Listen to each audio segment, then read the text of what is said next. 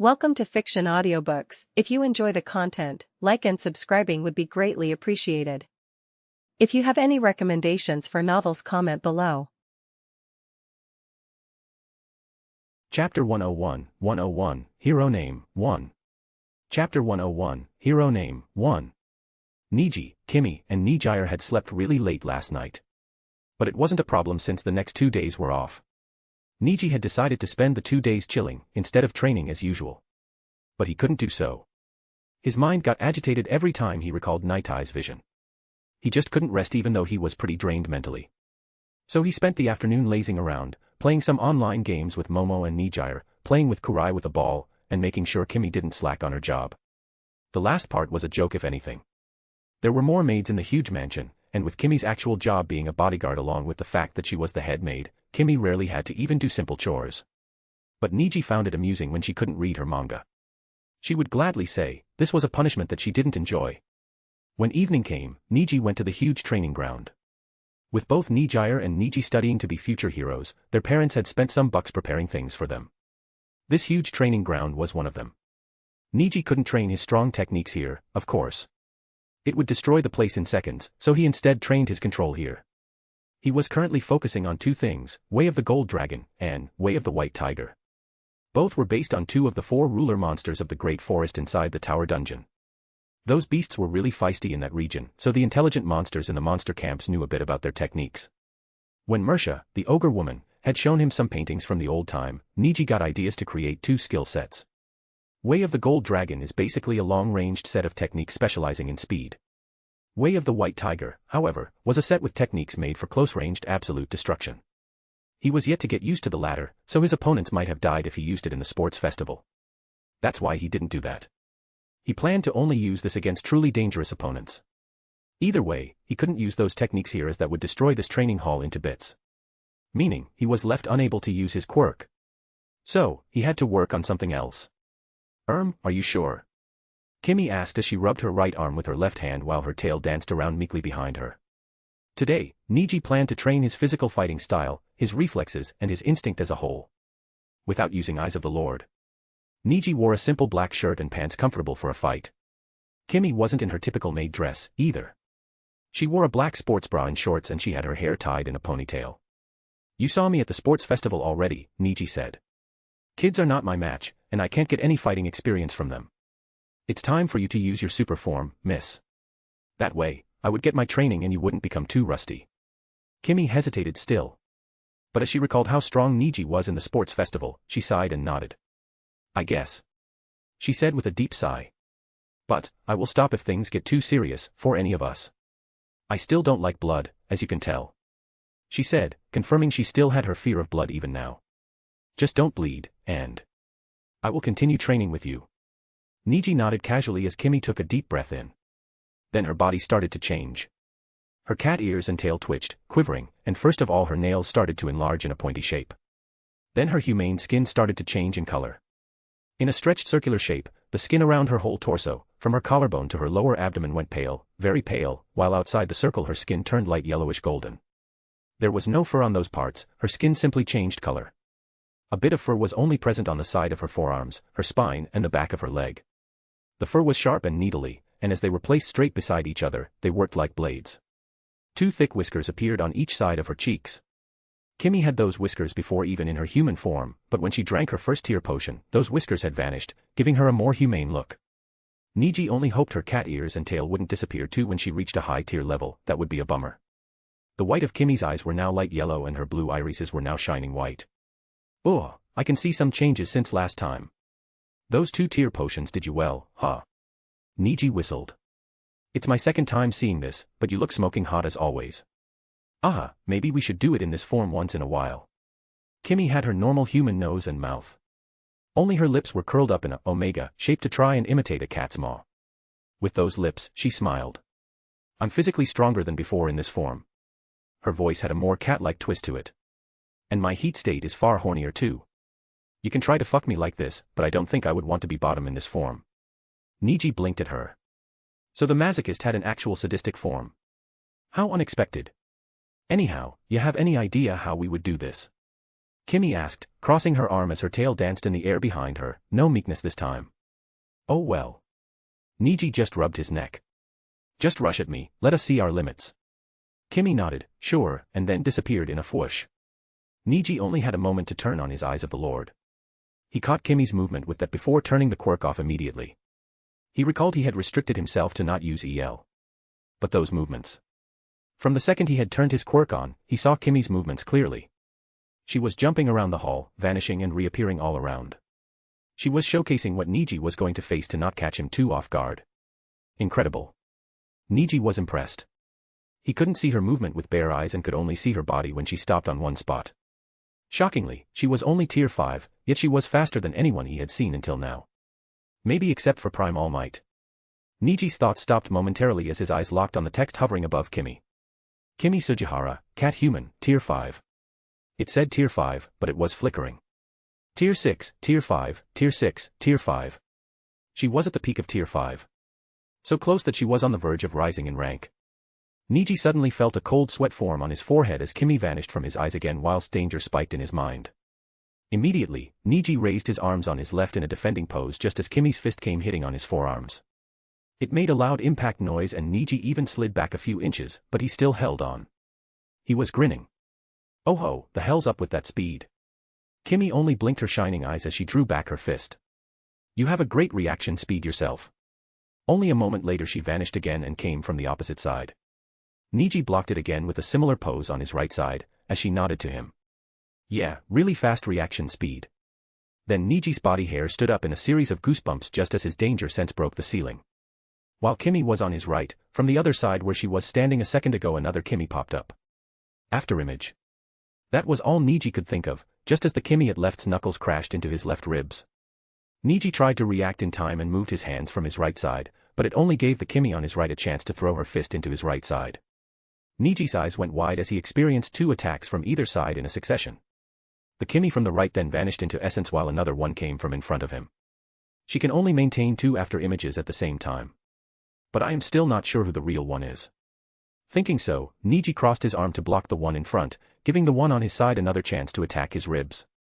For a moment his arms shook and his guts tightened. The notification of his END going up by 1 was the only soothing feeling before the Kimmy at his front slipped her hand under his crossed arms and stuck on his abdomen. There was a loud boom as wind stirred and as if hit by a cannonball of air, Niji was flown far in the hall and hit the wall before falling face first. He only stayed like that for 3 seconds before Kimmy ran to him with a worried cry. Kimmy, having redone her transformation, ran to Niji's body. She sat down beside him and raised his head on her thighs. Are you alright, why young master? Niji huffed heavily but still nodded. Well, cough, he coughed saliva on the floor before wiping his lips. You put all your points in agility, it seems. He said, casually in between some rough breaths. The punches weren't that strong except for the last one which carried the force of wind. So first, we have to train your strength. And his own reflex and agility. But he can't say that to her. That'd be embarrassing. He has become too dependent on his quirk, it seems. That was a bad thing since while his quirk allowed him exceptional flight speed, it didn't provide any boost in normal reflex and movements. Niji could also understand something else here. Kimmy's weapon wasn't her strength, it was her slash attacks using her blade-like fur. If this was a real fight, without EL, Niji would have been long dead, sliced up into dozens of pieces. But she won't cut anyone because of her hemophobia. Guess that's another thing I gotta fix for her. Niji took some slow breaths and to steady his nerves and his usual calmness returned. From her lap pillow, he looked at her blue eyes. Also, congrats, you are on the verge of your quirk awakening. Kimmy's worried eyes gained a confused light in them. Chapter 102, Hero Name, 2. Chapter 102, Hero Name, 2. Niji's current goal was to push Kimmy towards her awakening while focusing on his own training as well. Sparring with Kimmy attained both of those. So for the next 2 days, Niji and Kimmy kept fighting in the training hall. Like right now. A punch came flying towards his face as Niji's eyes blazed red. In an instant, he activated EL and ducked down, barely dodging the attack. Like this, he's been jumping into Eyes of the Lord whenever he was getting pushed in a corner, but sometimes even while EL could see her movements, Niji's body simply couldn't keep up. In other words, he never won. Nor did Kimmy's tier change. The next punch came flying to Niji's solar plexus. He didn't receive much DMG, but it did hurt a lot as his back hit the wall of the hall again. Okay, stop. Niji said, huffing. I am done for today. In fact, following the movements shown by EL was tougher than taking her attacks head-on. She wasn't physically any stronger than him. If he somehow grabbed her, the match was finished. But Kimmy didn't give him the chance to grab her. And this is her after no training for 13 years. What the hell? Niji would put her in the tier 7 category if he only counted speed. Speed-wise, he doubted if even Hawks would be able to match her. For reference, Hawks was the fastest hero in Japan currently, since All Might has weakened a lot. I hope you aren't hurt, young master. Kimmy said apologetically as she transformed back. I am fine. Niji grabbed the bottle of water from beside him, gulped down the water, and sighed. For the most part. Next was curing her phobia. On the night before school was supposed to start, Niji sat in his room with Kimmy squeezed between him and Nijire. Why are we sitting like this? It's nothing, it's nothing. Don't worry, Kimmy. Nijire hugged her side as Kimmy's twitched in suspicion. Before she could change her mind, Niji immediately played a gory horror movie on the TV. The horror part didn't scare anyone. Nijire was instead getting curious and asking if ghosts were real or not since magic apparently was. However, at the gore part, Kimmy lost consciousness in less than a minute. She had first tried to run off from the room, but Niji and Nijire from the two sides had kept her squeezed. Only later did they realize it was a bad idea as Kimmy started to vomit before losing her consciousness. I am really sorry, I didn't think it was this serious. Niji could only deeply apologize to her, but she only waved her hand with an easy smile, saying she was completely fine. Niji wasn't a therapist after all. He shouldn't have tried such a thing, and it might have even caused something worse to rise inside Kimmy. What if she formed a phobia where she hated him and Nijire? That thought simply made him shiver. So, the next morning, as he sat on the dining table in his school uniform, he handed the matter to his parents. Mom, I learned about Kimmy's hemophobia years ago, and I really think it's time for her to see a therapist, Niji said to his parents with a sandwich in his hand. And then, Nijire continued on his words. You probably heard from the other maids what happened last night, didn't you? I and Niji feel really sorry for doing that. But just think about it, if the condition is so bad that she can't even enjoy a movie, it needs to be fixed. After exchanging glances with his wife, Aiko shrugged. I don't know, you too. Around the first time she started to work here, we had her see a therapist, too. She had even gone there on our word. But, it didn't exactly end well, so we never forced her again. Oh. Niji turned to Kimmy, who was standing on the side silently, her face anxious. I didn't know, you never told me. Just a moment after saying that, he realized he had never bothered to ask. Ah fuck. I know most about her life, but some details are still missing. When their relationship stabilized on the countrywide trip, Kimmy started to share about her life with him. He knew about her childhood, her parents, her sister, and recently he even learned about the villain who killed her sidekick. But I never bothered to ask her about her life after she took her job as a maid. Ugh, such irresponsibilities. Niji cursed himself in his mind. With slight guilt in his heart, he spoke again to Kimmy. So, will you give it another try? Kimmy thinned her lips for a long moment before nodding. If the young master wishes, I don't mind going. Niji held back a sigh. If he wished, in other words, he was forcing her. She didn't even question why he needed her to lose that phobia. She probably thinks I am just doing it for her mental health. But he was doing it so that she could fight beside him in the far future. Niji clenched his fist under the table. He didn't like this line of selfish thoughts of his. I don't like forcing her again. While he went through an internal dilemma, Kimmy's words seemed to have caught his parents' interest as they both raised an eyebrow. Oh my, you two seem rather close, Gara said, slowly munching on a sandwich. Perhaps closer than I thought. Kimmy's face grew hotter just as Niji returned to reality while blinking innocently. Gara stared at his eyes for a long moment before shrugging. Oh well, she bit on the sandwich. If she is fine with it, I don't see a problem. I will ask Kishimoto for a good therapist's contact. Niji nodded. Make sure the doctor is a female. Gara raised an eyebrow again. All right. I understand. Then she giggled to herself. The appointment should be ready in a day or two, tell your maid to prepare. Niji ignored how she emphasized the word your maid, and nodded again. If his parents could see through their relationship and be fine with it, it wasn't a bad development. Knowing his mom, she'd be a bit displeased knowing he's cheating on Momo, maybe even angry since Momo's mother was her old friend, but now that Niji was of age, she would gladly choose Kimmy as her son's wife over Momo. They were just that close to each other. Though that's all considering she could indeed realize their relationship. A normal person would initially assume that Kimmy had requested Niji for a female doctor beforehand. Niji then stood up and walked to Gara. Thanks, Mom. He kissed her on the cheeks and ran outside the mansion along with Kimmy and Niji. As they left, Gara stared at the door with a distant gaze. Really close. A spoon hit her head softly as Aiko meddled in. Stop thinking too much. Oi. Gara spun around. Don't hit my head. Aiko blocked her incoming spoon with his while saying, Kimmy's like an aunt to him if anything. More so, if there was any chemistry between them, Niji would know since she seems to be involved in this too. You think Niji will be fine with her younger brother cheating? Gara stopped trying to hit him for a moment before continuing with a nod. You have a point. She wouldn't allow Niji to cheat. Guess you're not too dumb. Now prepare for my ultimate attack. Sometimes, ignorance is bliss. Chapter 103, Hero Name, 3. Chapter 103, Hero Name, 3. In the car, Niji talked to Kimmy a bit more. He made sure she was fine with it. But as he had expected, she wasn't completely okay.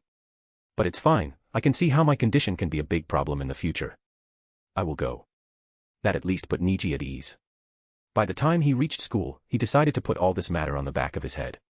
He shared a kiss with the two girls before running to his campus. Today, he came across Midnight again. Oh hey. But the woman simply walked past him with a wave of her hand. Though she did sway her hips more than usual while walking away. If the timeline stays accurate, I guess she'd be a bit busy today. With that thought, he continued his walk. Still feels like I just got ignored though. He just tasted his own medicine, so he decided to give it a few folds back later on. He reached the class and stopped himself from pushing the door open. Instead, he stops outside for a moment, listening to the ongoing conversations. Yeah man, I can't believe it. All these grade schoolers on the way were congratulating me, telling me I did well at the festival. I feel like a celebrity. Me too, me too. There were these office workers on the train who patted me on my back. Ugh, if only I didn't end up against Todoroki. Come on, at least you weren't against Niji like me. Kirishima, Siro, and Kendo were chatting in the middle of the class when the door finally opened and Niji walked in. Speaking of the devil. Kendo waved her hand. Hope you weren't eavesdropping, that'd be embarrassing for me. Niji returned the wave as he walked in. You don't usually say that, it's a dead giveaway. Just admit you eavesdropped. Kendo sighed as Niji shrugged and walked to his seat. He gave Momo a high five and Ochako a wink before taking a seat. Is Nijire-senpai fine now? Momo turned to face him immediately with that question. She is, no worries. Though Kimmy isn't fine.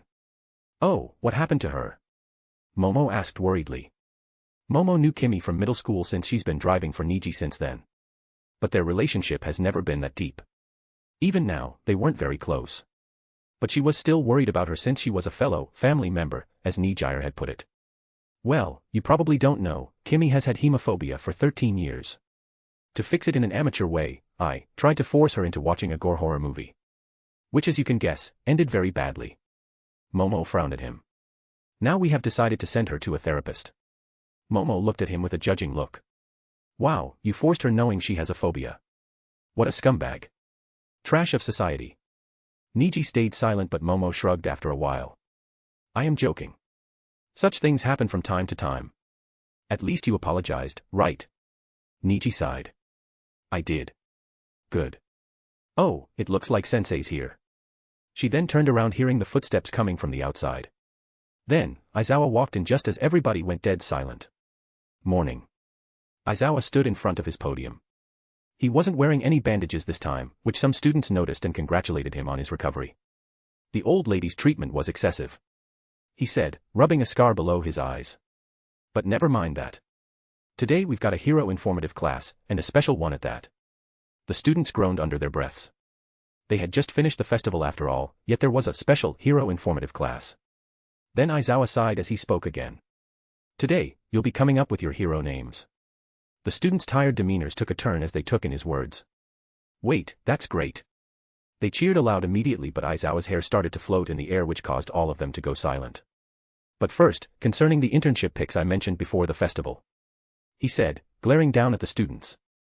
It's about who the pros think will be able to join the hero workforce in the incoming 2 or 3 years. The internship usually starts from the second year of UA, but because of Sir Nitai's influence, we changed that 3 years ago. In other words, you'd get to work with a pro hero of your choosing for a while based on the invitations you received, very soon. Then he walked to the blackboard and started to draw lines with a stick of chalk, as he spoke. Now, regarding the number of pics you received. He finished drawing in a blink as he continued. Here they are. He stepped aside for the student to see the board as some whistled with some sighing. As you can see, our top 4 have stolen most of the spotlight, Aizawa said, pointing at the board where numbers were written beside the students' names. Niji received 5,431 invitations. Bakugo got 4,231. Todoroki got 3,210 and Inasa received 3,100 invites. The students simply gazed at the numbers for a while before starting to look for their names, before some deep sighs sounded out again. Now, as you can see, only 10 of you have received invitations, Aizawa said, pointing at the board again.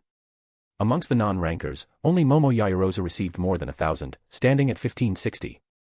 Other than that, 10 of you haven't received any votes at all. He let the words hang in the air before continuing. However, with that in mind, you will all have a chance to work along with the pros. His words seemed to carry a healing effect as everyone's mood rose. The school wants you to experience the outside world from the get-go. While you have experienced what actual villains can do, working alongside a pro is a whole different experience. In simpler words, it's necessary to understand what goal you are walking towards. Everyone nodded swiftly while Kirishima threw his fist in the air. Yeah, that's where our hero names come into play. Pros always use their hero names on duty. So every intern will have to choose one too. Aizawa nodded. Yes. However, while they are only tentative, you'd still want to pick something appropriate dash. Or else dash, a feminine voice interrupted him. You'll know true hell. With a sway of her hips, Midnight walked into the room. While the students exclaimed surprise at Midnight's appearance, she continued after taking a standing beside Aizawa. The names you pick may be what the world comes to know you as you see. She said, that happened to plenty of pros already. Aizawa sighed. She's right. Midnight here will be assessing the sensitivity of the names you are picking since I am quite bad at it. Just remember, the name you choose is usually what you are striving to become. Now Aizawa, get out already, I want to spend some alone time with my sweet students. Aizawa shook his head with a tired expression as he walked out of the classroom. Then Midnight crouched down beside the podium before starting to take out some paper boards. Alright, you got 10 minutes to write the name on these. She passed the paper to the students. Pest, hey, what name did you choose? Momo whispered to Niji from ahead. I already have one in mind, but I won't go first. Niji flipped his card from Momo's view. It's a secret. Momo gave him a dry stare before turning away. Fine. I'll see it soon anyway. It's been around 10 minutes, and the students were mostly done. After a short moment, Midnight called. Let's finish up. We will start with whoever wants to come up first. Nobody moved from their seats, except for Yuga, who gracefully walked to the podium and presented his hero name. My hero name will be... I cannot stop twinkling. Midnight leaned over. It'd be easier to say if you remove the I and change cannot into can't. Other than that, it seems good. Yuga nodded gracefully. As he walked back to his seat, the other students also started to walk in one by one. Some were bad, some were great, and some simply plain. Just your name. Are you certain? Midnight asked, seeing Todoroki's hero name, Shoto. Shoto nodded. Yes. Midnight shrugged. Then came Inasa with a broad smile on his face. I choose, Gale Force. Oh, not bad, not bad. Midnight applauded. Next. As Inasa returned triumphantly but nobody else moved, Midnight looked over to Niji. Oh ho. Why don't you come here, boy? There are others left though. Niji replied. It doesn't matter, I feel like your name would need some adjustments. Niji frowned at her words and just to prove her wrong, he stood up before walking over and representing his name. God Killer. Not only Midnight, but everyone stared at the name deadpanly. Wow. I didn't think he was the chunny type. Niji's lips twitched at Mina's teasing giggle. Yeah, I thought Bakugo would choose such names, instead. I sometimes forget how subtly arrogant Niji is. Midnight also giggled. Well, that wouldn't work. Guess I was right after all. Go back and choose another one, boy. Niji stood for a moment, looking over to his name, before sighing and walking away. Momo held onto her stomach to hold back her laugh. Oh my god. God Killer, ha ha ha. But she failed in the end. That's the great name you were hiding. Niji made a note in his mind to punish her later. Then Momo cleared her throat and walked to the front herself. Her name was the same as Canon, Kriati. Niji complimented her instead of laughing, and she seemed to take pride in it instead of feeling guilty that she received goodwill in return for mocking. Niji made a second mental note. Next, Bakugo walked ahead with his expression more neutral than any other day. He presented his name. Katsuki. The chattering of the whole class went silent. "Oh, you will choose just your name too?" Midnight asked. "Well, this works I guess." With a nod, Bakugo walked back to his seat, again silently. He gave Niji a silent glance before turning his head ahead again. Next, Midoriya walked in. "Hope you also didn't just pick your birth name," Midnight said while leaning over to see his name. "Oh. Repeller Imperial, huh?" Midnight nodded. "Not bad. The word Imperial is usually found on Chinese heroes, but this works too." Izuku nodded at the compliments from the teacher and his classmates before walking away to his seat. Then Niji stepped up again with a new name. "Alright, this one isn't Shinibu." He presented his name. "Mountain Crasher." Midnight laughed. "It's not chunny, but it's not exactly great. Are you sure you want this?" "I would suggest not." Niji looked down on the name with a frown. "Isn't it fine though?" Midnight leaned over. "Ah, I see. Your naming sense isn't the best. Guess you are still human, after all. Imperfections are expected." Niji groaned in annoyance. Before wiping the name and writing a new one. "Seismic. This one sounds sissy," Midnight said before he could present it to the whole class who eagerly tried to peek at it. "You sure you want a girly hero name?" "Go on, it's not bad enough for me to not approve. But it's really sissy, I am not joking." Niji turned to give her smiling face a deadpan look. "You know, even my mom doesn't meddle this much into my decisions." "That's a great mother then." Midnight smiled. "She knows her son is capable, so she trusts you with your decisions." "Just that, this time it's different." Niji growled under his breath and was about to walk back but Midnight stopped him. "Want me to choose one for you? There is a reason why Aizawa gave me his spot for today's class, you know. But of course, it's your choice. Not everybody would want to be known by a name chosen by someone else, after all." Niji raised an eyebrow. "Oh, sure. I don't really mind, but no guarantee that I would choose it though." She smiled. "That's fair." Then she grabbed the chalk from Niji's name, making sure their skin touched for a bit longer than needed, before writing a name. She immediately scrubbed it off with a shake of her head before trying again. Then, as she wrote the word containing 11 letters, she gave a satisfied nod. Niji stared at it for a brief second before shrugging. "Well, I guess it works. Not like I care much." As long as the name wasn't funny or gross, he was fine with it. He grabbed the card and then presented it to the class. The word, Shatterstar, was written on the card. Shatterstar. Whoa, as in Star Shatterer. Sounds manly. Kirishima was the first one to comment. It suits his quirk too I guess. It can shatter anything, maybe a star isn't that far ahead. Kendo commented. Yeah, not bad, Niji. Even though you cheated by taking Midnight's help. Mina yelled out from the side. Niji gave her a quiet stare as Mina tried to match it before blushing and backing away. Amidst the dozens of applause, Niji turned to Midnight. Well, thank you for this, my lady. I would have kissed your hand if not for my girlfriend lurking in the back of the class. She said not to touch any other females in front of her, you see. Momo's face flustered. Oh oi, what the hell? Don't talk about that so loudly. So maybe another time. Niji finished. He winked at her once before walking away. Midnight gave his back a look, clearly amused at his daring approach in the middle of the whole class.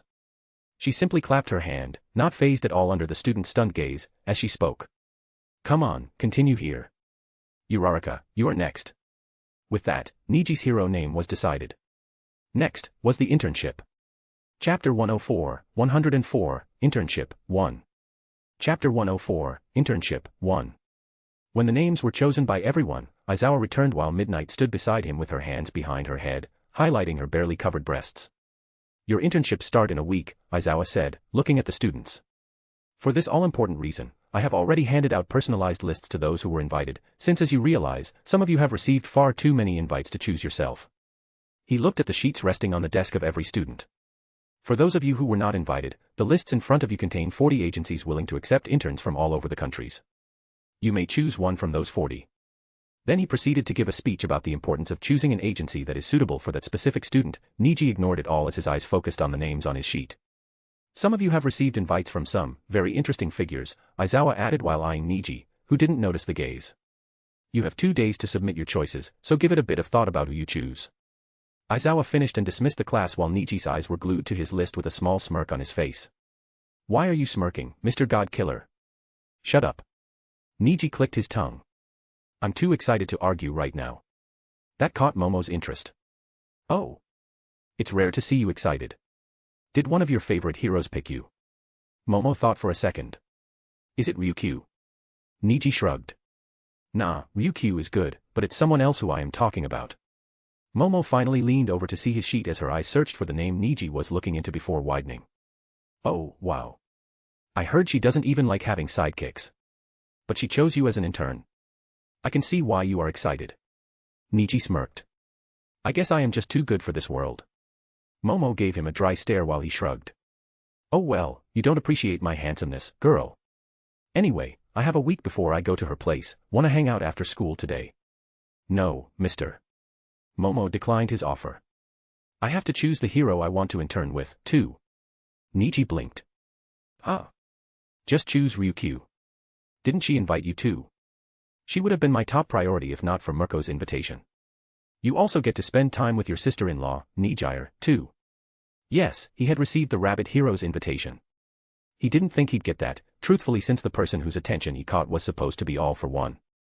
But then again, maybe the reward only showed the name of the attention of the most important person he attracted, since there were 5,000 heroes who were impressed by him, as revealed by Aizawa.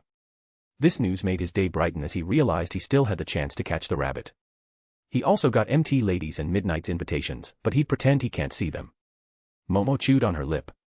Yeah, that's why Ryukyu's the one I am leaning over to. I wouldn't have thought twice if you chose Ryukyu, but since you are prioritizing training over spending time with Nijire, I am also thinking of doing the same. Though I doubt if anyone can match Ryukyu's worth in this list. Oh well, I got 2 days to choose. Niji gave a slight nod. That was fair. But he would love it if his girls were gathered in the same place. Then he turned to Uraraka on his back. What about you? Anyone you like? Uraraka, who had her eyes locked on her own list, raised her head. Well. I got Ryukyu, too. Niji blinked. Oh. Yeah. Uraraka rubbed her neck. I am shocked myself. Niji thought for a moment before saying, I get why she chose you. She probably liked the way you fought against Bakugo. A dragon respects courage. I would suggest you take it, you can meet my sister there too. Uraraka nodded after a second. Well, I will think about it. All right. Niji nodded and turned around again. He then looked far where Kendo was silently looking at the list in front of her. She didn't get any picks, and so she received the 40 generic list by Aizawa. After all, she was the only student to surrender before a fight. Not like I would have eaten her out. She should have at least tried. Niji felt a bit bad, but it was mostly her fault. He shrugged and focused on his plans for this week. The week passed in a blink. A day after that class, Kimmy got an appointment with a famous therapist from overseas, as Gara had promised. It was a bit far from their Chiba city, so both Niji and Nijire accompanied Kimmy there. Kimmy repeatedly told them she'd be fine alone, but the two siblings didn't listen to her. That was a wise decision because the first appointment ended poorly. From outside the cabin where she was taken into, Niji and Nijire heard her terror-filled scream before running into there. Niji started to apologize again, but Kimmy stopped him. I am fine. I will see an end to this, don't worry. I won't stop now. Was all she could say before losing her consciousness. That whole week, the classes in school were general studies. So after attending classes, Niji went with Kimmy to the therapist instead of going to the tower as he had planned initially. Nijire couldn't come every day since she was bound to her psychic job, but instead, Momo accompanied him and Kimmy every day after learning what happened the first day. The two girls started to get closer since then, which was all to Niji's satisfaction. However, the therapy sessions weren't exactly going well, if Niji had to be honest. There was barely any progress, and the horrified yells along with the dejected expression Kimmy wore on their way back always made him super guilty. Maybe I can find something in the tower. There should be something in there. There must be. So, he asked her to stop the sessions. Young master, I can keep going. I have promised myself I would see an end to this. Sitting on a chair in front of Kimmy, who was sitting on the bed while hugging her legs, Niji rubbed his temple. Kimmy, you know I get magical items from time to time, right? I haven't told you, but there is an everlasting gate in UA. If luck is on my side, which it is most of the time, I believe I would get something that can fix you very soon. Wait. Niji stopped as a deep frown formed on his face. Maybe I can take you inside. There were some magicians in his monster girl army. They might have some mental spell that could help Kimmy. Kurai wasn't good at learning spells that don't go with the death or destruction theme, let alone something entirely opposite like healing, so making her learn the spell won't do. the only way is to bring her in there. As Kimmy stared at him with a picked-up curiosity, Niji continued thinking. But there are two problems. 1. He'd have to reveal that he has to fight very dangerous, life-threatening beasts and monsters inside his so-called personal dimension. That'd blow up his cover, and every other time he would go into a dungeon, the Catwoman would be very anxious, which might even spread to Niji and Momo in case he fails to stop her from telling them. Then, there was the second problem. How exactly will he bring her in there? He had theorized that he should be able to take in people from the outside by putting their unconscious bodies into his inventory and then pulling them out after going to the other side, but he never actually tested it. He didn't have any need to, after all. Until the tower, all dungeons were filled with mindless beasts and it was just a slaughterhouse. But inside the tower, there is a well-guarded piece present, taking someone inside would be safe. Maybe they'd even get a mini-system similar to the monsters as long as they are in that world, like Isekai protagonists. At each of his new assumptions, his excitement rose. Guess I gotta test that out first, and only then bring Kimmy inside. Kimmy finally had enough of his silence as she scratched her chin. I thought you told me that only you and Kurai, who is bound to your soul by a magical contact, can enter that dimension. What changed? Niji shrugged. Well, nothing changed. I just have a theory I wasn't bothering to test until now. I will test it and tell you if you can go or not.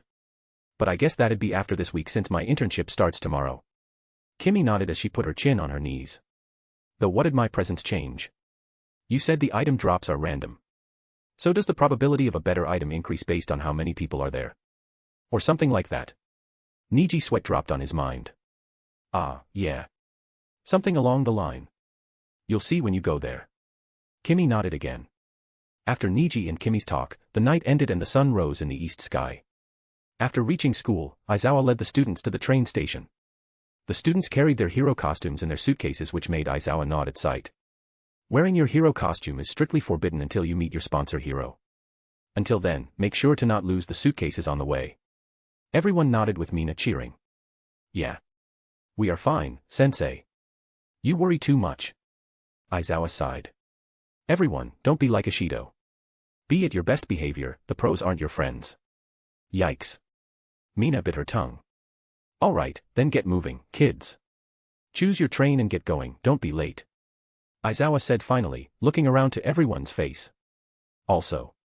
His eyes stopped on Niji. Some of your sponsors might test you for their amusement, don't take the beating to your heart. That caused the students to shiver, but they all nodded. Then, one by one, everyone started to leave. As they left, Niji looked at Ida's back one last time. He's been busy with Kimmy recently, but he heard about what happened to Ingenium, Ida's older brother. Hero Killer Stain had crippled him badly, just like in canon, and that's why, as Niji had expected, Ida was going to Hosa City. This time around, he barely had any friends. Neither Ochako nor Izuku was close to him in this timeline, and only Tokoyami and Tsuyu were somewhat close. Niji shrugged.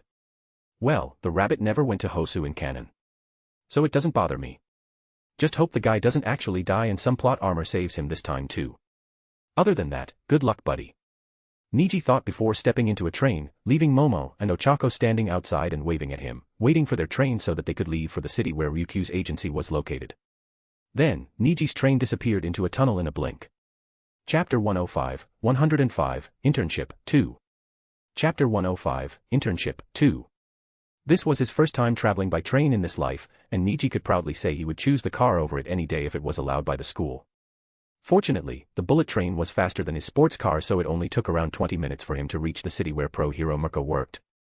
She didn't have any agency, as far as Niji knew, and merely handed the criminals she caught directly to the police.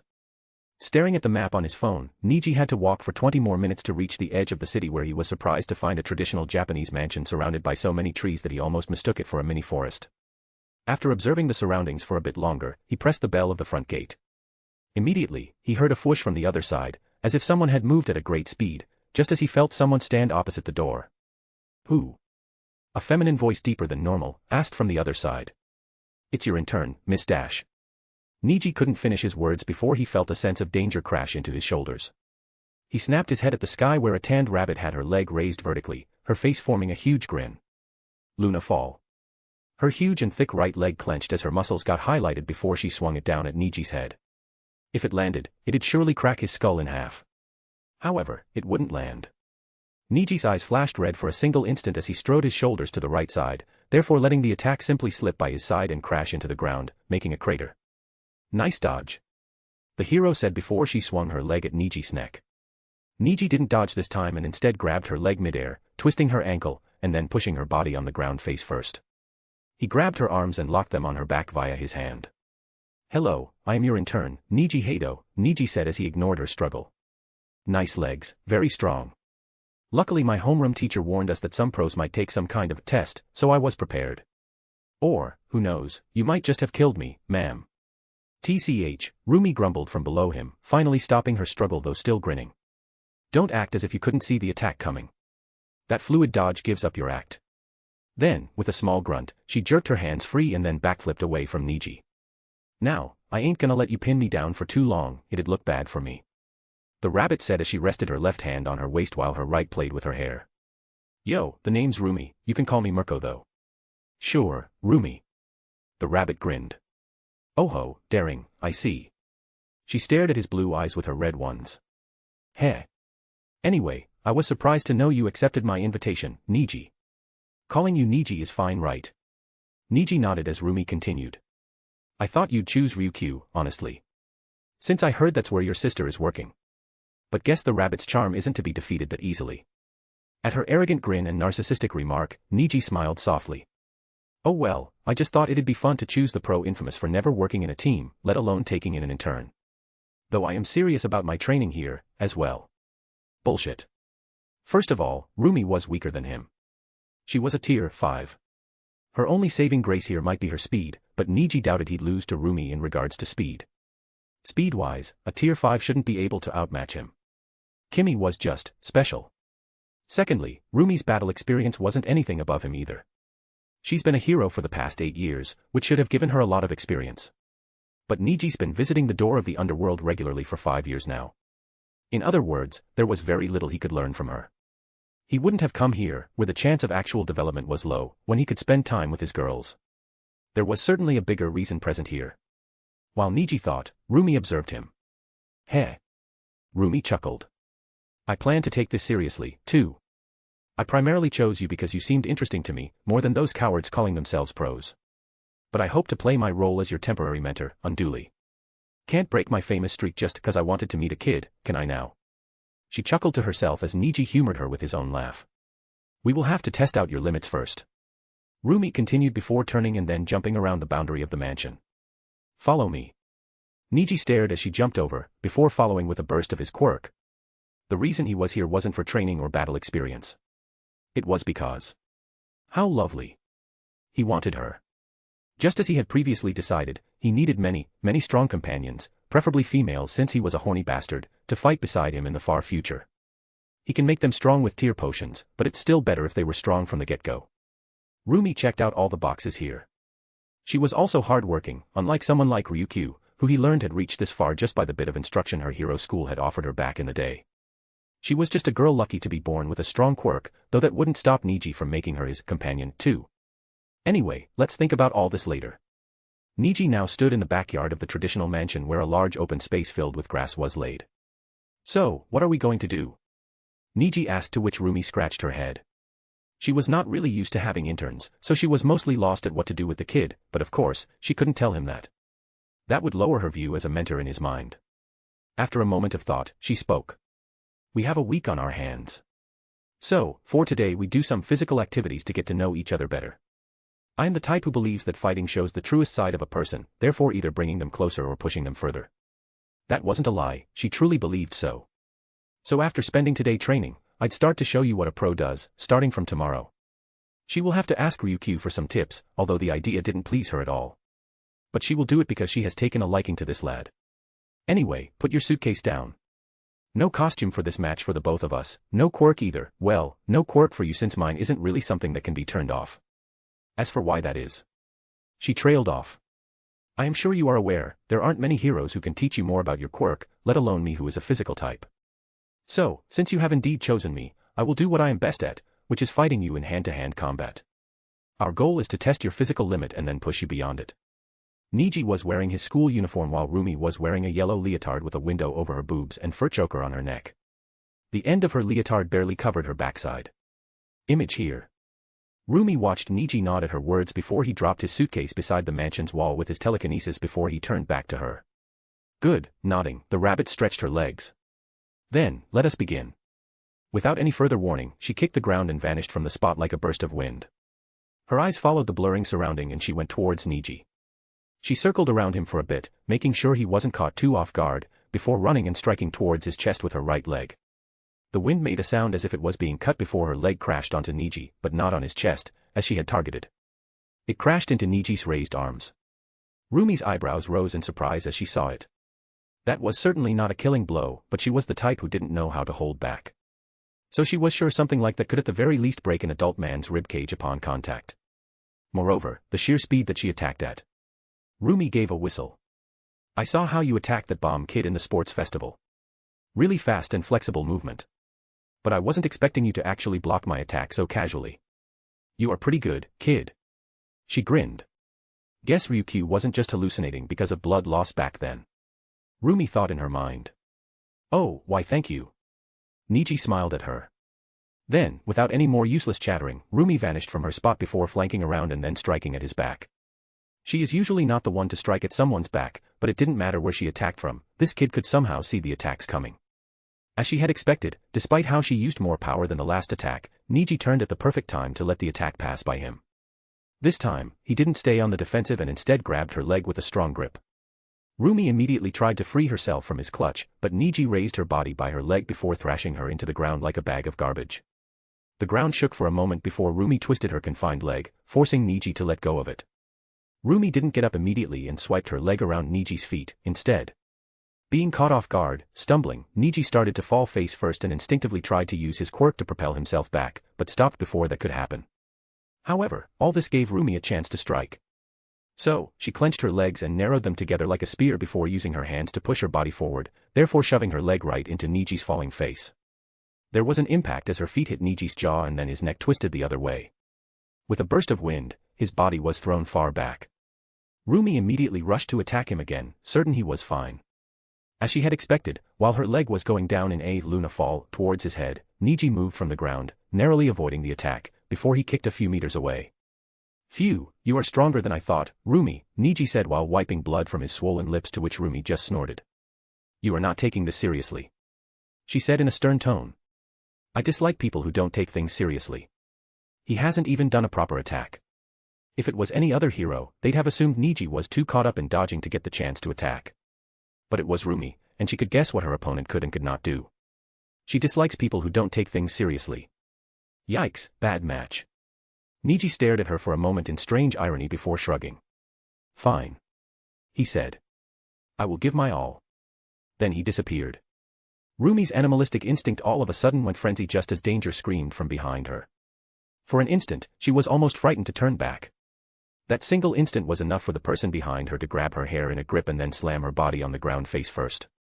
She turned around immediately, but as her eyes turned to the sky, she saw a huge fist coming down her face. It landed and whacked on her nose, causing the noise of crunch to sound out before she saw the fist, now painted red, come down to her face again. From the corner of her eyes, she saw her first time in ever intern's cold and expressionless face, which opposed her brightly grinning one, as he punched towards her brutally. She gave out a loud laugh, feeling a rush of adrenaline stream through her whole body as his second punch also landed. The third one, however, was dodged by the rabbit. She did it by twisting her waist before throwing her leg at his neck, causing him to block it by withdrawing his punch. However, even as he blocked the kick, the next instant, her fist came crashing upwards at his nose. Her arms lacked the explosive strength of her legs, but it was still many times stronger than a normal adult. So, it threw Niji's head backwards, giving her a chance to jump up and take a standing position a few meters away from the men who she had mistaken for a child until now. Then, she rushed at him again. The fight lasted for an extra 23 long minutes, a match of dodge and attack. Their strengths were an almost exact match. When he punched her 5 times, she turned it 2 folds. Then, he returned 2-fold of that. In the end, they slumped down on the ground, opposite to each other with their heads touching. It's been half an hour since then. Yeah, and after that the big fat villain tried to squash my head with his large feet. If not for Nana Shimura's arrival, I would have honestly died. Roomie said, her breathing heavier than usual. That's when I knew being weak wouldn't work, I gotta become strong enough to at the very least protect myself. Niji made an agreeing sound from the other side. That was your turning point, I presume. Hey, it was. At her chuckle, Niji looked back at the words she had spoken just before the match, as a smile formed on his bloody swollen lips. Guess fighting does show the truest side of a person, therefore bringing them either closer or pushing them further. Luckily, this time it's the former. After their fight, which was more or less a wrestling match at the last phase, Roomie had opened up a little, by herself he might add. Niji then heard a yawn before the rabbit spoke again. Anyway, she said. That's all for my backstory. Not many people know it, so consider yourself special, Niji. With a chuckle, she sat up with a grunt. I am real thirsty right now. I guess you are too. Follow me inside, I have some cold drinks. She rubbed her backside as she strode forward. Niji, seconds later, casually stood up before following suit. He had to ask the system to slow down his HP recovery so that his wounds didn't disappear in minutes, yet even after doing that, he could barely feel any strain in his body after that breathtaking fight. Then, he walked inside the Japanese mansion that had a fresh aroma as if he had just entered a forest, causing him to release a soft sigh of satisfaction. Things were developing perfectly. Chapter 106, 106, Internship, 3. Chapter 106, Internship, 3. Far from pro-hero Mirko City, inside a dark bar, hero killer Stain stood opposite Shigaraki, who was sitting comfortably on a chair in front of the bar table. I see. Stain muttered softly. So you two were the heads behind Yue's assault. Kurogiri kept polishing a glass without a word while Shigaraki chuckled in a harsh voice. Exactly. Stain took in the confirmation before speaking again. And you want me to join your little gang? Shigaraki leaned his side on the bar table. Yeah. When it comes to being a villain, you are a pro. Are you not? Just like us. And what are you after? Stain asked after a while. Our main goal is to kill All Might. At Shigaraki's words, Stain's eyes widened ever so slowly. Before he frowned at the next words. I also want to destroy everything I don't like, Shigaraki said as he slipped out a photo from his pockets. Like this little brat, for instance. Arg, he even looks so annoying. Stain looked at the picture for a second. Silver white hair that was reflecting light from the surface, and blue cosmic eyes. He didn't know much about this kid, however, from what he learned from eavesdropping around the city, this kid came first in the recently held sports festival of UA. The news that Niji was the one to subdue the villains in USJ is confidential. The general public didn't know of it, because while that would make Niji seem like a compelling future pro, that would also devalue the worth of UA teachers, at the same time. Since Stain didn't know about that, he was naturally curious why Shigaraki wanted to kill the boy. However, that curiosity vanished in thin air immediately as he deemed it unneeded. Slowly, Stain unsheathed his blades. It's ridiculous that you really had my interest for a second there. He was kind of drawn in when Shigaraki said he wanted to eliminate All Might. But, hey. You are the type I hate the most. This child inside a man's body was just like any other villain who worked for personal goals. No, he was worse since he was just throwing a tantrum here. And so, as Shigaraki prepared for a fight himself, hero killer Stain ran at him at a blinding speed. Niji was stunned when he stepped inside the house. Ah. At his exclamation, Roomie turned around. What? Too empty for your liking. Niji observed the almost empty room with slight surprise. In this particular room, there was only a kitchen to cook, and a table to eat. I mean, anyone would expect something more from Japan's number 6 hero, you know, Niji said as he eyed the kitchen for a bit more. At least it seems you got a lot of fridges. Hey, that I do. Roomie turned around and continued walking to the kitchen again. There is actually a dedicated freezer room in the house. If not, you'd have seen more of them. While speaking, she opened one of the many fridges that were laid side by side, before taking out a box of Coke and a bag of ice. You gotta eat as much as you gotta train, after all. Roomie put the box down on the dining table and then threw a can at Niji, who caught it midair while she put the bag of ice over her bloody nose. Sit down, it's unhealthy to drink while standing. Roomie took a seat herself as Niji did the same opposite her. While opening the can, Niji spoke. Well, I wasn't expecting such discipline from the tomboy hero. Roomie finished a bottle and wiped her lips with her thumb. Hey, tomboy. Is that what kids call me nowadays? Niji gave her a shrug. You don't use social media. They're a bother, Roomie admitted. You wake up in the morning, grab your phone, and see the post of some dude featuring his Greek god-type body that came either from his quirk or some steroids. Really demotivating for some people. Niji nodded. True. But does that mean you fall under the some people category? You feel demotivated seeing muscles better than yours? Roomie gave a loud heartfelt laugh at that. You got me there, Niji. But no. She shook her head. I do use social media, but it's rare for me to spend more than 5 minutes on it each week. To prove my words, I recently saw your post featuring the smiling endeavor. It's everywhere, you know. Really shocking to see that guy smiling. Niji laughed at that. He hadn't expected that Endeavor would actually smile, either. Like that, Niji and Roomie spoke for a bit more. Roomie was shocked when Niji kept matching her drinking speed. You sure you are fine? My motor system is different from a normal human, drinking less than that doesn't even work for me. But are you fine? Roomie asked, a hint of worry on her face. Stop if you're just doing it to impress an older lady. Ah. Niji chuckled. Well, my body is different too. Do you think that strength matching the number 6 hero comes from a normal guy? Roomie hummed. Yeah, that. I assume it's a side effect from enduring the shockwaves of your quirk.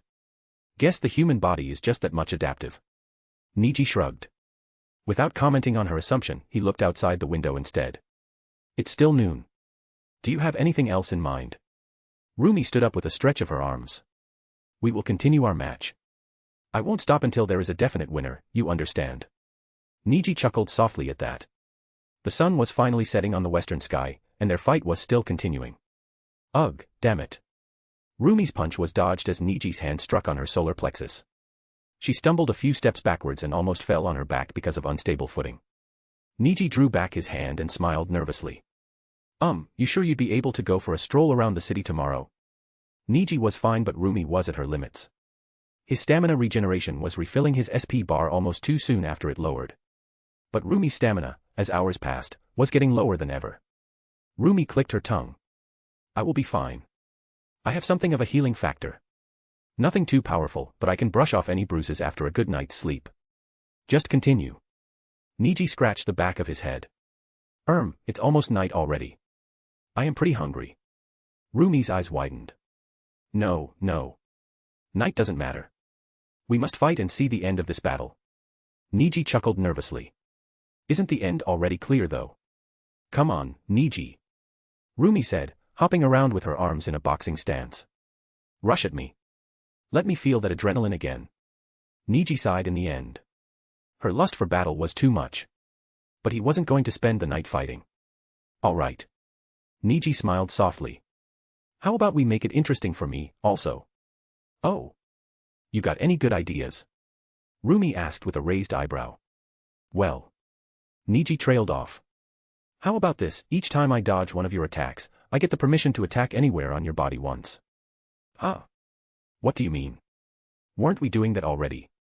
Roomie asked, a bit confused. Well, whatever. Fine, let's do it. Niji grinned softly. Now you got me pumped up. Roomie growled and then dashed forward. She raised her leg in the air and struck down towards Niji's neck. Niji's eyes flashed red, but Roomie couldn't notice because his eyes were already reflecting the setting red sun.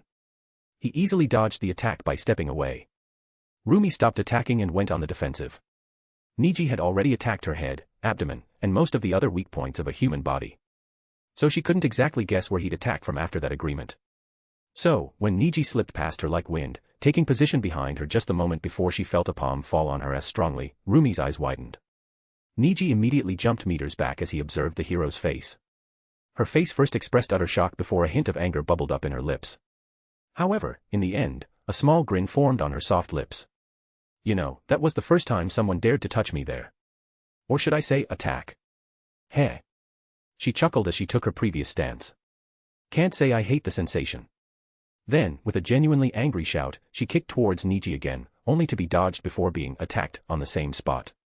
By the end of the match, as Niji called it, Roomie wasn't sure if her quirk would help heal her sore butt cheeks in a single night. Chapter 107, 107, Internship, 4. Chapter 107, Internship, 4. The interns were supposed to spend the next week with their mentors, all the time. In other words, they had to sleep in their place as well. So, after training ended, Roomie took a shower first and then Niji did too before going to rest. However, that night, Niji couldn't get a good night's sleep. Not because anything special had happened, but because he had to sleep on the couch. Because there was only one bed in the entire mansion. Truly, it was as empty as it suggested from the dining room. Roomie offered the bed to Niji out of courtesy, while wanting to sleep on the couch herself. But Niji was a gentleman, he couldn't let her sleep on the couch after spanking her ass for 2 hours straight. She needed something soft to lie down on. That's why he took the couch for himself. I should have called Mom to send some beds. Hours later, he was woken up neither by the chirping of birds nor by the ray of sunlight falling over his face. Instead, he was startled awake by the excited voice of Roomie Usagiyama. "Wake up, it's already 5 a.m. At Roomie's yell, Niji's eyebrows twitched as his eyelids sprung up. "What?" He rubbed his eyes a bit before sitting straight. "It's only 5. "What do you mean only 5? Roomie said, grinning from beside the couch as she stood with a hand on her waist. "I took a morning shower, prepared breakfast, and talked to Ryukyu for a bit, who also is super lazy like you. God, she's so loud when she's sleepy." She giggled. "Anyway, get freshened up and come to the dining for breakfast. We will continue our match after that dash." Niji cut her off mid-sentence. "Weren't we supposed to go out for a stroll?" "I am sorry, but is your butt too sore?" Roomie stared at him blankly. "Listen kid, I am a strong woman. Such minor injuries are nothing to me. But yeah, we will go for a stroll. I almost forgot about it, my bad." The last part was not true. She was just trying to fool him into training with her more. Not because she liked being hit on her backside, of course. But because she was now back to full energy. But she had promised to take this seriously. Niji was still a teen, strong or not. He needed heroic education, for the most part. That's why she had called Ryukyu so early, to ask her for tips. "Get freshened up quickly," Roomie spoke once again before stepping out of the room. Niji gave a loud yawn as he stretched his body and strolled inside the bathroom. However, instead of washing his face and brushing his teeth in the normal boring way, he decided to use a cleanse pill, just for today. To make it seem like he did do something in the washroom, the next 5 minutes were spent with Niji messaging his girls. "Yamamo, we are staying at Ryukyu's office. She said she wouldn't go home this week to keep watch over us." "Niji, what about Nijire?" "Why, she'll be staying here with me for the week."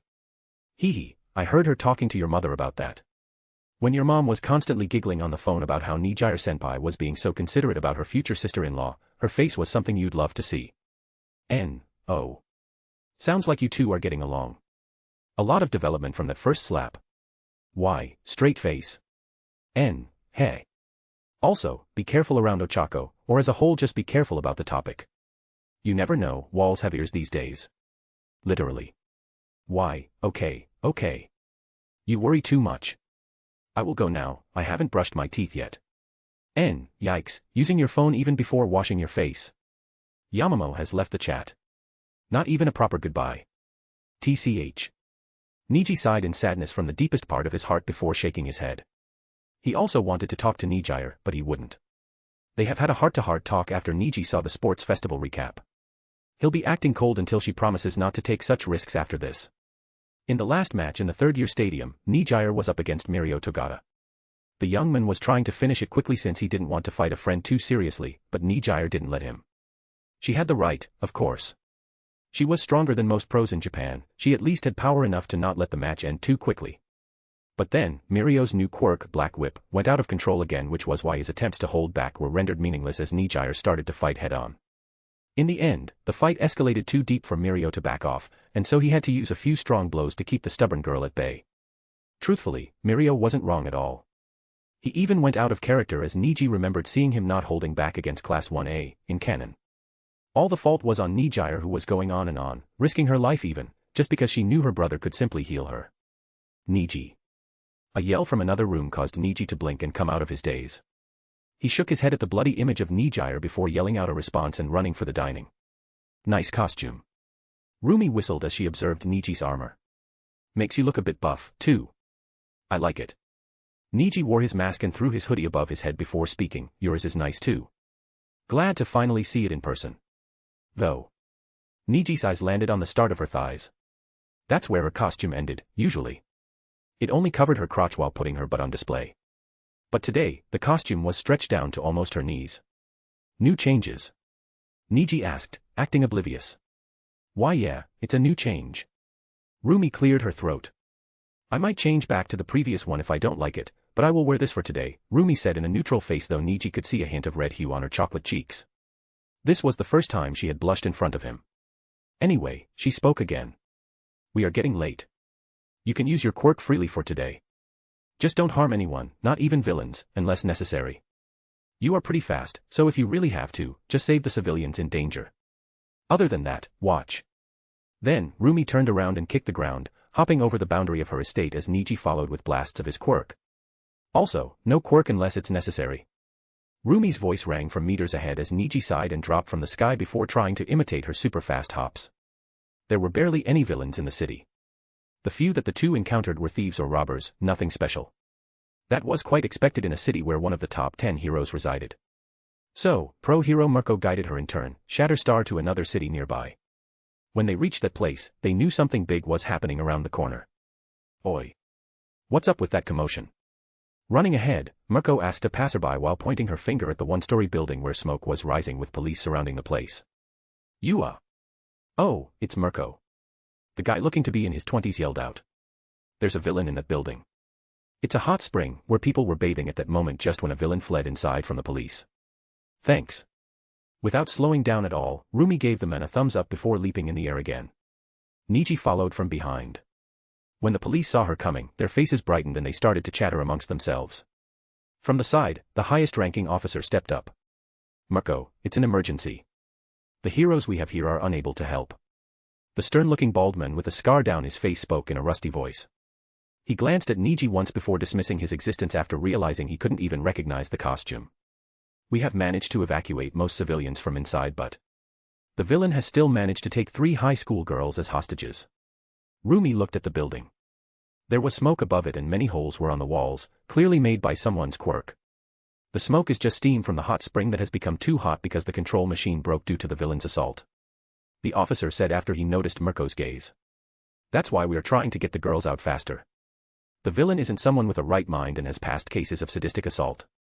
For all we know, he might throw one girl in the boiling hot water and threaten us to clear the road. Mirko frowned at this. What's his quirk? It's a quirk named Blade Tooth, which allows him the ability to lengthen, sharpen, and manipulate his teeth into webs of powerful blades. The blades are sharp enough to pierce steel, easily. And since he has 32 teeth, it's like walking into a rain of blades. That's why all the other heroes are scared to approach him. At his words, Rumi grinned and chuckled. Hey, guess it's a bad day. He sounds like a perfect counter to me, but I will get to him. Blade types were a bad match for strength types. But Rumi had rarely faced problems since she is a speed type as well. However, from the description, it would be hard for even her to come out unscratched. You know, Niji, who's been silent until now, spoke. You don't have to take meaningless risks. I expect to spend the next 6 days having fun with you. Both the officer, shocked at his words, and Rumi, amused, stared at him as a wave of golden shockwave swirled around his body. Just let me handle it. I am a counter to almost every type, you should know already. More so, Niji knew who the villain was, exactly. Chapter 108, 108, Internship, 5. Chapter 108, Internship, 5. Moonfish, that must be the villain inside the hot spring. Niji thought while Rumi chewed on her lips, thinking of his proposal. That would make it seem like I am scared of that villain. Hearing her words, Niji was about to talk, but the police officer intervened. I am not sure who this is, but he seems like a young man from his voice.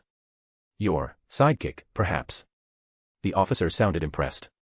I mean, if you have enough faith in him, and from your considerate expression I believe you do, then I don't see any reason why you should risk yourself, Mirko. Well. Rumi scratched her chin. She had just told him he's not supposed to hunt villains, and just save civilians, that only when necessary. Contradicting words that she spoke only an hour ago ain't exactly her style. Other than that, Ryukyu said it's against the law for an intern to engage in a villain fight alone. It was fine as long as it was under the supervision of the mentor, though. In other words, as long as the intern fights beside the hero, but Rumi didn't like the idea. She had pushed herself far enough by accepting an intern, but fighting together with him against a single opponent. No way. At last, she sighed softly with a grin. I'm gonna crush him, wait here. Saying so, she kicked the ground and leapt inside the building via a window. Meanwhile, Niji sighed from his spot. Stubborn woman. Rumi's ears twitched in her try to make out the position of the villain. It took a few seconds for her to do so before she started rushing again. This might have been a one-story building, but it was very large inside. Rumi also had to make sure to suppress her footsteps. Like that, it took her almost a minute to find the room the villain was in, along with the 3 hostages. It was in fact the room where the hot spring was located. A frown appeared on her face as she sneakily peeked inside by the door. The 3 girls were sitting beside each other, shaking as they covered their private regions with their hands. They were bathing here, so they were naturally naked. What unsettled Rumi was the hollow-eyed bald man looming over the girls with his tongue out as saliva dripped down from his mouth onto the girls' bodies. He had a walkie-talkie on his hand, too. From the symbol on it, she could tell it was thrown in by the police, so it didn't seem like he was contacting his friends. Have you guys? The villain spoke, his voice shaky. But it wasn't shaken out of fear, Roomie could tell. It was just his normal way of talking. Cleared the road as I demanded. Roomie could easily listen to the words coming out of the walkie-talkie because of her super hearing. Listen, Moonfish, don't do anything rash. We wouldn't hurt you. Just keep calm and walk out, everything will be fine dash. So you haven't made way for me. The villain interrupted the voice of the police officer that Roomie had just left outside. Then guess a beautiful girl will be boiled today. Wait, no. Stop dash. Moonfish, the villain, cut the call as he dropped the walkie-talkie on the floor. Then his lips stretched to a sadistic smile at the girls. Hee hee, beautiful soft flesh. I wonder how it'd taste after it's cooked. He licked his lips. Now, which one of you do I choose dash? Luna arc. Roomie's loud voice interrupted the villain's monologue as her leg went towards his chest in an arc. The villain's eyes sprung up in shock, but he couldn't defend in time. The attack came in contact with him as the noise of his ribs cracking sounded out before his body hit and broke the wall as he landed into another room. Roomie didn't waste a second even as the girls yelled in fright. She rushed forward at the villain, away from the three girls' sight who didn't wait even a moment before running out, naked. Roomie on the other hand, was busy in her mind. The villain didn't have his quirk turned on, and it'd be a bother if he got the chance to activate it. However, because Roomie couldn't run at her top speed inside the cramped building, the villain was fast enough to make a move. With a Luna fall ready, Roomie was hovering over his body that was laid down on the ground. However, before she could land her kick, blades of elongated teeth jumped out of the villain's mouth at a brilliant speed. Roomie was in the air, so she couldn't even dodge as 6 twisting curled blades rushed at her at a breakneck speed. 2 of them penetrated her thighs, 2 penetrated her biceps, and 1 penetrated her stomach. All of them entered from their own side and came out from the other. Finally, the last blade came rushing towards her forehead as Roomie stared at it with wide eyes. The world slowed down for her. She noticed the crater on the villain's ribs that her kick had left. It was a miracle he was even alive, let alone conscious. If she had delayed a few seconds instead of rushing in immediately, he would have gone unconscious by himself. Shit. Heroes make mistakes every day, and so does Roomie. But from the looks of it, this certain mistake was going to cost her her life. Then, time returned back to normal as she felt the blade tap into her forehead, but the moment before it could penetrate, a white gauntlet hand grabbed the blade in the middle as it burst into brilliant particles of dust in an explosion of blue water-like energy. Roomie's eyes were wide before her in turn pushed the same hand at the laying down villain before a golden beam left it. The gold dragon's breath lasted for a moment only as the teeth retracted back into the villain's mouth while he stared at the ceiling with blank eyes. Roomie's body dropped to the ground as well while her abdomen clenched on itself to stop the bleeding. This much is nothing. She would be fine. Her thoughts came to an end as Niji's finger pushed at her neck. Where is Mirko? At the officer's question, Niji gave a reassuring nod. The villain had an ally, an illusion quirk user, from what Mirko told me at the last moment. He was using it to stay invisible. Mirko noticed and heard the slight movements with her ears and ran after him via a window on the back. In other words, she's fine, don't worry. The officer had a frown on his face. I see. But back to the point, I can arrest you for disobeying me and rushing inside without permission. But fortunately, Mirko had by then defeated the villain already. Other than that, I liked your matches at the sports festival. He winked. But the next time you disobey the law, you won't see a way out. Then his stern face returned. Anyway, kid, we will be taking the villain to custody now. You should quickly follow your mentor, you've got a lot to learn from watching her. Yeah, sure. Thanks. Niji waved his right hand, with his left grabbing on his mask, as the officer left. He was about to turn and leave too, before he heard a squeal from behind him. One of 3 hostage girls, who had by then worn their clothes, called out. See, can you tell Mirko our thanks? Niji stared at her for a moment before smiling. Will do, miss. Then, he kicked off. Ah. Roomie was startled awake with a loud gasp as she sat up on the bed, her bed. She took a few heavy breaths while looking around to confirm it was indeed her room, even though it was dark enough to not make out all the details. It must be night, then. Then she touched her stomach. Feeling nothing abnormal, she ran her hand down her back, her thigh, and her bicep. Nothing was wrong, there was no wound. A dream perhaps. A soft sigh left her as she chuckled to herself. Now she was even dreaming about her work. On top of that, such a vivid one. With a yawn, Roomie shook her head off the nightmare. She was just about to get up before a frown appeared on her face. Just to make sure, she grabbed her phone from beside the bed. 2 a.m., that was the time. After a moment of starting at the time, she opened some social media apps. Her frown deepened as sweat started to bubble up on her forehead. Her eyes went over the news, the headlines of yesterday that talked about her rescuing 3 high school girls from a psychopath villain. But her eyes shook. How? Yawn. Roomie's body went into alert as she heard a yawn from beside her. She immediately turned on the lamp beside the bed, lighting the room, as her frown deepened. Oh, you are up, hi. Neji Hado, her intern, waved his hand as he laid beside her in his shorts, his chest wide open. What? Roomie's face reddened, though she couldn't tell if it was from shame or anger. What are you doing here? Oh. Neji blinked. I was applying healing, you see. There was this one girl in middle school who said sleeping with me heals her wounds every time. Though it's only mental wounds, not physical ones. But that's enough, I believe. Neji said. You weren't physically hurt, after all. Roomie stopped staring at his chest and abdomen muscles before speaking. What are you talking about?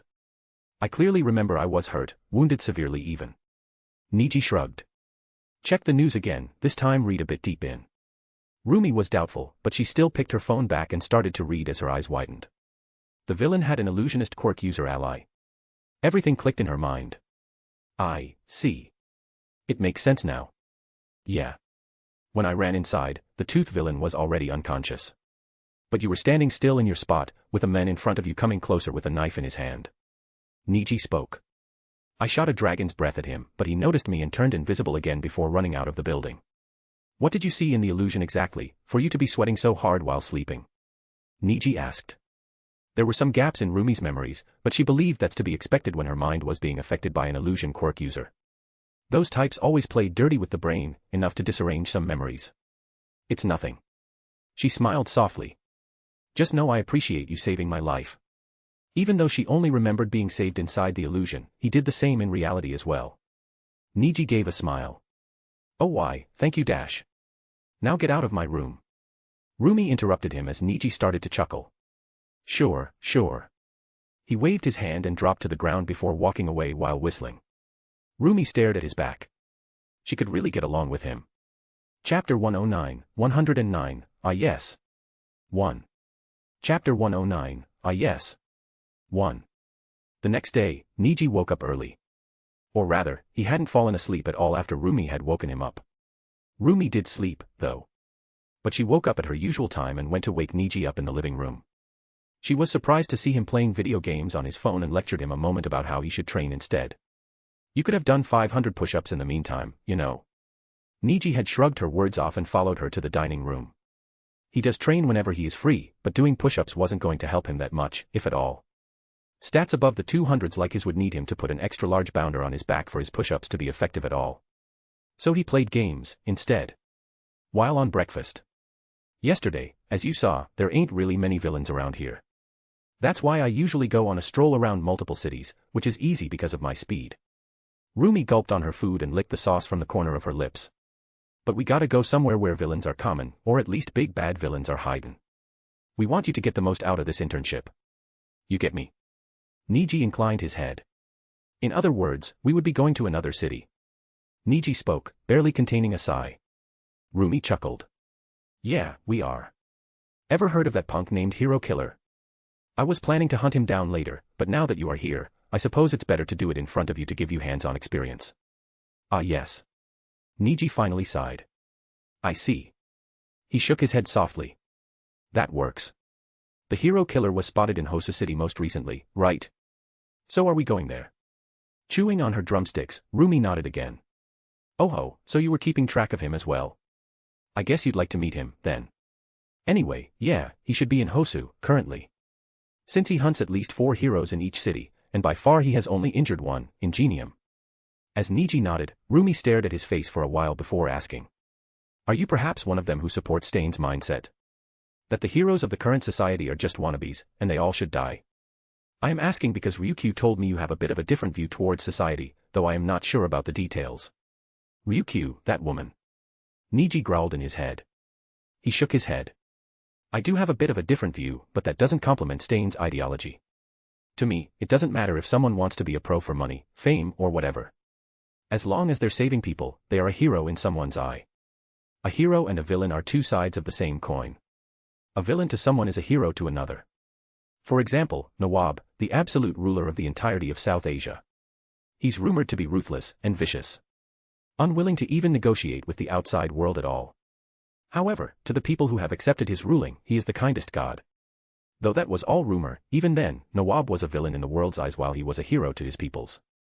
Niji stopped whining in his mind with a sigh. Well, I guess we will try and see if we get to meet the hero killer there or not. Of course, they would meet him. As his system had said before, the world had a will of its own, after all. Meaning, there'd be Izuku, the main character, in there, as well. Hero killer Stain stood inside the league's bar and simply stared at the three people around him. Two were wounded, bandaged, as they grunted softly now and then, while one was harmlessly whistling. The one, greed-haired boy, had a glass of juice in his hand as he leisurely held it while sitting and staring at Stain's eyes. Really interesting view you have of this society, hero killer. The boy, Izuku Midoriya, said in a soft but chilly voice. I don't usually find people who share my ideologies, even if only a portion of it, as they are pretty rare. Besides his personal, self-accepted narrow-sighted goal, Izuku had a much broader goal in his mind as well. The hero society was too corrupt at this age, it needed a reset. Which, Izuku Midoriya will initiate by eliminating all the current heroes. Stain's own ideology matched his to a certain degree. Though Izuku and he had fought too, because of Izuku's so very twisted desires towards All Might. Remembering the last part, Stain hissed.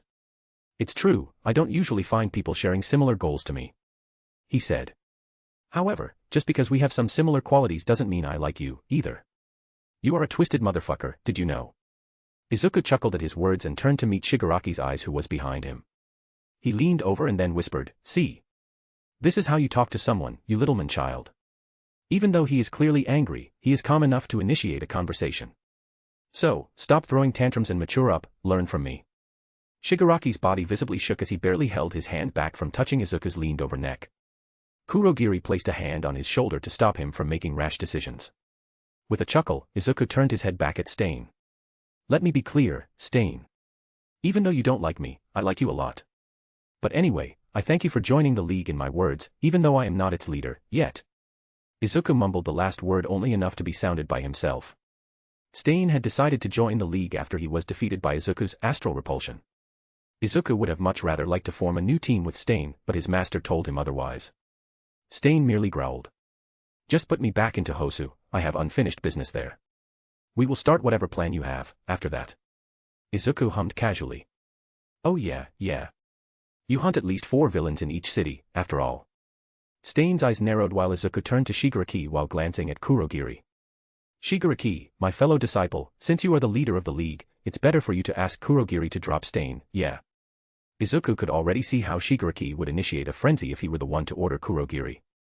So he chose some sweet words, instead. In response, the man-child scratched his neck and growled before turning to Kurogiri and ordering him to open a portal at Hosu. However, as Shigaraki stood over a multi-story building beside the other 3, chucked in his mind as he brewed a plan. TCH, you dare disrespect me. I will ruin your plans, you 2 bastards. As he saw Stain jump down on the city, he made up his mind. Releasing some nomas in Hosu would do, for now. Normal heroes usually travel to other faraway cities via train, since they don't want to tire themselves out on the way. However, pro-hero Mirko found the idea of traveling via hopping over skyscrapers a fun deal. That's why, an hour ago, Niji and Roomie had started hopping over buildings while glancing at their phones from time to make sure they were on the right track. Hosu wasn't exactly close to the city Roomie operated in. It was better to say they were almost situated on the opposite part of Japan, even. However, with Roomie's thick legs she quite easily guided the way while Niji followed suit. Jumping like this was good training, Niji realized. He got +1 in STR, just from this, since he isn't using his quirk here. Listen, Niji. While hopping over to a 13-story building, Roomie yelled out to Niji following her. After what you did yesterday. She yelled. I don't want to restrict you anymore. In other words, just kick any ass you want. She would manage the police, somehow. Not that she ever cared about them. This kid at least deserved that much after what he did. Niji yelled out a thanks, causing Roomie to giggle to herself midair, as she jumped onto another building. Though, don't steal my kill. I dislike that. She only heard a chuckle from behind before she saw the billboard, saying. Hosu City, 3 kilometers ahead. Roomie kicked forward. Todoroki was sitting inside a car, watching the scene outside the window. You seem dazed, Shoto. His father's voice asked from the seat beside the driver. Are you nervous? Todoroki ignored him. Dazed. He wasn't dazed, he was like this all the time. His old man, even though they'd been together for 15 years, couldn't tell that. In the end, as he recalled his mother's face that he's been seeing every day for the past 2 weeks in the hospital, he sighed. I am fine, father, Todoroki said before he drew his face away from the window to look at Endeavor's back. You probably don't know, but I like quiet and calm places, and so I like to be quiet too. I am not dazed. Oh. Endeavor sounded surprised. I see. That's good to know. It's always good for heroes to be calm and collected. I might not look like it, but I am always calm. That's not true, Todoroki wanted to say it out loud. His father, or rather, Endeavor, when at work, always had his mind clear, but it didn't exactly mean he was calm. Good to know, too. Todoroki said before turning his head back to the window. He ignored the small awkward grunt from his father and focused on his mind instead, or at least he wanted to before the car stopped as Endeavor's sidekick, Burnin, who was driving the car shouted. We are here, you two awkward nincompoops. She yelled and Todoroki sighed. Even though he had just said he liked quietness. In the end, he opened the door and walked out of the car. Today they were going to patrol around this part of the country, precisely 5 cities. Todoroki wondered if Niji was around this part or not. There was always a chance, after all. Then again, he could just ask his dad. Father, as Endeavor walked out of the car, Todoroki asked. Where is Mirko's hero agency? Huh? Oh. She doesn't have an agency. His father replied. She operated in a city almost opposite to this one. Heh, why are you asking? Do you want to meet that Niji kid or something? Todoroki didn't answer and started to look around instead. After a while, he spoke. I don't see any villains around here. Are you sure being here wouldn't just be like the 2 other days we spent? Todoroki was really tired of the boring patrolling where there wasn't even a thief in Endeavor's area. Endeavor was about to speak again, however, right then, something screeched in the sky. Todoroki's head snapped upwards as he saw it. A gray-skinned humanoid creature flew in the sky, circling around their car, before it rushed towards Todoroki with apparent hostility. Todoroki's body paused as he realized the terrible similarities between this creature and the 2 in USJ. He didn't know the details, but just knowing that someone like Niji was severely injured against those 2. Amidst his thoughts, it was too late for him as the claw of the Noma came towards his neck. At the last moment, an orange and blue back covered Todoroki's vision. Number 2 hero, Endeavor stepped between him and the Nomu, grabbing the creature's neck midair before he released a scorching beam of fire turned blue from his palms. Seconds later, in front of Todoroki, the Nomu fell to its back on the ground with burned skin. Next time, Endeavor spoke with his back turned to Todoroki. Be on guard, you were dazed. Despite the heat in front of him, a soft chill ran down Todoroki's spine. Chapter 110, ah yes. 2. Chapter 110, ah yes. 2. You idiot, why the hell are you wasting precious nomas in this place? Izuku Midoriya grumbled as he rubbed his temple. The hero killer didn't hurt civilians, and only hunted heroes. However, the nomas that Shigaraki sent out because of his childishness would kill anyone in sight. Just to incite Stain and Midoriya himself. Izuku could honestly care less. The death of civilians might have caused his old self to get angry, but the new him wouldn't even bat an eye. Sigh. He simply sighed seeing the waste of nomas. Heroes from other cities will surely come soon, and they'd destroy all these nomas sooner than later. Izuku wouldn't have done such a thing if he was in Shigaraki's spot. Shut up, you know nothing. Shigaraki yelled. This will increase the reputation of the League, which will get us more, better, soldiers than those mindless beasts. Midoriya ignored him and instead frowned gradually as an idea occurred in his spot. Wasn't that Ida guy in Hosu? He had paid attention to every student's chosen hero, so that he could use it in any unforeseen situation. So Ida was here. Midoriya did not like Ida, at all. He was the one who called 2 of the big 3 when USJ happened. Meaning, if Niji somehow lost, the students would have survived either way because of Ida. Well well well. Izuku grinned. Isn't this the best time to eliminate a future problem? It was indeed the best time to do so. He snapped his neck at Kurogiri. Kurogiri, look over my body when I am gone, alright? Kurogiri was surprised. Why? Are you planning to go down there in your astral form? Midoriya gave a nod. Yep. My range should be able to cover most of the city unless I go too far, which would cause my consciousness to return. For that reason, if you have to return to the base with my body, make sure you do that only in an emergency. Okay. Hey. Shigaraki yelled from the side. Why are you ordering my Kurogiri? Izuku shrugged while Kurogiri nodded, both ignoring the man-child. Then Midoriya lied down on the rooftop just below the water tank and then activated his astral projection. Niji and Roomie were a bit late because, by the time they reached Hosu, the city was on fire. Niji trailed off, as he dropped on a rooftop beside Roomie. Should I say I am lucky or unlucky? Roomie turned to grin at him. I don't know. I can certainly show you how a pro fights, but civilians are in danger too. So I guess 50-50. Niji nodded as he looked down on the city burning from spot to spot. A fire type. It's Endeavor, Niji replied to Roomie's question, pointing his finger below. Look at the northern street. Roomie followed his finger. Oh. She frowned. Come on, we gotta be quick. Can't let him steal all the glory. With a battle cry, she kicked the ground and leapt ahead. Niji was about to do so, as well, but he had to stop himself as a message from the system flashed by his eyes. Sudden quest generated. Equals. Quest, White Knight in Shining Armor. Description, you are in Hosu City, which is currently being attacked by mindless Nomas. The people feel threatened and desperate, even in the presence of the number 2 hero. Objective, save the poor civilians by defeating at least 2 Nomas. Bonus objective, save from death. Reward, title, White Knight, 6 billion EXP. Objective reward, Deep Friendship, plus 10 DEX, 1 billion EXP. Equals. A simple quest, huh? Niji muttered to himself before he jumped behind Roomie. There wasn't much to think about the mark on the objective quest. It is most likely Ida, since it's even offering DEX, which is the same as AGI in his system. But his guess has been wrong before, so he wouldn't bet everything on Ida. Either way, he first needed to defeat the 2 Nomas, before looking for Ida, the most likely candidate. If he tried to save Ida first, it wouldn't matter if he manages to get the objective reward, since he would most likely miss the main reward because by then Endeavor and Roomie would have eliminated all the Nomas by themselves. Niji didn't remember crystal clear, but he seemed to recall there to only be 3 Nomas in Hosu in the canon timeline. While there was a chance it's different in this timeline, based on USJ's incident, he didn't want to bet on it. That's why, instead of following Roomie, who said she didn't like her kill stolen, he dipped to the side. Mid-air, he used his echolocation to locate his targets. It was hard to use the technique in this hyperactive place where everything was too loud for his ears to properly perceive the sound wave. However, he managed to locate a Noma close by, away from both Roomie and Endeavor. It was a Noma with wings, which was giving the heroes below trouble to even touch it. Perfect.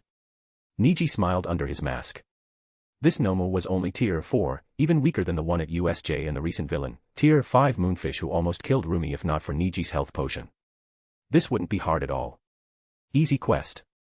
It was one of the rare, easy quests. He should finish this first, before hunting for another. After that, he would search for the one who needed rescue.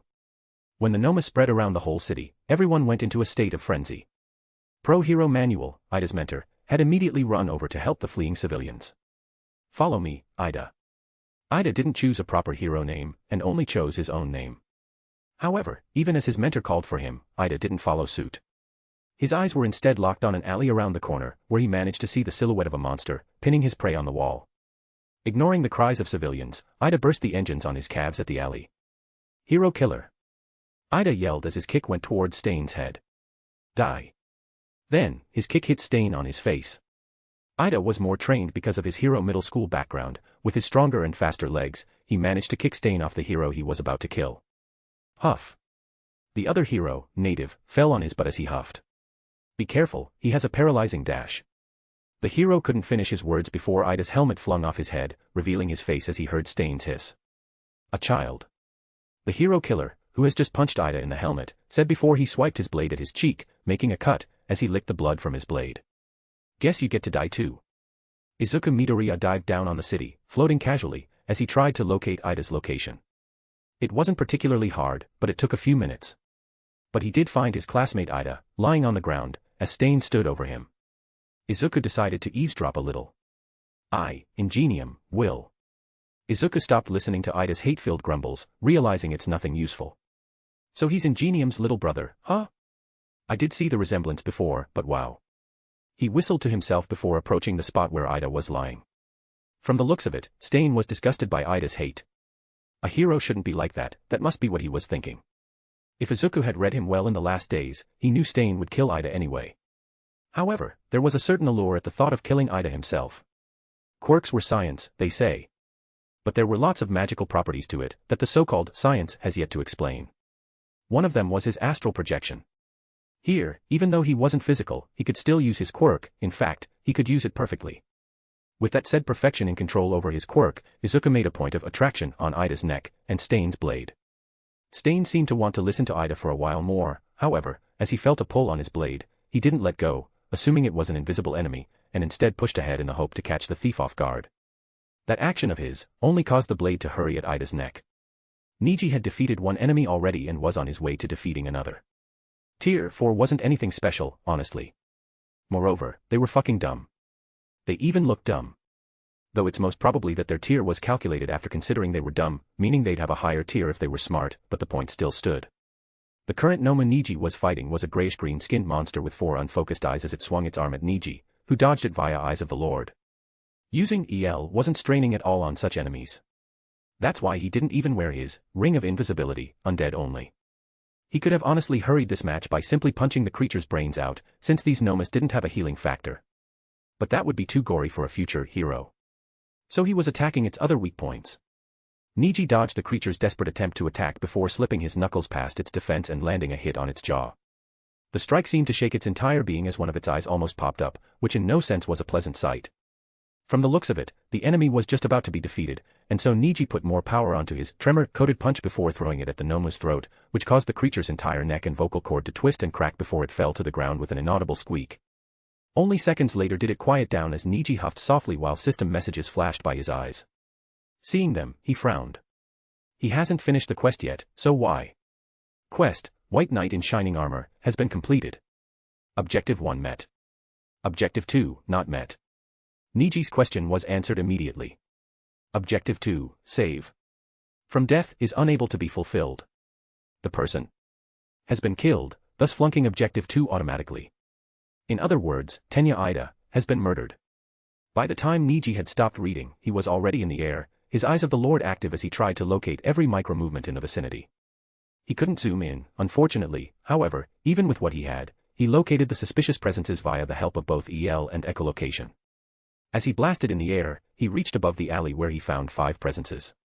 One was Hero Killer Stain, another was a random hero who was killed. Niji could tell the guy was dead because there was no tear hovering over the guy's head. Another presence was Izuku Midoriya's half-transparent floating body, meaning his astral form, and one was a bloody dead body of a man in a silver suit, Tenya Ida. Something shook inside Niji as he stared at the scene for 2 seconds before he noticed something else. There was another guy, Shoto Todoroki, laying on his back as he huffed with blood trickling down his arm. Todoroki must have reached at the last moment to save Ida, but still failed in the end.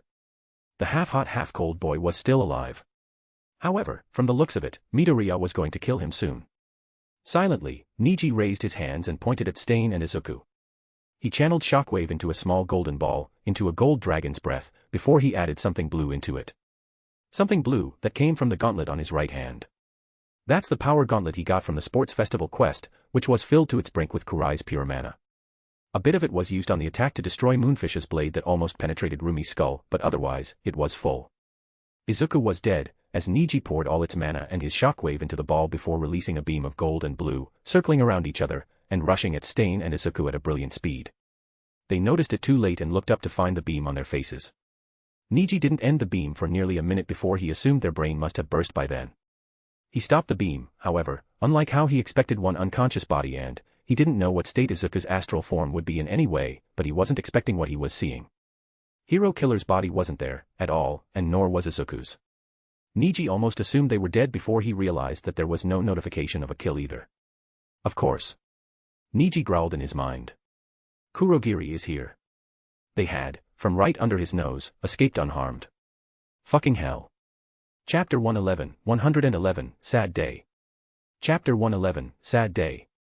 There were 6 Nomas in the vicinity, Roomie had taken care of 2, and Endeavor took care of another pair. From the rumors, a knight in a white armor had also taken out 2 of those gory creatures. Things were fine until then, as there weren't any deaths at all. With 2 of the top 10 heroes present here, that was to be expected. Just when Roomie finished, she received a call from Niji. They had shared numbers before leaving, in case they had to separate and meet up. She noticed midway through her battle that Niji indeed separated from her at one point, so she was expecting a call any moment. Hello. Mirko, can you come here for a moment? I sent you the GPS coordinates in a message. Bring Endeavor too. That's all he said before cutting the call. It was unlike him to sound so serious, so Roomie took this seriously. Has he encountered a villain that even he is having difficulties with? Roomie knew Niji was strong, stronger than herself if she counted his quirk. So if he had really come across such a villain, then... Roomie turned to Endeavor, who was stopping the fire around the burning city with his quirk. Oi! She yelled. There seems to be a strong villain, stronger than me, around the corner of the city. Follow me. Endeavor was shocked as he widened his eyes at her, but she simply kicked the ground and went towards the spot Niji had marked on the map. When they reached the villain, though, a long silence fell on the alley they were standing. Only Todoroki here is alive. Niji, who had his mask pulled down, said as he looked at an injured Todoroki, who was sitting against a wall unconsciously. I felt like Endeavor would be able to take care of him, that's why I summoned him. Endeavor briefly looked at his son, before observing the two dead bodies. Was it the hero killer? He had done his research on Stain, so he was familiar with his way of killing. Yes. Niji gave a nod. He escaped? Endeavor asked. Or was Todoroki lying here by himself by the time you reached there? He escaped. Niji replied. I reached here just before they could harm Todoroki. I attacked him with a beam of shockwave, but he vanished in thin air. Pointing at the crater on the ground, where his beam had hit, he continued. They? Roomie asked with a frown. I believe, unless my eyes had betrayed me, he escaped via a purple portal, which I think was made by the mist villain named Kurogiri, who partook in the attack of USJ. Roomie silently looked over the dead bodies as she nodded. I see. That's a possibility indeed. Those 6 monsters looked similar to the ones who attacked in USJ. She had seen its appearance from the news. Meaning Stain is with the League of Villains. After a while, as she observed Niji's face, she rubbed her neck. Is this your first time encountering a death? She could guess how he must be feeling right now. If only I was a bit early, that must be what he was thinking.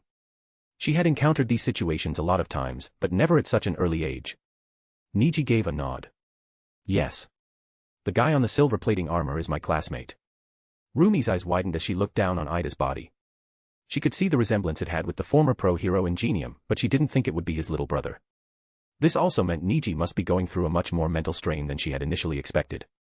Roomie wasn't good at these things, and she never cared to learn to be good. If it was anyone else, she would just ignore it and proceed with her job, but Niji was not anyone else. It's fine. Niji interrupted as he shook his head, seeing her trying hard to console him.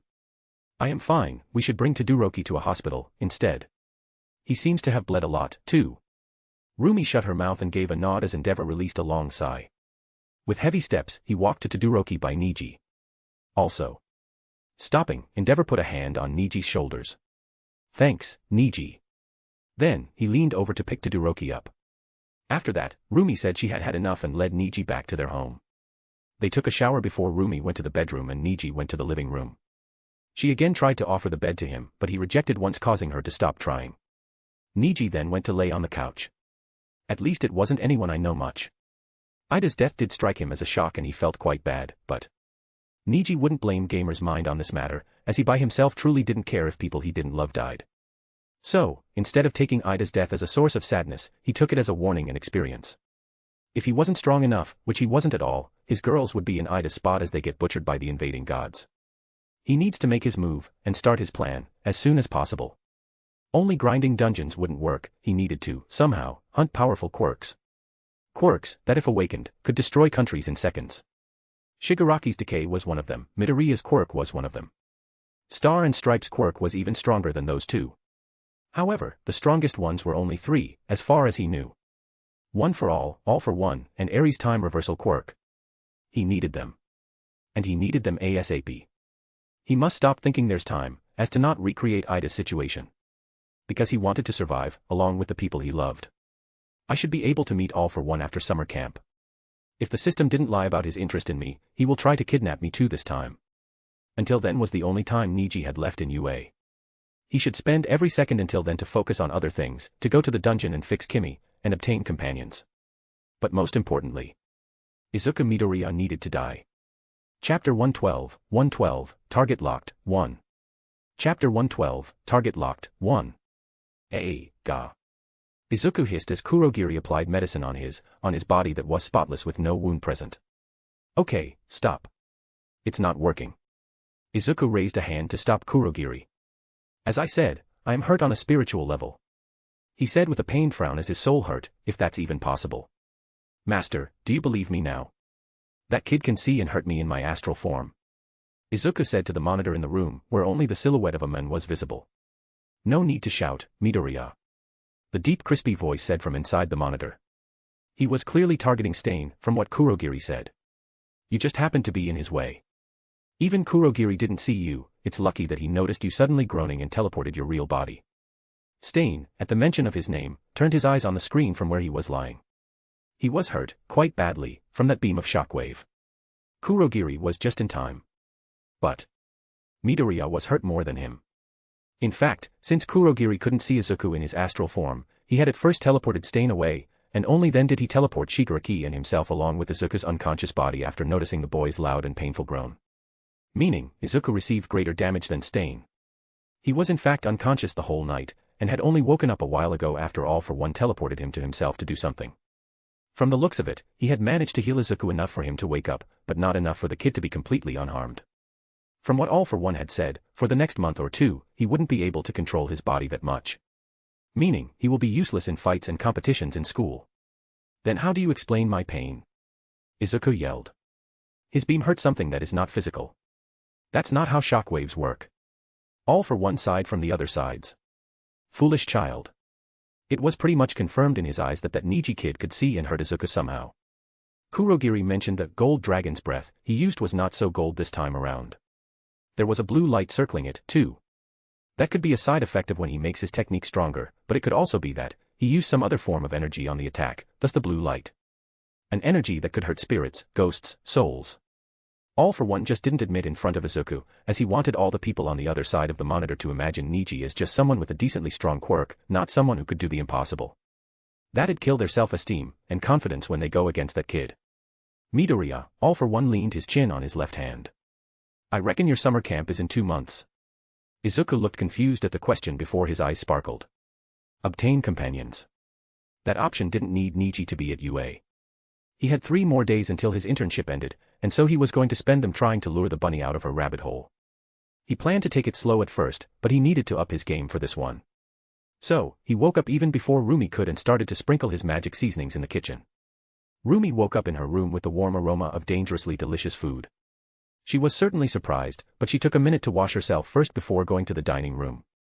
Whoa, not only are you up early, but you are also cooking for a lady. She sniffed the air, her small nose twitching, as she looked in Neji's direction. He wore an apron over a purple shirt with black stripes. He was certainly pleasing to the eye, but Roomie wondered why he was cooking at all. Maybe he's just trying to take his mind away from yesterday's incident. Roomie nodded at that possibility. Besides, from the scent alone, she could tell he was cooking something divine. So she took a seat on the table. Ah, a guy who can fight and cook at the same time. Ain't you a perfect husband? Neji walked out with 2 smoking plates in his hand as he chuckled. Perfect husband. For whom exactly? He served the plates on the table. Don't tell me pro hero Mirko is interested in a high schooler. Roomie had her right arm behind the chair as she clicked her tongue. Dream on, kid. I was just trying to cheer you up, don't let it get to your head. Neji sighed in an overly dramatic expression, as he made his way back to the kitchen. Oh well, and here I thought I had a chance with my bunny girl senpai. Roomie giggled as she took in the aroma from the steaming plate. Really, now? Flirting with a woman a decade older than you. Though can't say I am surprised after what you did to my backside 2 nights ago. People will misunderstand if you say it like that, you know. Neji spoke while walking back to her, this time multiple small plates floated behind him via telekinesis. He placed those plates on the table and took a seat opposite her. Or perhaps you want them to misunderstand. He leaned his chin on his palm as he looked at her eyes, blurred by the steam rising from the plates. Their blue and red eyes opposed each other for a long minute before Roomie spoke, not taking her gaze away. At this rate, the food will get cold. They are already cold, though. Neji replied. If we compare them with how hot you are. Roomie tried not to, but a smile broke into her face as she giggled deeply. You flirt on every chance you get, eh? Though that makes me feel you do that to every girl out there. She shook her head and withdrew her face back from the steam of food. Neji did the same with a shrug. Well, that may be true, but I don't live under the same roof with everyone. It can be said there's a certain chemistry between us that no other girl I flirt with shares. Roomie picked up a clean, fascinatingly orange carrot from one of the plates and took a bite out of it. Come to think of it, don't you have a girlfriend? You sure she'll be fine with you flirting like this? Intriguing question. Niji started to cool the food with his chopsticks. There are two answers to that. If I play around with a girl, and my girlfriend finds out, she'll be mad. But if I love a girl, and then do something with her, I can ascertain my Yamamo will be open to share me with the other lucky gal.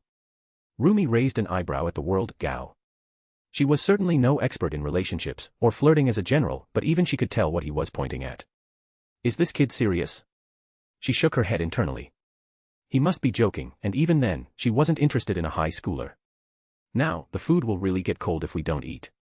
She changed the subject. I don't think it'll taste as good when cold. Niji gave a nod. That's true.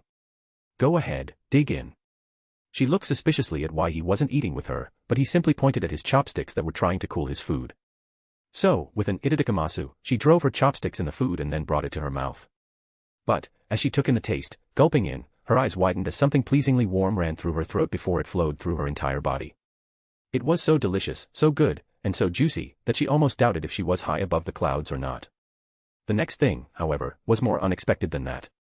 As the warm energy flowed within her, reaching her heart and blending with the pump of blood, it released out of her body with a gust of golden mist which blew and tore her clothes apart. Roomie's eyes widened further as she saw Niji smile at her, his eyes lowering as he took in her perky, chocolate breasts and her neckline with a lick of his lips.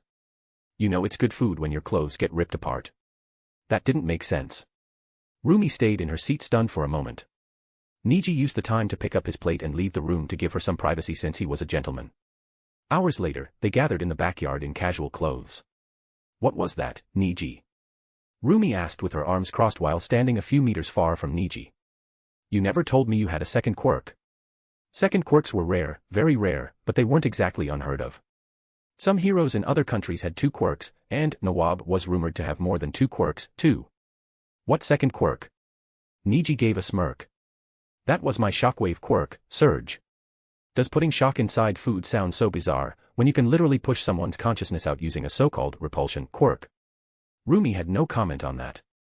She had seen Izuku do exactly that in the sports festival, and it baffled her even now. Besides, there was indeed a golden mist when her clothes were torn apart, which did go with Niji's obsession with gold and stuff. Either way. She spat out her words. Don't do that again, got it? To think she thought he was a gentleman cooking for a lady, whilst he only cooked just to see her naked. Sure, Niji waved his hand. Besides, we only have 3 more days together. After that, our pseudo-marriage life will come to an end. Don't mind me spice things up a bit. Roomie tried to say something but sighed deeply instead. She can go on and on for hours, saying she was his mentor and not a classmate with whom he could flirt, but she realized she had given him too much of a leeway to say that now. She also doubted if that would stop him anyway. Maybe if she could give him a good beating, would he be scared? So. Anyway, time to beat you up, I mean time to train you. She grinned. I might sound lazy, but since you went through a lot yesterday, we can take a break today. With that, without any other warning, she dashed at him and kicked towards his knees, only for him to dodge and his palm to descend on her ass. Oh oi. We are not playing that game this time. Oops. However, he didn't stop. Chapter 113, Target Locked, 2. Chapter 113, Target Locked, 2. Niji got multiple messages from his friends and family when he checked his phone after training ended in the evening. His parents, sister, Kimmy, Momo, and his friends all asked him about the incident and if he was okay or not. He replied to everyone, except for Neji, who kept messaging him non-stop after she learned about his replies to Momo and Kimmy. At one point, she started to spam messages and even started to spam calls. But Niji had long learned the art of ignoring. Niji even got messages from Todoroki, giving him thanks and apologies. The guy was weirdly polite in messages as if he was writing a formal letter, which made Niji feel quite awkward. It took him nearly 2 hours to end all the conversations he started. When he was done with that, he went to the kitchen to grab some snacks. On his way back to his couch, he heard a call. Oi, Niji.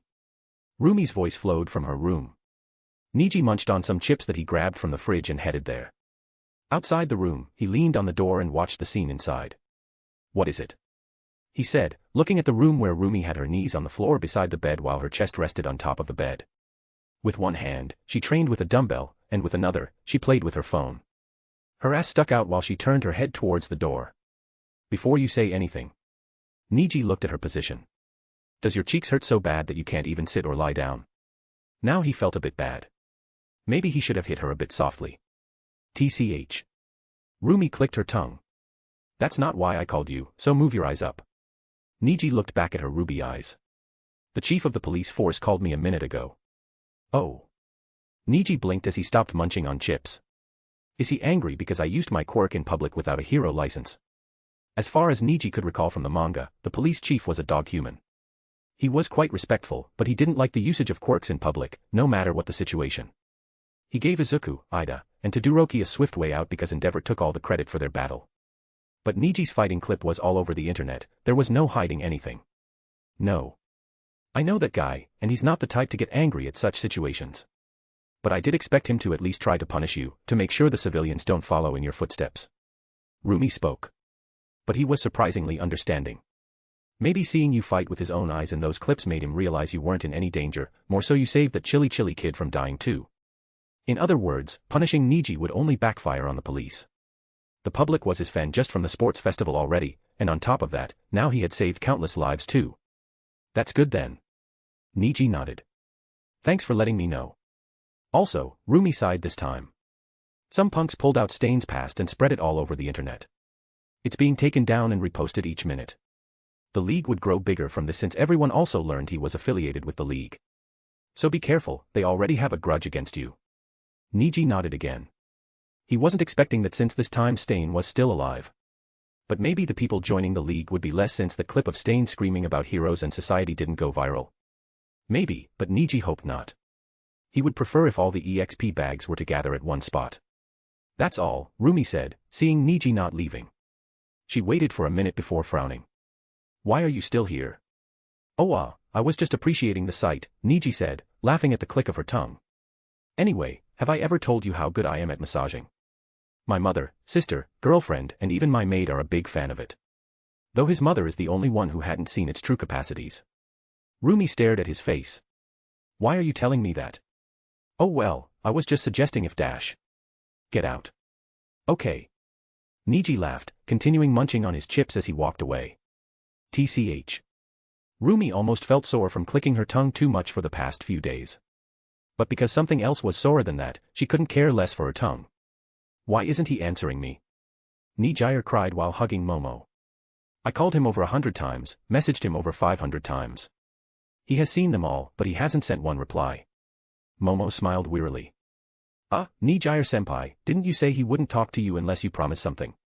Maybe that's the reason. But this is bullshit. Nijire retorted. He again fought those Noma monsters, he must be hurt. Yet he isn't talking to me. Nijire-senpai, he's fine. He sent me a photo, didn't I show it to you? Momo said, trying to calm her. But then, why doesn't he want to talk to me? Momo's expression froze before she slowly took a deep breath, and sighed while looking at the ceiling. Niji was on the couch that's been his bed for the last few days, playing with his phone while expecting someone. In the meantime, he was chatting with Kimmy.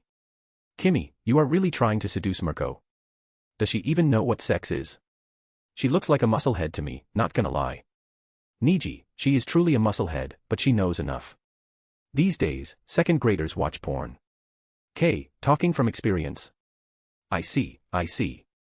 N, no, of course not. I have yet to watch porn in my life, I am too pure. K, sure. On the contrary, how many days do you think before Mirko gives in? N, ick. Depends on how fast I want to take things. K, overconfidence.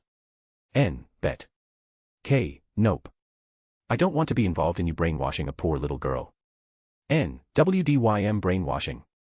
I am innocent, I don't, oh, wait. Looks like I gotta go, TTYL. Niji didn't wait for a reply and closed the app immediately just as footsteps reached the room and someone came to his door. You. Roomie stood on the door, her one hand grabbing the wall for balance, while her other hand rested on her backside. You weren't lying about the massage, right? Niji smiled. You can leave midway if you feel like I was lying. He stood up from the couch and smiled softly. Don't worry, I won't ask you to remove the clothes on the first session. He gestured at her to lay down on the couch. The first session. Roomie thought as she slowly climbed on top of the couch, lying on her stomach. He was so confident that he assumed she would come for a second session. Roomie almost looked forward to this. Maybe her pain will really fade away. Who knows, really? Chapter 114, Target Locked, 3. Chapter 114, Target Locked, 3. Roomie laid on her stomach on the couch with her hands under her chin. She laid silently, saying nothing while giving Niji glances. Beside her white t-shirt, Roomie wore short jeans that barely covered her butt. Being laid down, her ass was on full display and so Niji's eyes locked on there. After a long moment, he nodded. Just relax, no need to feel embarrassed. Imagine me as a doctor, if you wish. Niji said as Roomie closed her eyes and sighed softly. He had a point with his words, but knowing him, he clearly didn't have the mindset of a doctor. She could already guess what he must be imagining seeing her like this. Kids these days. With another sigh, she waited for him to move, while she still had her eyes closed. Soon after, she started to feel his touch. However, unlike how she thought, he hadn't touched her but from the get-go. MHM. Roomie opened her eyes and gave a side glance to Niji's hands massaging her shoulders softly. I don't want to seem like I'm scamming, Niji said, noticing her gaze. So let me give you a first-hand experience of what I can offer, before I touch somewhere private.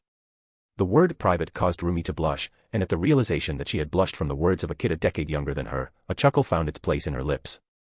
Well, it does feel good. Roomie said, moaning softly. But it wasn't a lewd moan. Nice hands, feels magical. You using your quirk or something? Niji nodded and Roomie asked no further question. She's been a bit stiff indeed from the fight with the Nomu and Niji in the last 2 days. Her quirk healed her bruises and stuff when she slept, but her muscles were still quite stiff. So she could feel what Niji's hands were doing, loosening her muscles and giving her flesh a soft feeling on each touch, each press, and each squeeze. MHM. Roomie's mind relaxed and her body felt comfortable, she almost felt sleepy too. Though she noticed how awkward Niji's position was since she was lying on the couch, which gave Niji only one side to touch her from. He would have a better time if he was above her. But he was the sole reason why she even needed to get a massage. So he should face a bit of consequence too. Like that, a few minutes passed of Roomie moaning softly at Niji's hand carefully massaging her stiff shoulders and the muscle around her spine. Alright, Niji withdrew his hands back. Was the trial pleasing enough? Roomie rolled her shoulders and moved them a bit. I do feel better, great even. So I guess that's a pass. I am surprised you didn't go for my ass directly, though. You make it sound like I am some kind of sex-hungry beast. Niji chuckled while Roomie scoffed. Anyway, I will move down now. Is that fine? Roomie eyed him for a moment before nodding. Yes, also, get on top of my knees. Your current position is quite awkward, I noticed. Niji blinked. Ah, you noticed. TCH. He chuckled at her reaction and crawled above her knees, before slowly placing his 2 hands above her shorts. HSSS. Roomie hissed in pain which made Niji realize he had indeed gone a bit too far indeed. There was no need to hit her ass with full power. Before we start, Niji said. You don't happen to have heat problems, do you? Just want to confirm before you lose control and try to rape me. Roomie froze for a moment before releasing a heartfelt laugh. You talk as if that had happened to you in person, ha ha ha. Niji smiled with a sweat drop, which Roomie couldn't see. Anyway, no. I guess you saw one of those myths on the internet. Pro hero Mirko, because of her rabbit quirk, is always horny, always on heat and can breed loads of children. What a load of bullshit. She scoffed. I do have lust, but I have never felt it outside battle. In other words, if her quirk had affected her at all, it only resulted in her bearing lust for battle. A battle lust. But Niji didn't trust her words entirely. She might just not know about the problem herself. After all, she hasn't dated anyone before. Maybe her heat starts when she's super horny, unlike Kimmy who used to go in a heat the moment she was touched. But then again, that was for everyone. Going into a heat when super horny was normal for humans too. I should still be careful. Niji decided in his mind. He didn't want another Kimmy incident to occur here. Though he doubted if he'd mind being raped for the 3rd time. Not that he had a fetish of it, of course. He was just used to it by now. Though he was worrying too much. He can simply knock her out if she goes into heat. He was, after all, physically stronger than her even if by a small margin. Alright, I'm starting. Niji said, shaking off those thoughts, as he groped her butt cheeks softly. Aha. Roomie released a moan which might as well have been a painful groan. Niji noted it, and decided to pour a bit more power in his Touch of Nirvana. Touch of Nirvana, level 72. The evolution of the skill, acupuncture massage. The user can use ancient Chinese acupuncture like the back of his hand. Using this, he can mold the pain and pleasure hormones of a target directly. The amount of pain or pleasure generated would be based on the user's stamina. At the same time, it can heal wounds as long as it's something that can be healed over time. A useful and great skill, not just to be used in bed. Niji used the skill to cancel most of Rumi's butt cheeks pain, and convert them into pleasure instead. Oh. Rumi's body jerked the second time he groped her ass. Why, your quirk is really versatile, Niji. Rumi said as she cleared her throat quickly, realizing her moan. Didn't know why you had so many techniques outside fighting too. So his girlfriend gets to experience all this to a much greater extent.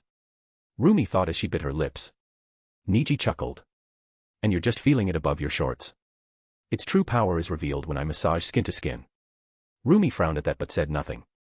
Niji continued touring and she moaned softly again, chewing on her lips. Can I take your words on that? It's only been minutes, yet she had forgotten all this was to release her pain, not to give her pleasure. Oh, of course. As I said, you can tell me to stop anytime. Niji answered her question. So do I take off your pants? She stayed silent. What was she doing with a kid? Try putting your hand under the pants, maybe. It's too tight, it won't work. Seeing her reluctance, Niji sighed and pulled her shorts downwards. Hey, I didn't give you the permission. Rumi tried to turn around to stop Niji, which caused Niji's legs to stumble with her knees and his face to fall over towards her. Watch out. Rumi yelled, but Niji simply put his hands beside her neck to stop the fall. There, Rumi laid, breathing heavily with her chocolate cheeks slightly red, her pants pulled down to her knees as she stared at Niji's face inches away from her. They stared at each other for a moment, and Niji was the first to speak. Let's just act as if this never happened, we will continue from where we stopped. Rumi frowned deeply at his words. No, get off me. A second later, Niji sighed and did as she asked. She pulled her pants up and looked at him sternly. Turn around. Huh. Turn around. Okay. Niji did turn around, despite his questioning tone. He heard the ruffling of clothes then, which stopped soon after. Rumi spoke again. I am done, you can turn back. Niji turned back, finding Rumi lying on her stomach again, her face buried on the couch. She still wore her shirt, but there were no pants. Niji's eyes locked on her naked butt cheeks for a while as he winced at how sore and purple it had become. The finger marks were kinda hot though. I guess I will continue. He spoke and then climbed on her knees again. Then, he increased the pleasure of his touch, cancelling any pain, and placed his palms over her plump butt. MHMMN. Rumi moaned, muffled because she bit on the couch. Niji noticed her fingers clutching on the couch. Tell me if you feel uncomfortable. He spoke and continued at her nod. He lowered the pleasure. Just cancelling pain should be enough. Then, he started to massage her rich chocolate but softly and carefully, as the purple and sore flesh seemed to regain its natural color. Even the marks his palm had left started to vanish, as if melting in her skin, while Rumi kept moaning. His hand sometimes came downwards to massage her thighs, causing her toes to curl up. He still had his hands on her ass, most of the time. The girl moaned under his delicate hands massaging and squeezing her butt, which felt as if he was trying to sculpt something out of her flesh. The pleasure was less, she noticed, and she was thankful for that. The small part of her that was still sane didn't want to moan out loud in front of a student. Minutes felt like seconds before the pleasure suddenly stopped. Rumi's moan stopped momentarily, giving her a chance to realize how heavy her breaths were, and also how she was biting down on the couch, which had gone wet from her saliva. She turned her head to Niji. Why did you stop? Niji, who slowly stood straight, dusted off his hands. The massage session has ended. Why else? She frowned. So fast. Don't believe me. Niji whipped out something from his pants. His phone. Do I take a picture? No. It's fine. Seeing Rumi quickly shake her head, he whipped it back in his pants. All right, then. He said. Try, touching yourself and see if everything is fine or not. Rumi hesitated for a moment, but after a moment, still lying on her stomach, Rumi ran her hands down her backside.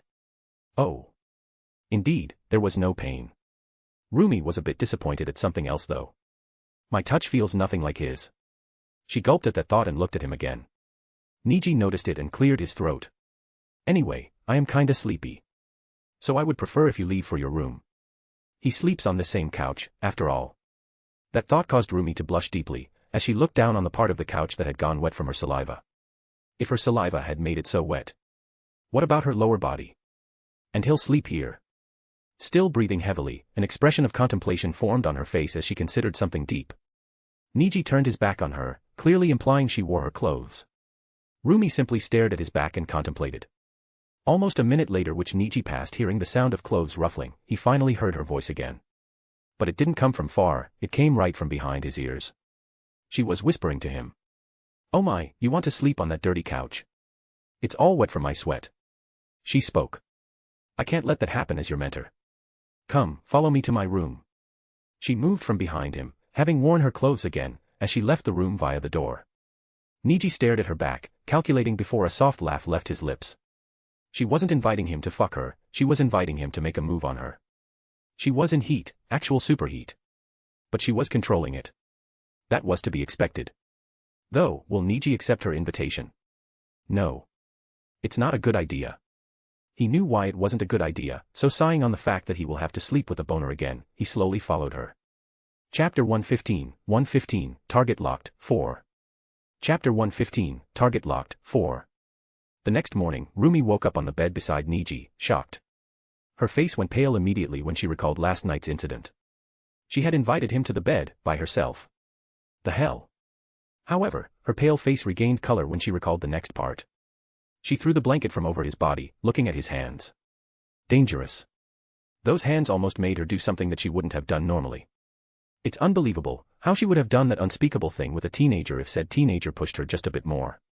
But Niji hadn't actually tried something weird with her. She was drunk enough to do anything right then if he pushed a little. Roomie was certain a guy like him realized that too, but he didn't do that push. Was he scared? Her eyes locked on Niji's sleeping face. Was he really all bark and no bite? It was surprising that this kid, the same guy who has been saying he's in love with her, didn't touch her when she was inviting him herself, drunk in pleasure. No. Roomie doubted he was scared to make a move. It just didn't make sense to her. The only reasonable conclusion was, he didn't want to do it with her when she was not in her right mind. He's a playboy, a womanizer, but he seems to have manners. If he hadn't held back, she didn't know what she'd have done this morning. Maybe she'd have been disappointed with him. Never to see him again after their internship ended. Either way, she was indeed happy that nothing happened last night. But tisk. A part of her felt betrayed, pessimistic about this situation. She had never really cared about her appearance, but was she not charmful enough that a teenager could ignore her approach even after he got to touch her butt? Bastard. Roomie growled at Niji's sleeping face and went to the kitchen to cook breakfast. When she was out though, she might have just heard an amused chuckle from inside the room. Nice food. Niji took in the aroma of chicken as he took a seat in front of Roomie. Roomie didn't reply and only stared at his eyes sternly while chewing on chicken legs. "Ah, anything wrong with my face?" Niji said as he watched Roomie shake her head. "Don't tell me, have I grown more handsome in a night?" "No." Roomie grunted. "I am imagining how that face would turn out after today's training." Niji held back a smile and feigned surprise. "Ah. We aren't going to patrol." Roomie froze. "Oh, yeah, we have to do that too." She was about to sigh, but Niji waved his hand. It's fine, it's fine. You were injured quite badly in our last training session. Even if I did some massaging, there must be some pain that still lingers in there, right? No need to overwork yourself in this situation." Roomie's face brightened as she nodded. Yes, indeed. You are right. I agree." She started to eat her food faster as if scared that Niji might change his mind. As she ate, Niji watched her. What a cute musclehead, guess it was the right choice to delay things for a day or two. He was, of course, hornier than usual last night. But he held back from pinning her down. Since, in a sense, it was like having sex with a drunk person. He didn't plan to commit Kimmy 2.0, after all. It's usually not a good idea to fuck a drunk virgin. Niji learned the hard way in his last life. Either way, now that she was fully awake now, it was time to move forward again. All right. Roomie thumped her plate on the table. Get ready, we will start training. A few minutes later, they gathered on the training ground again. Okay. Roomie hopped on her legs as she had her arms in a boxing posture. This time, I will burst your head. She kicked the ground in a swift motion and immediately found herself behind Niji. Her right leg moved, going at Niji's ribs, but the boy skillfully, like a kung fu master, shoved her leg to the side. Then elbowed on her abdomen with another hand. Cook. Roomie groaned as Niji's elbow dug into her abdomen. That was shocking. He usually doesn't attack. He usually just dodged and spanked her. But he was actually retaliating today. Roomie flung back a few steps before she kicked the ground again and came in front of Niji. She went for a barrage of kicks against Niji, who tried to dodge, but she didn't let him. He was overwhelmed and forced to cross his arms in front of him. His arms felt like a concrete wall against Rumi's leg, but she could effortlessly break those said concrete walls. So she intensified her assault. She kept pushing forward, but Niji found an opening. Every time she kicked, she had to raise her leg and then drop to a spot in the ground after the kick ended. Niji skillfully slipped his feet on the spot where her leg was supposed to fall, and as it did, it stumbled and Rumi lost her ground. She fell towards the ground and raised her arm to try to push up, but before she could fall, Niji grabbed her hair and pulled while his foot crashed on the back of her head, causing her face to slam down on the ground. Ugh dash. The noise of a nose cracking sounded out upon impact. But there was no delay as Rumi's legs wrapped around Niji's before her body twisted and forced him to stumble and fall to the ground. He fell on his back and Rumi jumped on top of him, grinning as blood trickled down her nose. Hee hee, she spoke. You're finally taking it seriously. But even though you could heal my ass, what about my nose? A night of love can heal off any wounds, Niji said from below her. Anyway, let's continue. Rumi tilted her head at that. Instead of that. I noticed your movements are quite stiff against an opponent on a similar level such as I guess you're too dependent on your quirk. She said, say, how about I teach you parkour? It will boost your movement abilities a lot, and it's fun too. Just say yes. Niji stared at her for a moment before nodding. She was the one who wanted to train, but it's interesting to see her change her mind into teaching. Though he was curious why so suddenly. Okay. Rumi jumped up with a backflip. Follow me. She turned and kicked the ground, immediately hopping on top of the boundary in the far. Niji slowly stood up and tried to imitate her. But because of too much power poured in the initial jump, he simply passed the boundary. Rumi snorted. Noob. Watch and learn. And yes, no using your quirk. She jumped again, leaping on top of a tree in the far as Niji sighed and kicked behind her, again failing miserably. Without his quirk to help him, his movements were hard to control. They started in the morning and ended when the sun was setting in the sky. Huff, huff. Niji breathed in and out, lying on the rooftop of a 50-story building. His eyes were locked on a system message. Parkour proficiency, 9.69%. That was ridiculous. In a single day, he gained so much. Of course, the growth will slow down by a large margin when it passes 10%, but still. He knew it was possible to train parkour like this, but he never saw the need to do so because of his quirk. But this was certainly useful. Niji turned his head to the side where Rumi casually drank water while eyeing the huge orange ball that was the setting sun. Thanks, Niji spoke. I learned a lot. Rumi gave a smug smile at that. Of course you did. You look tired as hell too. It would only need a minute or two before he was back to top condition, though. But it was fun, wasn't it? Rumi asked. Though it kinda feels like raising a tiger cub who will eat me up when he grows up.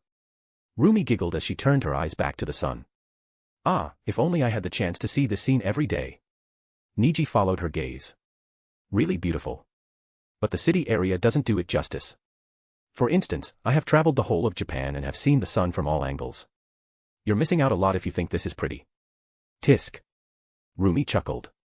Just shut up and watch. No need to brag about your rich childhood. Niji shrugged as he slowly stood up. Huh. Actually not bad. It's been a while since he last saw the sunset like this. It was refreshing. Huh, you almost made me regret coming here today. But this sight redeems it all. Niji said as Rumi scoffed. Really? I thought the reason would be that you got to spend time with me differently than usual. Rumi poked him with her elbow. Huh.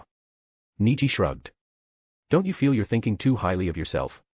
Rumi's head snapped at him. I am joking, chill. She looked ahead again.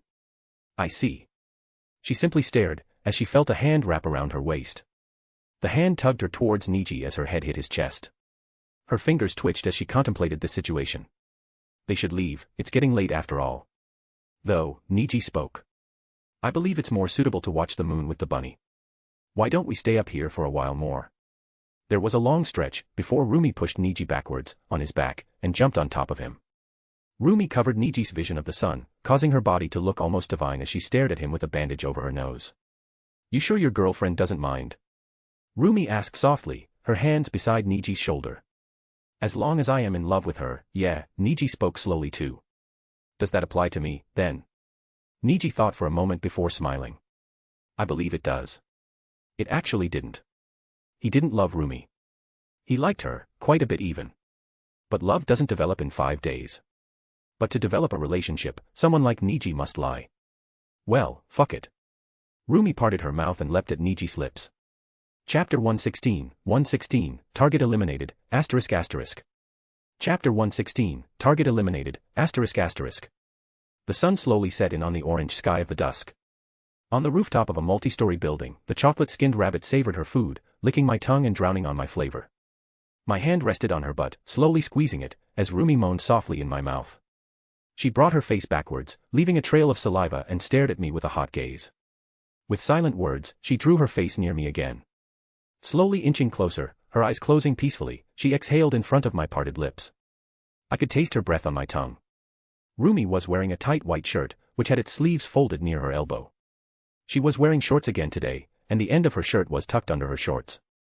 My left hand went beneath her tucked shirt and reached out behind her back, grabbing the clips of her bra as I softly unclipped them. She didn't seem to care as her lips touched mine, and an electric-like current flowed through her body into my own. I licked her upper lip and slowly slipped it under until our tongues touched at the entrance of her mouth. She was waiting for me. Our tongues intertwined and our saliva mixed together, just as I took out her bra and threw it beside us. At the same time, her right hand resting on my chest slid down over my clothes until it stopped on top of my crotch. She moved it over top back and forth as a bulge beneath it gradually grew more prominent than it already was. The sun was fully set now, and the moon was slowly brightening up the night sky. I couldn't care less though, as my ear was filled with her moans and the slurping sound of our tongues, and my shaft was getting ever so hotter. I again positioned my right hand behind her back and moved down to her waist as I pulled her body closer toward me. Her crotch region was now pressed up against my erection, only separated by the thin clothing we had on. Next chapter. Chapter 117, Inevitable Danger. Chapter 117, Inevitable Danger. The next day when Roomie woke up, she again found Niji beside her. The difference with last time was, this time she didn't freak out. Seeing his arms wrapped around her body as he hugged her from behind, Roomie only smiled softly. Fuh. Amidst her smile, she released a sigh. He was a decade younger than her, what are they gonna do now? She had no experience in such things, and even though Niji had a girlfriend, neither should he have any experience of this. Should she talk to Ryukyu about it? Ryukyu was her best friend. They knew some of each other's secrets that could end their hero career if leaked out. So she was surely trustable. On top of that, Ryukyu also had experience with dating and stuff.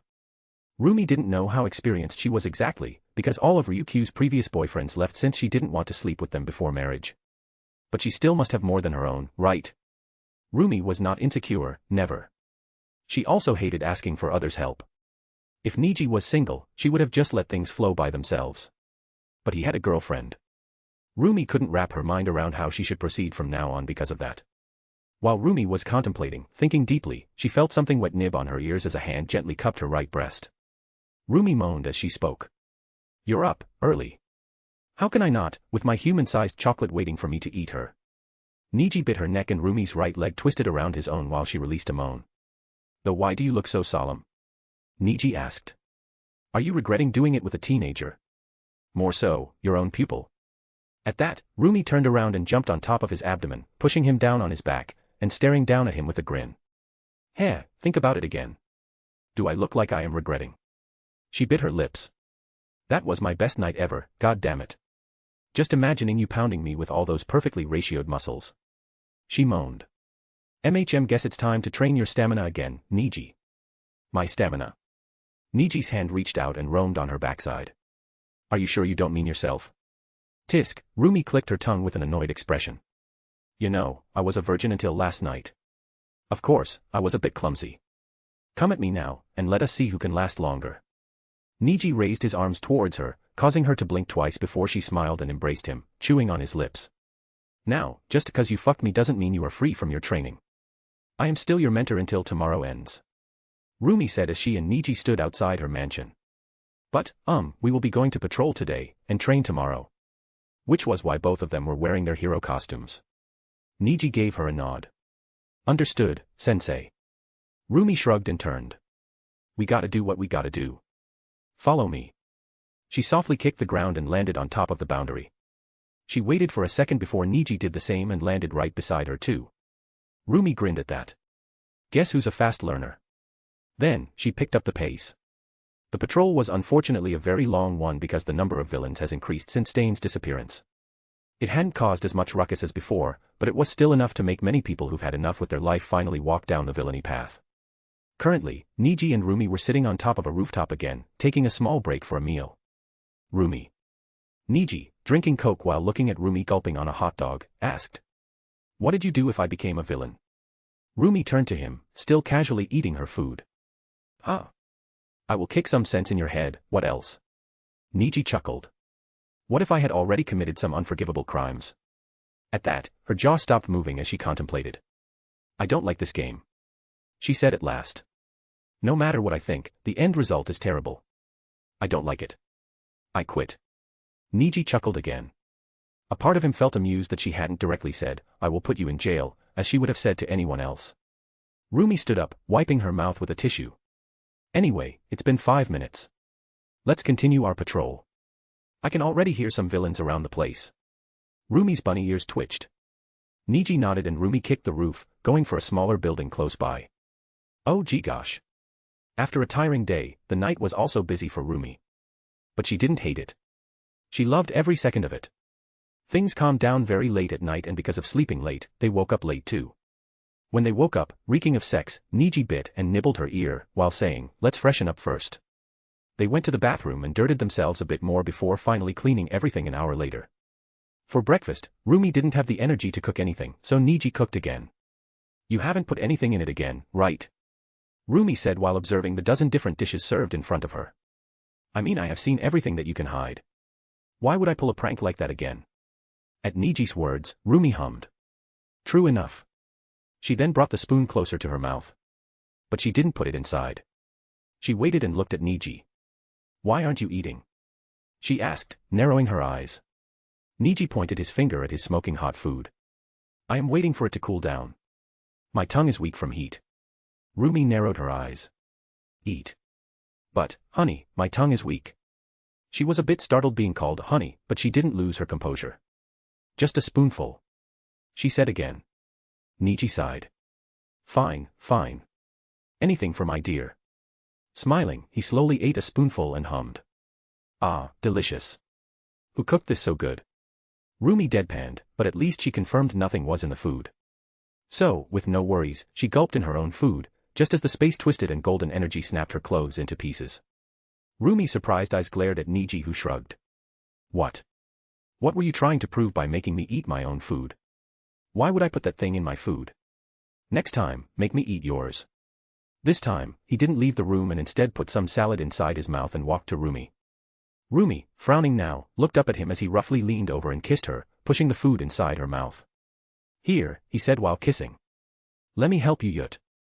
The chair Roomie was sitting on fell over as Roomie also fell to the ground on her back with Niji on top of her, still kissing.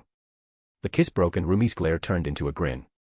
She grabbed his shoulders and twisted him, pushing his body below her as she sat on his abdomen naked. Remember, you brought this on yourself. Saying so, she tore open his shirt and pushed her tongue inside his mouth. Niji wrapped his hand around her waist and pulled her closer. They didn't go patrolling that day, Roomie using the excuse that they'd train their stamina instead. It actually did work, and Niji got +1 DEX, so it wasn't exactly worthless. In the past week, because of the training, he got around half a dozen stat points. Today was the day of departure for Niji, and so he and Roomie were outside the mansion, waiting at the front gate for Niji's driver to arrive. The driver, Kimmy, will first pick him up before they will go to Ryukyu's agency to pick his girls too. Fortunately, the school didn't force them to return by train. Roomie's mansion was at the corner of the city, and so there weren't any other houses close by.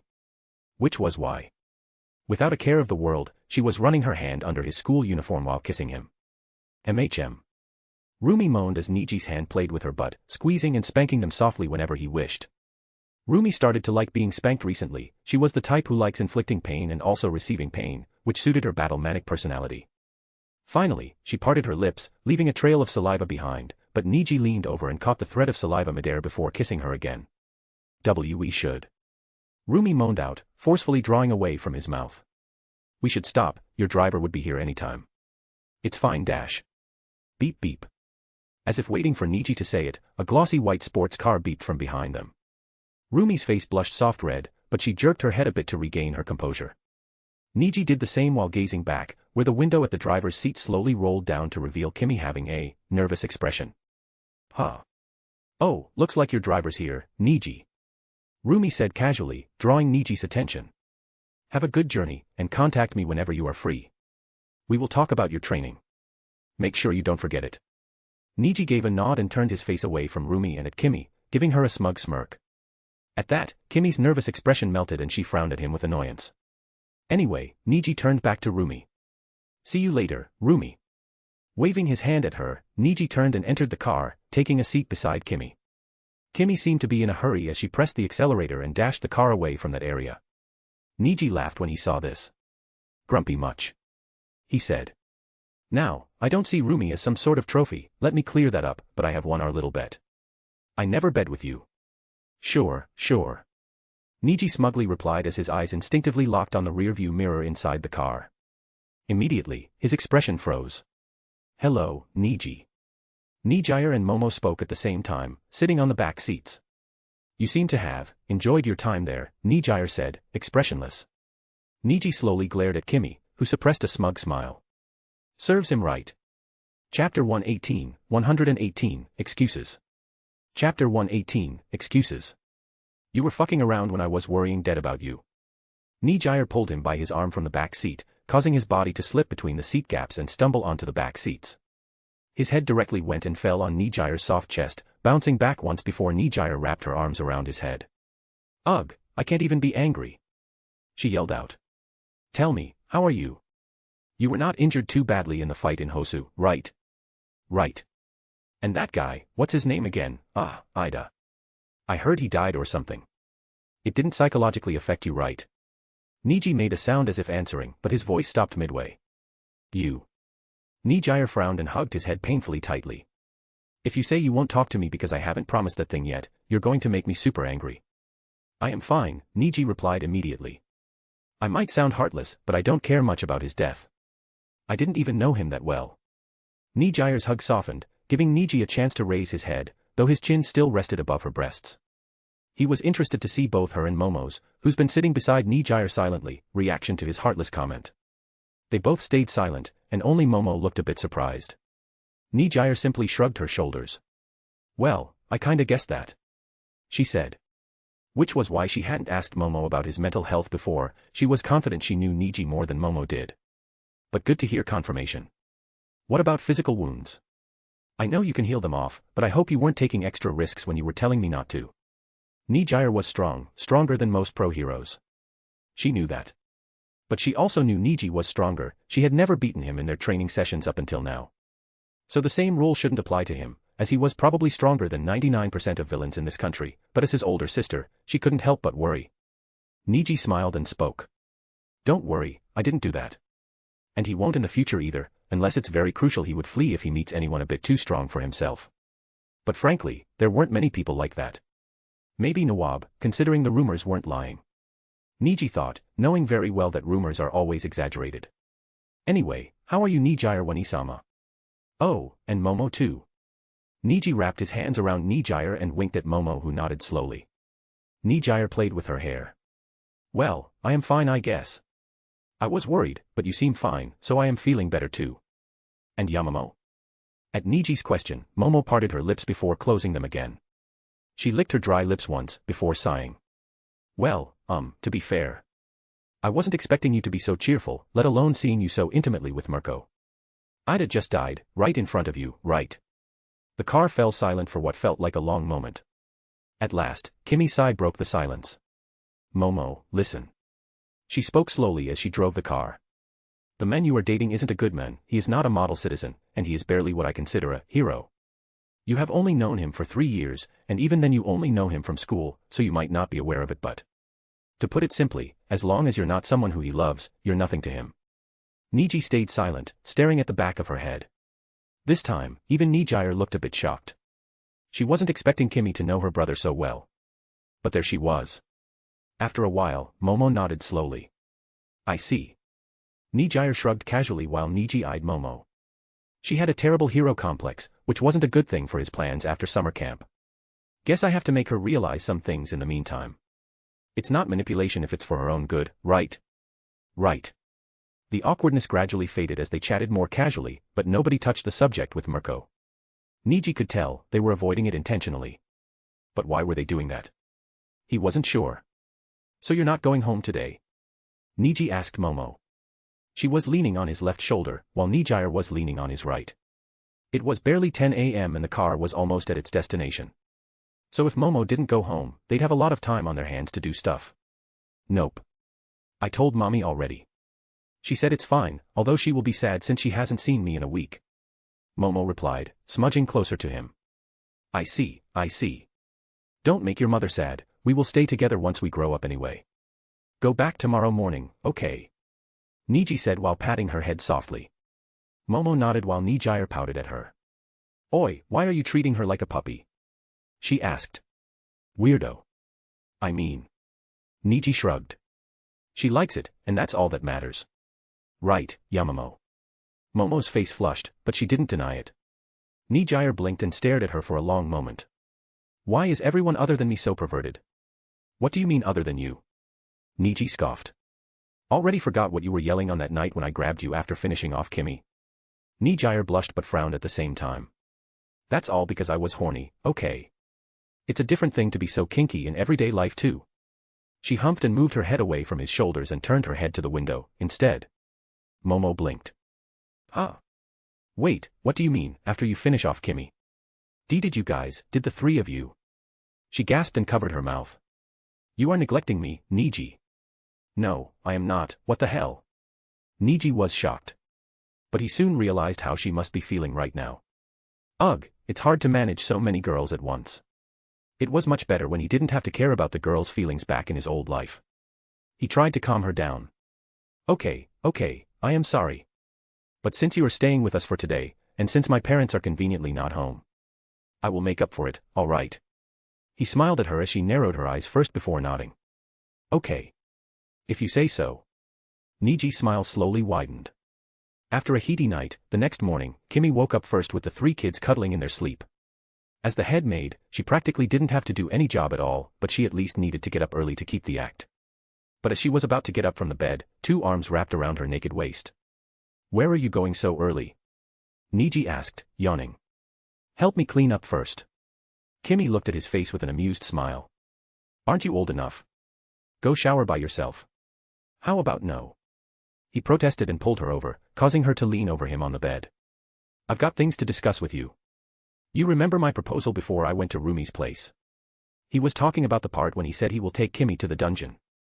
Yes, I do remember. Kimmy nodded, as she pushed a strand of hair away from her face, putting it above her cat ears.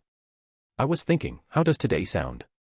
After school, you wait outside school and I pick you up from there. Kimmy blinked. I am not exactly busy, so it's possible. Sure, why not? Niji nodded. Okay, good. Let's discuss more in the bath. He squeezed her but softly, causing her to laugh, as she stood up after him. Niji was determined to do this. He will find a cure for her ASAP. Chapter 119, Back to School, 1. Chapter 119, Back to School, 1. Shoto Todoroki felt quite weird on his way to his classroom. He was never the type to care about what others thought of him, but he felt quite nervous just imagining walking into the class. Ida died, all because Todoroki failed to save him. If only he was a minute early, he could have saved him. But not only did he fail, but he also had to be saved by Niji. That was a big hit to his self-esteem. Was he nothing but a child in actual villain's eyes? Was he really so useless? Todoroki was thinking, just when he heard a yell, saying, by Niji, from far. Turning in that direction, he saw Niji waving his hand to a blue-haired girl, who didn't seem to want to leave, so Niji dashed away from there. Niji spotted Todoroki looking and stopped in front of him. Oh, hey Todoroki. Are you doing fine now? Niji asked as he watched Todoroki's eyes. I am. Todoroki nodded and started walking beside Niji. That was your sister? Niji inclined his head. Yes, she is. Don't get any weird ideas about her, though. Todoroki stared at him in confusion. Ah. Niji blinked. Forgot he is oblivious about these things. It's nothing, I was trying to make a joke. Niji said to the staring Todoroki, who slowly lowered his head towards the ground. Sorry, my humor isn't that great. Niji smiled cringely. Dude, it's no big deal. Drop the formalities. Todoroki nodded. I will try. But he couldn't try, however, because they had by then reached the door of Class 1A. They both stopped on their feet and exchanged glances. At last, with a sigh, Niji swiped the slide door to the side. Immediately, as if the people inside were waiting, their eyes shot towards Niji and Todoroki. The class, which was loud until a moment ago, went silent. Niji and Todoroki awkwardly walked inside the class, standing there under the gazes of others for a long moment just as Kendo clapped her enlarged hands. "Shake it off, guys," she yelled. "They've been through enough, don't make this awkward for them." There was another long stretch of silence, before the class burst with questions. Many ran to Todoroki and Niji, but Niji swiftly avoided them to take a seat behind Momo. Momo had come to school before Niji did because her mother came to pick her up since she was apparently missing her daughter too much. "Sheesh, the vice president is doing a better job than the president," Niji whispered as he sat down. "Wonder who that useless president is." Momo turned to give him a dead stare and turned ahead again. She was about to say something just before Kendo did it. She knew he was joking about it, but she did feel ashamed at his insult. Some other girl was looking after her boyfriend, even though she was present right there. While she grimaced deep in her mind, Ochako Uraraka called Niji from behind. Are you alright?" she asked softly. "It must have been so hard on you." Ochako didn't have Niji's number and didn't talk much in the Class 1A group chat, either. So she only asked Niji once about the incident in Hosu. Which clearly wasn't enough to convey her worries. "I am fine," Niji said, turning around. "Ida's death was pretty shocking for me, but it's been a while since then so I feel much less guilty now." He talked slowly so that Momo couldn't hear his blatant lies. Ochako nodded. "Please, don't feel guilty at all. You weren't at fault. You even saved Todoroki." Even though she said all that, she still couldn't believe it. Ida was dead. Ida, their classmate, a person they had spent around 2 months with, yet, now after a week of absence, he was no more. That was absolutely horrifying when any of the students present in the class thought about it. They could have been in Ida's place, they could have died, just like him, and that was only an internship. The students realized how dangerous their path actually was. How difficult it would be when they finally go pro. Kendo had again calmed down the mass, this time Momo joined in as they both stopped the students from trying to ask questions to Niji and Todoroki. "This wasn't what I meant when I said to ease up," Kendo yelled. "Calm down, everyone. Please don't cause a ruckus." The students were calming down slowly, which sped up in an instant as the door opened and Aizawa walked in. He was well shaven this time, a scar present under his left eye. But he still wore his baggy clothes as he walked into the desk and stopped in front of the now silent class. "The week's been rough on you guys," he said. "And so has it been on us teachers, you'd know if you are up to date with the news." Aizawa went silent before he spoke again. "From this, we have many things to learn and..." Niji blurred out the sound from outside and started to think in his mind. He was mostly busy with Roomie, but he did see some news about what Aizawa just said. Ida's death wasn't UA's fault and was instead his temporary mentor Pro Hero Manual's fault. He was revoked off his hero license and it was currently being judged what his further punishment should be. Many are claiming lifetime jail for him, whilst many are claiming that he gets his license back. He had no way to look after Ida when it was under attack by those brain monsters, after all. Fortunately, the second party seems to be winning. But even though UA wasn't responsible, and the law knew that too, the public still gave them sore eyes. What did the school teach the students if one of the bright stars from Class 1A died like that? That was their complaint. They were fools, of course. It's only been a mere 2 months since UA even started, so how much could they have taught the students anyway? However, after orders from the higher-ups, as their homeroom teacher, Aizawa had to apologize to the public in front of the camera. Aizawa did so without any complaints. "I, as his teacher, and you all as his fellow students, will always remember Tenya Ida who died as a true hero." Aizawa finished the speech he was giving. Silence fell in the room, and Aizawa went silent too. Ida's death hit him the hardest after Todoroki. Aizawa had lost a friend to a villain in the past, which was the main reason why he was so strict with his students. Only to make them realize that the path that they chose isn't a fun one. Yet, he has failed on his teachings. Aizawa felt grateful to Niji again for he had at least saved one of the students. He felt very guilty for having second thoughts about Niji before. He planned to apologize to the young man properly once he got the chance. "Now, I didn't want to do what I am going to do just after I said all those," Aizawa spoke again. "But Ida's absence leaves the class with an empty seat. The higher-ups have decided to fill it ASAP to make sure that another student gets a bit better teaching." The class nodded. They would have usually been angry and disappointed at the school for this, but after hearing Aizawa's long dialogues, they understood how important this class was. This decided their future, their life. If someone new were to also get proper training, then that would be better. They were sure someone like Ida would also want that. Aizawa turned his head to the door. Come in and introduce yourself. Slowly, from the side, a boy with messy, indigo-colored hair flaring outwards walked inside the class and stood beside Aizawa. Hello. He spoke, and unlike how everyone else remembered from the sports festival, he didn't sound so hollow. He was a bit excited and nervous too, as he scratched the back of his head sheepishly. My name is Hitoshi Shinso, nice to meet you all. The class stayed silent, recalling how the same guy ruthlessly made May cry, and also how he used his quirk to control the other students' minds to play around his whim. In other words, he wasn't a guy they had a good impression of. Everyone, Aizawa said with a held-back sigh. Please treat him well, as he is your classmate now. More or less somewhat reluctantly, everyone nodded. Chapter 120, Back to School, 2. Chapter 120, Back to School, 2. The class was unusually quiet until the lunch break began. After the lunch break, Class 1A had a class with All Might again. The students were asked to wear their hero costumes before gathering. The boys asked Niji and Todoroki some questions in the changing room, though most were just consoling them after what Kendo said. After that, they gathered in Field Gamma in front of the tall man who was standing with his hands on his waist. Welcome, everyone. The man, All Might, spoke, this time not yelling that he was here. I have heard about what happened to young Ida. I understand that you all must be under great pressure right now, and I do feel guilty about all this. Ida's death was also my fault that I wasn't present in Hosu, and also that I couldn't teach him properly enough. The students muttered at his words, realizing that he was just being respectful. What they didn't expect was All Might to bow, albeit slightly. I am really sorry for all this, but exactly because young Ida encountered such an accident, I want to do my best to teach you all properly. So that, even in my absence, you can not only keep yourself safe but also save the lives of others. He rose straight again. Which is why we are here. This is Field Gamma, and we will train hard today. Field Gamma was a dense spread of factories that went together to create an intricate network of maze-like alleys. Now, knowing what young Niji and Todoroki faced, we have decided to prepare you in case you encounter similar situations. All Might said. Which is why for today we're going to do rescue training race. I will send a distress signal from somewhere inside and you'll start at the border, trying to find and rescue me. The students looked a bit excited now, despite knowing this was a simulation of what Niji and Todoroki faced while trying to save Ida. All Might continued. We have 20 students, who'll be split into 4 teams of 5.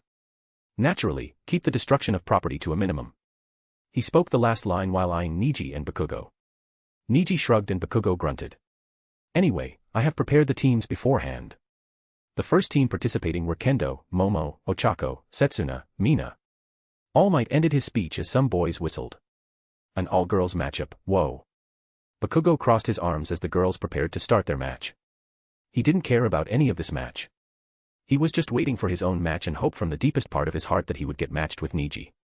Niji, that useless fucktard who couldn't even save a single guy and even allowed the villain to escape. Bakugo felt weak after he lost against Niji. He felt his life was meaningless, and he was nothing but a worm in the greater scheme of things, but of course not. That's not right. Niji wasn't an invincible creature. He was just lucky to be born with a quirk that was a bit stronger than Bakugo's own. Yet, even then, he was so pathetic that he couldn't even save his fellow classmate. This time. According to Bakugo's calculations, he will be put on the same team as Niji and Inasa, because all 3 of them had flight ability. If any 3 were on another team, they'd win without any challenge, which shouldn't be All Might's goal here. Bakugo had chosen Best Jeanist as his mentor in this internship, and he hadn't protested any of the pros' actions. Which was why, pleased, the men had given Bakugo some pointers to improve on his usage of quirk. Which was why. This time, I will win. Bakugo was confident to win. Just as the girls dashed upon All Might's distress signal, Bakugo stopped thinking and decided to observe their childish game. From behind him, Izuku Midoriya stood, observing his calm demeanor with a small smirk. Niji didn't pay much attention to Momo's match, though he did have his eyes on it. Because he knew Momo wouldn't win. Setsuna and Ochako could fly, and even if Momo made a jetpack, it's not as if she had ever used one before to use it properly so suddenly. So the winner would probably be Ochako or Setsuna. So, Niji was instead watching Izuku from the corner of his eyes. That creepy bastard. He was there when Ida died, and he was most likely the guy who killed the kid, to begin with. Izuku Midoriya was dangerous with his ability to enter astral form, dangerous to even harm Niji seriously. Niji can't see Izuku's astral body without his eyes, and can't harm him without his power gauntlet. So if Izuku hid his body somewhere and attacked Niji at the perfect time, Niji could be assassinated. Unfortunately, Niji didn't have any evidence on him to prove that Izuku is suspicious. Fortunately, he wouldn't need to depend on the law starting from the upcoming 2 months. So, he could handle Izuku with his own hands. But he honestly wanted to finish the kid before then, or who knows what problem he will cause in the camp. He has in fact made some plans, and he just needed to flip the coin after coming out of the dungeon. It's not a time to worry about killing actual people. Fuck people, moreover people like Midoriya. Niji was in a tight spot, and he would murder all the villains in the world if needed. For now, he has to wait until summer camp whilst using the time on hand to seduce some companions. Unfortunately, the class and school would be bleak for the upcoming few days, so flirting now would be disastrous. Which was fine with Niji, as he would use this time to spend on Kimmy inside the dungeon. While thinking and planning his upcoming actions, the match between the girls ended and Momo, as expected, didn't come out first. Setsuna came first, Ochako came second, and Momo came third using a jetpack she made. Mina was fourth and Kendo was fifth. Momo dejectedly walked beside Niji while sweating. Making something as complex and large as a jetpack must have tired her out both mentally and physically. My quirk is really not for these things. She spoke with a sigh. Niji shrugged his shoulders. Not really. Only rules and morals are obstructing your views. He said. Give your quirk to a villain, and bam, he is a world-class criminal if he studies enough science books. Momo deadpanned. Exactly, I am not a villain. I mean you can be, Niji spoke. Or at least a vigilante. Momo narrowed her eyes on him. Are you feeling okay, Niji? Niji shrugged again. I am just joking, don't worry.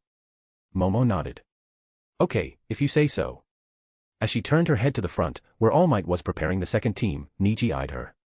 The case is this severe. Wow. The second and third matches also ended soon, and Niji wasn't called yet. So, in the fourth and last match, everyone knew who would go against who. Alright, All Might said. Young Niji, Katsuki, Inasa, Izuku and Shiro, please step forward. All 5 of them had the greatest mobility in this area. So putting them on the same team was needed. The 5 students stepped forward, everyone wearing a different expression. Alright now, take your stances. I am going to send the distress signal. All Might said, pointing at the remote control on his hand. Clicking it will sound the distress signal. The 5 students did what he said, taking positions to take off any moment just as All Might clicked the remote and the alarm rang. The path this time was a bunch of pipes placed side by side to create a road, with gaps every few dozen meters. Just as the alarm was rung, Bakugo blasted his palms and dashed across the road. Inasa made a wind current and used it to fly behind Bakugo. Shiro threw his tapes on a pipe going over the route and swung forward, and Izuku repulsed his feet off the ground and used the mobility to move forward in a fluid motion. At last, Niji moved too. Niji could simply blast in the sky and reach the other side in a second or two, but he didn't do that. He instead tapped the ground with his feet, creating a single blast upon contact, as he blasted forward like a bullet. He passed Izuku, leaping up and jumping off a pipe going over the route that Shiro was using to move forward right that moment, as he passed Shiro too by jumping off the pipe like a rabbit. He made a single blast in the air, to move farther than his leap would have allowed to otherwise, and did a front flip on top of another pipe by pulling the pipe away with his hands.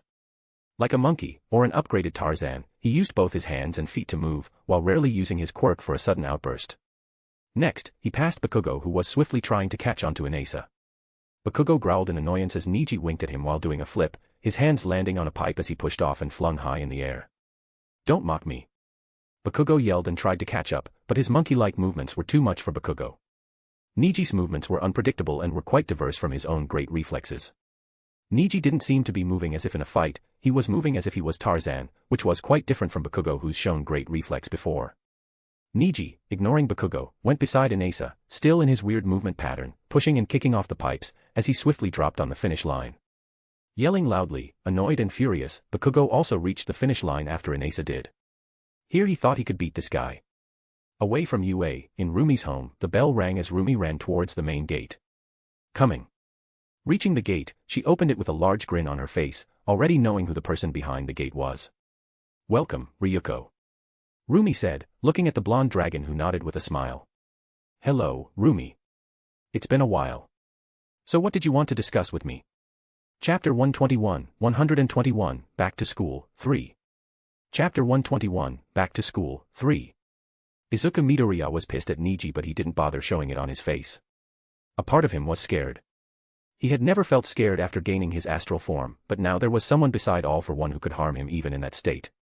Hado Niji, the kid who's been ruining all his plans. Izuku wanted to kill Niji, torture him for days because not only had he ruined his plans, but the kid had also insulted and harmed Kaken. Only Izuku himself was allowed to do that. He rapidly shook his head, clearing those thoughts since he didn't want to break his arrogant persona here in the classroom. Instead, he focused on the words Aizawa was saying. After the last round, the students had returned to the classroom for their last class, where Aizawa was talking about their midterm exam. Midterm is in 2 months, and after that it's summertime. He spoke slowly. But, of course, we can't just give you a whole month of vacation. So. He trailed off as some students gasped. Don't tell me. We will be going to the summer camp. Aizawa finished his sentence. The students cheered aloud. They might have lost a fellow student, but they were still teenagers. They are bound to return back to their normal lives without any hiccups. But. Aizawa interrupted their cheer. Anyone who doesn't pass the midterm are not ineligible to participate in this summer camp. Kirishima from the front seat cheered. Be sure to study hard, guys. Most people cheered too, but Izuku Midoriya only hid a smile. Just 2 more months before Niji would die by his hands, and Kaken and All Might would be his. Ryuko sat down on the couch, in front of Rumi, who placed 2 cans of Coke on a table between them. Thanks for coming on such short notice, Rumi said as she leaned back with one of the Coke in her hand. I require some major help. I guessed that. Ryuko nodded as she picked up the other Coke. You don't usually call me here without any solid reason. Rumi gulped from the can and released a breath. Yeah, the reason is pretty strong this time around too. She continued with a sigh. You know Niji was living with me for a week, right? We might have done something unspeakable. Rumi. Ryuko blinked, an expression of worry on her face. Did the 2 of them accidentally murder a villain? Niji's quirk is very destructive, and even though he was strong, a teenager can lose control amidst a life-threatening battle. Ryuko realized this must be a serious matter. So she put down the Coke and nodded reassuringly. Don't worry, speak your mind in detail. With another soft sigh, Rumi parted her lips. To sum it up, we fucked and now I don't know what to do now. Rumi finished after a long speech. Do you have any idea on what I should do from now on? Ryuko, who's been listening to Rumi talk with her mouth gradually widening until now, simply stared at the bunny with eyes filled with disbelief. You're joking, right? She finally asked. But Rumi slowly shook her head, and as if it was a bullet hitting Ryuko, she jumped up. Rumi, are you out of your mind? You did what with a kid? More so someone who's already in a relationship. Where are your responsibilities as an adult? Let's not talk about what would happen if this news gets out to the public, that's another nightmare, but I am just baffled how you took the initiative. Teenagers are hot-blooded, they'd of course try to flirt with you. You're a beautiful woman. But that doesn't mean you should accept their flirting and sleep with him. Ryuko yelled out. I can't believe this isn't a joke. Now you're asking me for advice on how you should manage with his girlfriend. Hey. Rumi interrupted her. Don't yell on me. I am just asking you for advice because you're the only person I can trust with this. Ryuko's open mouth closed as she started at Rumi. After a long moment, she dropped to the couch again and covered her face with her hands, sighing. She's right. She shared this with me because she trusts me. Ryuko thought, a tinge of pain in her heart. But she wouldn't have yelled at Rumi if the guy she did this with was someone else, but it was Niji. Was she feeling jealous? If so, didn't that make her a pathetic hypocrite? Why did Niji do that? He has a girlfriend, how could he touch another girl? Momo's a really nice girl, and she loved Niji a lot. Ryuko could tell even from the short time they spent together. How could Niji have cheated on that girl? Rumi, Ryuko sighed and rubbed her temple. I don't get one thing. Why are you asking for advice on how to manage things with his girlfriend? My point is, he has a girlfriend. Yet he cheated on her with you. Don't get me wrong, I know Niji is a good kid, I don't think as a man he's worth sharing if he is cheating on a girl like Momo. So tell me, why are you even considering this relationship? Why not just forget about him? Ryuko said. If it's because he took your virginity then stop worrying. This is not the age and day where people care about virgin or non-virgin. Ryuko was angry. She was angry at that kid for doing this to Momo. Cheating is never a thing that should be forgiven. Though she wouldn't admit it, she was a bit envious of Rumi too. As a dragon, Ryuko liked strong men. One of the reasons why she never slept with her previous boyfriends was because they were mostly civilians. Even the 1 or 2 heroes she dated were weaker than her. Though she didn't like to admit it, since she hated this thought process of hers, weak men didn't suit her appetite. Knowing how strong Niji was, Ryuko felt a strange charm in the idea of being conquered by him, a man much stronger than her. It's just a bonus if he had other partners, because ultimately, girls will naturally gather around a true dragon, even if he didn't have a dragon quirk. Of course, these were silly thoughts and were not professional, and so Ryuko would never admit it, even to Roomie. She was simply angry and disappointed at Niji for his actions. Because he knew, even though Roomie should be the one to blame because she was an adult, Roomie wasn't the type to take initiative. But since she did exactly that, there must be some higher picture behind all this. Well. Roomie chewed on her lips, looking troubled as her chocolate cheeks slowly became red. It might sound awful because I was just until recently a virgin, but he is irresistible. I can't think of any other man. He's just so good. I would have wanted to have him all for myself if possible, but he loves his girlfriend, and if I tried to steal him from her, he would just see me like a slut. I don't want that, so I need to make some compromise. Roomie kept talking, explaining like a little girl in love how good Niji was, and even going into some details of their mature activities as Ryuko's eyes slowly widened, shaking on her sockets, with her face flushing bright red. Oh my god, how good is he to make Roomie like this? When classes finally ended, Niji and Momo walked to the parking lot where Nijire was waiting with Kimmy. Kurai was there too, sitting above Kimmy's head on her paws, looking down on the world with raised head. Niji and Momo waved their hands at them and walked closer. Niji. Otuto. Nijire ran at him. You're going to take Kimmy inside the pocket dimension or whatever. Why didn't you tell me about it before? She jumped and wrapped her arms around his neck, her nose touching his and her wide eyes staring at his. I want to go too. Take me. Which is why he hadn't told her about it before to begin with. Niji put his hand on her waist, making sure it didn't look too intimate from the outside as he came up with an excuse. I can only take 3 people with me. Kurai and Kimu are facing the slots. Kurai is unreplaceable, and Kimmy is, well, we are going to look for a curse for her hemophobia. He said. You want to ruin it for her? Nijire pouted and cancelled the hug. Just say you won't take me in, no need for playing around with words. Fine, just don't be late. Saying so, she took Momo by her arms. Anyway, drop me home, Momo, let's go. She pulled Momo, who waved at Niji, and went to Momo's car in the far. Niji was left with Kurai and Kimmy, standing in front of his car as he scratched his chin. While he was out with Roomie, he told Kurai to finish the experiment. Can a living being beside Gamer enter a dungeon if they were put inside the inventory in the outside world, and taken out in the dungeon world? Kurai did so, by visiting the dungeon located in a park around Niji's home. That was the same park where Niji found his first dungeon. Kurai had grabbed a mouse, made it fall unconscious, then put it in her limited inventory, which was a nerfed version of Niji's own, and finally took it out on the other side. Meaning the experiment was successful, and so, it should also work on Kimmy. Kurai, Niji widened his arms, where the cat jumped onto Kimmy's head. Papa. What is it? Cast, stealth, around us. Make sure to pour enough mana, since there are quite a few people around us. Okay.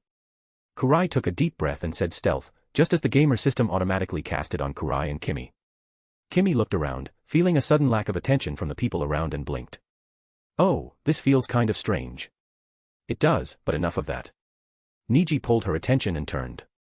Follow me, we don't have much time on our hands. Momo has prepared the necessary excuses with the club she made if Niji and Kimmy were to be spotted, but that didn't mean they shouldn't be careful. Stealth didn't mean invisible, after all. So, they ran, carefully and soundlessly, before they reached the gate that Kimmy couldn't see. Niji put her to sleep by his acupuncture techniques, and then put her inside his inventory. After that, he slowly walked inside the Golden Gate. Chapter 122, Dungeon 1. Chapter 122, Dungeon 1. The golden light engulfed Niji entirely, and the light caused his vision to be too bright for him to see. In that soundless space, Niji stood for a few seconds before his vision slowly returned. My liege. A woman, who was kneeling and yet was as tall as him, spoke with her head raised. Welcome back. Mirko, the green-skinned ogre woman, said and waited for Niji to respond. Niji nodded, his sight clear now, and spoke. How long has it been? Only a second, as usual. It's only been a second since Niji had last left this world, though he had spent 2 weeks in the outside world. I see, good. Niji nodded and gestured for Mirko to stand up. Kurai jumped from his shoulders and hopped above Mirko's head. Papa, take mommy out. Kurai said. She must be suffocating. Okay, give me a second, Niji said and opened his inventory, where he could see Kimmy's face on one of the slots, looking like a profile picture. He shoved his hand inside that slot, his hand going through Kimmy's face before he pulled out her unconscious body and softly placed her on the ground. It worked. Mirko looked stunned. Such high-class spatial magic. Truly, high humans are something else. She nodded to herself. It was a wise choice to follow Niji. But she was curious about something. My liege, if you don't mind me asking, who is this Demi? Demi was a term used for demi-humans. From the looks of the woman lying down, wearing maid clothes, she was a cat-human. Is she a maid from your plane? Mirko asked carefully. Monsters hated demis because they hunted monsters and saw them as nothing but lower life forms. But Mirko wouldn't dare to say something dumb if this maid was Niji's own maid. She knew he might have made love with her, but that wouldn't stop him from killing her if she were to misbehave. He was more of a monster than her sometimes. She's my maid, and she's my lover too, Niji said as he crouched down and tapped her neck. Be sure to treat her like how you would my own wife. Mirko's body trembled in shock as she gulped and straightened her back. Why yes, of course my liege. Kurai gave a cat-like chuckle from above her head while Niji gave the last tap on Kimmy's neck. There was a jolt as Kimmy jumped up with a gasp. Niji moved away, barely avoiding a clash of heads, and Kimmy's wide eyes started to look around. Her shocked eyes became curious and the curious eyes became surprised. This looks like the basement of some monster village. She spoke, her eyes running around before they stopped on Mirko's feet. Slowly, her eyes squinted up Mirko's legs, her thighs, her abdomen, her overly large chest, and finally, it landed on her scary face. Ah, is that a monster girl? She suddenly sniffed the air, her nose twitching. This is the same scent you return with every now and then after school.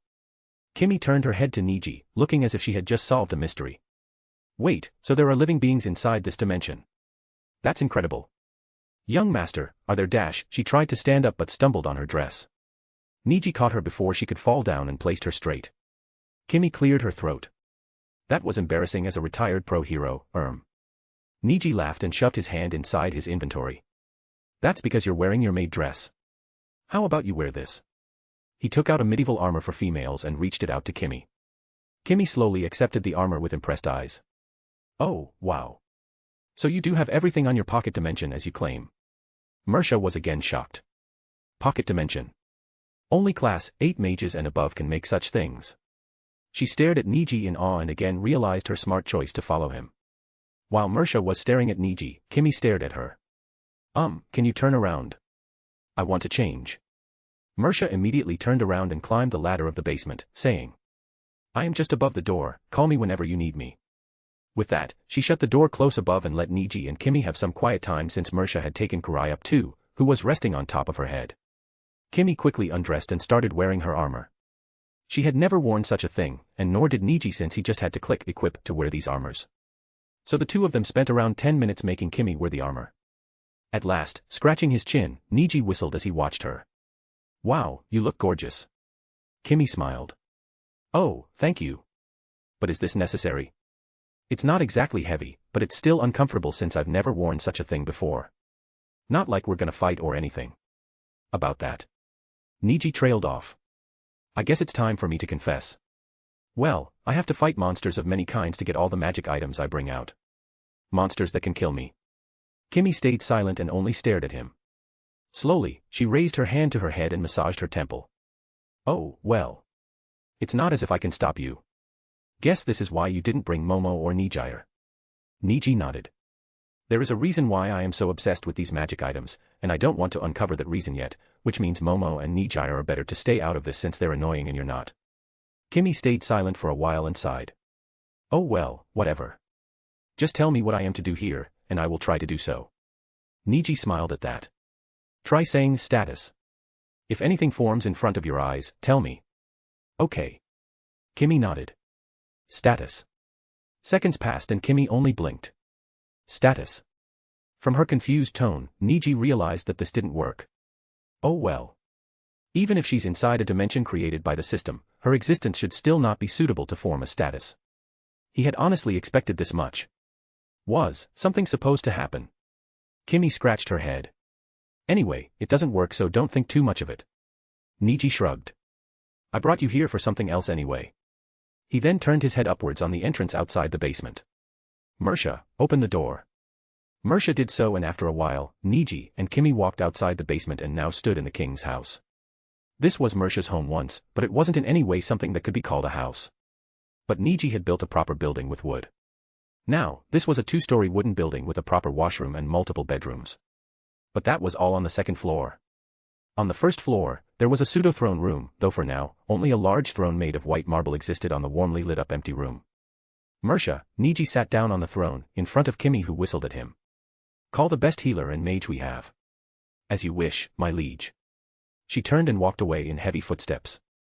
Kimmy, observing the room and Niji, finally spoke. "So you're making some kind of monster kingdom in this place? Kinda cool. Did you sleep with that woman?" Kimmy corrected herself, noticing Kurai sitting on the arm of the throne. The cat tilted her head at her stutter but didn't bother more than 2 seconds as she started to scratch the back of her ear. "Well, yeah, I guess. I have around 21 people under me, all females since the dudes died in a recent attack against Cyclops. Orcs and ogres, all females. I think I should hire some more, though," Niji said. "I have slept with exactly every one of them, too." "Oh, I see. Kimmy chewed on her lips, but again noticing Kurai, she decided to change the subject. "So, you don't have a queen?" "I am asking because I see no throne for a queen." Niji stared at her face that was slowly growing red. "Is she getting wet thinking I have a queen?" She was too far gone at this point. But she needed to feel superior to at least these monster girls. She was far more important to him than them. Well, Niji slid his hand inside his inventory and yanked out another marble throne, placing it beside the one he was sitting on using his telekinesis. "You're my queen, are you not?" he asked. "Come, sit down." Kimmy blinked, her face losing the blush as she stared at him dazed for a moment before giggling with a much harsher blush. "Stop being corny." "Okay, I will stop being so down bad, at least in this dimension." Niji smiled at her as she slowly walked and sat on the throne beside him. "But, my attire is kinda more like a knight's, no?" Niji shrugged. True. You want a royal MILF queen dress? I have a few of dash." Before he could finish speaking, Mirko returned with 2 orcs beside her. "My liege, I am not interrupting something, am I?" She spoke while the 2 orcs behind her stared at Kimmy's throne with a shocked expression. They exchanged some words between them and stretched their bodies to present themselves in front of the new woman who seemed to be their queen. "No, you're not," Niji replied. "I was just exchanging some jokes with your queen here." "Ah. I see." Mirko nodded and kneeled silently. That was a gesture that she had nothing else to say anymore, which Niji accepted and looked at the 2 orc women. The orc women were green-skinned, too. It seemed to be an evolution that orcs gained at level 100, where their pink skin changed to green. The 2 women in front of him were respectively, level 114, and level 103, so they had experienced this evolution. This also made them more beautiful than before, and for reference, the woman on the right looked exceptionally charming. Around her short and petite stature, she wore a green dress with golden outline, which tightly covered her medium-sized breasts. Around her head, a golden thread was weaved along her hair, while 2 white flowers were tucked beside her ears. She didn't have a pig nose, and instead had normal human-like nose. She was the mage, also known as the witch by the villagers here. Niji recognized her from before. He inclined his head to her and the healer. "Good to see you 2 again. Let me cut to the chase. Can you 2 heal mental wounds?" The 2 girls exchanged glances. "Mental wounds? Can you kindly elaborate, my liege?" "It's a trauma," Niji replied. "Can you guys cure trauma? I know both of you were at your 90s level, back then you couldn't even regrow a missing limb. But now that you have evolved, are you confident in curing a long, 13 years old, trauma?" Both of the women sheepishly scratched the back of their heads. The mage girl talked first. I am not really good at healing magic, let alone mental magic. So I, unfortunately, don't even have an idea on how to cure this." Kimmy was silently listening to them, curious, as she spoke. "Wait, so they are magicians? Does magic exist in this place?" Then again, she was seeing talking orcs and ogres, so it shouldn't be that shocking. Niji nodded his head, answering to both Kimmy and the orc mage. Then, he turned his head to the healer. "You have any idea?"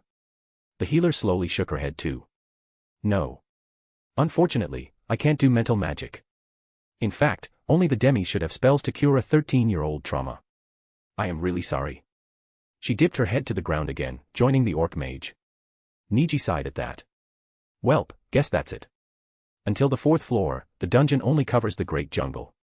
On the 5th floor, it goes underground and Niji doesn't know what exists there. So the earliest he could meet any demi should be when he steps in floor 6, but that would take at least a few months in this dungeon time." He was about to talk again, but he noticed Mirko looking at him with a strange light in her eyes. "What is it, Mirko?" "My liege, if it's about mind magic, I have an idea." Mirsha said. I have told you about the 4 great beasts, right? In this southern part of the great jungle, the great white tiger resides. According to the rumors, the white tiger is most proficient in mental spells. She was suggesting Niji should kill the white tiger. In this world, killing someone didn't turn them into light particles, like other dungeons. They also didn't drop loot. But from what Niji had heard, the great beasts do turn into light particles and drop loots, and after a certain time, they also respawn. Interesting. Niji slowly scratched his chin. Guess we got a little cat to hunt. A cat that could probably one-shot the weakened All Might. Chapter 123, Dungeon 2. Chapter 123, Dungeon 2. The first time Niji stepped inside floor 1 of this tower, he counted 5 save stones releasing pillars of light in the sky. Mirsha's village had 1 of them, the lake fishman had 1, the cyclops that killed all the males of the ogre tribe also had 1, so currently Niji owned 3 of the 5 save stones, with only 2 remaining. From what Niji heard from Mirsha, 4 save stones needed to be destroyed for the last to be accessible, which was currently inside a barrier. Right inside the barrier, the white tiger also resided, protecting the save stone. Meaning, if Niji were to destroy 4 of those save stones, his only way of escaping would be the one beside the white tiger. In other words, until he defeated that beast, he would be stuck here. So Niji planned to first hunt the 4th save stone today and come back tomorrow for the white tiger. So time flows faster here than the outside world. Kimmy asked as she walked beside Niji in her armor. This is all kinda interesting. Maybe there are other continents in the endless sea. I am curious now. Oh, maybe I can finally make my own manga. It would be about this place, a hero chosen by the world who fights the demon lord. Trash. Hey, come on. Kimmy protested Niji's insult. That plot is one of the classics. Back in the 21st century, it was very popular. Though these days we don't see it anymore.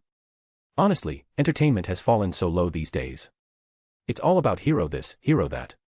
Kimmy and Niji were taking a walk around the small village, with Kurai running around on the other side away from them. Kimmy and Niji were almost of the same height, with Kimmy being 3 centimeters shorter, standing at 180 centimeters. Also, are there vampires? Kimmy asked. I would have liked to meet more cat girls and dog girls too, but I already saw many of them in the outside world. But I have never seen any vampires, which is why I am curious. Oh, I remember there was once a rumor about a baby being born with a vampire-like quirk, but never heard any news after that.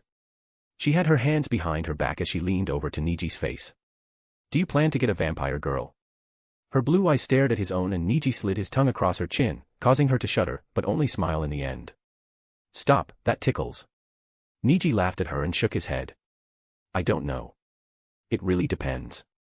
He slowly turned around in the middle of the village where a large crowd was gathering. Anyway, everyone has gathered so it's time for us to move. Niji walked in front of the gathering of monster girls who were ready to fight their lives away. The only intelligent faction left is the Great Wolves. He spoke. A faction consisting of different species of wolves, who feed on anyone who isn't themselves, serving under a single leader.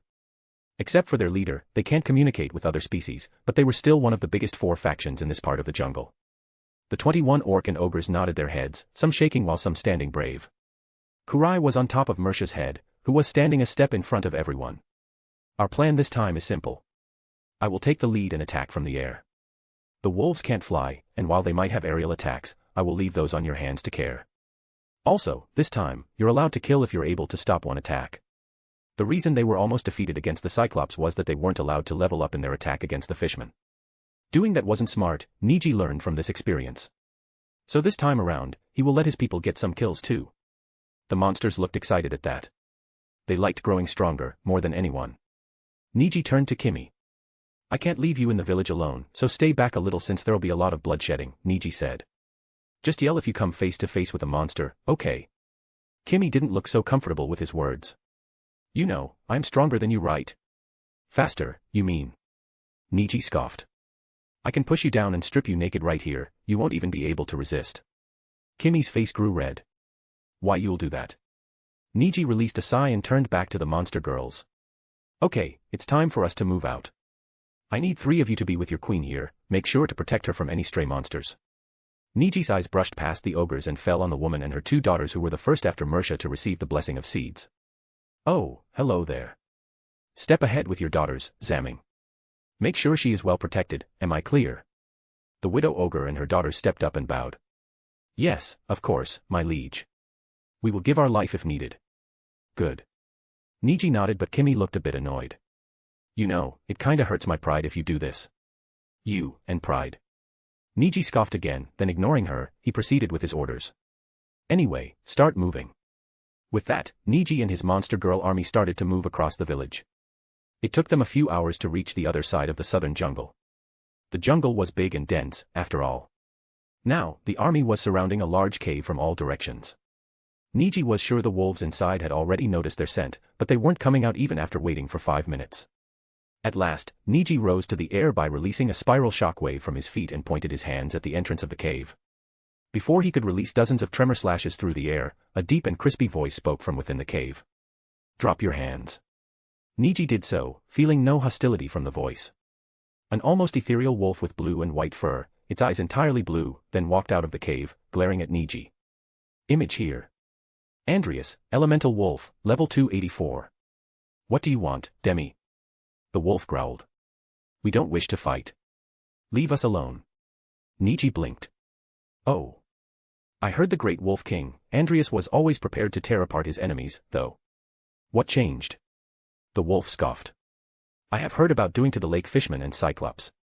A powerful demi whose mana is so vast that one can't even sense it. I don't want to take any chances against you. Interesting. Niji raised his arms again. Looks like you're scared, maybe this will be easier than I thought. The wolf showed its teeth, still glaring with its blue eyes. I am not scared of losing. I am simply scared that this battle will cost the lives of my children.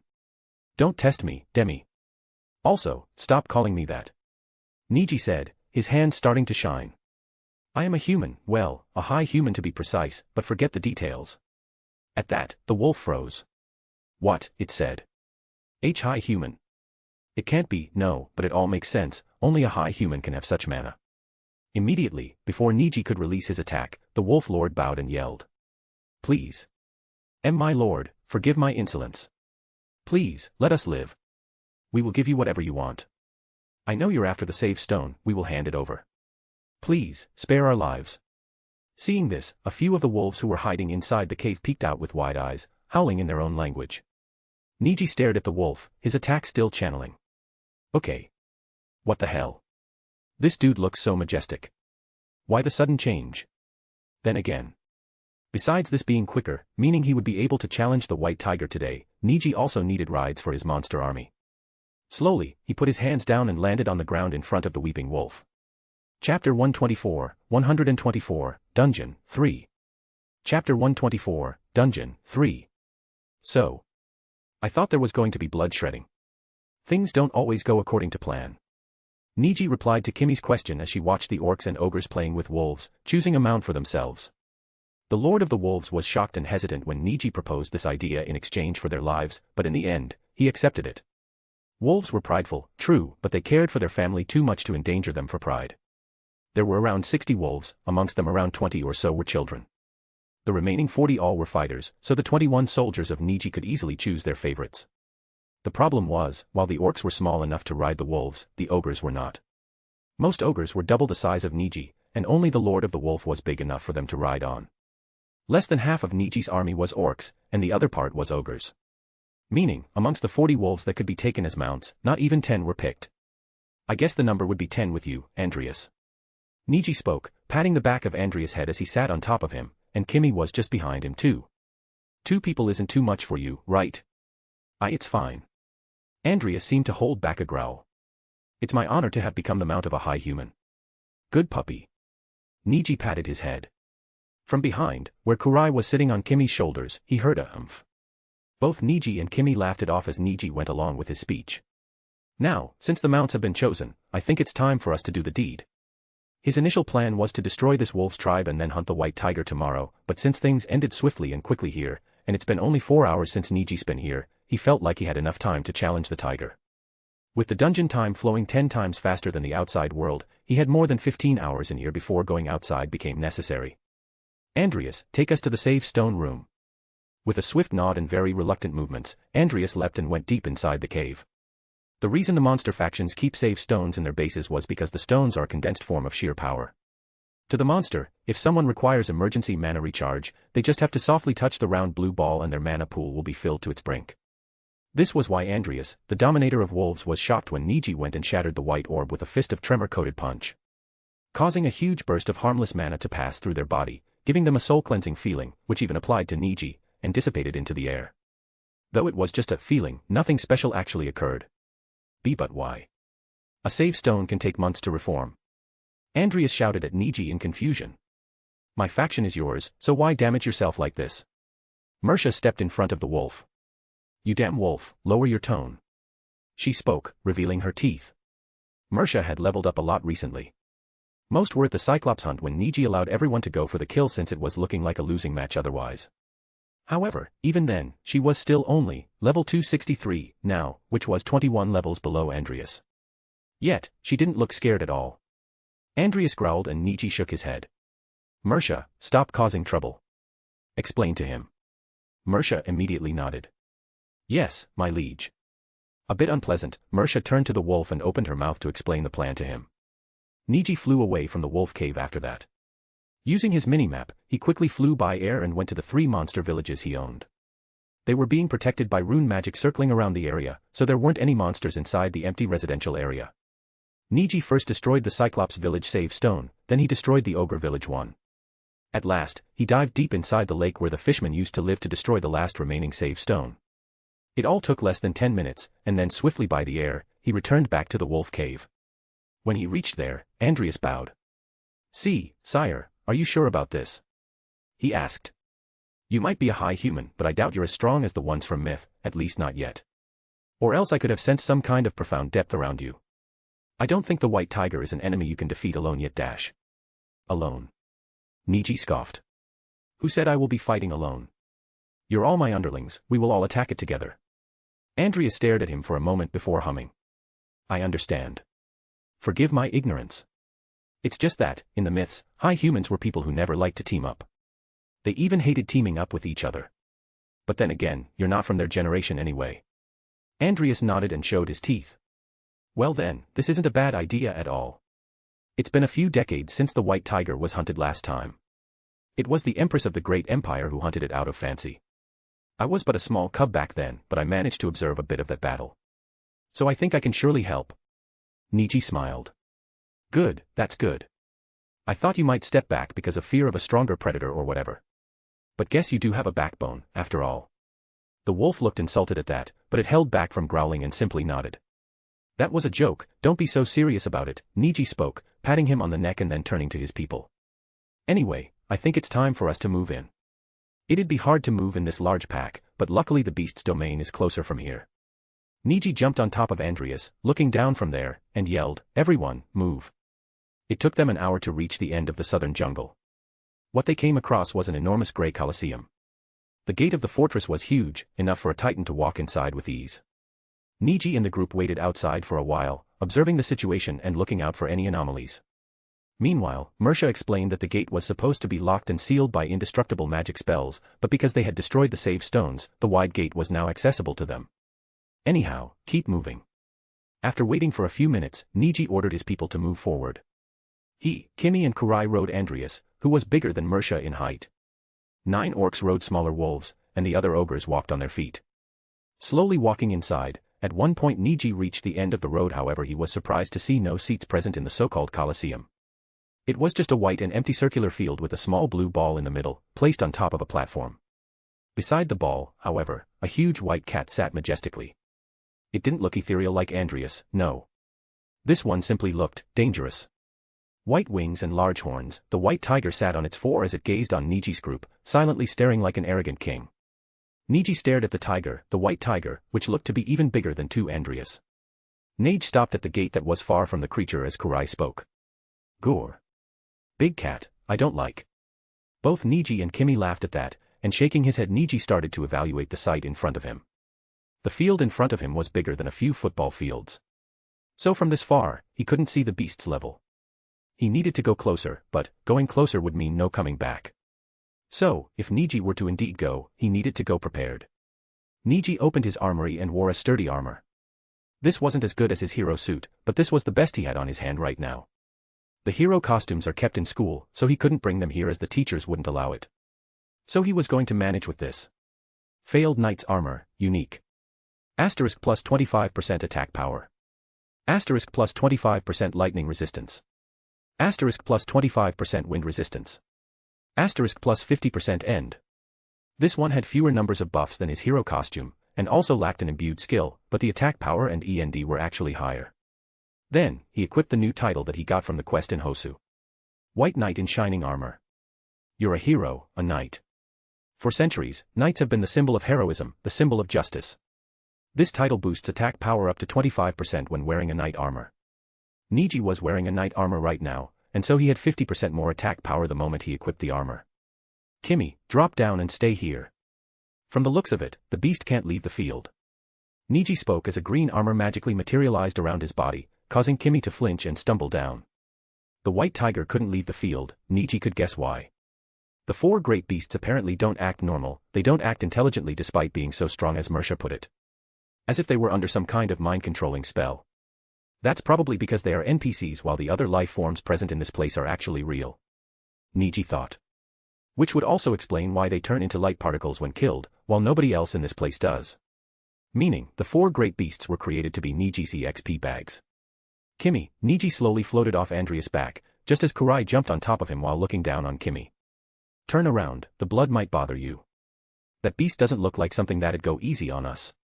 Kimmy slowly nodded, sighing under her breath in helplessness that she couldn't help despite having the power to. In fact, she was being helped by a kid half her age. Niji gestured his hand at the monsters to move. Some of the wolves were shaking, feeling instinctive fear because of the stronger predator in front of them. But under Andreas' guidance, the wolves moved. So did the orcs and ogres, led by Niji in the air. Kurai started to brew a spell, her death breath. Dark mana circled around her jaw, ready to be shot at a signal. Fire. Niji yelled out just as Kurai shot the beam of darkness, death mana, at her enemy. The white tiger, one moment was sitting on its fours, the next moment was rushing at Niji in the air after dodging the attack. The tiger was huge, Niji realized as it came flying at him with its wings. However, as huge as it was, it made an easy target. Mirsha and Andreas moved below it, Mirsha grabbed its long tail and yanked it downwards. The tiger's body thumped down on the floor, just as Andreas went to slash his claws on the beast's throat, which the tiger blocked. The others entered the match soon, the dozens of wolves and monster girls dashed at the fallen tiger.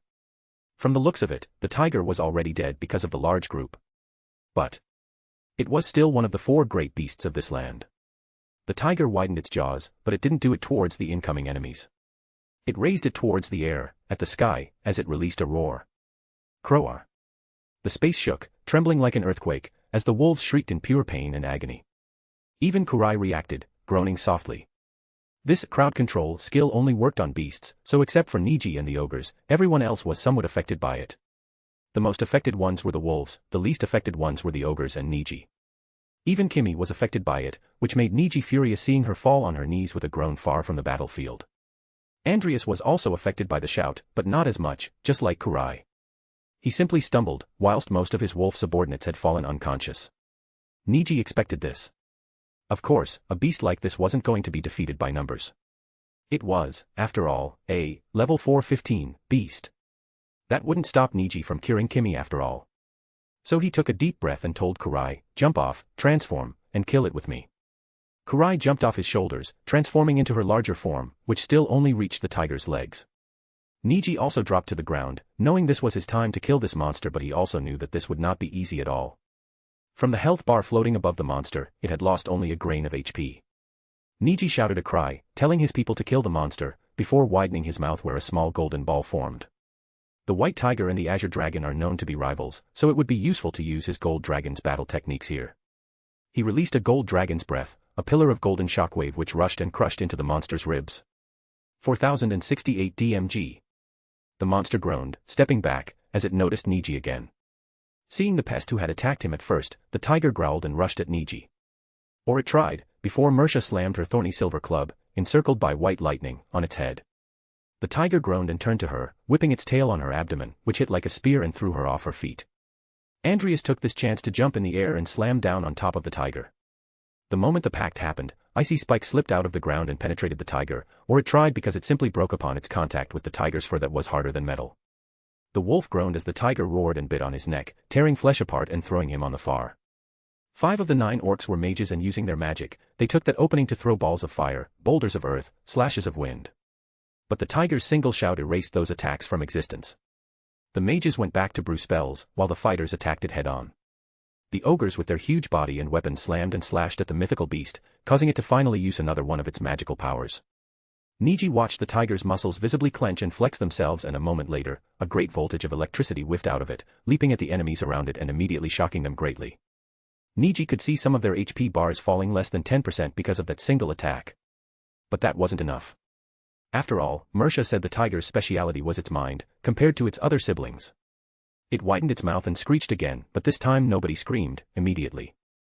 Niji couldn't understand what happened, but all of his people started to yell with their expressions distorted. They started to swing their weapons in the air, even the ogres did so. In the far distance, Niji saw Kimmy yelling with her hands around her ears as tears dripped down her eyes like a fountain.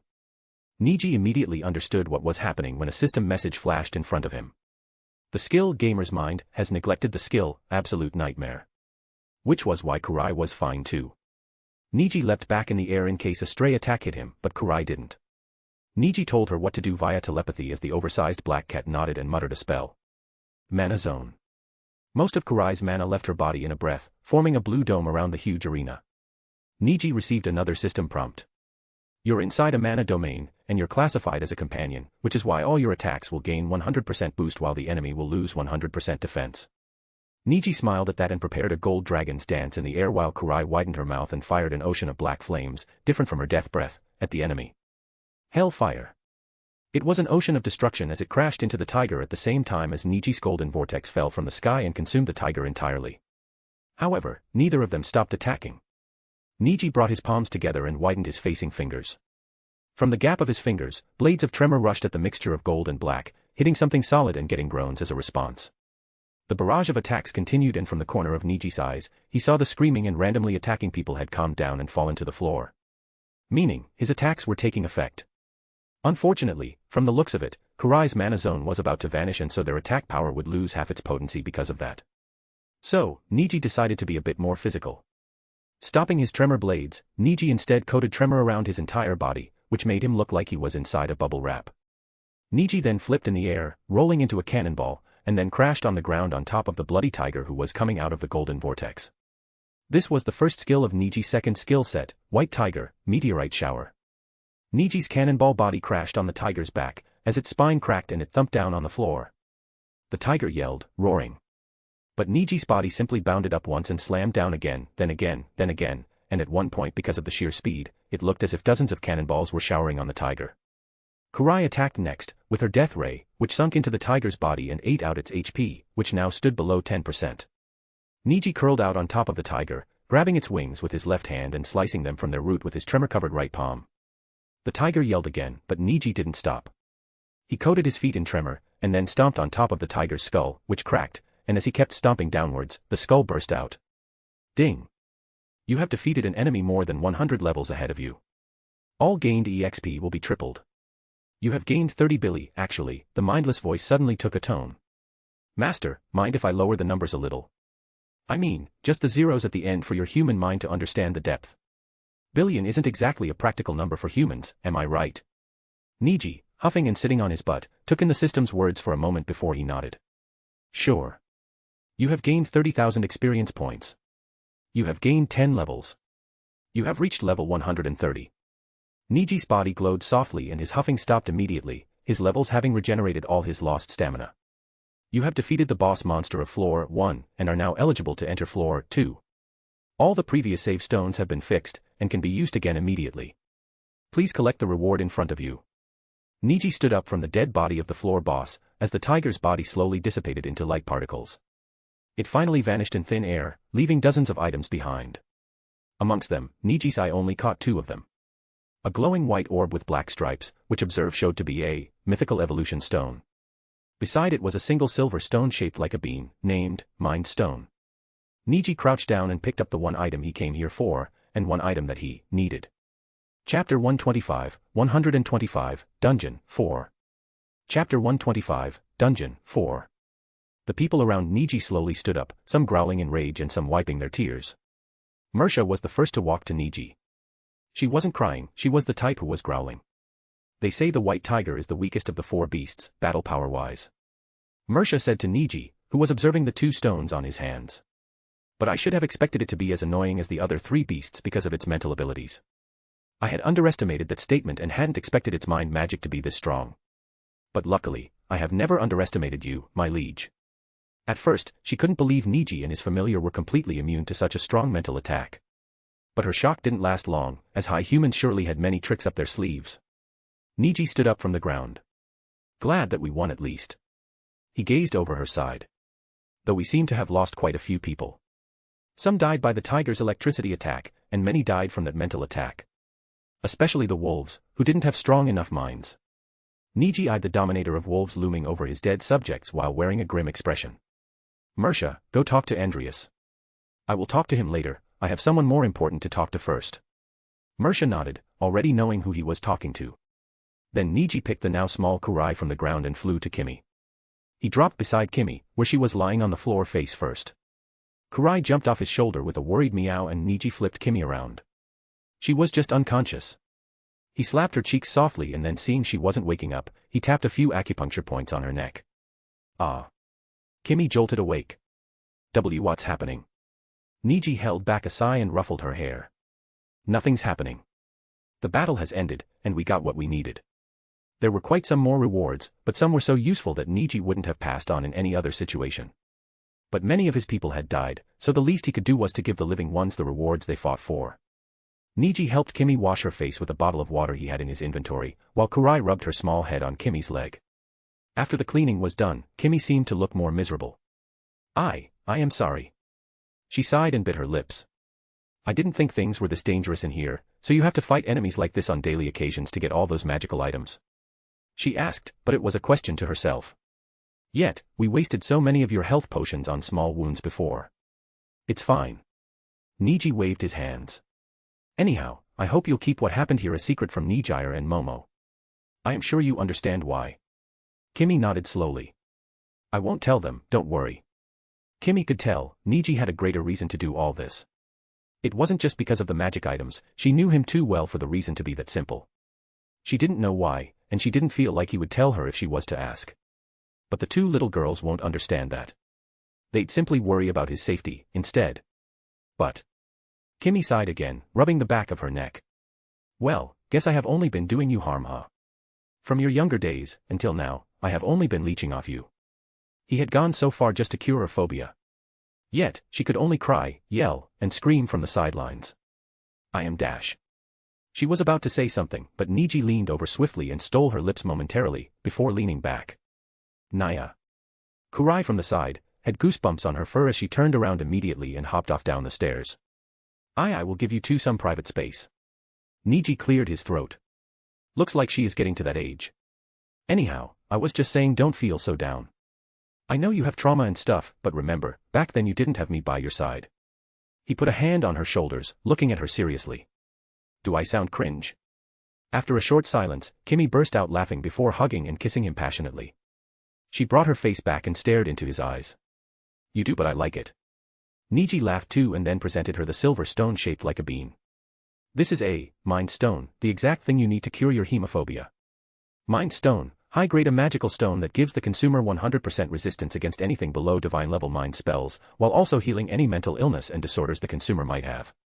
The consumer will always have a top-notch mental state and would be immune to any kind of mental attack even if it's not magical.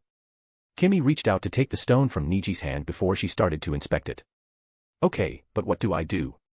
Put it in my mouth. She asked with a tilt of her head. Do I eat it? Neji nodded.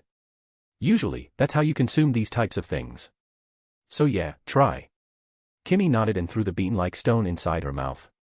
She couldn't even gulp the thing as it simply melted in her mouth in a burst of magical energy. Kimmy shuddered, her body trembling softly for a few seconds before she released a puff of smoke with relaxed eyes. Ah, feels great. Everything felt calm and chill on her mind, as if she was dipping in a spa. All her worries, all her bad memories, all her nightmares that she could even see in daylight, and the vision she saw just a few minutes ago, all melted away, leaving her mind refreshed as if she was just born. Neji smiled at her and took out his phone from his inventory, then played a video on it. He presented the video in front of her, a video that featured a gory car accident where a family of 4 died. It was bloody enough to make anyone uncomfortable, and Kimmy almost jumped back after seeing it. But slowly, surprised that she didn't feel fear or even disgust, she slowly turned to the video and stared at it. She stared at it intensely, seemingly frozen in time. All right. Niji threw the phone back in his inventory. That's enough. I believe you're cured now. Kimmy blinked at his face, blinked again and again, before she leapt at him and hugged him tightly.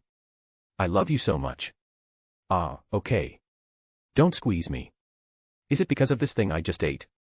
I feel my love for you much better now. Kimmy kept speaking in his ears, brought her face back to look at his face, and hugged him again. Why do you look so handsome today? Niji chuckled, flowing with her conversation while nibbling on her ears. After a long time, she cancelled the hug and cleared his throat. Ahem, anyway. I have something else to give you, too. So let's continue this later on, okay? Kimmy looked a bit dejected, but she simply nodded while staring at his face as bewitched. Okay. Niji then took out the glowing white orb with black stripes and presented it to her. This is a mythical evolution stone, something useful that'd awaken your quirk. Mythical evolution stone, an evolution stone dropped by the mythical beast, White Tiger. The person who will use this stone will have their race changed, evolving to bear some of the powers of the White Tiger. Note, a person from a feline race would harvest the greatest benefit from this. The last past, along with the fact that he would lose his magical semen, was the reason why Niji wasn't taking this himself. Kimmy was a better host for this. Kimmy slowly took the orb in her hand and stared at it again. Evolution. Let me guess, will eating this turn me into a white tiger? Plots like that were quite common in mangas back in the day. She said, so do I eat this too? This was a bit smaller than the size of a tennis ball, which would make it harder to swallow. So she wasn't sure if she should eat this too. Yeah, do it. Niji said and watched with his arms crossed as Kimmy smiled wearily before throwing the orb inside her mouth, barely gulping it whole before spitting out her saliva. Yuck, tastes like tiger dung dash. She couldn't finish her words because a huge amount of magical energy burst out of her body in an instant, causing her armor to burst in a 360 degrees area, and her body to float over a few inches in the air. Her hair blew upwards as Niji watched her blonde hair visibly turn pale and paler, and at one point turn into pure white. Niji's eyes widened in horror. No, my blonde maid. The process continued further, but Niji couldn't do anything because he didn't want to hurt her unintentionally. Kimmy was forcefully pushed into her supercat form, which was now white too. The front of her body was fairly skimmed, while everywhere else her skin had turned pure white.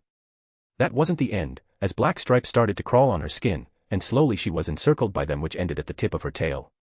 The transformation attracted everyone else's eyes there and watched the process happen with shocked expressions. It lasted for a minute, and finally, Niji watched Kimmy's Tier 5 become Tier 6, after which her feet touched the ground. Kimmy curiously looked at her hands and inspected her body, squeezing her breasts once before looking at other things. Niji, wearing a dejected expression, took out a dress from his inventory and pushed it into her naked body, which immediately wrapped around her by itself. I will forever remember you, blonde Kimmy. He muttered under his breath, which Kimmy noticed and gave him a worried stare. Her lips, imitating the omega of a cat, moved. Do I not look good? She asked nervously. I was just joking. Niji laughed it off. Your super cat form looks better than before, maybe you should call it super tiger. He added. Just not sure what your human form would look like. Maybe a long-haired 2B. Kimmy's eyes sparkled hearing the last part as she immediately nodded. Okay, let Maya turn this off. Kimmy took a deep breath in and released it. At the same time, as if getting out by her breath, her transformation slowly got cancelled.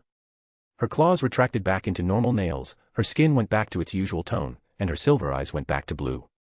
At last, even her white hair turned back to its usual blonde as she rapidly shook her head. The only visible new change was her tail, which had golden stripes on them now. There was also white at the end of her hair, though that only made her look more exotic. Image here. Ooh, so you didn't become an albino like me, Niji said. Good, I want my blonde cat girl to stay blonde. Kimmy scratched her chin. Well. I can probably turn my hair into white even in this form, though. Like some kind of partial transformation. Though, I am more interested in seeing what new powers I got. Niji took in her words and activated his observe. Name, Kimmy Sugihara. Age, 33 years and 3 months old. Tier, 6. Race, half-blood white tiger. Racial abilities, white tiger physiology, electricity generation, camouflage. That's interesting. So her quirk was amplified by the evolution stone which evolved her entire existence rather than just awakening her quirk, which would have usually happened. Niji thought, before focusing on her meta abilities. White tiger physiology, this allows the user to transform parts of her body or her whole body into a white tiger.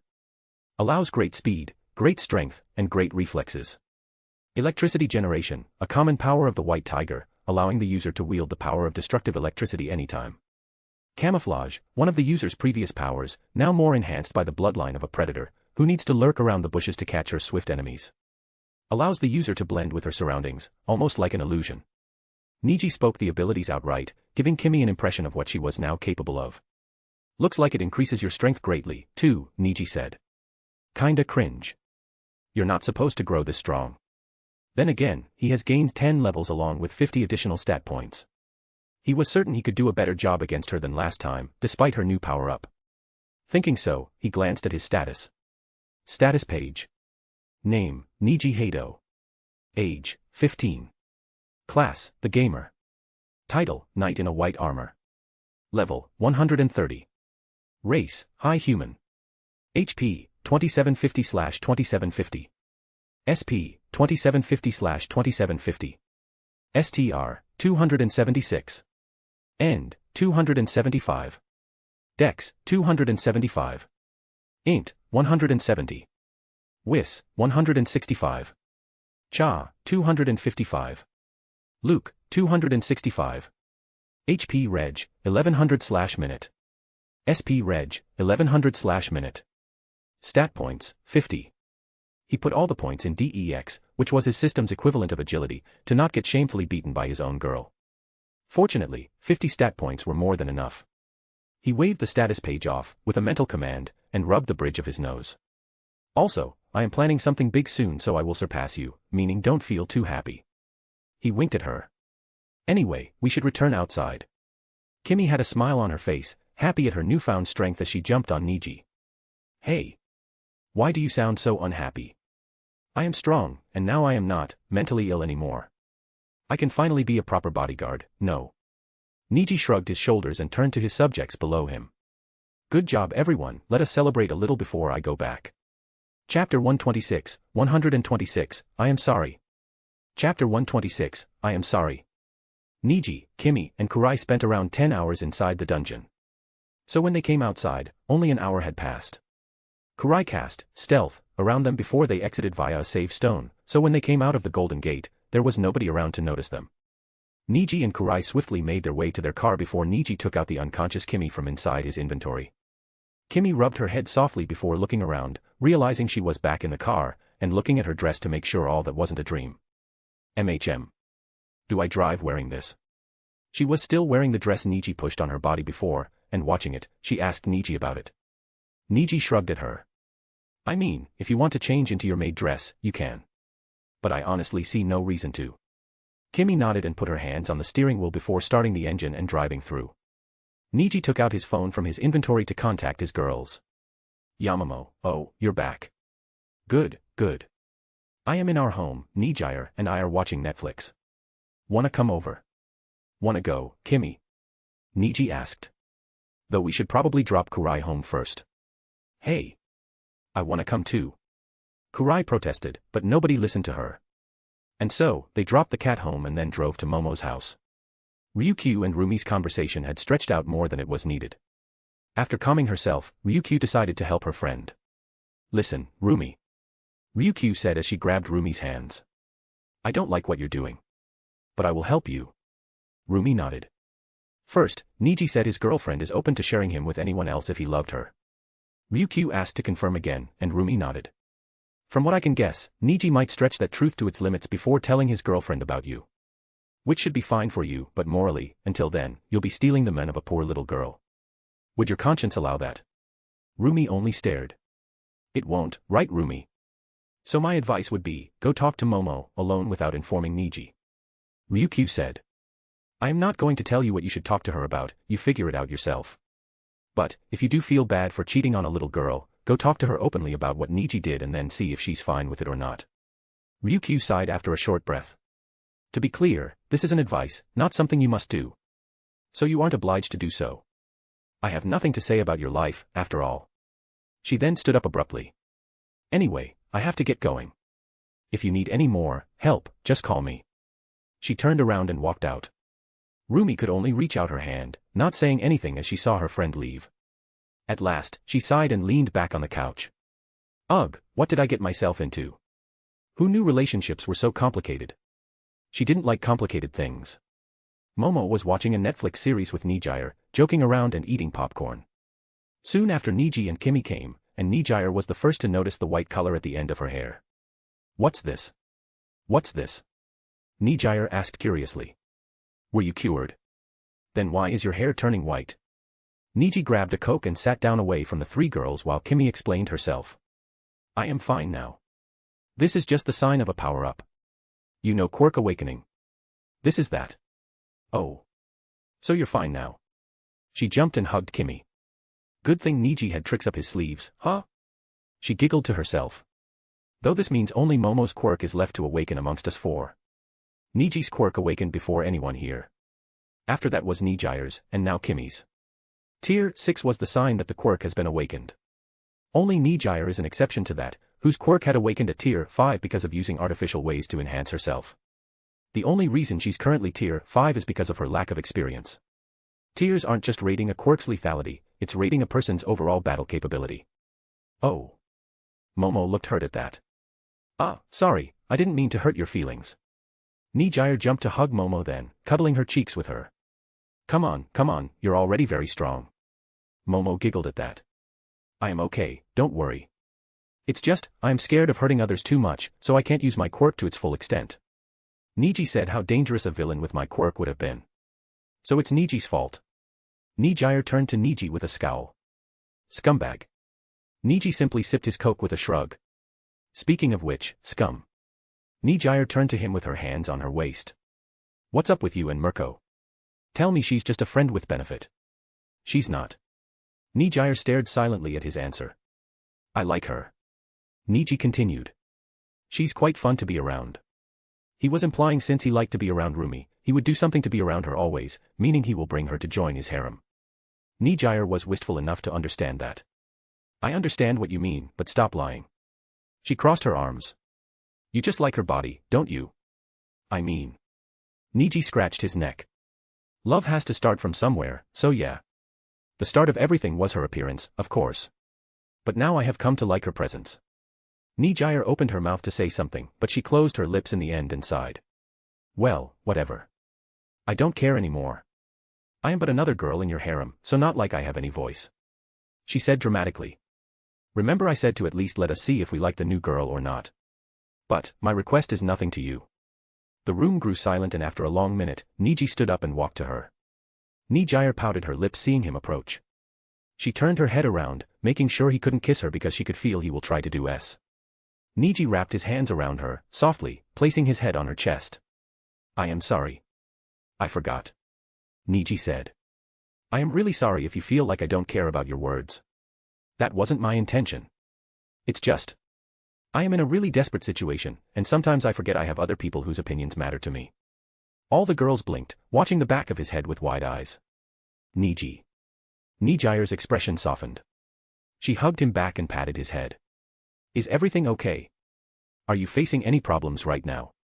Niji's voice was calm and relaxed, making sure she didn't sound worried because that'd make him feel bad. Tell big sister, I am here to help you like always. Niji didn't say anything, staying silent for a long time before he raised his face upwards to meet her eyes. I will soon. I am sorry I can't say it yet. He didn't even know if Niji would choose his side when he chose the villain route. He only knew Kimmy would stay by him. Niji kept patting him. It's okay, don't worry. I am here for you. Just remember, you can always talk to me, no, you can to us anytime. We are a family, right? There are no secrets between family. Niji gave a smile and cancelled the hug, stretching his arms a little as he yawned. I am kinda tired, so let's get this finished with. He looked at his girls' eyes, one after another. I am being honest, I will be bringing some more girls to this family. There's a reason behind that, but I can't tell you why yet. For now, I plan to bring Roomie and Ryukyu in here. Niji finished as the girls exchanged glances. After a second, Niji jumped on him with a shout, cuddling on the bed. Yay. You listened to my request. It was but a stray thought at that point, but now that more and more girls were joining this so-called familia, Niji wanted Ryukyu in here too. After all, if she couldn't stop her brother from bringing more girls, why not just make the new girls people she liked already? Ask me if you need any help with this mission. Niji laughed as the other two girls also joined, but he doubted all this would be possible if he hadn't equipped his title, Harem Lord. He was at least glad that he won't need to convince others for the next girl. Next morning, Momo woke up after hearing a notification from her phone. Slowly, she reached out for the device from the bed. Huh. Momo rubbed her eyes while looking at her phone. What? Niji asked as he leaned over her shoulder to look at her screen. Well, Mirko sent me a message. I thought it was a scam at first, but it's a verified account. It's really her. Oh. What does she say? She wants to meet me in a cafe today. Niji blinked, frowning and contemplating before he hummed. Say you'll come. Momo glanced at his face from below. Sure. Then, she did so. While Niji did accept Roomie reluctantly, Momo had yet to tell her opinion on this. So she found it a great opportunity to make up her mind by this meeting. Chapter 127, Conquest. Chapter 127, Conquest. The next day, nothing special happened in school. Niji knew nothing special would happen in the next 2 months either. After classes ended, Niji decided not to go to the dungeons that day. Enjoy your time with Roomie, Niji said, stepping in his car.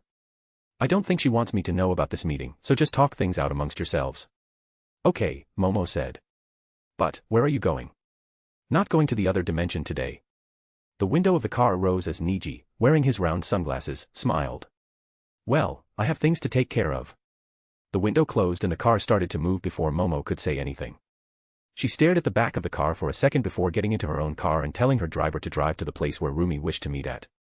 Minutes later, she walked inside the multi-story high-class cafe. I have a reservation, she said to the manager. Can you please check it? The cashier nodded and told her the table number she was supposed to go to. When she went there, going up a few floors by the elevator, she found Mirko already sitting while gazing outside the see-through glass wall. Momo stopped for a moment to calm down her nerves and relax the anxiety she felt. She was certainly nervous, meeting the number 6 pro hero out in the wild like this. More so, they were probably going to discuss about Niji, which made her more unsettled. After a while, she walked to the table and smiled at Mirko. Hello, Mirko. Nice to meet you. Mirko smiled too, taking away her gaze from outside. The pleasure is certainly mine. Thanks for coming here on such short notice. Please take a seat. Momo did so. But of course. You are after all my boyfriend's mentor, temporary or not. Roomie smiled nervously at that, though she quickly hid it. Anyway. We can talk over a cup of coffee. She waved her hand as one of the passing waiters who came to them leaned over. Now, please help yourself, and no need to call me Mirko, just Roomie is fine. Roomie said, placing her own order and watching Momo nod. All right, Momo said before turning to the waiter and placing her own order.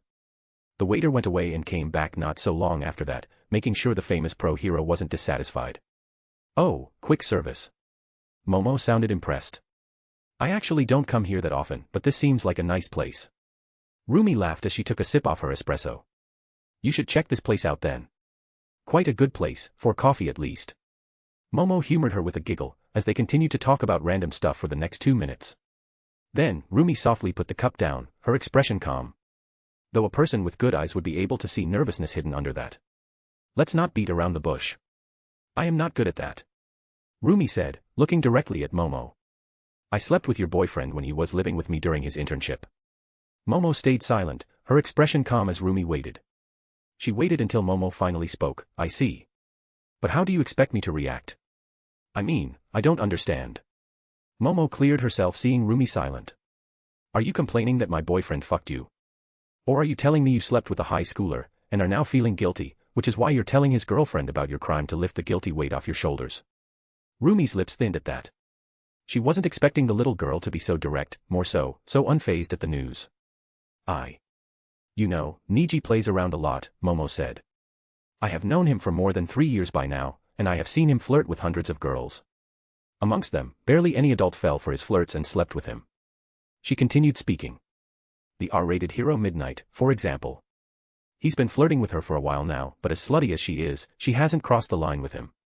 Seeing Roomie silent, Momo sighed. I am asking, none of them did it with him. So why did you? Why did you do it with him? And what's your intention behind telling me you slept with him? Roomie looked troubled at that, but after a minute of her facial expression changing, she growled and grabbed her own face with her hand. I can say I did it because he's been living with me for a week, which allowed him to try things on me that he couldn't try on other girls, but that would just be an excuse, Roomie said. Truthfully, I am ashamed to say this, but I am attracted to him. He had the chance to do anything he wished for me one night when I was drunk in pleasure. But he didn't touch me. The next day, it was me who jumped at him. Momo looked surprised at that. She blinked thrice before Roomie continued her speech. And about why I am telling you all this. My guilty heart does play a role, but I just wanted to let you know that I will do it with him again and again, whenever I want. I might sound very dumb and idiotic right now, but I just wanted to be honest. Momo stared at her for a long time before her lips curled upwards and she broke out laughing.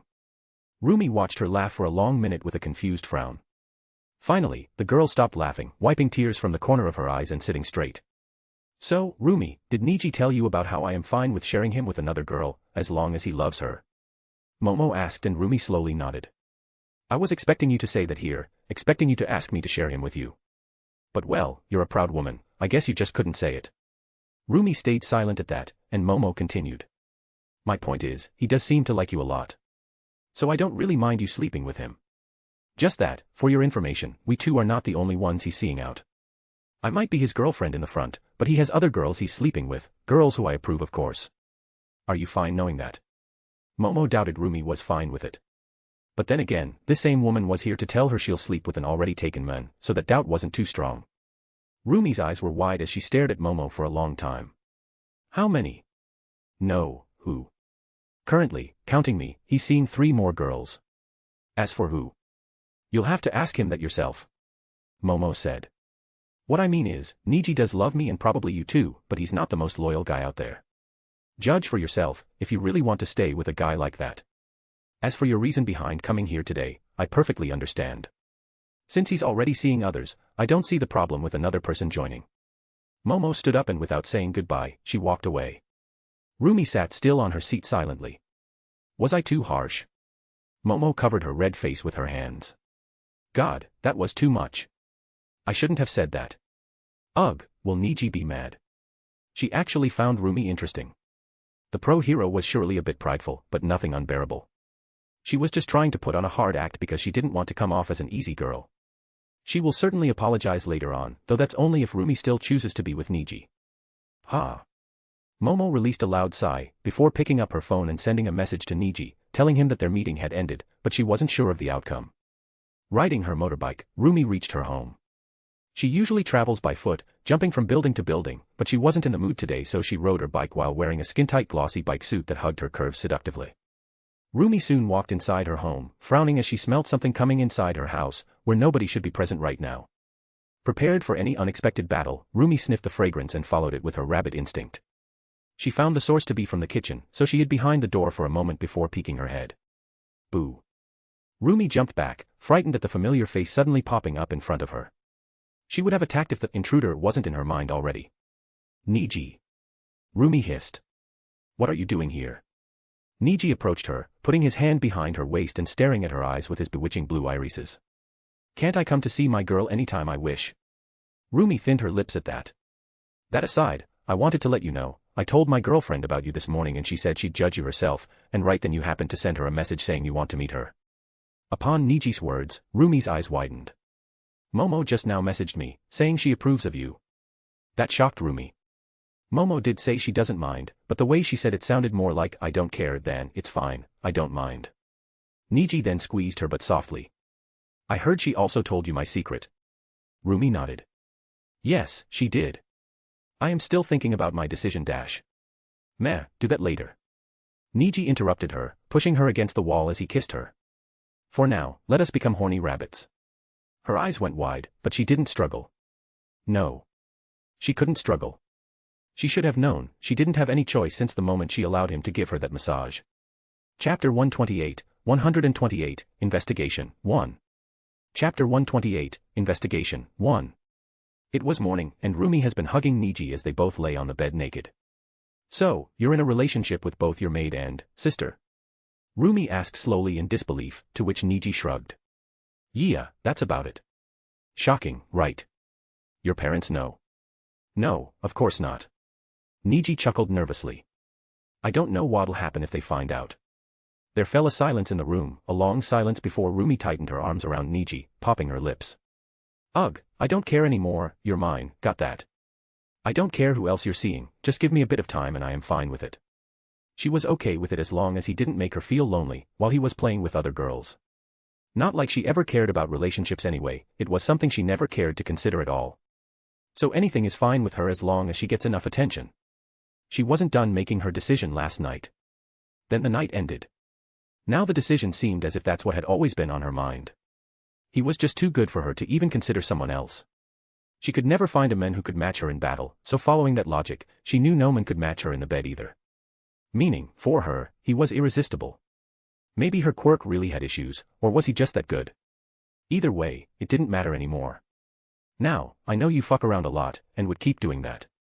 But only the four of us, me, Momo, your sis and maid, are the, it's strange saying this, but I guess we are the main girls. Kinda like we are 4 wives and your one playboy husband. She giggled to herself. But I want to ask, do you plan to bring more wives here? No need to answer me if you don't wish to. Niji's eyes met hers as they both stared at each other. At last, Niji nodded. I do. Truth be told, I already have someone in mind, someone you're very familiar with. Who? Ryuko Tatsuma, Niji said softly, causing Rumi's eyes to widen. She's been on my mind since forever, but I wasn't in a hurry so I didn't actively pursue her. But I believe it's time for me to take her. Why her? Rumi stared at him. Niji slowly smiled, grinning. What else? I just want a dragon waifu. A week passed like that and the classes in UA regained their previous cheerful color. Damn, so you can mind control anyone as long as they answer your question. Yeah, haha. Oh wow, that's so cool. Shinso was also getting along with others pretty well now. People actively avoided him, but things changed slowly. Niji returned to his usual flirting, but he honestly didn't have anyone in the classroom he was interested enough to bring in his harem, so he wasn't pushing too much. Though if he really were to leave school in less than 2 months, he wanted a taste of Mina's pink skin at least, also, midnight. Though he hadn't come across the older woman in a while now. After classes ended, Niji went to the dungeon with Kurai. He now had limited time on his hands, and currently, only Ryukyu was on his target list. But Ryukyu wasn't willing to meet with him right now. So any second that's not spent behind her could be spent behind the dungeon. Leveling himself up was a must, after all. That night, he went to cuddle with Nijire. How's school life going? He asked, hugging her from behind as she lay on the bed, fiddling with her phone. Our classes are boring these days, we're just studying for the incoming exam. I am curious, is the 3rd year the same? Nijire put the phone down and turned around before putting her arms around his neck. You're finally asking me about schools and stuff, huh? She giggled. 3rd year is kinda boring, school-wise. We don't get the same tests and training we get in 1st and 2nd years. We spend most of our time in hero agencies, after all. Even on school days. The only fun happens there, too. Oh, I see. Niji nodded. So are you enjoying your time there? Nijire hummed, slowly narrowing her eyes. What's up? Why are you asking me useless questions all of a sudden? Niji rubbed her plump lips with his thumb. Can't I ask how my older sister is doing? It's every brother's job to do so. Nijire didn't say anything and instead, she pushed him on his back and crawled on top of his abdomen, feeling his hands reach out and grab her curvy waist. Hey, you're fulfilling your brotherly duties. She scoffed. Fulfill your manly duties too, then. We haven't done it one-on-one in a while. Aggressively, she placed her lips on top of his. Hey. Hey. Niji pushed her back. Mom and Dad are home, you know. We are gonna get caught. He said to her, just, cuddle, okay. Nijire wiped her lips with an unhappy look on her face, but she understood his point. It was equally important to her, too. Well, whatever. She didn't leave his abdomen and simply rested her head on his chest. Let's continue our talk from before. Niji wasn't just leveling up in the dungeons, he was training martial arts, his spear proficiency, parkour, and quirk too. But just that won't do. He needed to prepare himself for when he gets captured by the League of Villains. He needs to know the members of the current league to prepare a counterplan for each of them. He couldn't afford to get caught off guard. So. Can you do it? Niji asked Kimmy, who stared at him suspiciously. I mean.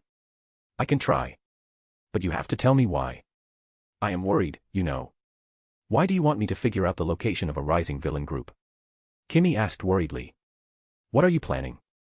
I am planning something big, Niji said. But you're not worried, are you?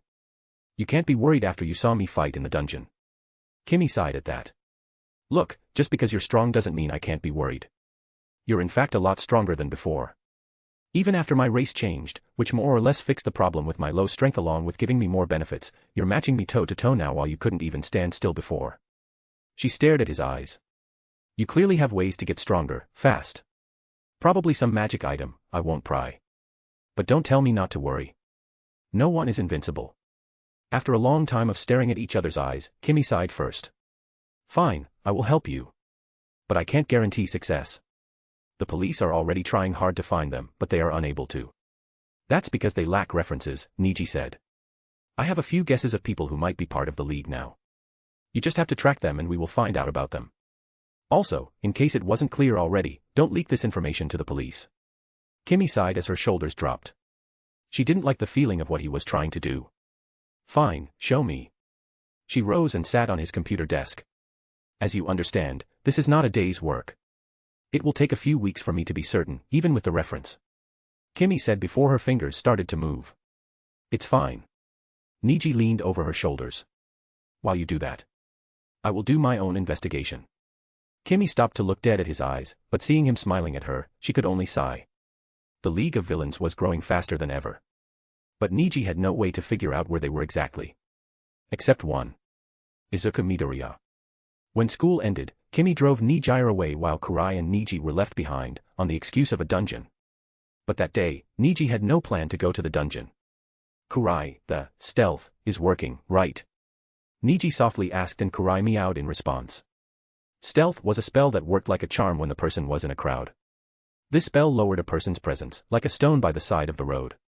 If the road is empty, people will notice it sometimes, but if the road is busy, no one in their right mind would care to look at a pebble.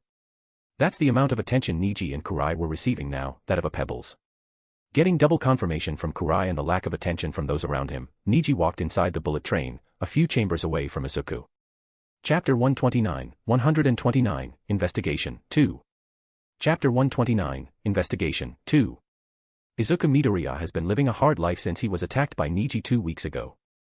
That attack damaged Izuku on a spiritual level, and while his master was able to heal a bit of that wound, he would need another 2 to 3 weeks to get back to his peak.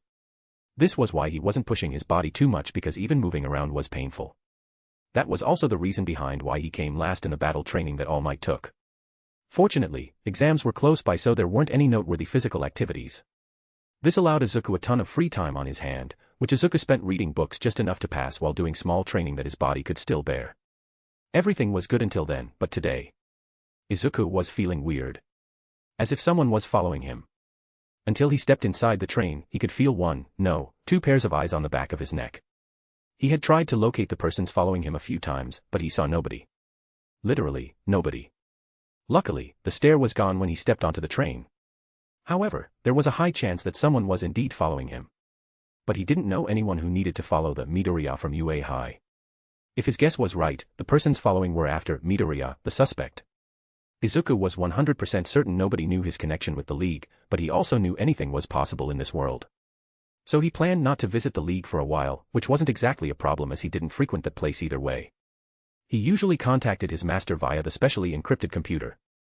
As Izuku had expected, when he stepped out of the train, he immediately felt eyes on him again. He smartly tried to locate the culprit, by looking at mirrors, taking a selfie, and doing more things. He didn't directly turn around in case the suspects were alerted. But no matter how much he tried, he just couldn't locate them. In the end, he continued his way to his apartment where he and his mother lived happily and peacefully. Niji was absolutely certain Izuku noticed him. He was acting too weird not to. Though how did he do that exactly? Izuku couldn't find him in the crowd, even though sometimes he was out in the open.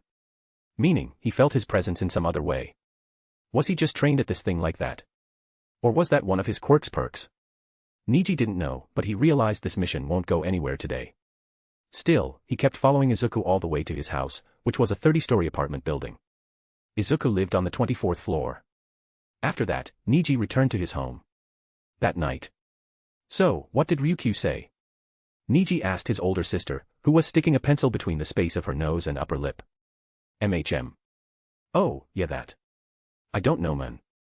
Niji shrugged, causing the pencil to almost fall, but she moved her body in a way to keep it up there. Didn't you say Roomie told her everything? Of course, she's disappointed in you and doesn't want to meet you. Niji released a soft breath. She had a point right there. Ryukyu wasn't willing to meet him. She might do it if he keeps pestering her, but that type of meeting won't end well. So, he needed to strike on an unexpected day. Niji softly wrapped his arms around Nijire, causing the pencil to fall from her nose. Oi. You ruined it all. She yelled, but she didn't move to grab the pencil. She instead sat still, embraced by his arms. What do you want? Niji slowly smiled behind her ears and started whispering. As each word left his mouth, Nijire's eyes narrowed in doubt before they widened in shock. Okay. Nijire nodded after he was done. Today is Thursday, right? I think I can manage it on Sunday. That's fine with you, little bro. Niji just bit her ears while laughing. Just like always, nothing special happened at school on Friday. After school, Niji went to follow Izuku again. But this time, he flew to Izuku City instead of taking the train. As expected, Izuku wasn't as cautious as before today. But as time passed and he kept following Izuku to his house, the greenhead's cautiousness returned and he kept trying to look around. That day, as expected, had gone to waste as well. Izuku casually went to his apartment and spread the curtains of his window to cover the view inside. Then came Saturday. He didn't want to do this today, because of his plans on Sunday, but he had limited time on his hand. Kimmy was still trying, but she hadn't reached anywhere yet. Today, he immediately flew to Izuku's house and floated beside the window of his room. He had a pigeon in his hand, that he grabbed from the sky. It was squeaking before Kurai kept glaring at it from Niji's shoulder. While she did so, Niji took out a pill of lactulose and threw it inside the pigeon's mouth.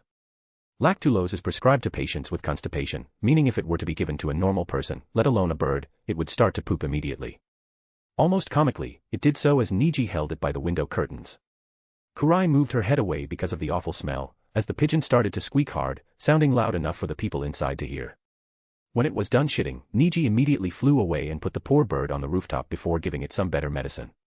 The bird didn't deserve this, and she will always remember this humiliation. Izuku returned home that day a bit satisfied and proud. After all, he had just made his pursuers leave. Today he didn't feel any eyes on his back. Unless his training had suddenly fallen lacking, and his quirk wasn't working, nobody was following him today. Ding dong.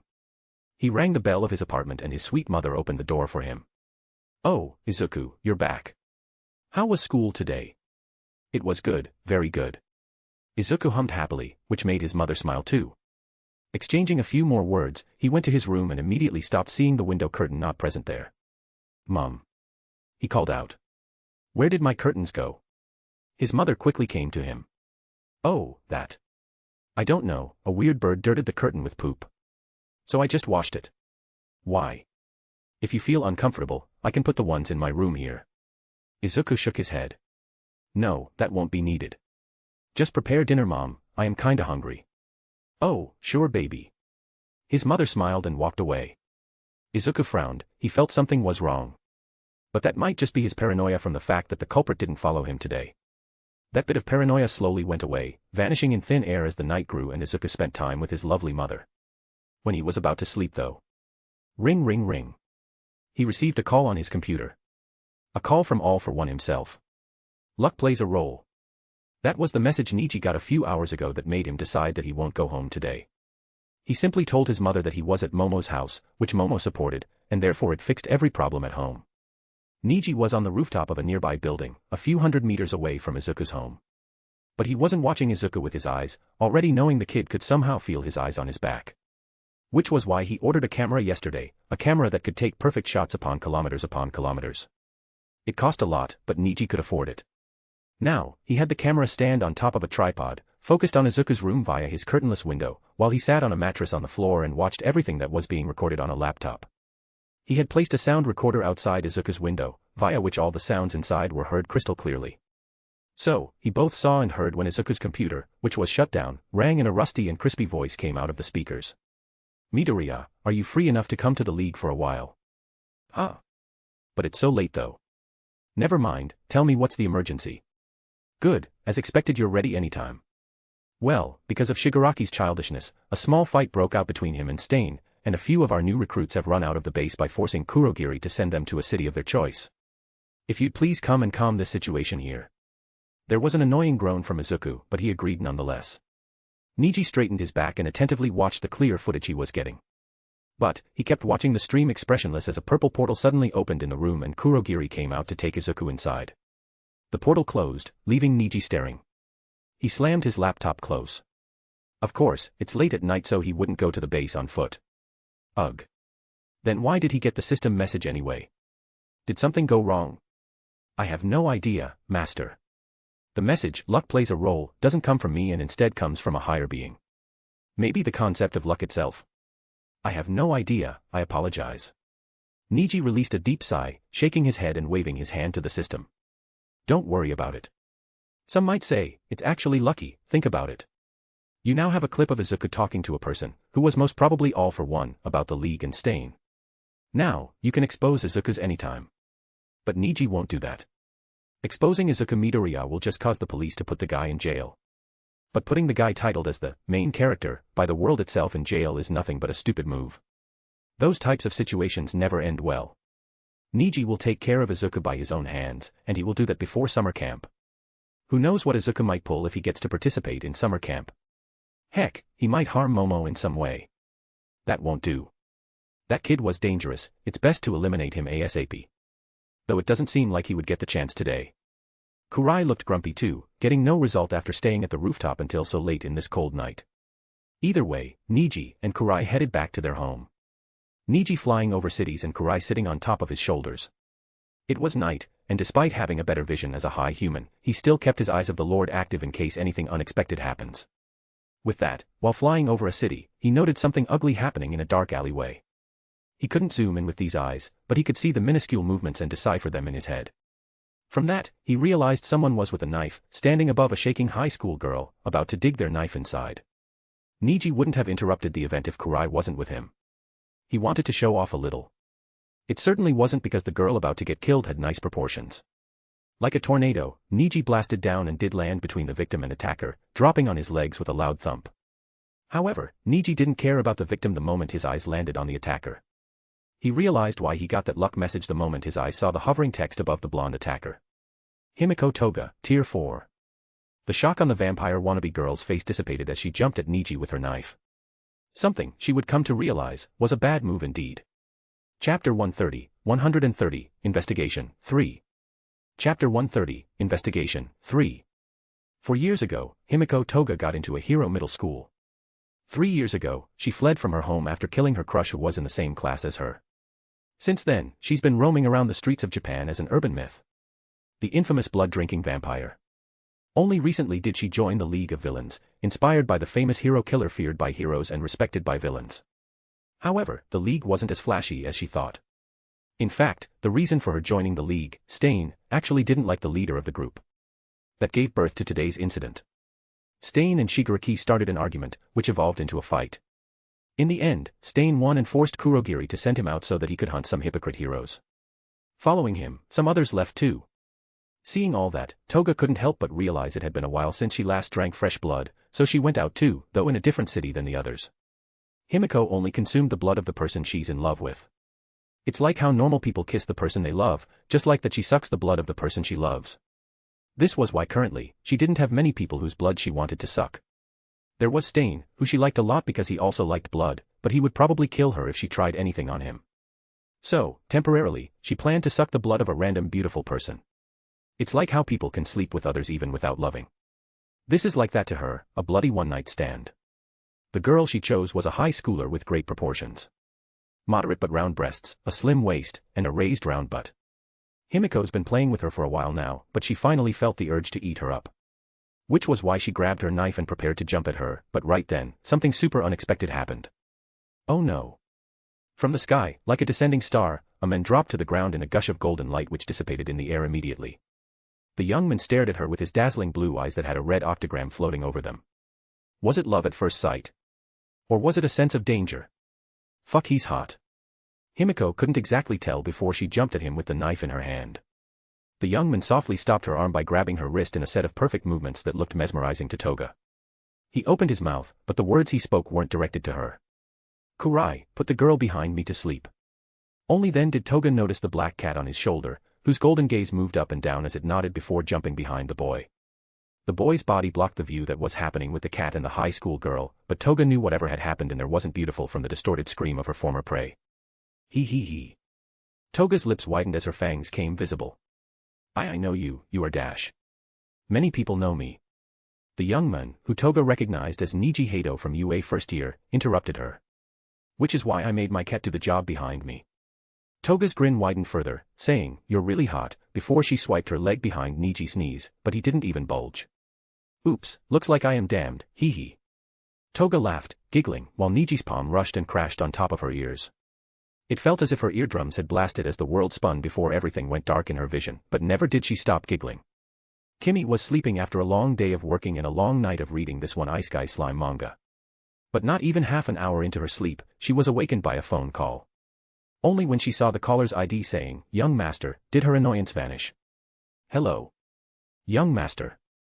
She slowly muttered as if scared that someone would hear. Kimmy knew Neji was doing his own investigation, so she was a bit worried seeing him call right now.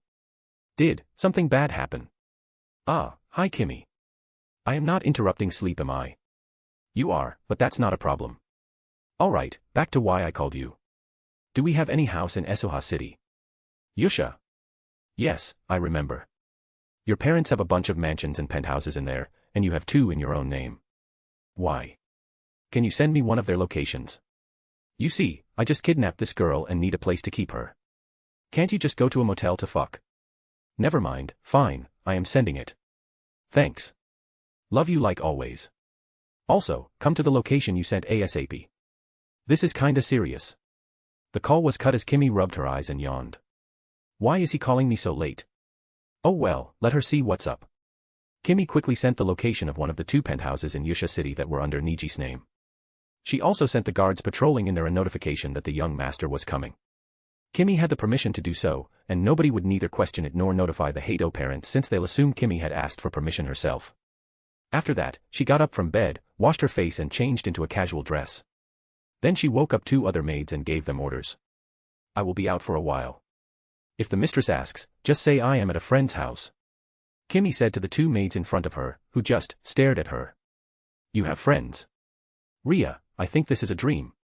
After that, Kimmy went outside and transformed into a humanoid white tiger. Her leg muscles flexed as electricity started to crackle around her skin. BZZT. With a swift kick, she vanished from her spot, already hundreds of meters away from there in a flash of white light. Kimmy reached a marvelous penthouse in Yusha City and conversed with the guards for a minute, telling them not to disturb her and Niji. She went inside and climbed the stairs to the 2nd floor. Young master. She started, finding Niji sitting on a couch and looking at the television while sipping juice. So, what happened, Dash? Her answer came to herself as she heard a muffled moan from one corner of the room, where she turned her head to find a blonde girl, wearing a high school uniform, erotically tied against the wall. Ah, you actually kidnapped a girl. Kimmy quickly ran to Niji. Young master, did you hit your head? And where's Kurai? Niji changed the channel playing on the TV while taking a sip from his glass of mango juice. Only then did he turn to Kimmy. I sent Kurai to Mono's house. Momo will take care of her, don't worry. Niji said. And the girl tied up, look closely, she's one of the suspects who's supposed to be with the League. I gave you her information a few days ago, remember? Kimmy slowly turned her head to the tied-up Toga who was releasing muffled moans from beneath her taped mouth while blushing deeply. Ah. Kimmy nodded. Yes, I recognize her now. The vampire girl, or the closest thing to it. Toga's case was a famous one. A few years ago she committed her first crime, killing a student and sucking his blood dry. Both Kimmy and Niji knew about this. Because it happened, in the same middle school as Niji's. When Niji was admitted to school, Toga was already a second-year student. Just a month after school started, she killed a guy famous in her year. It caused a storm to rise in the media. That's the reason why Niji possessed the most knowledge on Toga amongst the other suspects he told Kimmy about.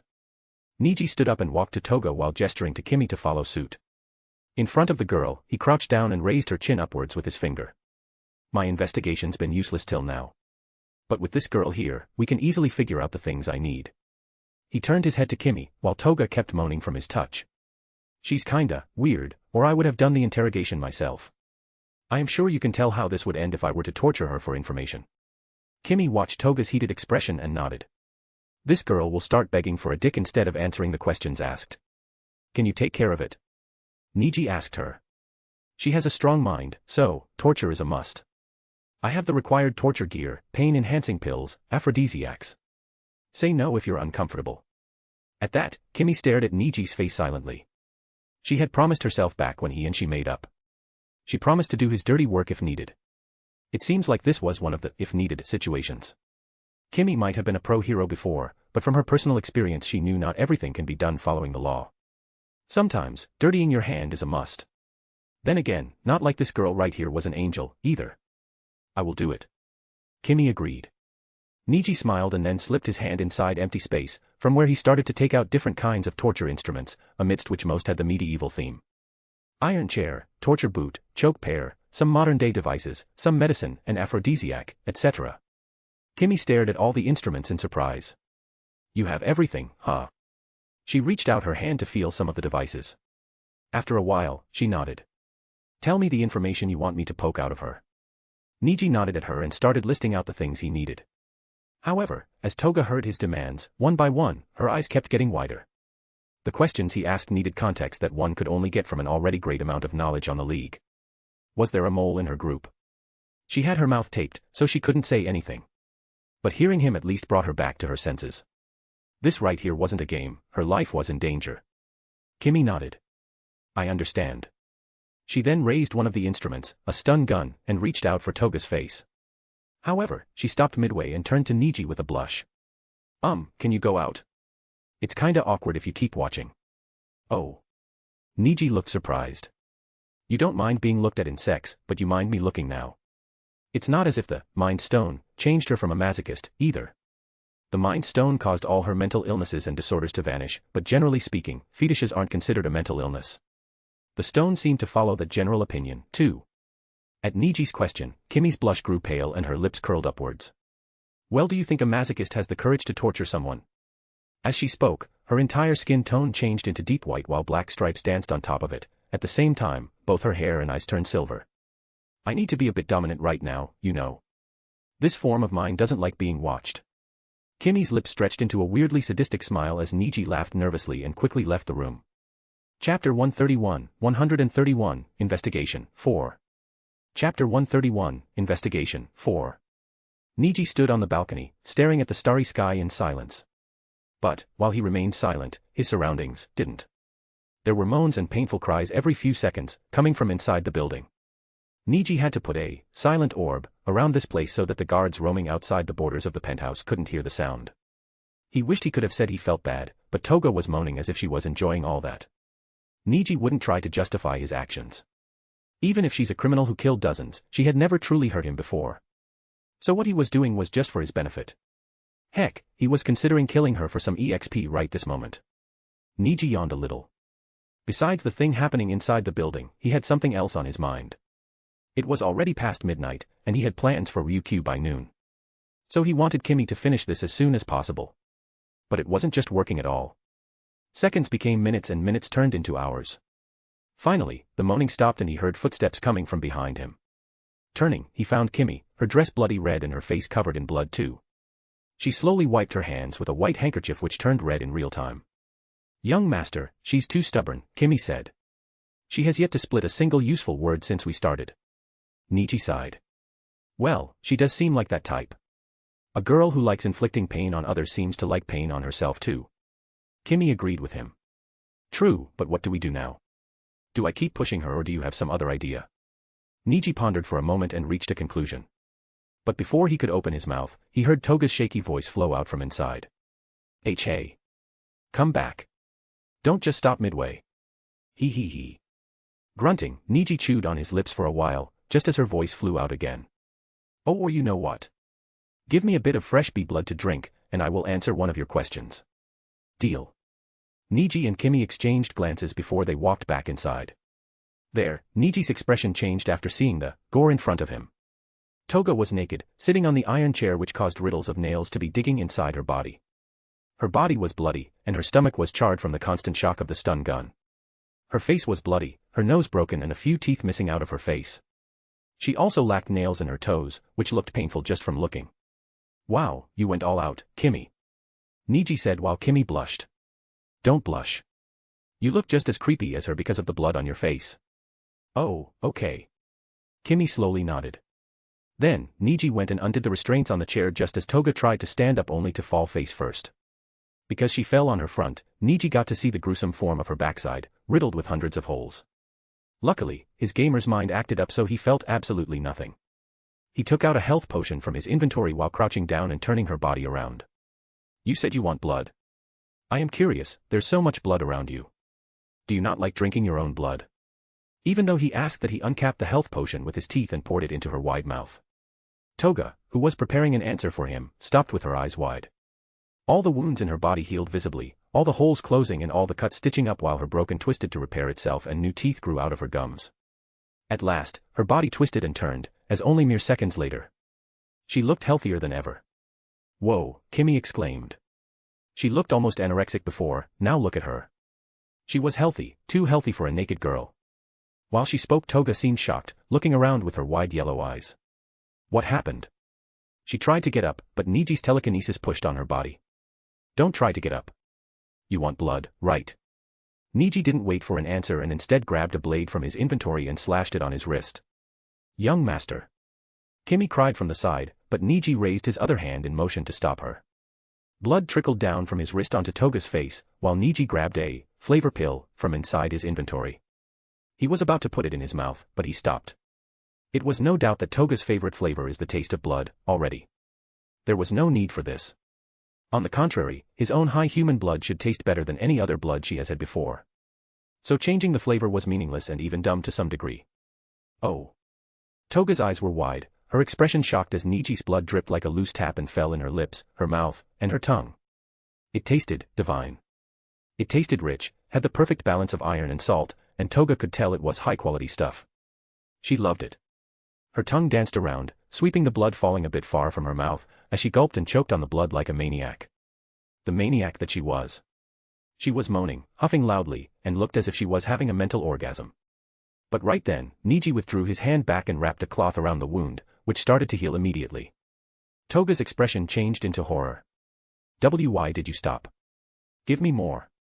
Niji cancelled the telekinetic pressure around her as she jumped up, trying to grab his hand, but Niji evaded it and raised his arm in the air. He was much taller than her, as her head only reached his shoulders, so she couldn't reach his hand. Hey! Toga had tears in the corner of her eyes. This isn't fair. Why are you doing this? Don't just give me that otherworldly blood only to take it away. Tears started to trickle down her cheeks as she grabbed Niji's collar with her hands. Give me. Give me.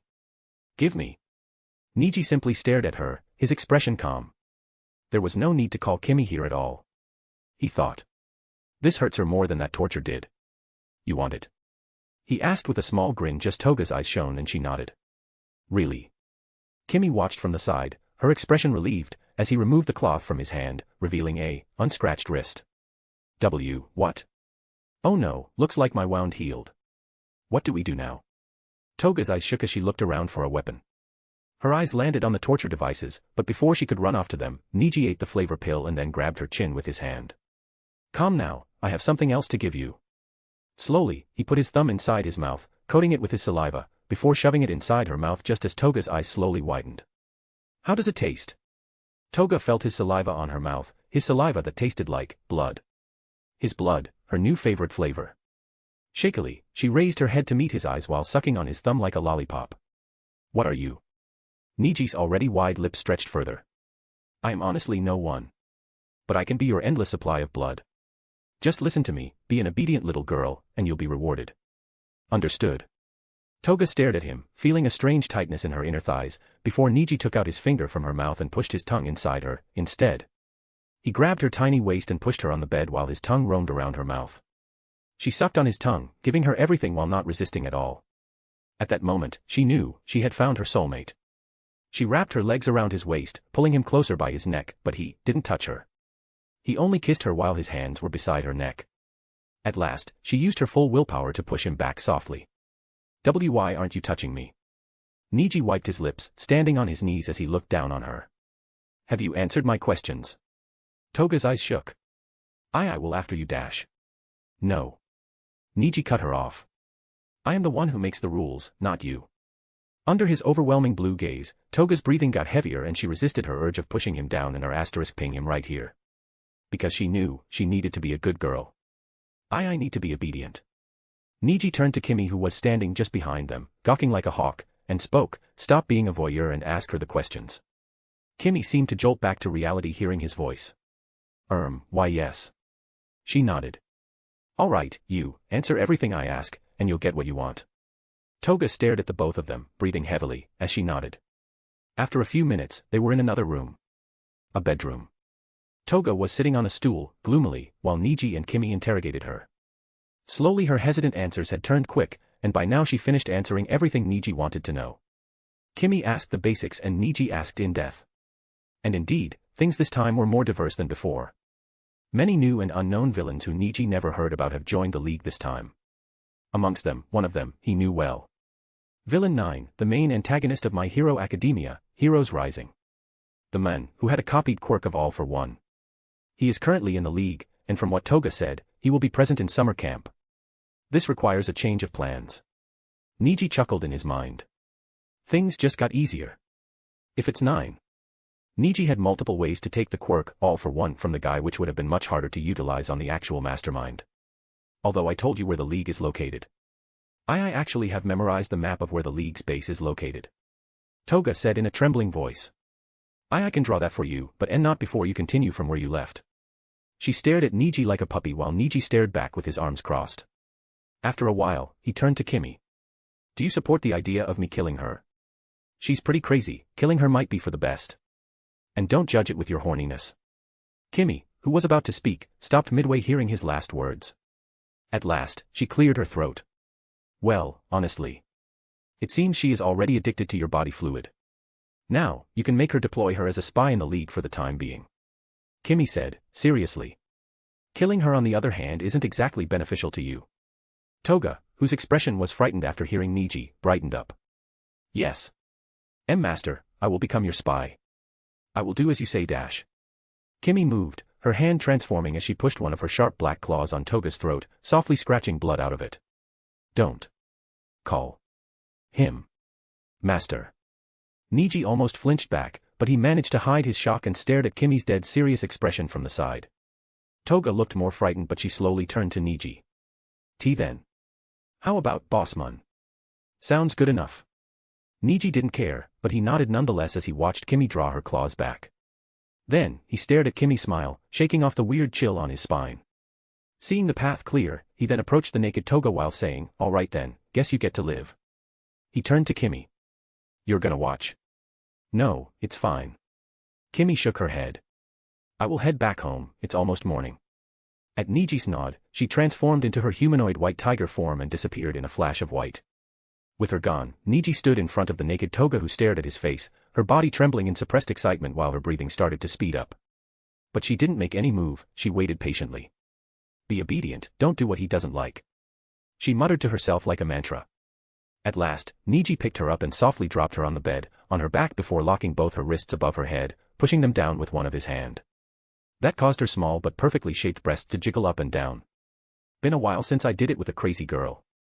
It was Niji who spoke before he leaned down to bite her nipples. NGHN. Chapter 133, Promise. 1. Chapter 133, Promise. 1. You're going to do what I'm going to say. Is that clear? Niji said, standing in front of Toga, who was sitting on the edge of the bed, hugging his abdomen. Yes, of course. Toga nodded enthusiastically, her chin resting above his stomach as she stared at his eyes with her wide shining irises. Just tell me what to do, and I will do it. Though. I need rewards for each mission. They were both wearing clothes now. Niji wore a purple shirt sloppily tucked under his black pants, which looked stylish if anything. While Toga wore a new set of high school, looking almost identical to and yet much better than her previous one. Niji softly brushed his hand past her ears before he jerked her hair from behind to throw her into the bed. Ouch. Niji wouldn't have done that if she wasn't into that shit, but more importantly, he didn't want to get too close to her. She was crazy, and that was hot, but that's the problem. Crazy and hot don't end up weak together.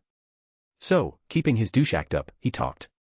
Your first job is to make sure to never act all lovey-dovey with me. You're an employee, I am your employer. You receive benefits for accomplishing the mission I give you, nothing more, nothing less. Niji stared down at her, ignoring her grunt, as Toga rubbed the back of her head. Is that clear? Ugh. Do I look like I am in a position to talk back? She grunted again, this time with a sigh, and sat straight back up. Well, whatever. You don't seem to like me that much, at least not when I'm wearing clothes, hee. Okay, I will stop. Toga booed at him. You're no fun, boss. But just tell me what I am supposed to do after going back to the league. Although Toga said she'll stop, in her mind, she thought otherwise. If she were to stop, he would most likely kill her after his mission or whatever with the league was done. She needed to make him like her somehow, enough for him to keep her around even after that, at least. So that she could savor his rich delicious blood for the end of eternity. Besides that, the cold look in his eyes, she might just have fallen for him already. Niji, picking his ear with his pinky, pondered on her last question with a thoughtful expression.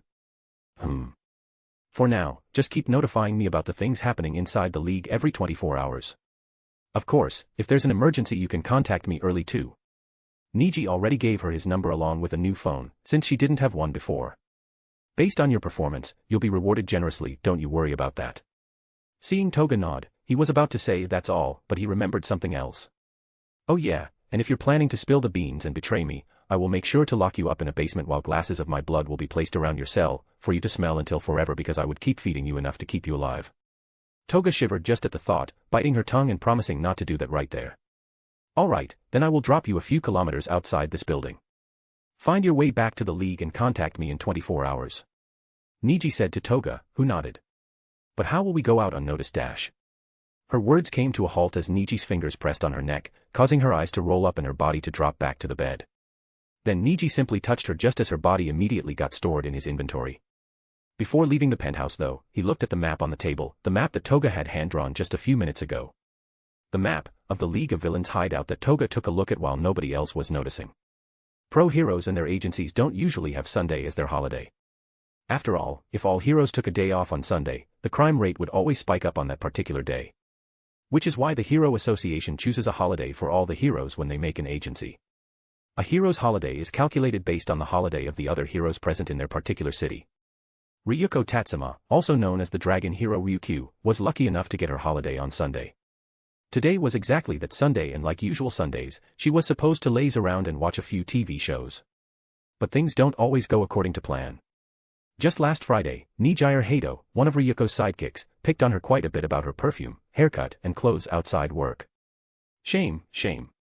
This is why you've been single for the last 2 years. That's what Neji said, which stung Ryuko's pride as a woman. The truth was, she liked her hairstyle a lot. Even though it gave out the timid girl vibe when she didn't wear her headgear. But she couldn't refute the girl's other claims. Her clothes and perfume were indeed outdated. She couldn't even remember the last time she bought new clothes, which was why the clothes she had currently would be called old-fashioned in this society where style changes every few months. And about her perfume, she didn't even want to talk about it. She's been buying the same brand for the last 6 years. So, today, at Neji's recommendation, she came to Hado Fabrics. One of the biggest textile and fashion brands in the whole world, which had its HQ in the highest skyscraper in Chiba City. The skyscraper was a huge 101-story building, and from what Ryukyu heard, there was everything in this building, not just clothing shops. So she could buy both her perfume and clothes from right here. After parking her car, she took the lift to first buy her clothes. She picked a random floor, the number 33, and went up the elevator. Cling. The elevator opened and she slowly stepped out, taking a deep breath in of the cool and fresh smell of the floor. There were clothes everywhere in front of her, and certainly, to maintain all that, keeping the environment good was a must. Ryukyu walked a few rays of clothes, before she froze. Hey, you should have told me you were coming. I would have organized some for you. A beautiful woman said, hugging the shoulders of a boy. Ryukyu noticed her hair was the same shape as Neji's, though the color was a bit deeper bluish. Ryukyu recognized her immediately. That's Neji's mother. The last time they met, her hair was straight, but she still recognized her because of the iconic shape her hair currently took. Normally, Ryukyu would have gone and said hi, but there was another person with Neji's mother. Her son, Neji Hado. Ugh. I had to get on this floor, didn't I? She sighed but didn't think much of it. She will simply take the elevator up another floor. And, she was about to do so, but right then. Wait. Hey, isn't that Ryukyu? Ryuko sighed and held back from face-palming herself as she heard Niji's voice from behind her. Forcing a smile, she turned around to find Niji and Gara walking to her, the latter looking pleasantly surprised. I really should cancel all my plans for today, Gara spoke as she came closer and grabbed Ryukyu's hands. Hello Ryukyu, how've you been? Gosh, this mother and daughter duo are so similar. Ryuko laughed softly, avoiding Niji's gaze. I am doing fine, thank you for asking. I assume you have been doing so too. Also, please drop the formalities. Ryuko said. I am just here as Ryuko, an average customer in need of clothes. Don't get too heated please. Gara was about to open her mouth with what seemed to be a protest, but before she could, her phone rang. Hello. Sarah. Huh? What? No, that's not right. Her face visibly paled, her eyes going wide. Niji looked at her worriedly while she stuttered on her phone. After a minute, she apologized to Ryuko. Sorry, I have to get going. She apologized, to which the dragon waved her hands. Gara's eyes suddenly lit up. Ah, I know. She turned to Niji. Baby, can you show her around a bit? You're free anyways, right? You two also know each other pretty well. Maybe it was a hallucination, but for an instant Ryukyu could have sworn to have seen Niji's eyes focus on the empty air, as if he was watching a hologram, before his focus returned to normal. Oh, okay. I am free anyway.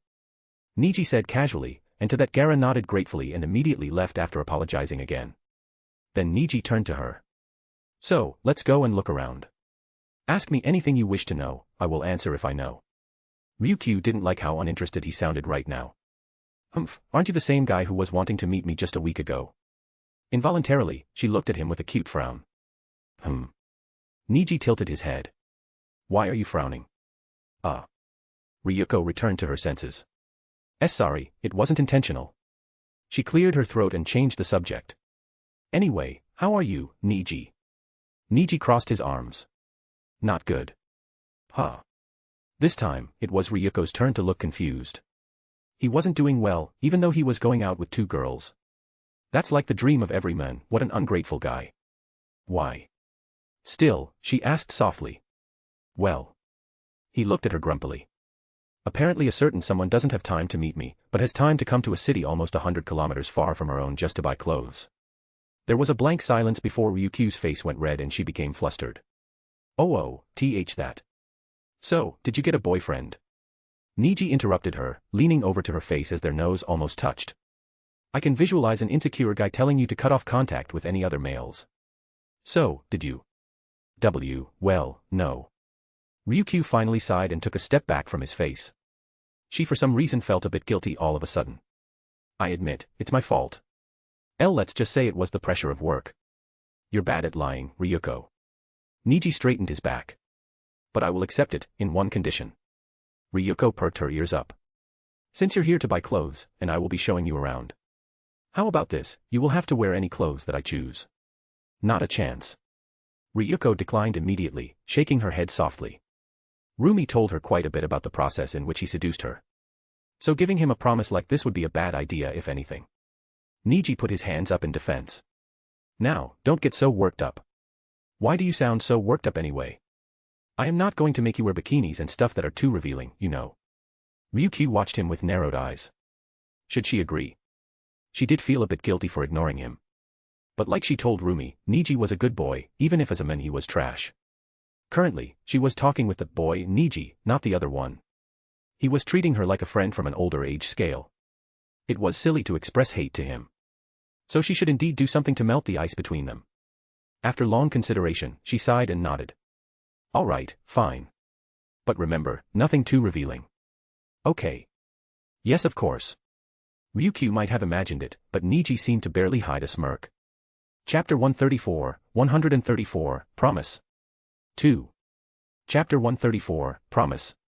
2. Toga woke up in an alley, all alone as she looked around. Making sure everything that happened wasn't a dream, she giggled and sniffed the phone Niji gave her. His scent, hee. After savoring his scent for a while, she shook her head rapidly. She needed to get going. So she dialed Kurogiri's number on it, as it started to ring.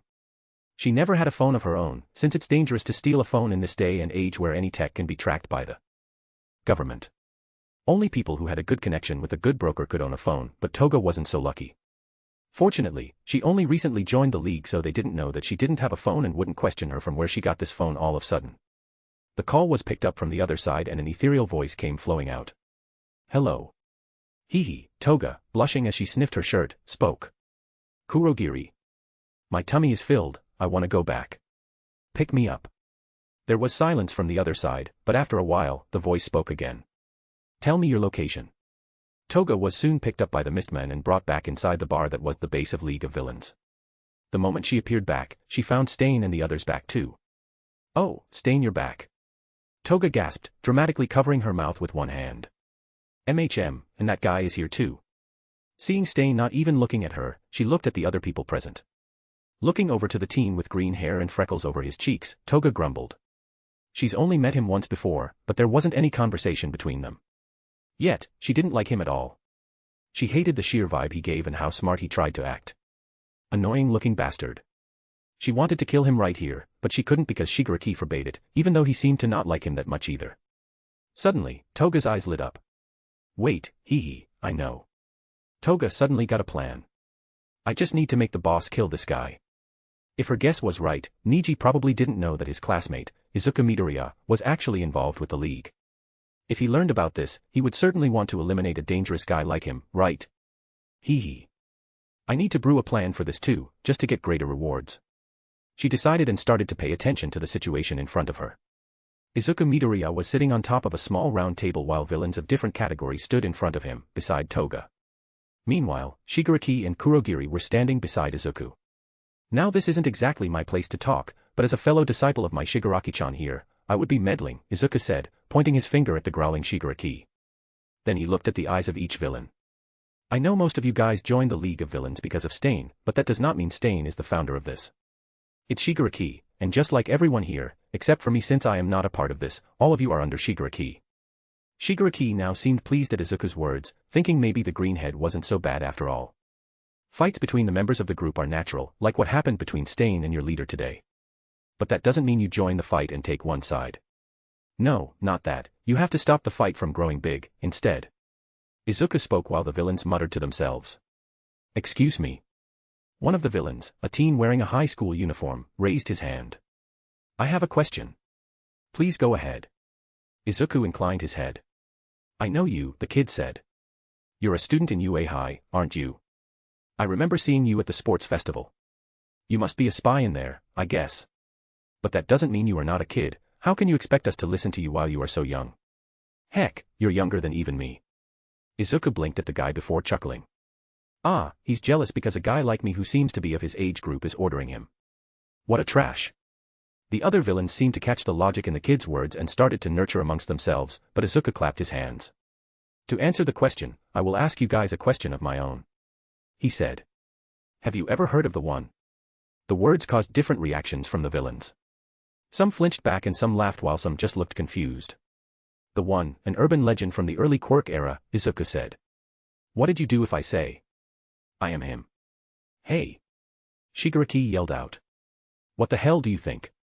His mouth was immediately covered up by purple mist, concealing his voice, at a single gesture from Izuku that Kurogiri followed. The villains on the other hand seemed shocked while a few whispered to the ears of the others who were ignorant about the One. Okay, my bad way of wording. Izuku corrected himself. He gave me a few quirks, and since those quirks were a part of him, by wielding those, in a sense I am him. I am simply trying to say that the One is alive and well, and he is the true boss of this league. He has chosen Shigaraki as the successor of his power and me as his future advisor. Shigaraki, whose mouth was still counseled, revealed a surprised expression at that. But he quickly hid it. This must be Izuku's plan, to make them seem like he's smart so that they listen to him. Though in reality, that was indeed All for One's plan, and both Izuku and Kurogiri were told of that. Though not even All for One himself knew, Izuku had no plans to work under Shigaraki. While the villains were more surprised, Izuku continued. Now, I am sure you have heard about the Mouse Nizu and Psycho Intelli of the Intelli corporations. They have quirks that enhance their brain to a great degree. If you haven't already guessed, yes, my master, the One, has bestowed me upon a quirk that makes me smarter, so my age doesn't matter at all, as I am smarter than every one of you here combined. The quirk part about his speech was a lie. But the villains clearly fell for his words, and that alone made his last line a truth. Even Toga fell for it, which made her feel endangered around this guy. Shit, I need to be careful. If he's as smart as he says he is, he might realize I am a spy and then harm my boss. I can't let that happen. Toga made up her mind. She needed Niji to eliminate Izuku ASAP or he would do something very dangerous. Back to the point. Izuku gathered everyone's attention. There are around 20 people here, and some of us have really powerful quirks. Mr. 9, for example. Izuku said, pointing his finger at a white-haired tall man standing amidst the crowd. As you might have noticed, he has more than one quirk. But look at him, he's so calm and collected, not getting involved in useless fights. Be like him, be understanding of your power. We all might be villains here, but we are a group. Fighting amongst ourselves isn't a good idea. Izuku jumped off the table and put his hands in his pockets. You can leave like today again if you wish, but let me be clear, next time, you won't be brought back, and the next time we meet, you'll be an enemy. That started another series of chattering that was again put to a halt by Izuku's clap. But since we have gathered here, for now, I should let you guys know about the most recent plan we brewed. Maybe that will keep you guys calm and interested. That caught Toga's attention. The League had already let them know about a mission that'd be coming in 1.5 months, but nobody knew in depth about it. So he was probably going to talk about that. You all have an idea about the summer camp that UA High holds every year, right? Izuku asked, receiving a nod. To put it simply, we are going to attack the kids there, which will be easy since I am there to keep things balanced. Everyone started chattering at that, and even Toga was surprised to hear the plan. Niji would totally like this information. But, Izuku continued. Just that isn't enough. On one hand, we plan to kill all the students while capturing a certain 2 of them alive. On the other hand, we plan to do something equally important on the same day as this mission. That got everyone's attention as Izuku grinned and spread his arms wide.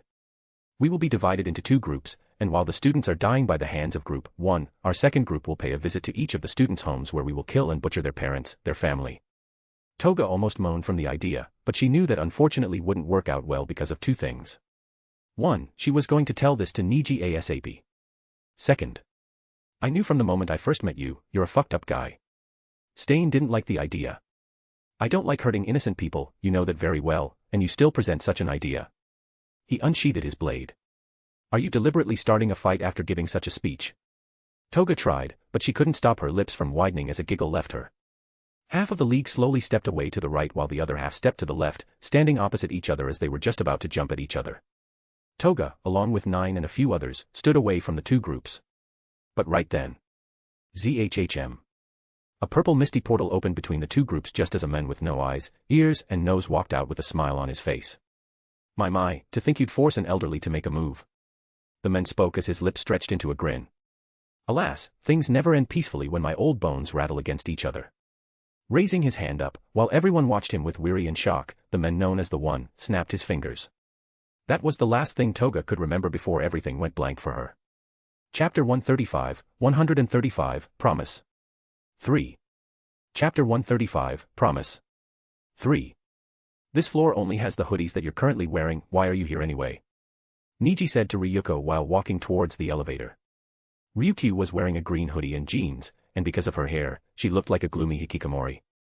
Well, pardon me for only wearing hoodies, said Ryuko while stepping inside the elevator behind Niji. Where are we going? Niji pressed a floor number in the elevator and answered, to where we can find clothes for women. Ryuko silently thought over his words. Did she not look womanly wearing this? She felt a bit bitter hearing that.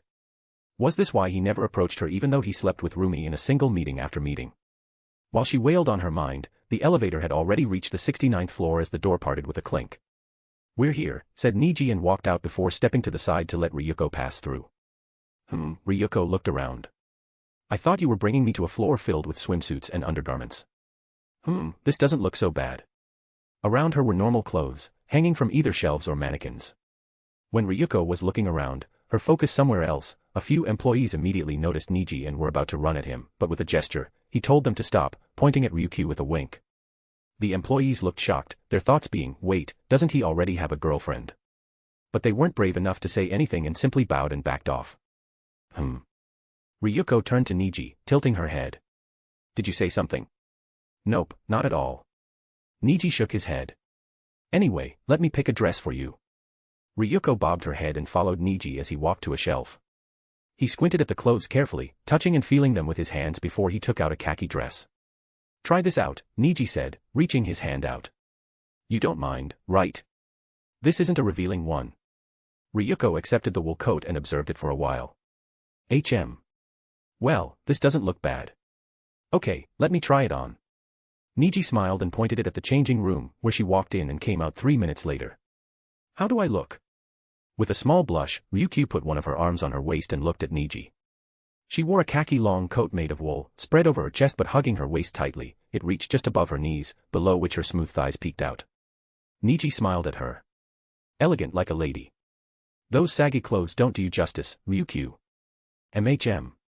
Ryukyu smiled softly at that, rubbing the back of her arm. He certainly has a way with his words. All right then, I like it too, Ryuko observed her body in a mirror. Then I will take it. You have good fashion sense, Niji. Niji shrugged his shoulders. Blame my mother. Ryuko giggled softly at that and Niji laughed too. He then picked another cloth, and Ryukyu tried it too. It was a short wool coat that she wore over a black t-shirt coupled with a short wool skirt of the same khaki color. Next. Ryukyu kept trying on clothes chosen by Niji, but while he kept his promise of not making her wear any revealing clothes, he did stretch the limits of his promise by making her wear tight clothes. Some reference pictures. At last, she accepted one of his more uncomfortable suggestions. It wasn't that revealing, but still enough to make her feel embarrassed. I don't think this is okay. Ryukyu rubbed one of her arms with the other and avoided eye contact. It feels empty on my shoulder blade. Almost as if I am naked. Ryuko wore a soft black Bardot dress. Because of the shoulderless cloth, her breasts were visible from above and because the cloth hugged her waist tightly, her hourglass figure was also apparent. Naked. Pfft, look at you now, so gorgeous. Niji whistled and leaned over her shoulder to look at her reflection in the mirror. See. These are the clothes that suit a lady such as you. Ryukyu smiled. Really? She felt his breath fall on her naked shoulders, feeling his hand slowly sliding by her waist as he stared at her eyes in the mirror. Do you think I am lying? Niji's hand softly squeezed her waist as she blushed. A lady should show off her beauty, not hide it under baggy clothes. Ryukyu's breath grew hotter as she slowly turned her head to the right where Niji's face was resting on her shoulder. Their eyes met and Niji immediately blushed and stepped back. Sorry, I got too close in your comfort zone. He avoided eye contact and looked at the ceiling, rubbing his neck. Don't tell Nijire about this, please. Ryuko returned to her senses and blinked before covering her mouth and giggling. So he has a cute side to him too. It's unbelievable to think the same guy seduced Roomie. But she doubted this reaction was an act, and if it really was, she should quit as a hero. Shaking her head, still laughing, she waved her hand. I won't, no worries. Anyway, I think I have seen enough clothes. Let me wear a bit, covering one from the ones we bought, and then buy me some perfumes. Oh, sure. Niji coughed and nodded. Then they started walking to look for a more covering cloth as Ryuko asked, you must be popular with girls with all this fashion sense and cosmetic knowledge, Well I guess but I don't like to talk to girls that much, except for my family and girlfriend, so these skills are useless. Oh, and Roomie too. We opened up quite a bit when she tried to keep me calm after I failed to save Todoroki. That caused Ryuko to freeze for a moment, but it wasn't only because she was worried about his mental health. She quickly wiped the shock away from her face and asked, that's right, Niji, are you doing okay these days? I heard from Momo that you're fine, but, are you really? Then the conversation started but Ryuko's mind was honestly somewhere else. Could it be that Niji fell for Roomie when she tried to comfort him after the Hosu incident? Maybe Roomie mistook his next approaches as seduction and therefore after a massive series of misunderstandings they did that unspeakable thing. Everything seemed to click in her mind, as if a mystery that was already solved before was now coming out with a new, more acceptable outcome. As Niji explained his experience with Ida, from the corner of her eyes Ryukyu watched his innocent face with a guilty gaze. Gosh. And here I was blaming him and Roomie. After buying a perfume chosen by Niji, which she liked a lot, she reluctantly followed him to a barber's shop. Listen, I like my hair a lot, I don't want to change it, said Ryuko, but despite her words, she still followed him though with a troubled expression. She just didn't want to decline his persistent offer after he helped her so much today, more so after she started to see him in a new light again. No, listen to me.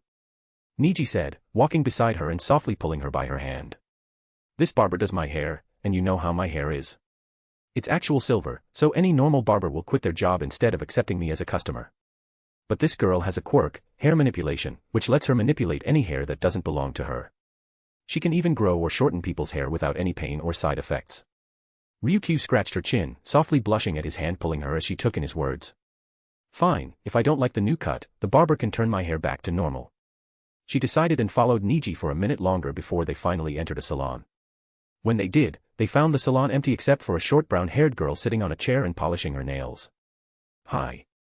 Niji said, which attracted the girl's attention as she raised her head with a frown that melted at the sign of Niji. She immediately hid her enthusiasm seeing another person beside Niji, an older woman.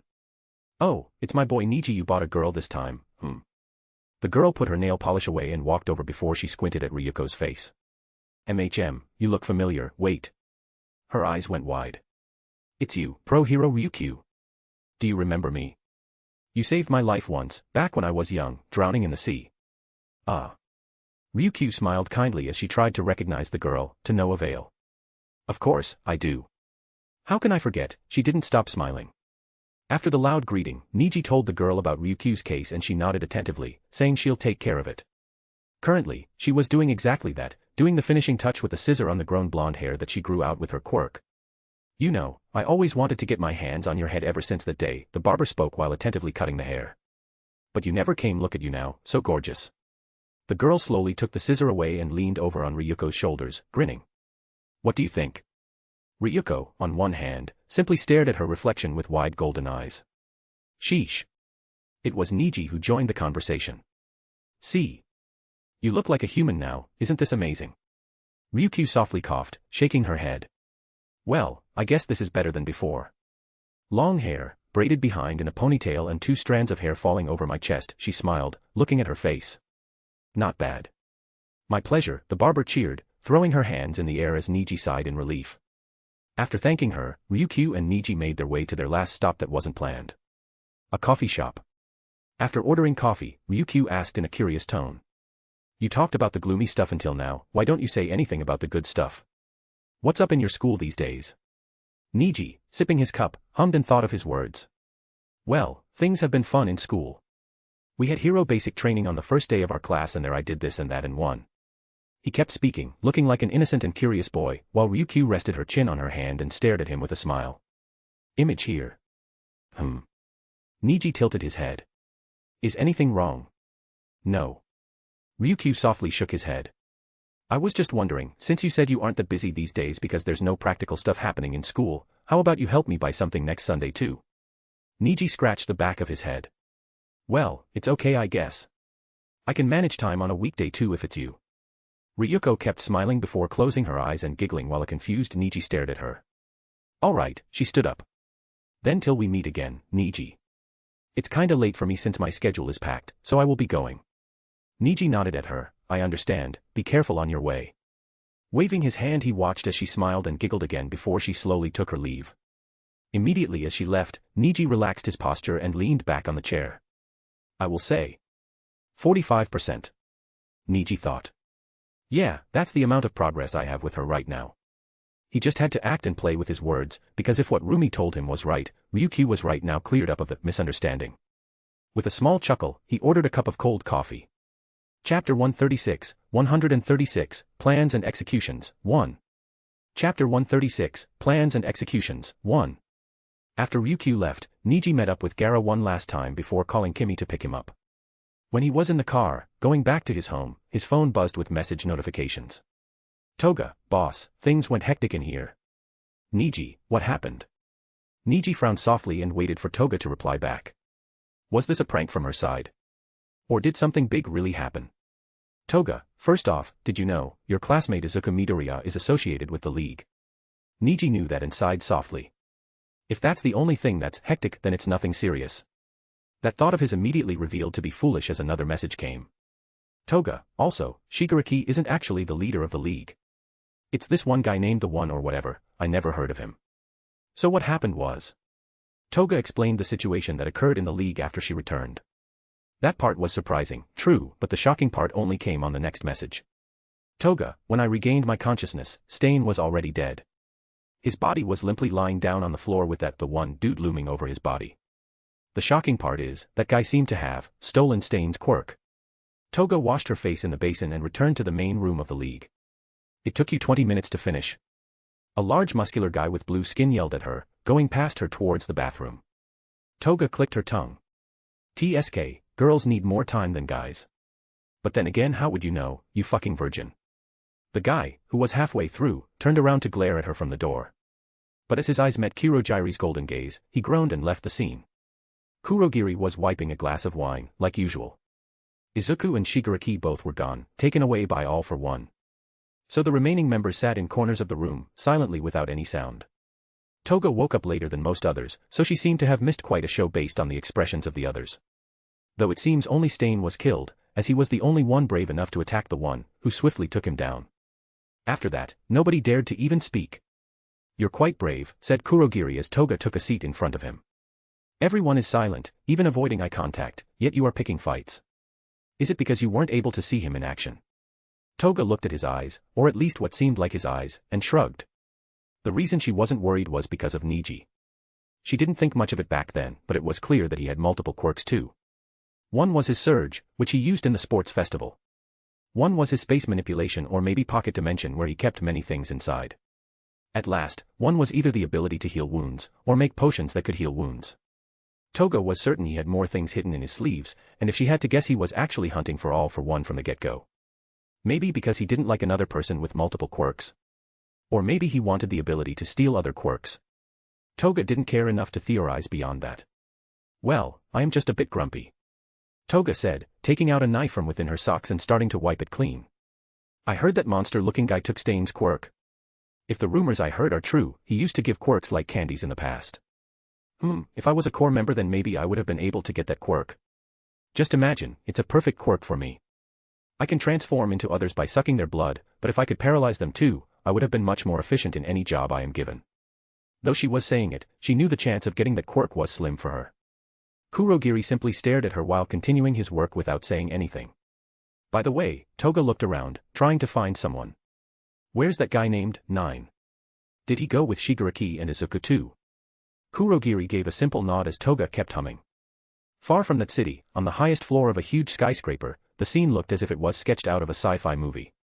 There were dozens of incubators filled with green liquid, with gnomes floating inside them. There was light coming out of the incubators, which softly lit the darkroom because the glass windows were shut and all the lights were turned off. Currently, All for One sat on a large chair wearing a lot of medical equipment. In front of him Izuku Midoriya, Tamura Shigaraki, and 9 stood. "Midoriya, why did you think this was a good idea?" All for One, his cheek resting on his knuckles, asked. "Things could have ended badly. But it didn't," Izuku explained. "Because I knew you would come." All for One stared at him, even though he lacked eyes, watching as Izuku continued. "I and you already agreed on that plan, didn't we? We already realized Class 1A is unneeded, so their death isn't harmful to us. But I have watched them for quite some time, and I know if we let them grow they'll become severely dangerous. So, while they're unneeded, their death is needed. I really think we should eliminate them, but their families would just be a bonus to unreveal the danger that the League actually poses to the public." Shigaraki and 9 also listened to him, Shigaraki barely containing his rage. Why was he deciding about the League? "Unlike how we assumed," Midoriya continued. "All Might's successor is in the 3rd year of high school, instead of the 1st year. We don't have any spies in those classes. But it's already too late to evaluate and then change things. We have to eliminate him as early as possible since, as you know, he is unlocking the powers locked within One for All," Izuku said. "If we let him grow, he will come after me, Shigaraki, and even you. Against him, we wouldn't be able to do anything." Mirio Togata was a danger greater than All Might, and AFO knew that really well. AFO smiled in amusement and nodded. "That's right, that's some great insight you have there." Then what do you suggest, Midoriya?" "I suggest we use 9. Izuku said. "We were lucky enough to have succeeded with 9's experiment earlier than planned, so all we have to do is release 9 in the summer camp where he will kill everyone in there and steal a few quirks since most of his slots are free anyway. This will make All Might assume that you have passed down your quirk to someone else, aka 9, before your death a few years ago, and while all the heroes go after 9, we will start the experiment to perfect Shigaraki's body." Not even Shigaraki knew, but he actually had All for One passed down on him for years, while AFO had a copy version of it. Shigaraki's body was just too weak to use the quirk right now. Which was why Dr. Kidai started the experiment on 9 to make sure the experiment to strengthen and perfect Shigaraki's body for him to properly bear the quirk All for One goes well. Though even Midoriya didn't know, this was all part of AFO's plan to take over Shigaraki's newly strengthened body after abandoning his current dying one. Meanwhile, Shigaraki was starting to look confused each time a word left Izuku's mouth, and by the time he completed talking Shigaraki didn't understand anything anymore. All for One tapped his chin with a finger. "Not really a bad idea, it just needs a bit of tweaking here and there. But yes, indeed, I can now understand why you did all this. Stain isn't the type to work for our benefits, after all. Stain would understand what's happening and he would betray the League, but that wouldn't be adequate for AFO's plans." All for One chuckled softly and then raised his hand. "Come here, Midoriya. Izuku, nodding, walked over as he felt All for One place his hand on his head. Midoriya. All for One spoke. Stain's quirk is useless to me, so I am passing it on to you. Be sure to use it for great purposes. Izuku's eyes widened as All for One's hand gleamed with red energy. Izuku, where have you been? When Izuku returned home, his mother hugged him tightly in front of the door. I was so worried. Izuku hugged her back. It's fine, Mom, everything's fine. Don't you worry. His mother drew her face back and looked at his eyes with worry. Is anything wrong? Why do you sound like that? Izuku stared at her for a long time and as if hesitating, he finally parted his lips. Mom. I am sorry. After going back to his room, Izuku sat down on his desk and picked up a notebook. In the notebook, he had written things in a language that nobody knew, because it was a language that he invented for himself. There he wrote down today's incident, writing how All for One took Stain's quirk and how he gave it to him. Izuku Midoriya had a plan. A plan that was less important to him than capturing All Might and Bakugo, but a plan nonetheless. This world needed a reset, it needed to go back to the time when things such as quirk didn't exist. For that, however, Izuku required an eraser tool. The eraser tool which was the quirk, All for One. Unfortunately, AFO picked Shigaraki as his successor and 9 as the test subject. If only Izuku could be either one of them, he didn't have to choose this path. I am sorry, Master. Looking at the plan he had written on the notebook in his own invented language, Izuku apologized. I am sorry, even though you brought me back from the pit of hell. I am going to have to kill you. Izuku was really sorry, but this was necessary. Chapter 137, Plans and Executions, 2. Chapter 137, Plans and Executions, 2. From just canon, Niji already knew that villains will be coming to attack the students in summer camp. But, he wasn't expecting them to attack the students' parents too. Guess the butterfly has flapped its wings again. About how Izuku even knew of the student family's location though, Niji had a fair guess. It's not exactly hard to get information, even inside a school like UA High, with Izuku's quirk. He can simply go to the bathroom and enter his astral form to roam around and find the papers he needed. At last, as shocking as it might sound, Izuku Midoriya was the main schemer in this plan of killing students and their families. Because from what Toga reported, even Shigaraki was shocked when Izuku presented the idea, meaning, this idea was 100% coming straight from Izuku. Though unfortunately for his poor luck. Inevitably because of this plan, he was targeting Niji's parents, too. That fool. He just invited his own death. Niji could ask Kimmy to look after his parents when he leaves for summer camp, but that'd mean Momo's parents would be in danger. Not only that, Uraraka was a good friend of his, and he knew if anything happened to her parents she'll probably kill herself. So of course, Niji wouldn't sit and watch all this happen. So, since Izuku's the brain of this plan, Niji simply needed to eliminate him. Because what's a plan without the brain? The League will be forced to abandon this idea of theirs, then. If they don't, Niji had Toga to inform him of everything anyway. He will prepare a counterplan for everything. The next day at school, it was lunchtime when Niji leaned against the wall, eating a sandwich, as he watched Momo and Kendo work their butts off. Ugh. Momo grunted, picking up a large box big enough for her hands to barely grab it. Who knew being the class president demanded such labor? Regretting already? Niji chuckled in a mocking tone. You know, you can just ask me for help. I can use my telekinesis. How about no? Momo said dryly, walking from one corner to the other of the room, putting the box down. I don't need your help with this little work. Stop making me seem worthless, humph. She humphed, leaning down to pick up something else, which caused her but to raise up and wiggle in front of Niji's eyes. You know. It was Kendo who spoke this time. It's kinda creepy if you stare at her but while eating food. Momo flinched at that, blushing softly, but she didn't try to cover anything. Niji, licking food from his lips, turned to Kendo. Well, sorry if you feel offended. I would have looked at you too, but she'll be jealous. Hey. Both girls, blushing, yelled at the same time. Kendo couldn't stand it anymore and turned to the door. Why you two lovebirds stay here? Momo, I will take care of the other room. Saying that she ran and left.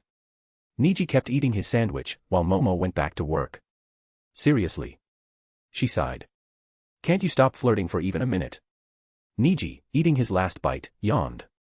I mean I don't have anything else to do in school, you know. Besides, it's lunchtime. Momo sighed again, moving a chair from one corner to another. She gave him permission to flirt, as long as he wasn't touching any girl right in front of her. Now it seemed that was a bad idea.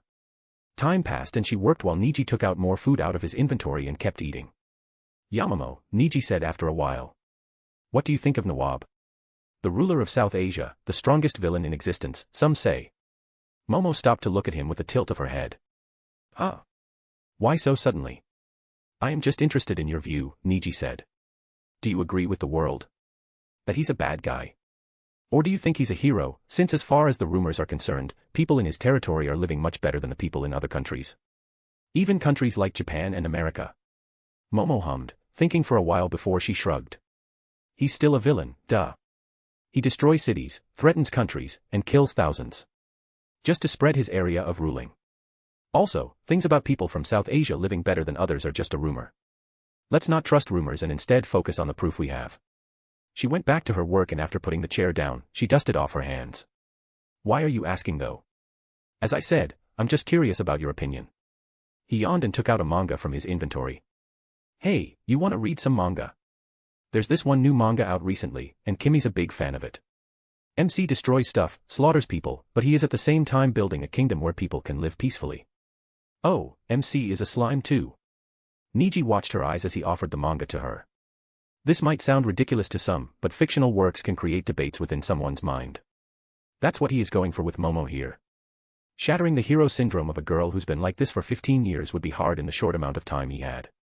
So, he needed a crack in Momo's defense that'd allow him inside to inject the reality into her. For that, he needed the help of fiction. Fiction is something that lets people experience things beyond reality, so this would be a good way for his plans to take their first step. Of course, to boost the process he had quite a lot of magic items to help him with this. Imagination enhancement pill, self-doubt pill, emotion enhancement pill, etc. The first pill would enhance her imagination enough to see the manga as if she's a spectator, seeing the reality from another world play in front of her. The second pill would make her doubt herself, her morals as she would watch Rimuru Tempest, the main character, slaughter people and at the same time, make comfortable living places for people. The last pill will enhance her emotions, her doubt and slowly eat her out from inside. This manga was pretty lighthearted, but he planned to delve deeper into more realistic and dark ones after this. Niji hated himself for doing this.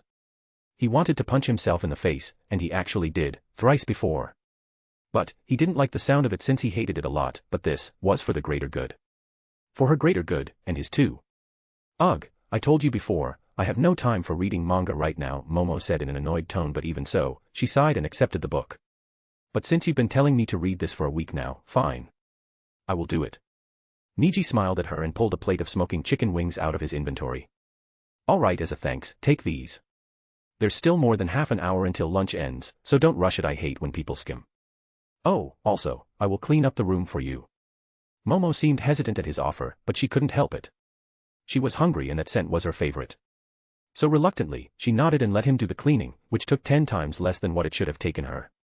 Grumbling, she accepted the food that she didn't know wasn't as normal as it looked.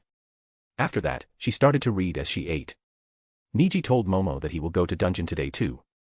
Except today, he asked her to stay behind inside their club and keep reading the manga since he will be later than usual, and he didn't want anyone to know he wasn't actually inside the club, the excuse that Momo organizes for him every time. Momo was kind of annoyed at him since exams were coming soon, but she accepted it since she was starting to like Dash. Well, like wouldn't be the right word. Instead, she was starting to get interested in that manga. After Niji left the club though, he and Kurai didn't leave for the dungeon. No. In reality, he wasn't going to the dungeon today at all.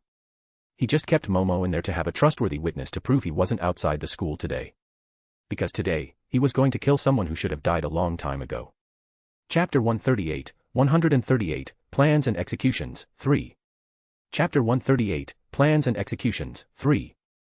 Midoriya was starting to get annoyed at this follower of his. This guy didn't follow him on Friday, so Izuku assumed he had finally given up, but he actually hadn't, it seems. As usual, the feeling of gaze on the back of his neck disappeared when he stepped inside the train.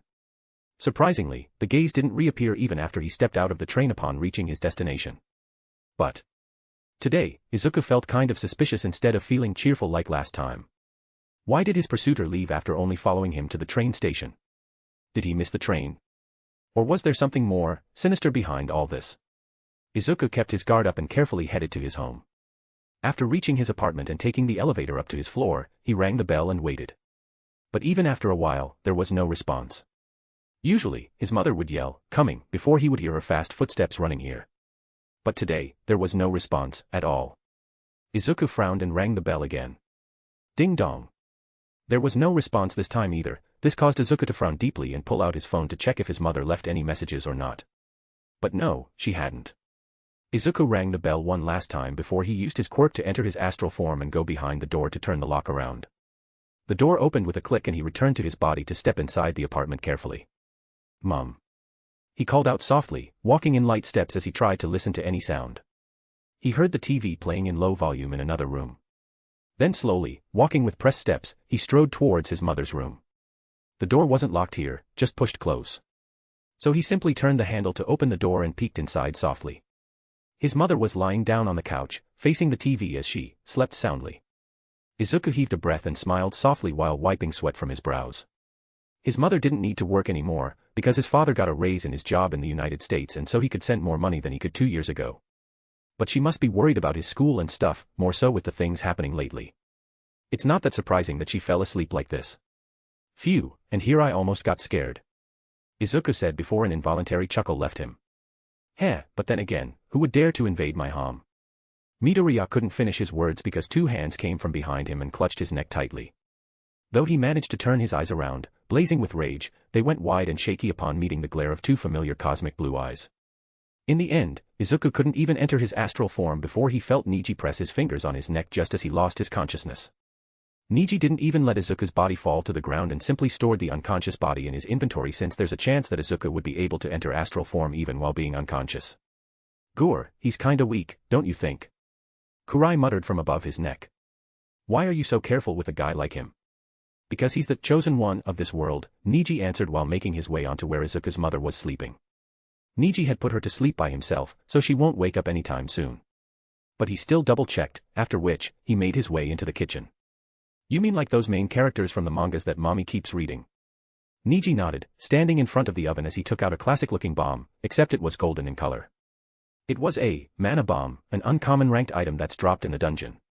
When this bomb is lit, it does a decent amount of destruction. Slowly, he put it in the oven and closed the lid. Since it's a magic bomb, Niji could and had set a timer of when it would blast, and before that time the bomb wouldn't burst no matter how hot the oven became. He was only putting it inside the oven to make sure if people investigated, they'd think the cause of the soon-to-happen explosion was the oven. Meaning, an accident. The timer of the bomb was set to 4:59 minutes, which started to tickle the moment Niji closed the lid of the oven.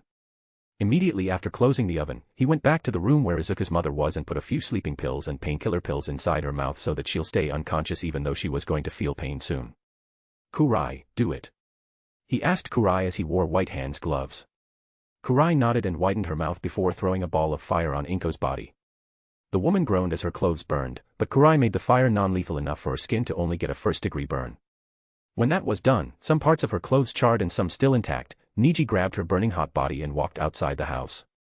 Niji assumed this apartment was set by All for One, which was why there didn't live many people in it to make things convenient for Izuku to contact the League without anyone eavesdropping. This was the 23rd floor and the only other people in this building were on the 10th floor and below, so the blast wouldn't cause them any harm.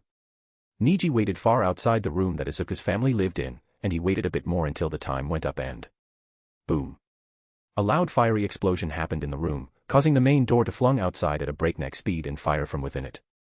Niji immediately ran with Inko in his arms and loudly dropped her on her ground beside the door. His motion caused her body to roll and hit the border of the floor in a way that people would assume she flung from inside the room and dropped here. Good. Now, cast stealth. Niji ordered Kurai, who nodded and did so. After that, Niji blasted his hands and flung out from the apartment at a speed that normal people could only hear, but they will simply assume the sound was a secondary explosion. After flying for a minute, Niji opened his mini-map to look for dungeons around the area. Niji wanted to kill Izuku ASAP, but he had a bad feeling about trying to murder the main character of the world while being inside the world, so he was going to his world, the gamer's subdimension. Once he found one that suited his taste, he flew there immediately. The area where the dungeon was located was an old and abandoned amusement park, and the gate to the dungeon was inside a haunted house. Niji already knew what was inside this dungeon because he came here once before when he was journeying with Kimmy. But from the torn posters stuck on the wall, anyone could guess what type of monsters and ghosts would be inside this lucid horror dungeon.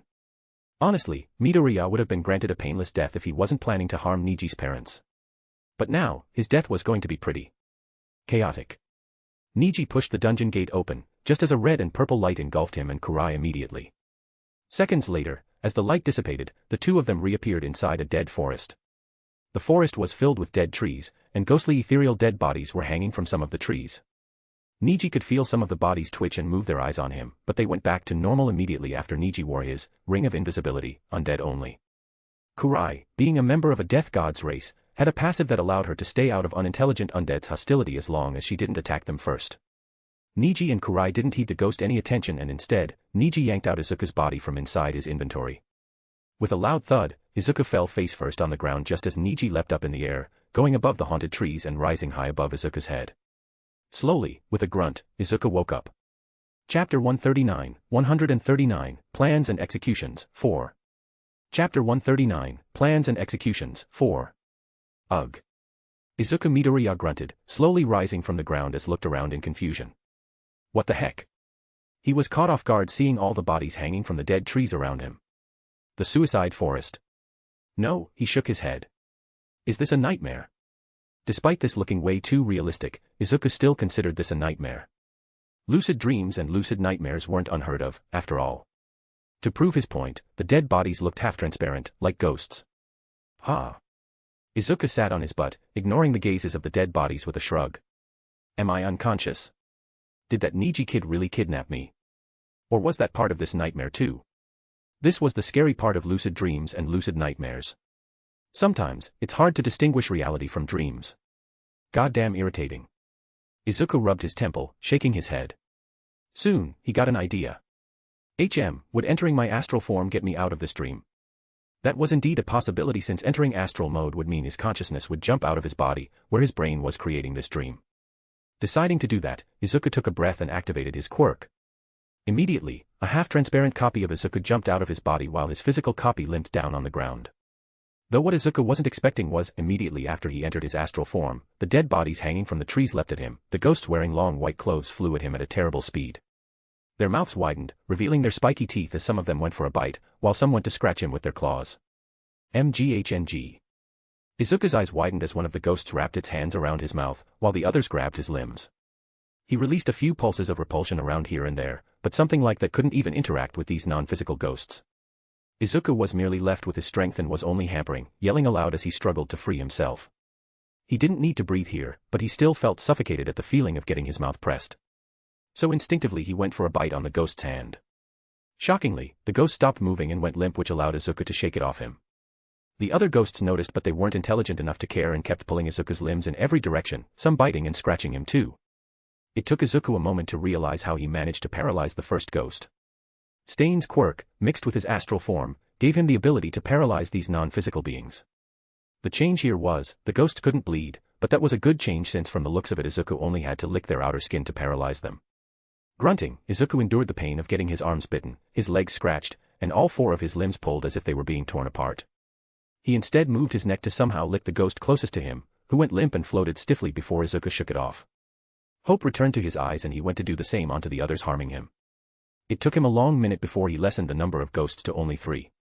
He was about to finish them off too, but right then he heard the sound of bones crackling with each other. He looked at the source of the sound, the ground below him, just beside his limply lying body. Izuku's eyes widened as he watched skeletal hands dig out of the ground, grabbing his physical body's arms and legs and pulling them downwards. Shockingly, his body started to drown into the solid ground. Shit.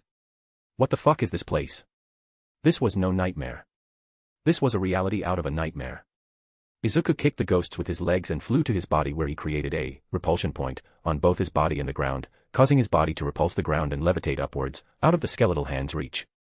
But because the hands were grabbing onto him, it levitating up caused the things that those hands belonged to get up on the surface too.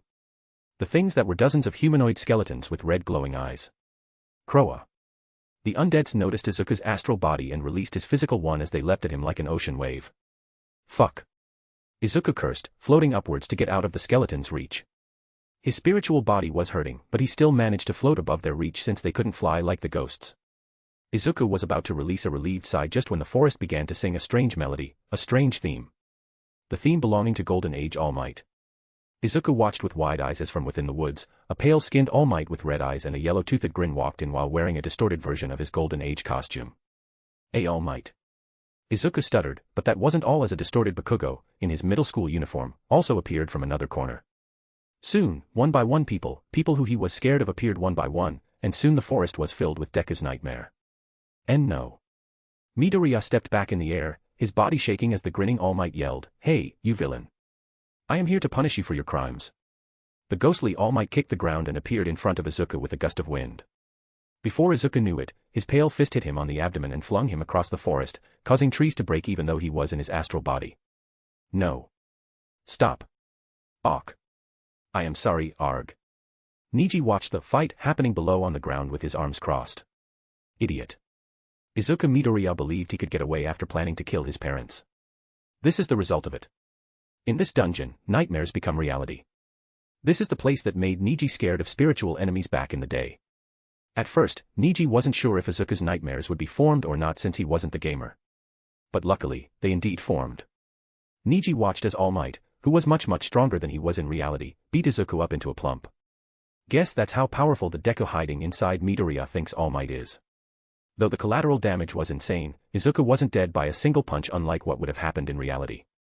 Bakugo and the others, whom Niji recognized as some low-grade bullies, were also hitting the kid pretty hard, and he was indeed taking damage. But from the looks of it, he was hurt more from their words than their attacks. He was yelling sorry, forgive me, I won't do it again, and stuff like crying to his mother. But the monsters from his nightmares didn't stop. Niji watched his fun for a while, but he knew he had to intervene before they killed him. After all, if the monsters killed Deku, then Niji won't get the rewards. So Niji leapt downwards, still wearing his ring, as he closed the distance between him and Izuku. Izuku, lying down on the ground and getting punched by All Might on top of him, who also kept speaking ill of him, watched Niji approach from the sky. "TCH, don't tell me I also fear this guy enough to form a nightmare too," he muttered under his breath, his teeth broken and his face swollen, which made a disturbing scene. Hearing him, Niji chuckled. "Poor guy." Niji said. "I am not a nightmare, I am the guy who created these nightmares, in a way, at least." Niji said, hovering over Izuku who frowned, though that frown was shattered when All Might's punch hit him on the face. "Kurai, eradicate them please," Niji spoke softly, to which Kurai nodded. The nightmares were only strong against the person who they originated from, but against others, they were paper toys. Kurai, with a flick of her death mana, obliterated them into dream particles, leaving a weirdly shaped Izuku stuck into the ground. Izuku had wide eyes and was about to speak, but Niji came down, a white gauntlet forming on his hand, as he punched the kid after coating the gauntlet with blue energy. "Fucking idiot." Niji scoffed. "Nice plans you had there, kill your classmates and their parents. Why? Just because you were born quirkless and they weren't. That's not dash." Izuku tried to protest, but Niji punched him again. Niji wasn't here to talk sense into him, nor argue with him, and neither did he have any revenge to take. He was just kinda pissed because this kid would have surely harmed and probably killed his parents if not for Toga's information. By now, this kid was beaten enough, but more importantly, spending too much time here would make Momo lonely in the club. So Niji decided to finish this right here. Niji first grabbed Izuku and brought him back to where his body was floating. Niji yanked Izuku by his collar and shoved his consciousness back into his physical body. After that, as Izuku's eyes leapt up in horror. "Wait, stop. I can explain. I was brainwashed, manipulated dash." Midoriya started to stutter and beg, but Niji looked at him coldly while slowly coating his fist with tremor. Without saying anything, Niji punched his fist right on top of Izuku's face, which felt like hitting cardboard just as his head burst like a watermelon. The scene got gory, with blood splattered on Niji's face. But he felt nothing because of Gamer's mind, and simply stared down with his eyes shining as he watched a few notifications of leveling up. Then, something unexpected occurred. Something gleamed inside Izuku's chest as the light then spiraled out of him and materialized into an item on the side. It was a small glass bottle filled with a golden liquid. A tear potion. No, it was something more than that. Chapter 140, New Powers. Chapter 140, New Powers. A tear potion. Niji was pretty baffled. Because he already received EXP for the kill, gaining 3 levels and therefore reaching level 141. So why was there a tear potion too? That's like paying double for a single job. System, any explanation? Hearing his question, the system's reply came. This should be happening because of his main character title. Calculations aren't going to match up, because this is a very specific exception. Does that mean whoever drinks this will become the new main character? Niji couldn't help but ask. I don't think so. Main characters aren't chosen based on such a potion. Instead, the will of a world chooses a champion based on its preferences. Most of the time, the world already has thought of secondary characters who can replace the deceased main character at a moment's notice. I suppose you can already guess who that is in this world, right? Niji nodded. It's clearly Mirko Togata, no doubt. Though it'd have been great if he could drink the potion and receive the world's blessing or something, or rather make one of his girls drink it since the gamer can't consume a tear potion. But it is what it is. Niji was about to pick up the potion and use observe on it, but a system prompt appeared in front of him. Sorry for the delay, master, but I have something you'll like. You have not only gone actively against a main character but have hammered the final nail by killing him. Requirements have been met, and you have gained the perk, Main Character Slayer. Main Character Slayer. The will of a world would have its negative effects lessened against you, and therefore wouldn't be able to make your life deliberately harder unless it uses its main character against you. All stats gain a 30% boost when fighting a world's main character. Bonus perk, tailored based on the current gamer's preferences, if the main character is a female, 50% boost in any seduction techniques. The previous bonuses still apply. Niji was feeling excited seeing the first 2 points, but after seeing the third one. System, do I seem like a pervert to you? Absolutely not, sir. Perverts can't seduce women, most of them just peek at women bathing and stop there. I believe manwar is the correct term here. Niji decided to pretend he never heard those words. Anyway. This was a pretty good perk, very useful. A 30% stat boost was tremendous.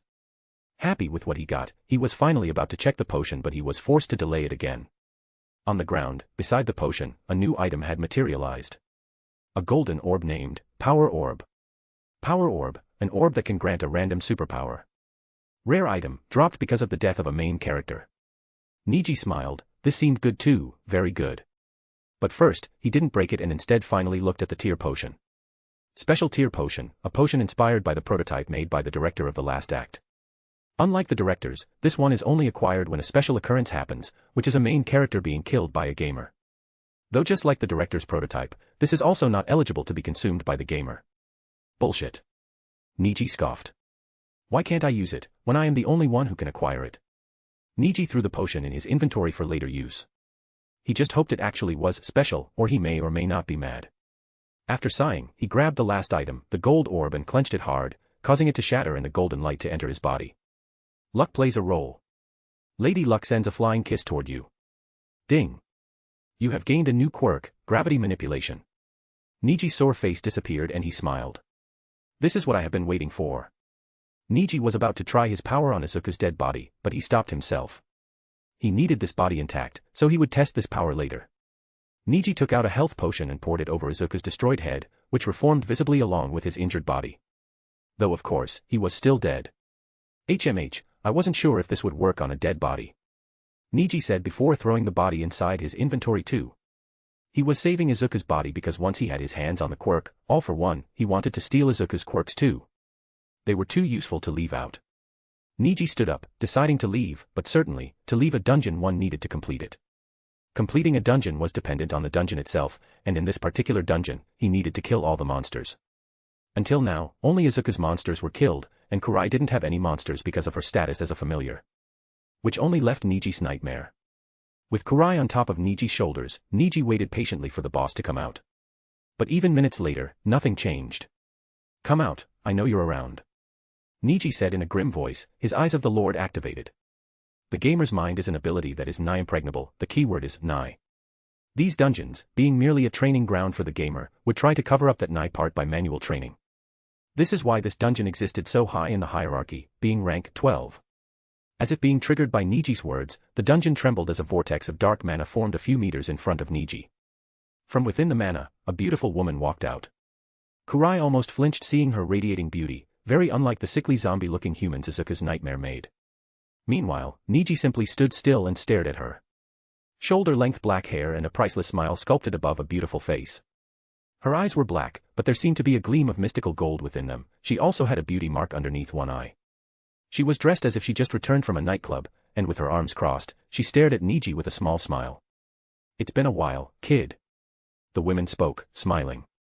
Hey, Niji. Is that the name you go by these days? It seems you quite like this new life dash. Kurai, finish her off please. Niji interrupted his mother's words without any emotion present in his voice. Kurai, who seemed a bit confused, still opened her mouth to fire multiple balls of spirit flame at the target who seemed to sigh before the fire engulfed her and she disappeared. Papa. Kurai asked as she watched the darkness dissipate into nothingness leaving the loots of the last monster of this bossless dungeon. Who was that woman? Niji had his eyes on the spot where the woman was standing as he answered. She's just somebody I used to know. He didn't even pick up the loot that the boss dropped and simply logged out of the dungeon. After coming out of the dungeon, Niji headed back to UA under the spell, Stealth. He soon reached his club where Momo was still waiting with the manga in her hand. She didn't even notice when he entered the room, and only flinched sharply when Niji sat beside her and hugged her by the side. "Why, you scared me," she yelled, releasing a relieved breath. "Anyway, you're back earlier than I thought you'd be." Kurai purred as she jumped on Mono's lap. "What do you mean? It's been 3 hours. Ah, only 3 ho, wait what?" Momo, who was about to shrug, jumped with wide eyes. 3 hours? When? How? What the hell? Her face went pale as she took out her phone and watched the time. "Oh no. I am late for today's study." She looked horrified as if she just saw her car get smashed under MT Lady's feet. Niji noticed it and decided to calm her down a little. He pulled her by the arm and pulled her down on his lap, where her hell fell and her eyes locked with Niji's. "What are you dash?" She was about to say something, but Niji's hand softly pressed her on the temples and started to massage her forehead. "Ah. It's fine, Yamamo," Niji said. "Why are you so worked up anyway? You crammed all the books a few times already, right?" Momo's brain was better and faster after she took the tear potion, so it would be surprising if she hadn't done so already. Momo was much calmer now, and so her reply was in a calm voice too. "Yeah, but dash. No buts. You worry too much. Look at me, I have yet to read my books beyond the chapters they teach in school. Do I look worried?" Though Niji said that, his case was different. He wasn't planning to continue school after summer camp, so it didn't really matter to him. "You're a hooligan, I am not dash. You're dating this hooligan, girl." Niji pulled her cheeks. By now, Kurai had walked on top of Momo and was using her breasts as a trampoline. But the other two didn't seem to care about that at all. Momo had a blush on her face as her cheeks were being pulled and rubbed as if she was a dough, being prepared to become dumplings. "Okay, fine." Momo sighed, "In the end. I will skip today's study, only for you." Niji smiled at that and pulled her to a hug, all to Kurai's complaint. By night, the news of the explosion that happened at one of the UA students' homes spread throughout Japan. It was also confirmed that the student, Izuku Midoriya, was killed in that incident because his burned shoes were found at the door entrance. From the report the police made, the explosion happened because of the malfunction of an oven, which Izuku Midoriya went to open and therefore experienced the explosion on his face. The explosion was said to be so strong that not even Izuku's bones were found. The oven company was issued with a lawsuit, but it didn't seem like the lawsuit would hold because the company had a clean history. The only survivor, Inko Midoriya, was lucky enough to only receive a first-degree burn and was confirmed to be physically okay from the hospital she was charged in. They specified the word physically because mentally she was said to be devastated, and has supposedly lost her ability to speak. The guardians of the UA students across Japan were horrified at the news, and some were considering taking their students away from UA, saying studying there is bringing bad luck to the students. Meanwhile, the league was in a chaotic state again, though this time nobody tried anything physical. Tamura Shigaraki would be out for a few months because of a mission, and so Izuku was supposed to be in charge. But now, Izuku Midoriya is dead. The league members were more curious why All for One hadn't made an appearance yet. Amongst them, Toga was incredibly happy at the news and she could guarantee she knew who the cause of this was, but she kept her mouth shut like a good girl. Though even she was curious what All for One was up to in this dire time. All for One, who was well aware of his underlings' thoughts, was instead anxious with something else. "Shigaraki, this isn't what you promised me." A man with blazing red hair yelled from the other side of the computer screen. My son wasn't supposed to die like this. This can't be real. Shigaraki, what excuse do you have?" All for One sighed softly at the words of Hisashi Midoriya, Izuku's father. The man was so angry that AFO could see his gritting teeth create sparks of fire. "Hisashi, I have no excuse," AFO said in a soft voice. This was beyond anything any of us imagined. The starting point of the explosion was the oven, which soon spread to the gas stove nearby and then caught onto other electronics. That was not supposed to happen, as all the products in his home were the best in Japan. I made sure of that. This accident was beyond my control, and I also deeply regret losing Midoriya. AFO wasn't lying. It's not as if he had any emotional attachment with Midoriya, just that the kid seemed very smart and AFO planned to make him his right-hand man after taking over Tamura Shigaraki's body. But such an accident, nobody expected it. I don't need your useless apology, Shigaraki. You know I can fly to Japan and burn you into nothingness just like what happened with my son, right? You are not what you once were, Shigaraki. Don't anger me any further. AFO held back a grunt and simply stayed silent. Maybe, instead of taking all the blame and getting this idiot to ruin all his plans by actually coming back to Japan on a momentary whim, maybe, AFO should find a scapegoat who can take on the wrath of this red dragon. Thinking again, it doesn't seem like a bad idea. Not at all. Chapter 141, Training. Chapter 141, Training. Like always, Niji woke up early in the morning and then brushed his teeth. He showered, spent a few minutes drying his body and 15 minutes doing his hair. When he finished doing his hair, the door of his room was pushed open and his older sister came flying on his face. Niji. Did you see the news? She pulled back her chest from his face and grabbed his chin with her hands while floating a few inches above the ground. Did you hear, another of your classmates died? Oh yes, I did hear. Niji nodded while putting his hands behind her waist. Kinda sudden, to be honest. He was an arrogant guy, but he was a good person. To think he would pass away in an explosion. Right, I know. We never know when or what something might happen, so always be careful, okay? Niji, were you close to that kid? Are you mentally hurt? Do we need to go see a therapist? Niji had genuine worry present in her eyes, which made Niji chuckle. He turned around and pushed her on the bed, pushing her arms down from above. Do I look like I was close to him? No, I should have guessed. You are only close with your female classmates, after all. Niji said with a frown. I would be surprised if you haven't thought of fucking every girl in your class by now. Niji shrugged. Actually, only your second guess is right. About the first, I actually have close male friends. Are you sure? Maybe. Niji giggled at his answer and pushed him on the bed before rolling on top of him. Niji. Yes. I feel like you're planning something big. I don't know how to explain. Maybe just my older sister's intuition. Niji said on Niji's face.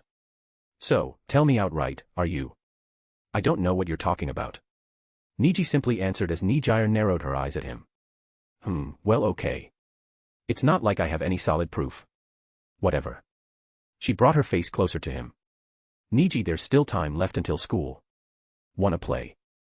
Oh of course, Niji ran his hand behind her back. I am all for a morning game.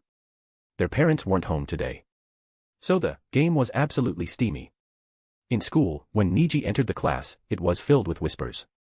Niji greeted a few of his classmates and they greeted him back, but there was a lack of enthusiasm. When he took a seat behind Momo, she turned to him with a worried look. Have you heard? She asked, to which Niji nodded. It's such a tragic phenomenon. I don't even know what to feel. About that, Niji decided to bait her. What do you feel about the company that manufactured the oven? Do you think, even though they had no intention to harm, they are the villain of this scenario? Do you support the lawsuit against them?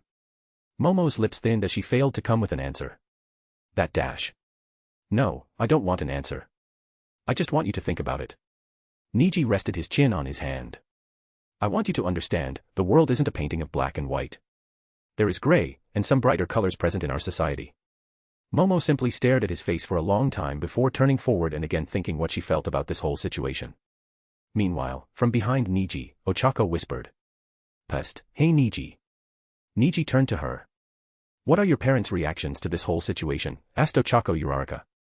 My parents are considering pulling me out of UA. I am kinda nervous that they'd actually do it. Niji sighed softly and thought over his words. Well, my mother's been really loud too every time incidents like this took place. But you know, we don't stop her from living her dream, so she also keeps her words in check, making sure she never says stuff like pulling me out of something I enjoy.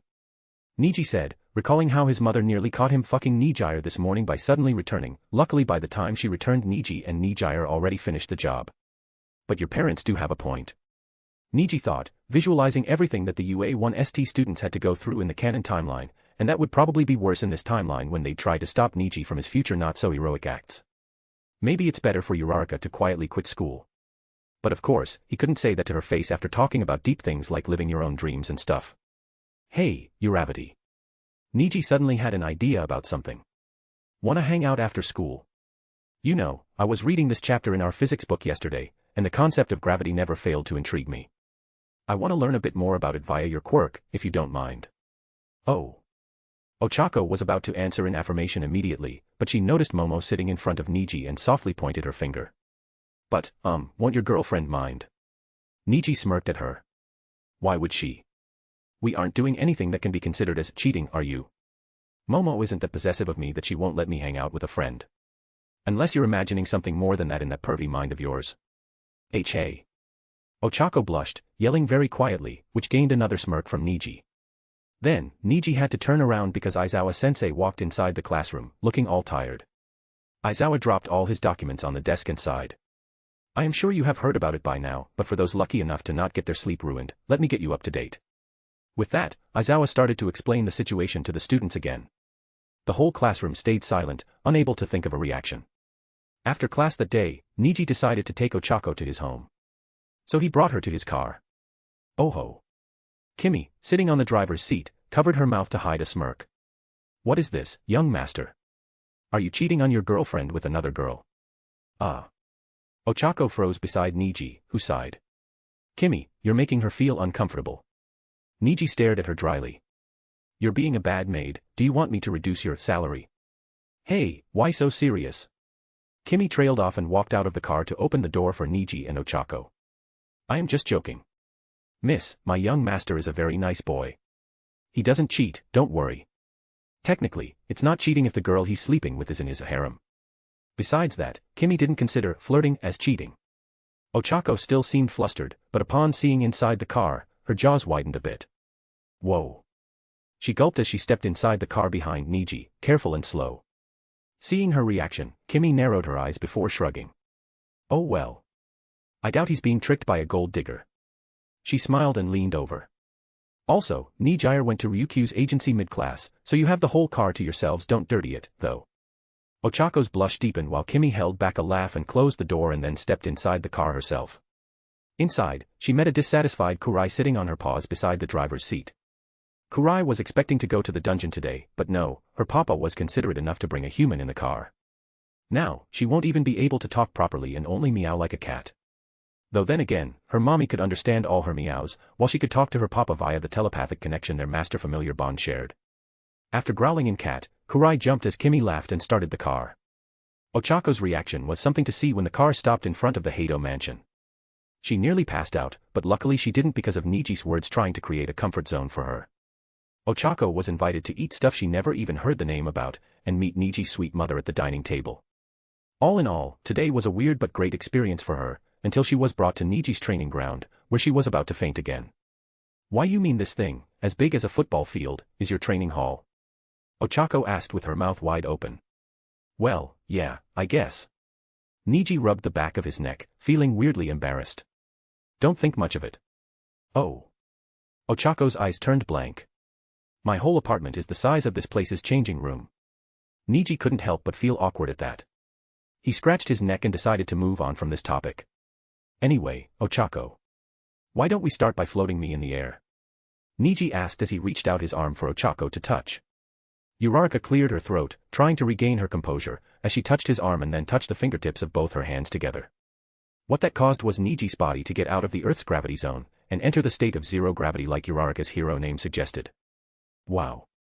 Niji spun in the air, taking in the weird sensation, as he tried to feel the concept behind it using his recently gained gravity manipulation. After nearly 30 seconds of staying afloat, Niji closed his eyes and took in a deep breath just as gravity returned and he fell face first to the ground. Ah. Ochako ran to him, as he slowly sat up while rubbing his nose. I don't know what happened, I am so sorry. It wasn't intentional. Niji waved it off. It's fine, happens from time to time. It worked. Niji was happy. Unlike how when he got Eyes of the Lord, this time there was no instruction already present in his mind that let him know how to control gravity. So he had to learn that from scratch. The only information his quirk page let him know was Gravity Manipulation, Level 1, a quirk that grants the ability to generate and manipulate gravity, one of the 4 fundamental forces of the universe. Upon increasing the levels, more power would be allowed to generate and more control would be gained in manipulation. Niji kept rubbing his nose as he accepted the truth, this power needed his entire attention because this was a power that can turn the tides of any battle. Chapter 142, Imminent Danger, 1. Chapter 142, Imminent Danger, 1. Dragon Monarch, that's what Hisashi Midoriya's real quirk is called.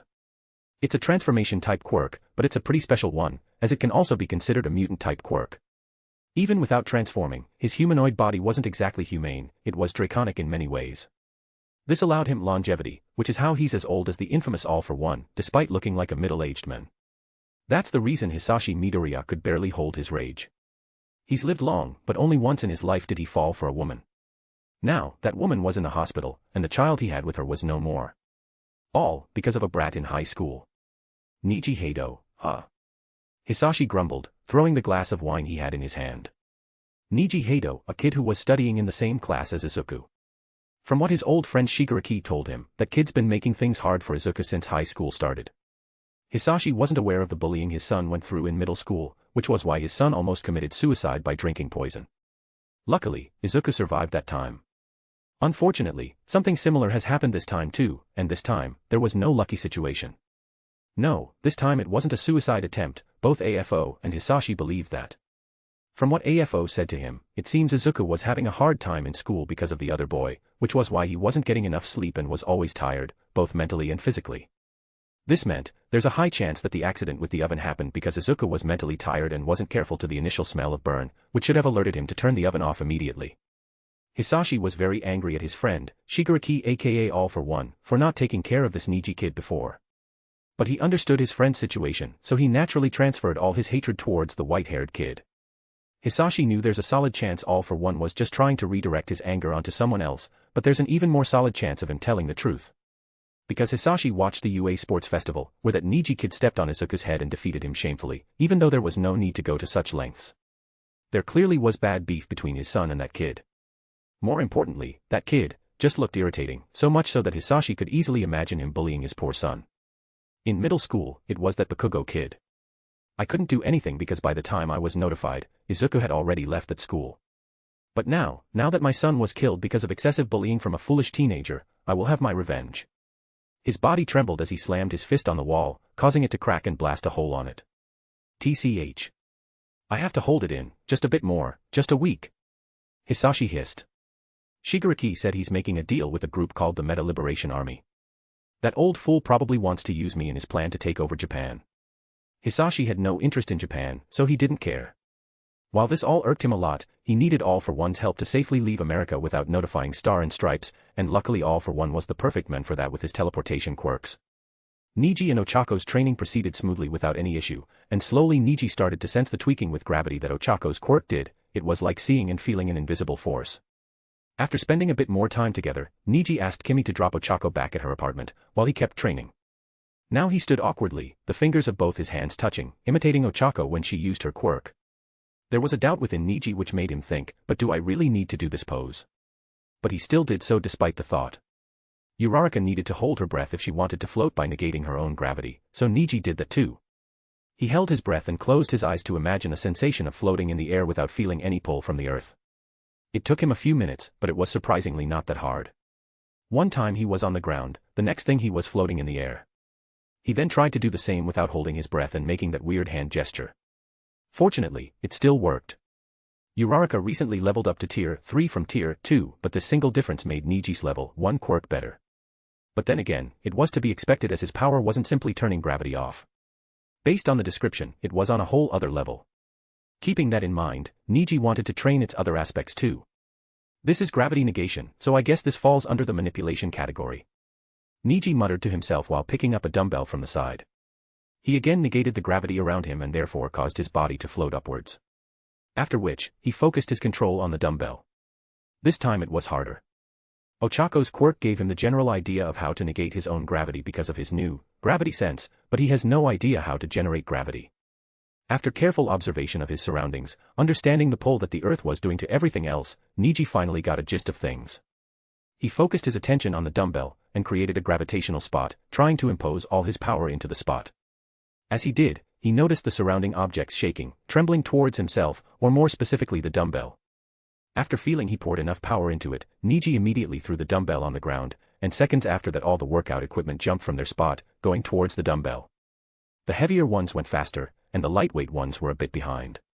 But all of them moved, except for Neji who had smartly negated his gravity already. Boom. Everything that dashed to the dumbbell crashed into each other, creating a big loud thud as if an explosion had happened. Dust rose in the air as Neji laughed nervously while floating. This is good. No, this was awesome. The classes after that day were boring and normal like always. First of all, Aizawa cleared up that there won't be any new student replacing Midoriya's spot until the midterm exams ended. After which, depending on the results, someone from the other classes will be brought into Class 1A. But Niji's mind wasn't paying attention to these boring classes, because something much more sinister was happening in the league, as Toga reported. Today, a week since his first training, Niji sat inside the classroom, behind Momo and in front of Ochako. Amidst the boring lecture, he couldn't help but think back to his conversation with Toga this morning. Toga, yeah, things been weird lately in here. The all-for-one dude is preparing us for a mission, but I only have guesses about what mission. There's this Meta Liberation Army thingy, I never heard about them, but I heard Kurogiri chat with AFO about it. I think we're either going to fight them, or join them in some kind of even larger fight. That's the message she sent him today before he came to school. After that, there's another message, a voicemail. Or should he call it a whisper mail? If you're wondering about the bad sound quality, that's 'cause I am sending this from the washroom. We're in Daika City, and we were joined in by this big bad giant stone-looking guy. After that, we met up with the Meta Liberation Army, but we didn't fight. It seems all for one made some sort of deal with them, so Toga. Her voice was interrupted by a deep man's, seemingly coming outside of the bathroom she was inside. What is taking you so long? Ari Destro is getting suspicious if you're a spy or not. Next, her voice returned. They won't even let me make a report. Anyway, boss man, you don't live in Daika City, right? Tell me if you do, I will betray them anytime, hee. Niji heard this message during lunch break, and it's been a while since that moment. Things weren't really going according to canon anymore, but Niji didn't care much. Canon was already fucked anyway.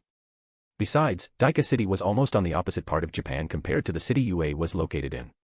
But Niji was indeed confused for a moment. Wasn't that world's will or whatever unable to actively make his life harder?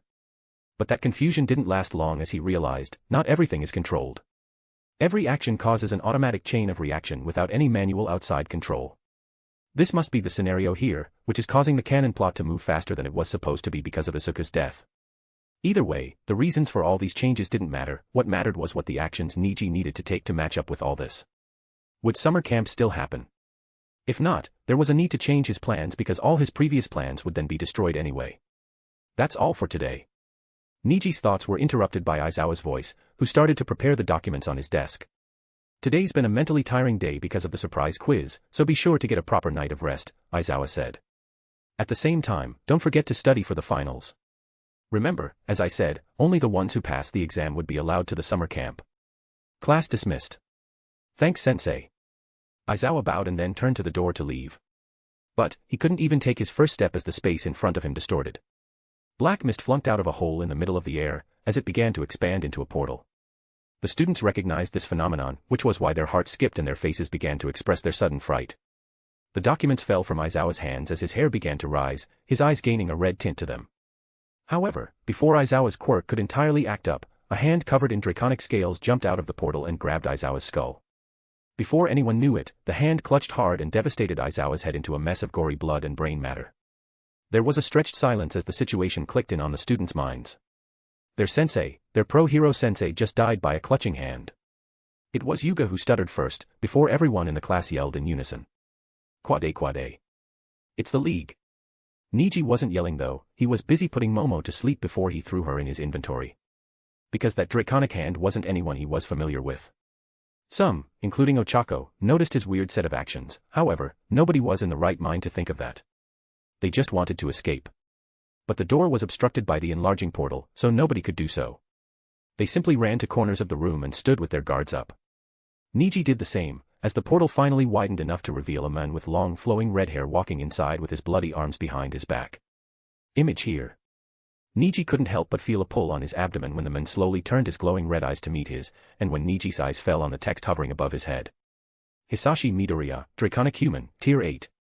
The next moment, he realized how smart it was to have put Momo in the inventory because the man emitting danger growled at him with a glowing mouth.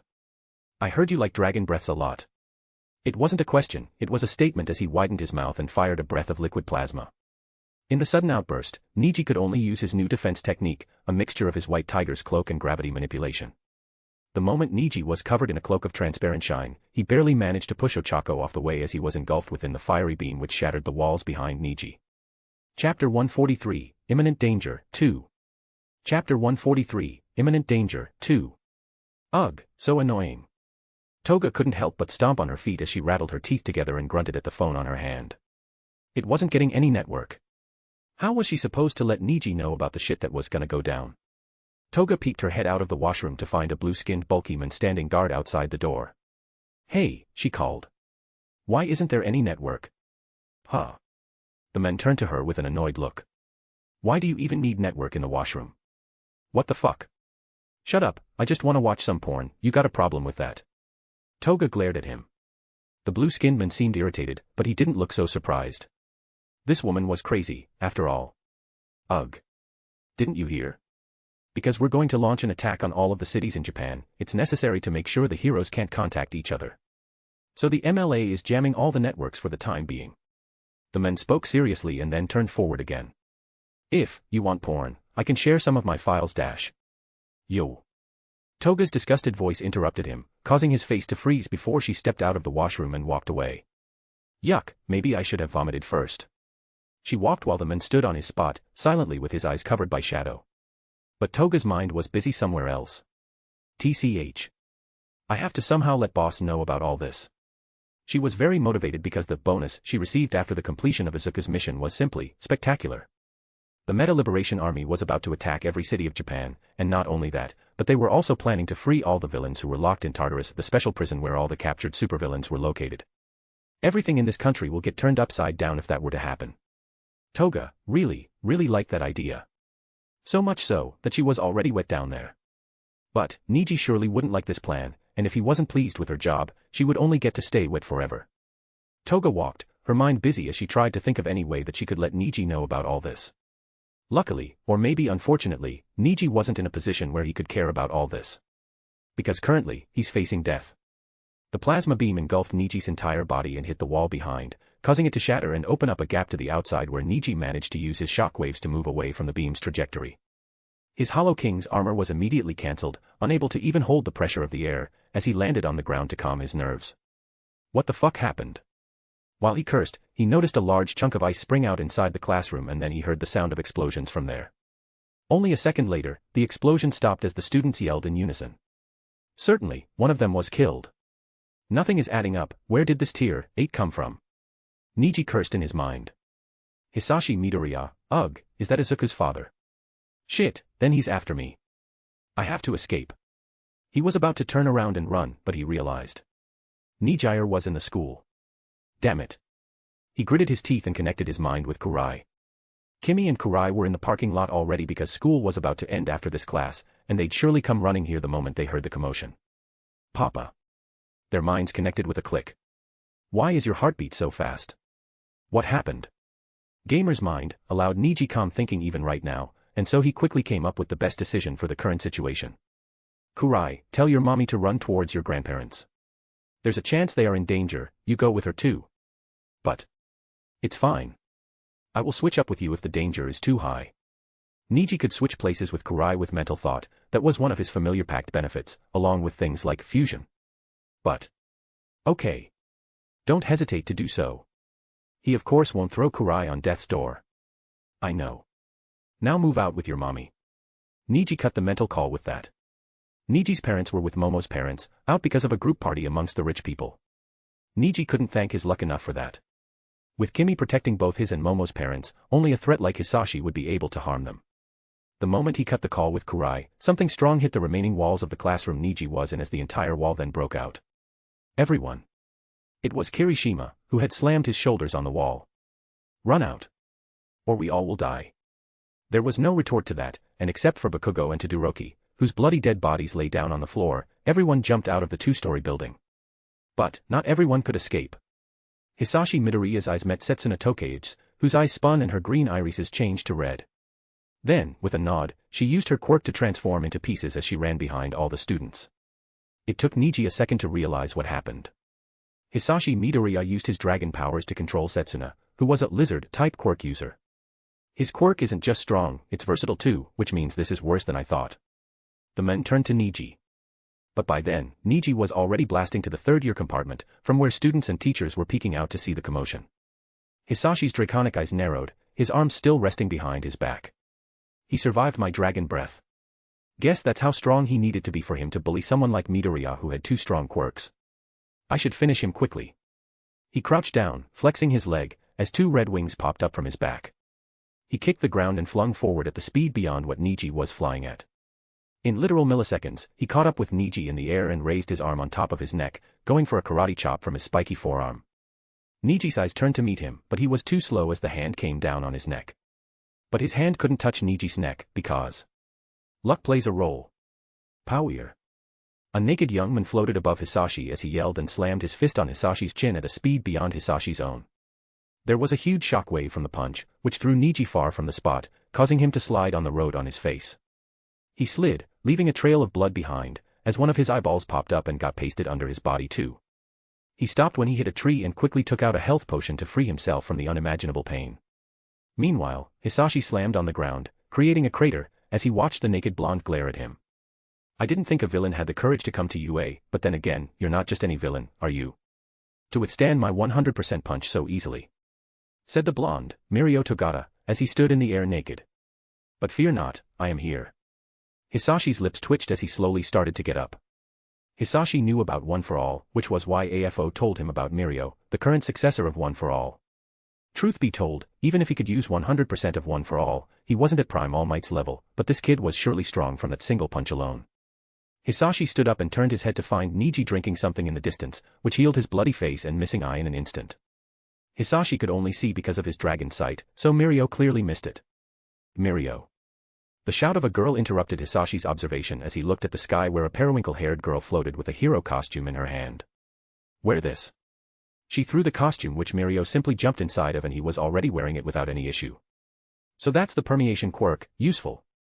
While that was true, Hisashi's eyes soon locked on the girl's face. Yes, that's her, Neji Hado. She deserves to die too for not educating her brother properly. Slowly, Hisashi rolled his shoulders, realizing he won't be able to get to Niji with Mirko here if he didn't take this seriously. His skin started to change as red draconic scales started to appear on top, the whites of his eyes changing into black as his red irises started to glow brighter. He tore his clothes apart, except for his pants, revealing the draconic scales on his torso and back. Then, without saying anything, he crouched down and kicked the ground, flying with his wings flapping as he reached his hand out for Niji. But again, he failed to grab the Hado. American Smash. A blonde muscular man came flying from the far, his arm pulled behind him as he slammed his fist on the scale-covered chin, as Hisashi was yet again thrown back. But this time he didn't hit the ground and instead simply snapped his head backwards. All Might. Hisashi hissed, as he spat out a teeth. Your punches have become weak. All Might had his hand on top of Mirko's shoulder to stay afloat in the air. Shut up, catastrophic dragon. How dare you come to Japan? No, how dare you hurt my students? Hisashi grunted, turning his head to where Niji was supposed to be, but was nowhere to be seen, as he considered what to do. Well, if I take his sister as a hostage, he will be forced to come out anyway. Then he turned to All Might again. Hey, are you two really enough to stop me? He asked. I am curious. Mirko turned to Niji first. Niji, get away from here. What? No. Mirko pointed his hand at the tree under where Niji's blood had created a pond. Are you sure you don't want to find your brother first? Niji was about to nod after a second, but before she could, Hisashi made a move again. She's going nowhere.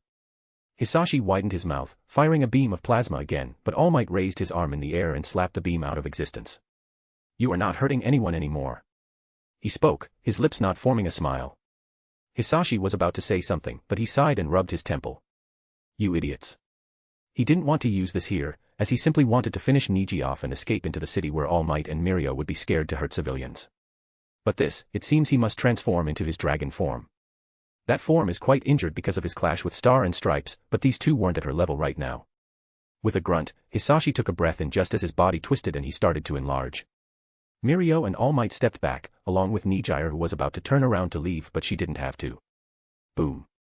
With a burst of shockwave, Niji appeared behind her, grabbing her by her waist, as he kept moving forward.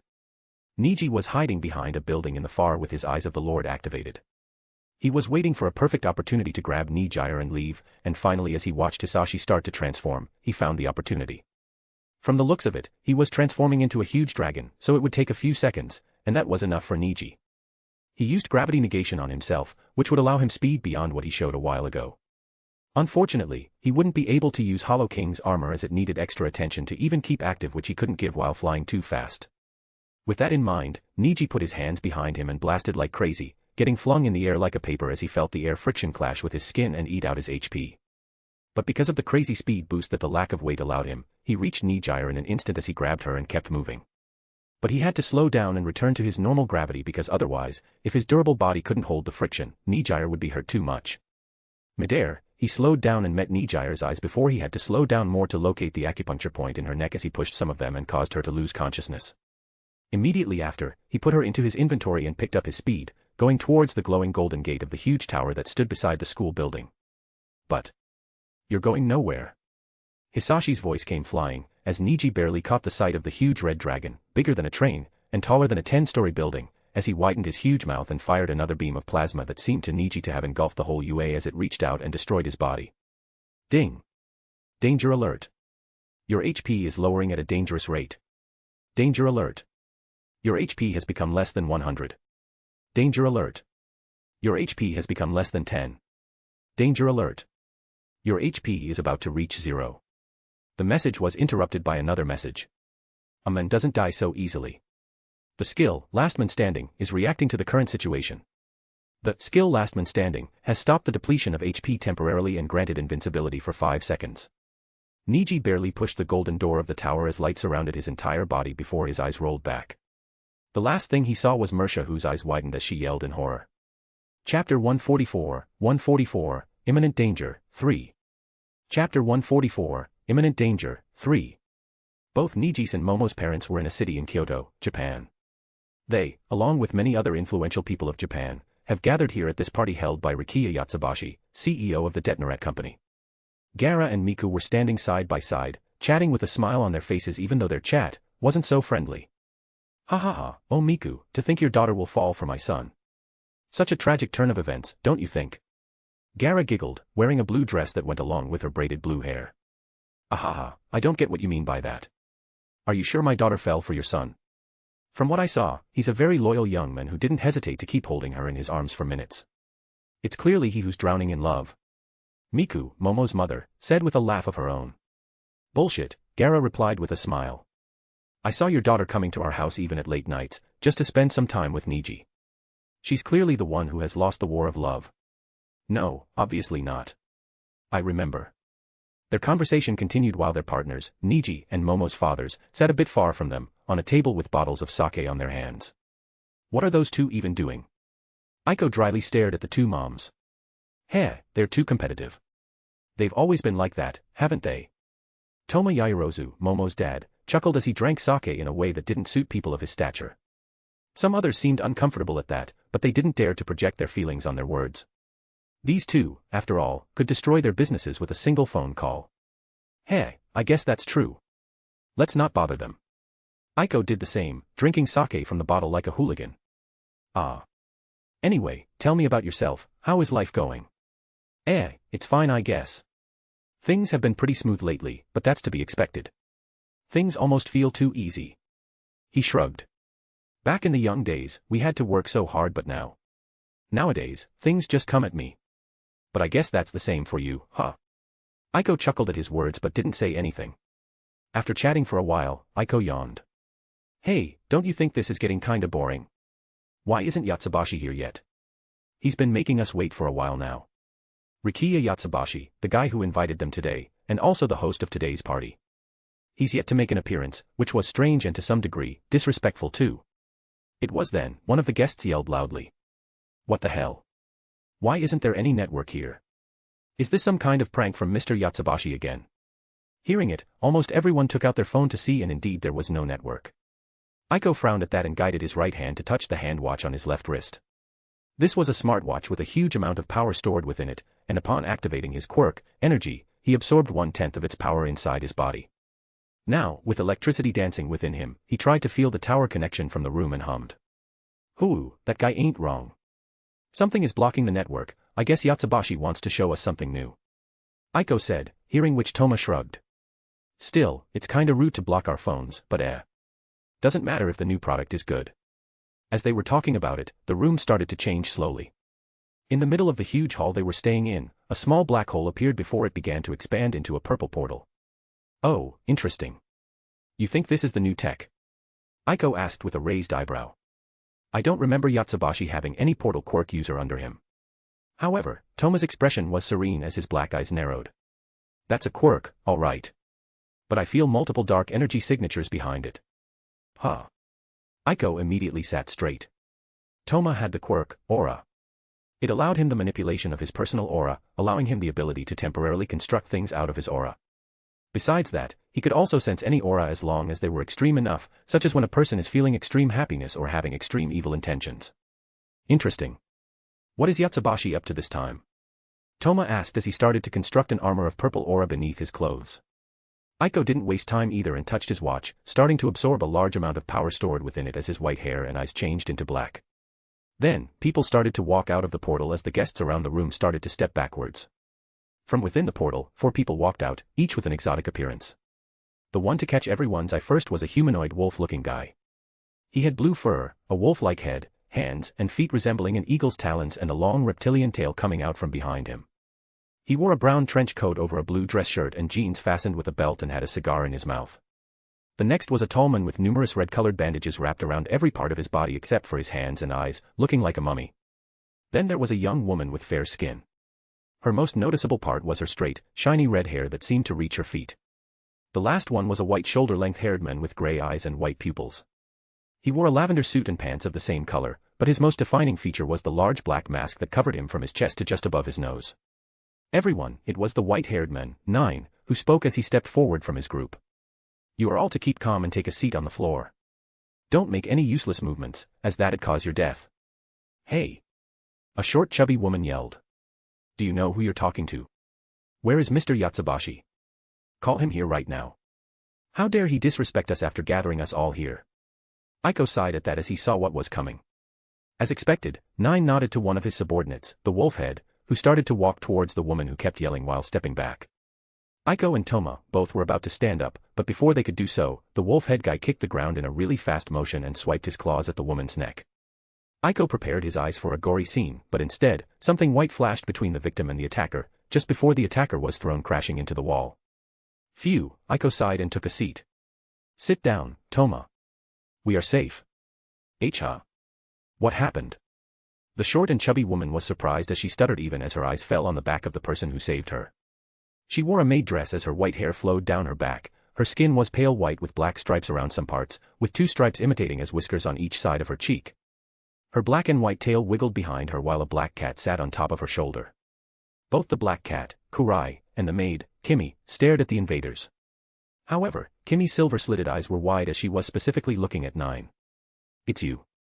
She spoke, her voice carrying a surprise. It's you, yes. 9 had his eyes casual as ever as he grunted. What do you mean? You don't recognize me?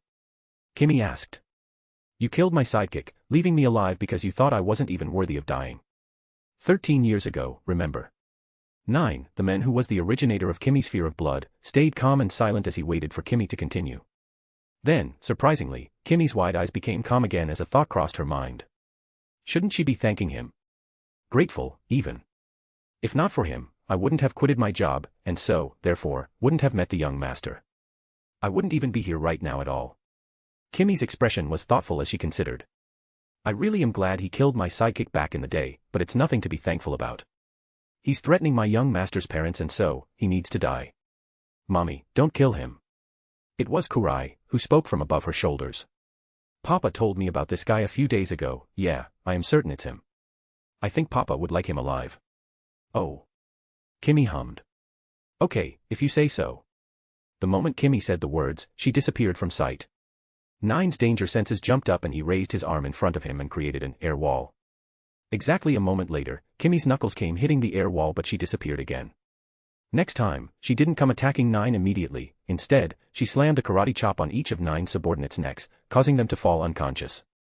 Their bodies couldn't even fall to the ground as Kurai simply stored them in her inventory, assuming Niji might want them alive too. She finally went to attack 9, but right then, 9 used his other quirk, Hydra. It's a quirk that allowed the user the ability to summon gigantic sea snake-like creatures from their back that they could control at will. Using which, 9 summoned a huge blue snake-like creature from his back and threw it forward to shove it inside Kimmy's chest. She dodged, but then 9 used his bullet laser quirk to fire 10 beams of laser from each of his fingers. This time, though Kimmy avoided it too, some of the beams hit the people on the back. That caused Kimmy to frown as she flexed her muscles and decided to speed up. She channeled electricity through her whole body, causing her hair to start floating as she simply disappeared from sight, faster than before, and reappeared with one of her fingers poking inside Nine's chest, just above his heart. What? Nine asked with wide eyes as the blue tentacle from his back sloped down and he stepped backwards. Mommy. I told you not to kill him. Kurai yelled from the shoulder, pulling Kimmy's hair. Ugh. You ruined Papa's plans. Bad mommy. Hey, calm down. Kimmy yelled, pulling her finger out as she hardly slammed a karate chop on Nine's neck. That's not a dead shot. I held back. Nine's eyes twisted as he started to fall face first. Oh. Kurai seemed surprised, but she still quickly put Nine inside her inventory so that his body could get frozen in time. Kimmy was about to say something, but right then. Kurai's eyes went wide as a horrific cry left her. NNOO. Kurai. What happened? Kimmy quickly grabbed Kurai from her shoulders and brought her close to her face. What happened, baby? Papa. Kurai's golden eyes trembled. Papa's life force just disappeared all of a sudden. What? Papa's dead. Kimmy felt a twist in her heart, but she gulped in worry. Are you 100% sure? Yes. I am. Our connection got cut, too. Our connection gets thinner when his life force is too low, or he's inside a dungeon, but it never gets cut. I am sure I felt his life force hit its rock bottom. Kimmy gulped in. No. And maybe this time, not only did his life force become too low, but he also entered a dungeon at the same time. Yes, that must be it. Kimmy, it was Gara who called, running over. What are you doing here? Wait, no, that's not important. She jumped to hug Kimmy and Kurai. Thanks, dear. Those villains looked scary. Kimmy licked her dry lips as she nodded. She shook her head off Kurai's words and started to form plans. I need to bring them to safety. No, I think it's better to put them in Kurai's personal dimension too. I am not sure how the rest of Japan is doing. I am sorry, lady, I will bring you out soon, Kimmy said to Gara, who was about to ask for an explanation before Kimmy karate chopped her neck and caused her to fall unconscious. The other three, Momo's parents and Aiko, were shocked and surprised at the sight, but they couldn't run before Kimmy did the same to them. Kurai whimpered as she put all of them inside her inventory. At last, Kimmy turned to the crowd of rich guests and saluted off. Good luck, everyone. With that, she kicked the ground and disappeared in a flash. Chapter 145, Guilt. Chapter 145, Guilt. Kimmy was betting all her luck into the possibility that Niji was inside a dungeon, and because he was at UA when the sudden attack happened, there is only one dungeon where he must have gone to. The Tower Dungeon. Of course, Kimmy didn't know the exact name. She only called it a dungeon because it was like a game where killing monsters drop loot. In truth, she simply considered it another dimension, another world in this vast cosmos. Which wasn't exactly that far off from a bullseye. After leaving the party, Kimmy swiftly made her way to UA again. With her speed, it didn't even take a few minutes before she reached her destination. But what she saw here almost gave her existential crisis. All Might. Looks like All for One is going to owe me one. A huge red dragon, bigger than any of the UA buildings, said as it fired a breath of flame at All Might, who was jumping in the air. All Might swiftly dodged the attack, but Kimmy noticed All Might was panting like crazy. All Might wasn't the only hero present there though. All the UA teachers were there, and two of the big three were also present, with Mirko Togata actually dealing some heavy hits. Speaking of which, where's Niji? Kimmy couldn't help but worry, but she shook her head soon. If Niji wasn't here, it must mean she's been saved by Niji, or dead. Kimmy chose to believe the first option and then went a bit far and safe from the fight.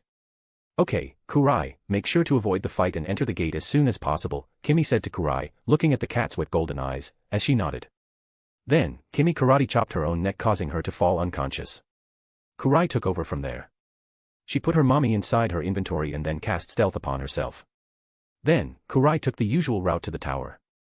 But she was shocked to find everything besides the tower destroyed, melting as if a tsunami of lava had crashed here.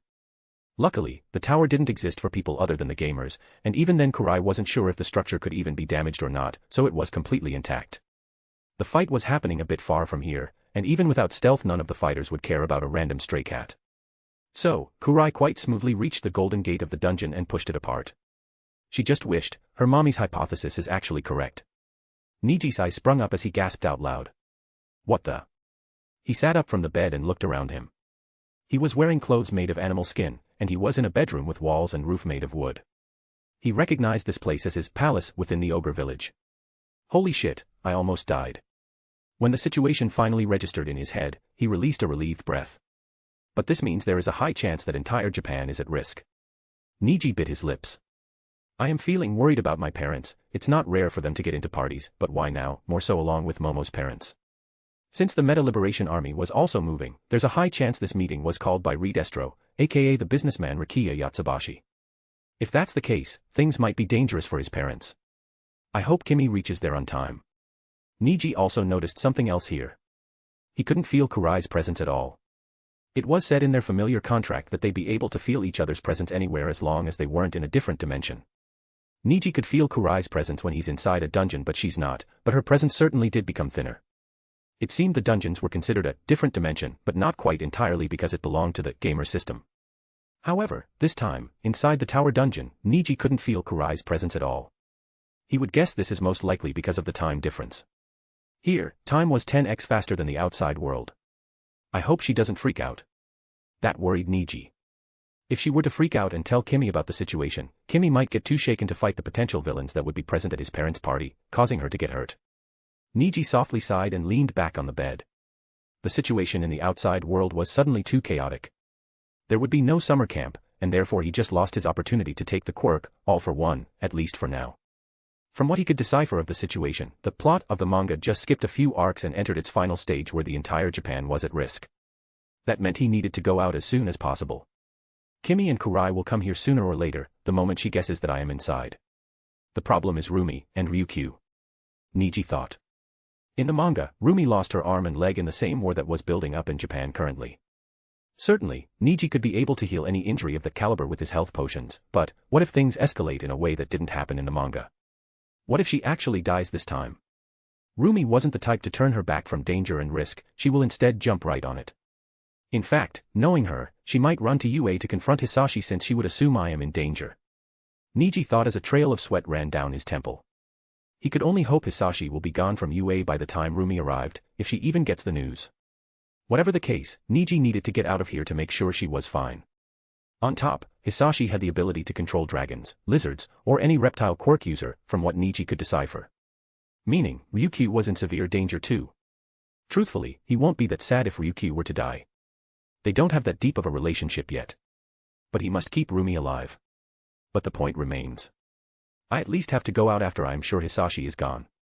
My last man standing skill is on a cooldown of 24 hours, I can't take the risk of going out before that. Hisashi was after him, and because of that he was in severe danger as long as he was in the outside world. For now, everyone must be assuming he and Niji were dead because of the beam, so Niji wanted to take utmost advantage of that. Niji slowly climbed down the bed, standing on his feet as he moved around a bit. Making sure his gamer's body has healed him properly, he stepped out of the room and then the two-story building he was inside.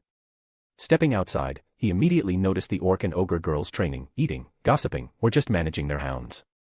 There was also Andreas there, sitting with his underlings around him. You're up, my liege. It was Mersha who noticed Niji walking outside and immediately ran to him. The other ogres and orc girls and wolves also ran close to him. Andreas and Mersha stepped forward with Mersha beginning to speak. My liege, what happened to you on the other side? You came here nearly dead, half of your body was missing. Ah. Niji smiled awkwardly. Even he didn't know the injury was so deep. Though that's to be expected as it managed to throw him to 1 HP, it's a long story, don't worry about it. Speaking of, how did you manage to save me? Mersha nodded to his first words, not daring to probe him for an answer. In his second words, she turned her head to the mage from the time when Kimmy first came here. Seeing Mersha's gaze, the orc mage, known as the witch by the people of this village, stepped forward and kneeled on one knee. Image here. It was me, my liege.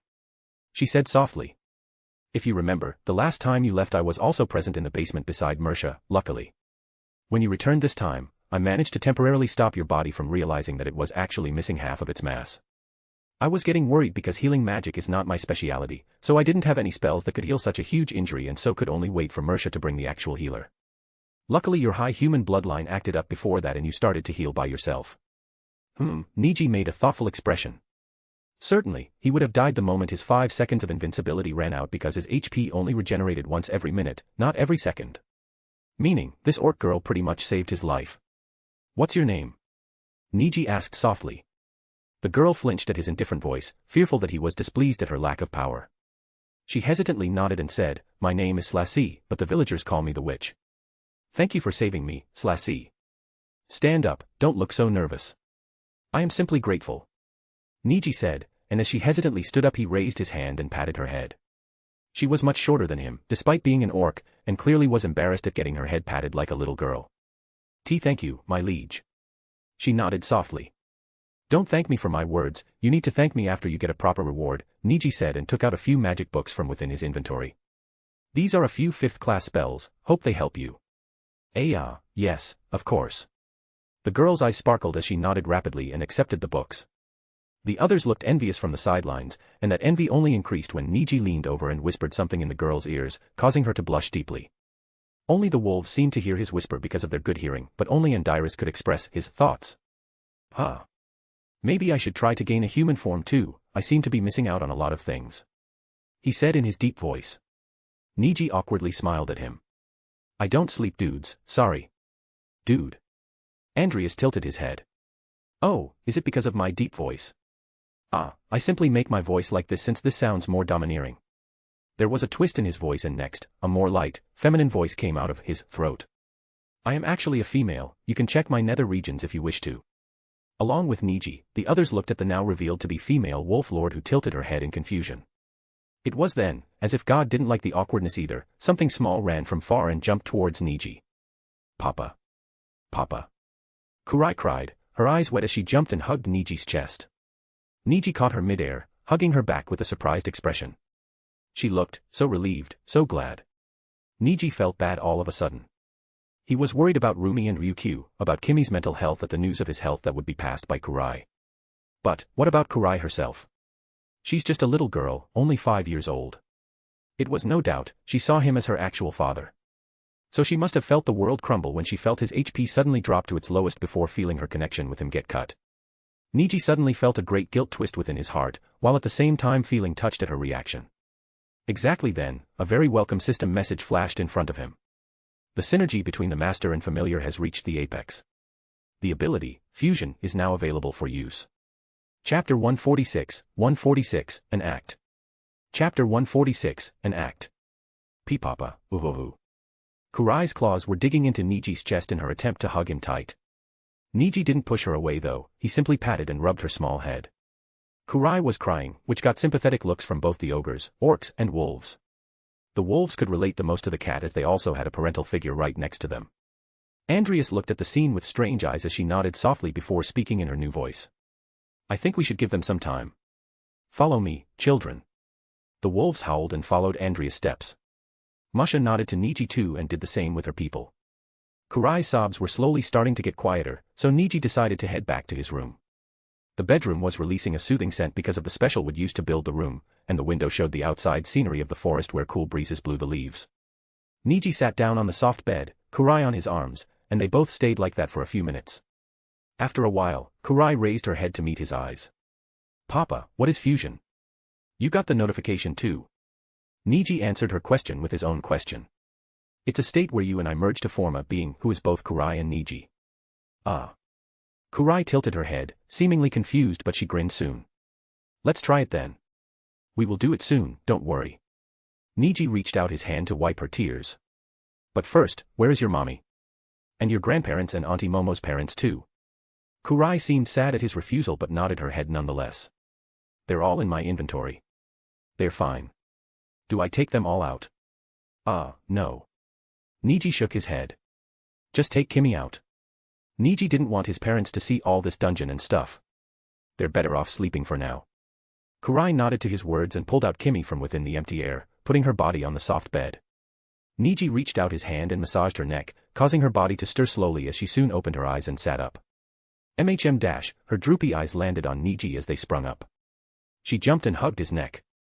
Young master. You're fine. Her arms were trembling around him and her breathing was almost shaky. But her body calmed down the moment Niji's arms wrapped around her. I am fine, yes. Good to see you're doing okay too.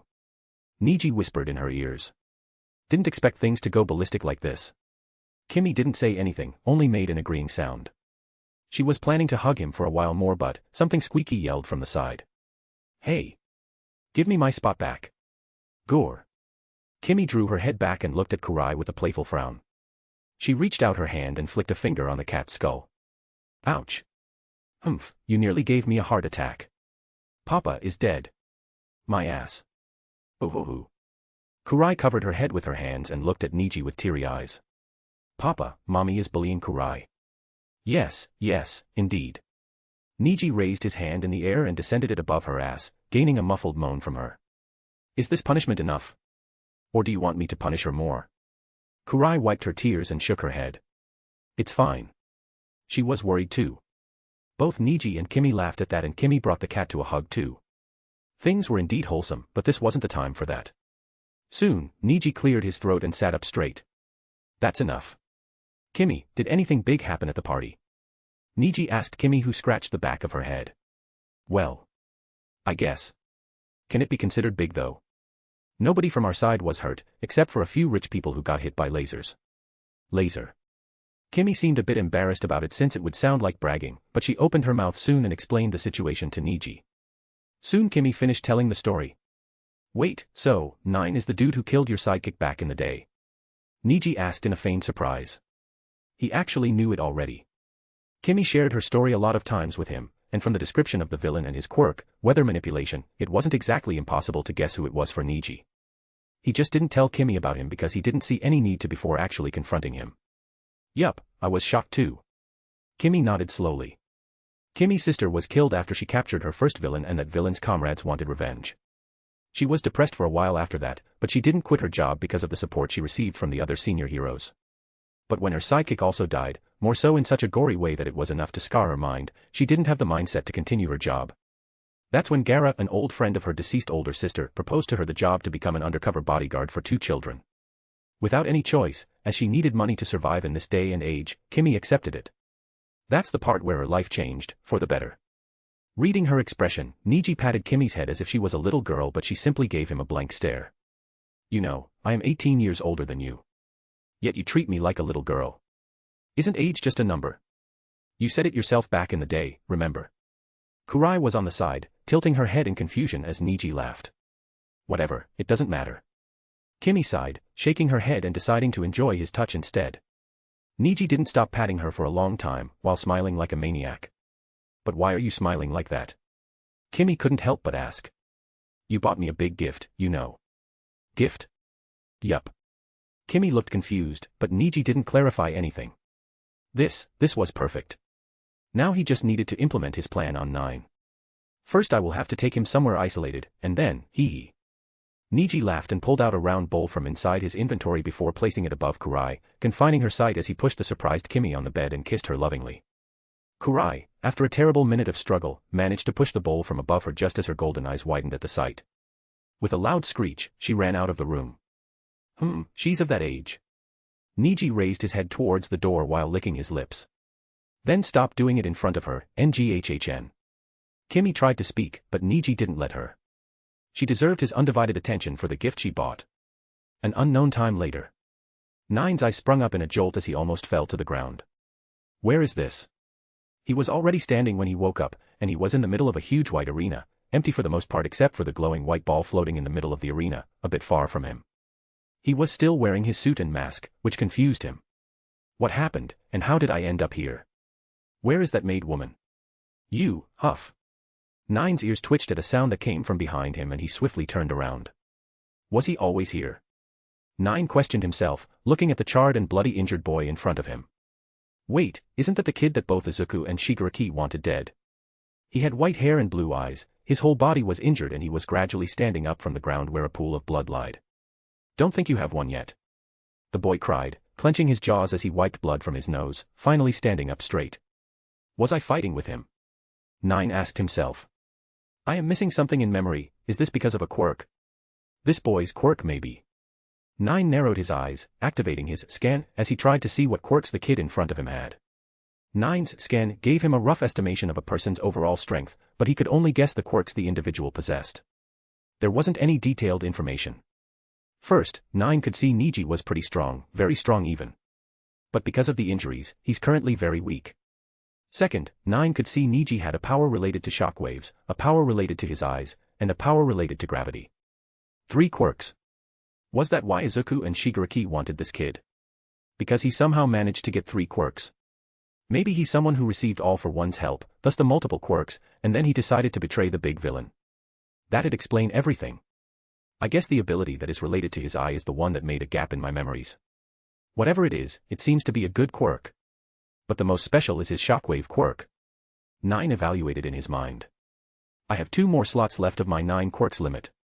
I don't think his gravity quirk is that powerful, and I don't know much about his eye quirk, so I will just take the shockwave one. 9 didn't care about the bloody and charred-bodied Niji. He simply wanted to get out of this place, and from what he remembered from the UA Sports Festival, Niji's shockwave quirk was not only powerful but also versatile. It even allowed flight, which would make 9 a lot more versatile than his current self. Are you even listening to me? Niji's loud yell brought 9 back from his mind as he proceeded to look at Niji with narrowed eyes. You, 9 spoke, rolling his shoulders. I don't know what you did to me, but it doesn't matter anymore. I have no grudge against you, but this is the end for you. I also don't want to stay at this unknown place any longer. So, goodbye. 9 walked towards Niji in slow steps as Niji raised his hands shakily in the air to fire blasts of shockwave. The shockwaves hit 9 because he had no intention of dodging. After all, the shockwaves were too weak. They simply brushed 9's hair in the air, nothing else. Stay away, bastard. Niji yelled, his eyes bloodshot as he tried to step backwards. 9 couldn't help but hold back a sigh. This kid was too weak, that was disappointing. 9 expected him to be worth more than this since both Izuku and Shigaraki hated him. But it is what it is. From the looks of the kid's charred body, I seem to have used my weather manipulation quirk to summon lightning on top of this kid. So it's to be expected that he's shaken. 9 thought as he grabbed Niji by his throat and kneed him on the stomach at the same time. Niji grunted, spitting out saliva on the floor as 9 roughly clutched his hair. It stung on his hands because the kid's hair was strangely sharp as if it was made of some kind of metal. But 9 didn't like to waste time, so he channeled his second quirk, All for One, just as a mixture of black and red energy jumped out of his hand and clasped Niji's head tightly, immediately as the kid's eyes went white. 9 then slowly used All for One to pick up the quirk he wanted, Surge. 9 grunted as he felt a portion of life left from Niji's body, slowly making its way into 9's own, but something that had never occurred before suddenly happened. Instead of Niji's life force mixture with his own, like what happened with his other victims, it instead started to devour his life force. What's happening? 9 grunted, throwing Niji's body on the floor as he stepped back. The surprise didn't end there as immediately after, a blue hologram floated in front of him, with a message written on it. Multiple different minds are trying to invade Master's mind. The gamer's mind is preparing the necessary erasure procedures. What's this? 9 frowned and waved his hand on the hologram. But right then, his body stopped moving and he started to feel something switching his mind off. What the dash? Before he could finish his line. Procedure completed, all invading minds have been erased from existence. With that, villain 9 died but, his lips stretched into a grin. Good, it worked. Niji, now inside 9's body, started to chuckle softly. The gamer's mind is a skill that not only managed to repair his memories before reincarnation but also managed to negate the goddess' attempts to erase his memories. Because of that, he had enough faith in it for him to take on such risks. From what he knew from the canon manga, when All for One steals a quirk from someone, it also steals a portion of the person's consciousness. Clearly Niji's gamer mind wouldn't allow such a thing to happen to him. All for One, the quirk, when used is like a fishing hook that forcefully grabs the quirk and pulls it out of the body. Usually, the mind would come along too, but because of gamer's mind, Niji got a system message, in form of an option to choose if he wanted to be hooked or not, and when he chose to be hooked his entire consciousness was pulled out of his body because gamer's mind couldn't allow his consciousness to be separated into pieces. The gamer mind's job is to keep his mind safe from any harm, which means any mental attack below a certain rank would be easily neglected against it. And now that Niji was inside 9's body, it was considered his own body. Now, 9's mind, along with all the pieces of consciousness stored within 9's other quirks, were a mental threat to Niji's mind, so it acted up and erased all the other minds in a jiffy. Niji didn't waste a second and leaned over to touch his previous body that was lying on the ground. It was breathing, meaning it was alive, except it lacked a mind. But Niji was very fond of this body, more so since 9's body was dying because of the illness he had. So, he decided to use the same technique to transfer his own mind back to its original body. Niji first clutched his hand and released it a few times, trying to see if he could use the quirks present in his body or not. When making sure that he could, as they were engraved in this body's muscle memory, he started to insert his surge back into his own body. This time, he also got his ability to choose if he wanted to push his consciousness out or now, as that's how the villain, All for One, inserted a part of his consciousness into the people he gave his quirk to, like Lady Nagant. Niji declined the option, and then threw 9's original quirk, weather manipulation. He did this because now when Niji returns back to his body, these quirks won't be considered as a part of the all-for-one quirk, which has a limit of 9, and would instead be part of his high human body, which Niji was sure could hold a lot more. At last, Niji pushed the quirk, all-for-one, along with the quirks it held currently into his original body, and this time he chose for his consciousness to enter the body too. Immediately after, 9's body slumped down on the floor as Niji's body twitched before he murmured. Ugh. System, turn regeneration rate back to 100%. Chapter 147, Fusion, 1.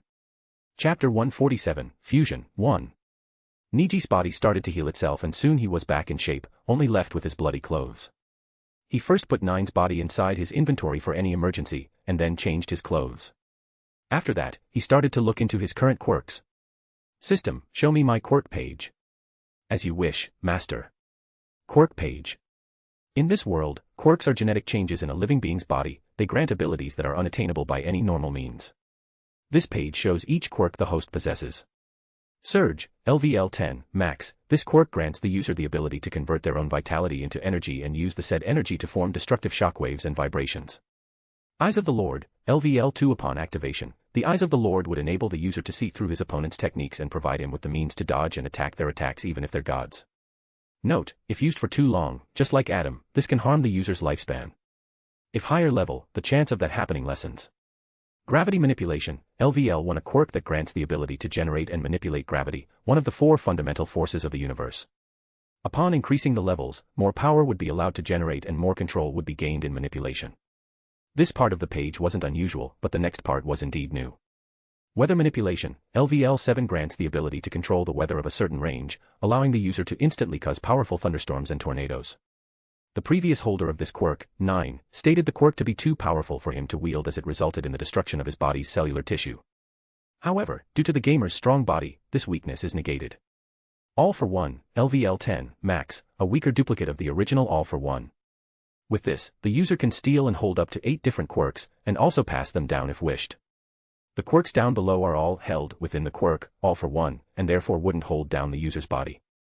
Dash, Air Wall, LVL 4, grants the ability to create a transparent barrier made of pressurized air to shield oneself in a particular direction. This quirk can also be used offensively, by releasing a powerful air burst that can push away people and attacks or used as a springboard that can physically push people away.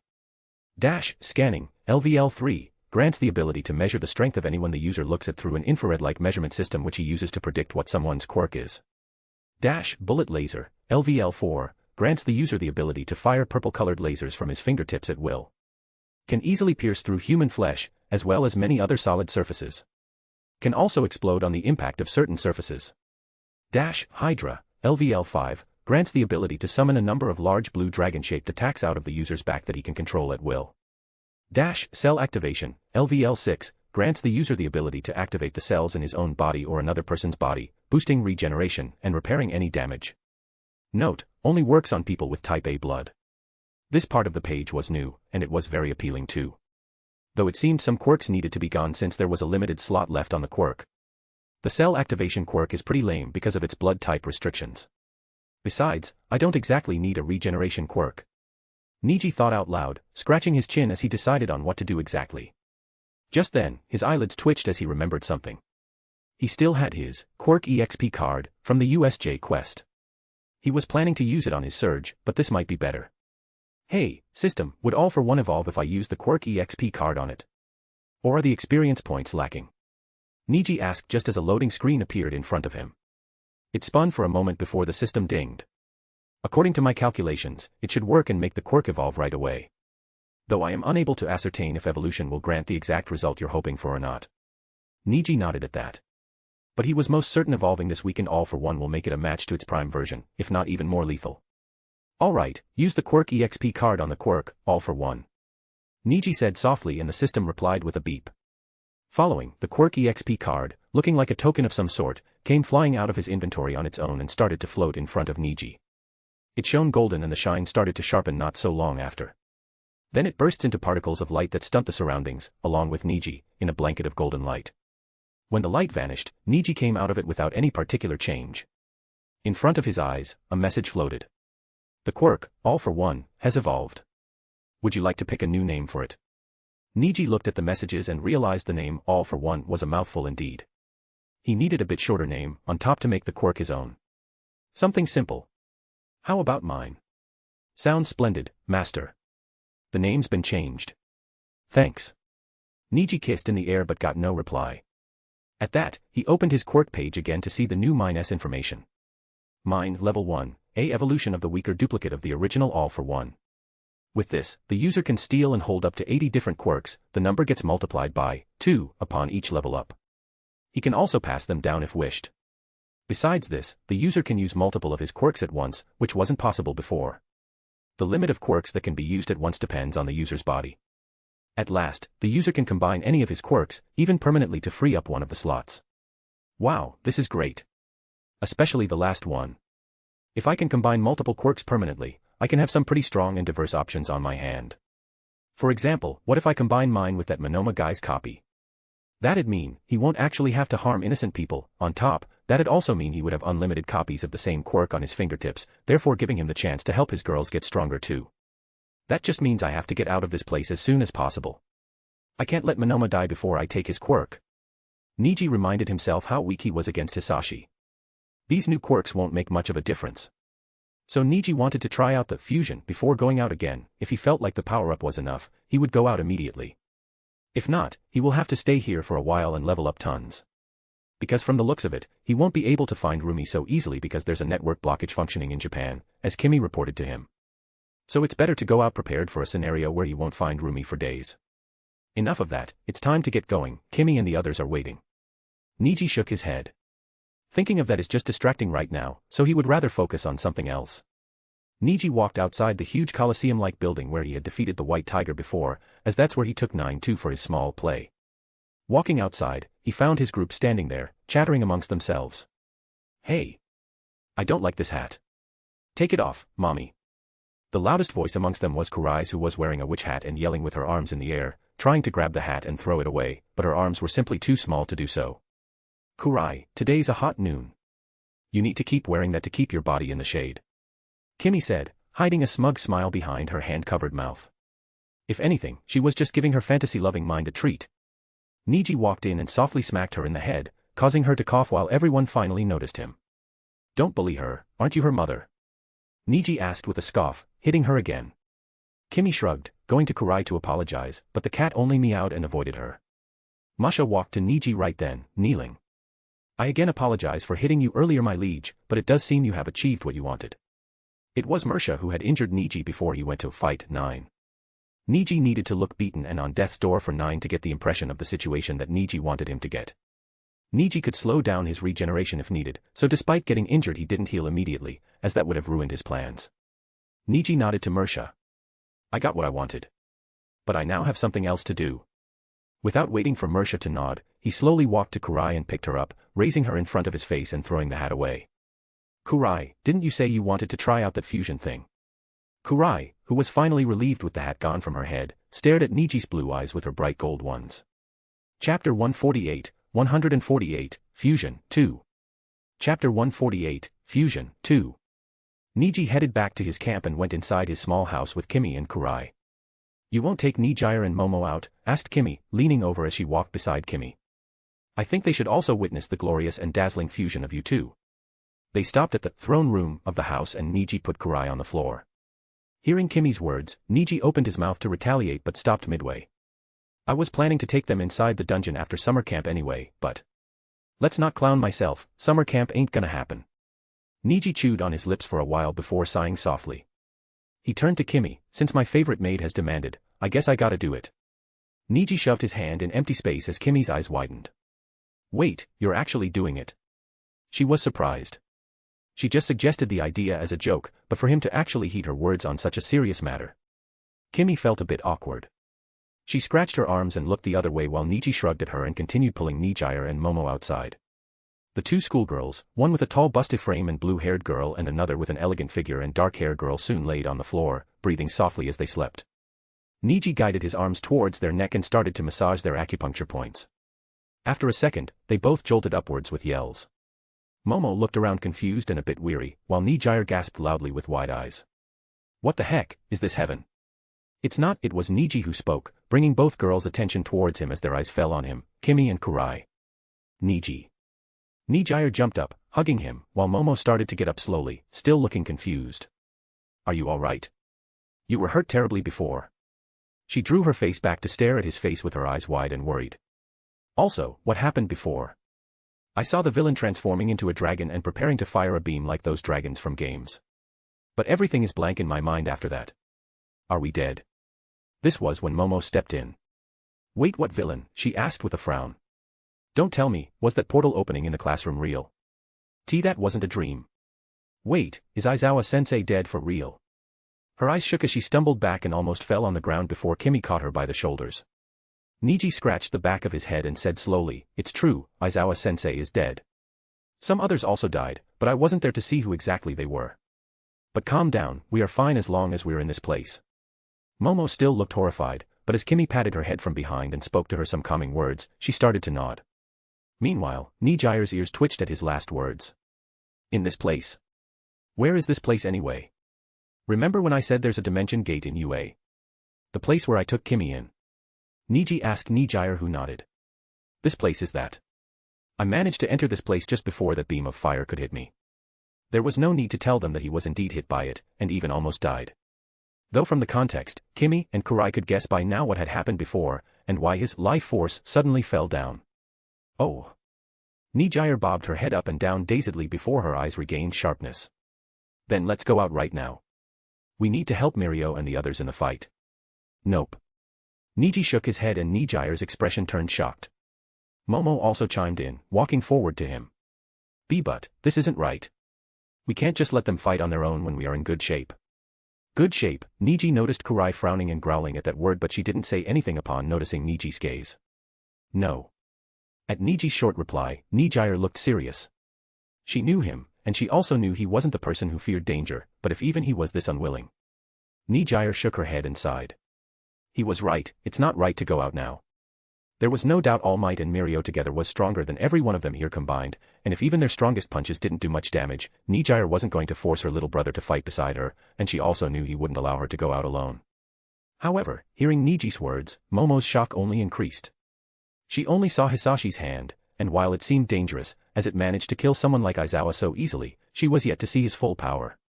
Momo opened her mouth, but before she could say anything that she might regret later, Niji cut her off. Momo. He said in a tone that she wasn't familiar with, a tone so serious that she had never seen him use it before. I love this life of mine a lot, so I don't plan to die. I don't plan to let any of you die either, so shut the fuck up and understand, this is not a game. Aizawa is dead, and so are some of your classmates. If not for me, you most likely would have been in their place because of that stupid hero complex of yours. The girls looked shocked and were speechless, although Kurai seemed strangely proud. Niji's pupil zoomed out as he realized how he's been glaring at Momo with his eyes of the Lord active. He immediately deactivated it and facepalmed.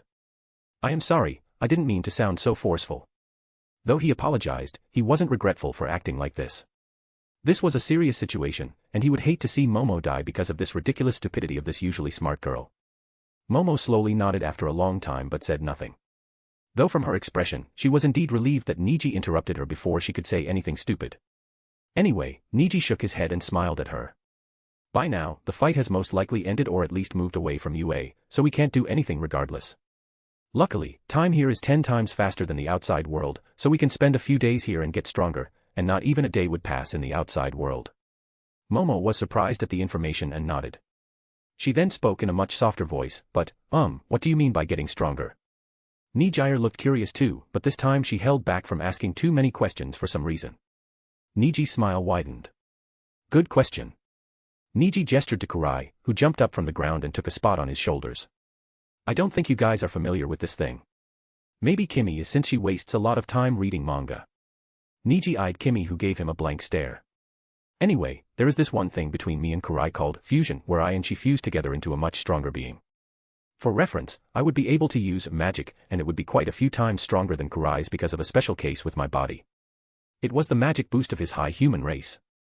His high human race boosted his mana reserves 50x more than it was when he was a normal human, and if that 50 times got added on top of Kurai's Nurgle race's buff, 100 times mana, meaning 5,000 times more mana than a normal gamer might have. But his girls didn't need to know about all those details. Certainly, more mana didn't always mean more power, as some spells could only grow stronger when leveled up. This was still very powerful indeed. Though this was all assuming the fusion could indeed fix the curse, something that the system said should be possible, but the system didn't guarantee anything. It just said, since the curse of the primordial is already being suppressed and negated by the will of the omniverse blessing, for the most part, if your fusion can achieve a strong enough divinity, it can negate the bit of part that remains, at least temporarily as long as you're in the state of fusion. Certainly powerful enough to go against the dragon. Niji noticed his girls looking surprised and Kimmy, drooling. He ignored the last part and moved on. Anyway, if you don't mind, let's get started with this. Niji said to all of them as they nodded. Then he put Kurai on the floor and crouched down himself. He already asked the system for the procedure of a fusion. Luckily, there was no weird fusion dance or some unnecessary accessories. The master and the familiar just needed to reach out a finger and make them touch each other. They would then need to say fuse at the same time, either out loud or in their minds via telepathy. The system also mentioned the cases of various different, as in failed or somewhat unsuccessful fusion, but she didn't elaborate since the cases differ from person to person. Kurai, are you ready? Niji reached out a finger and asked Kurai, who nodded. Kurai too reached out a finger, following his gesture, as her single paw touched his thumb. Now with me, say fusion.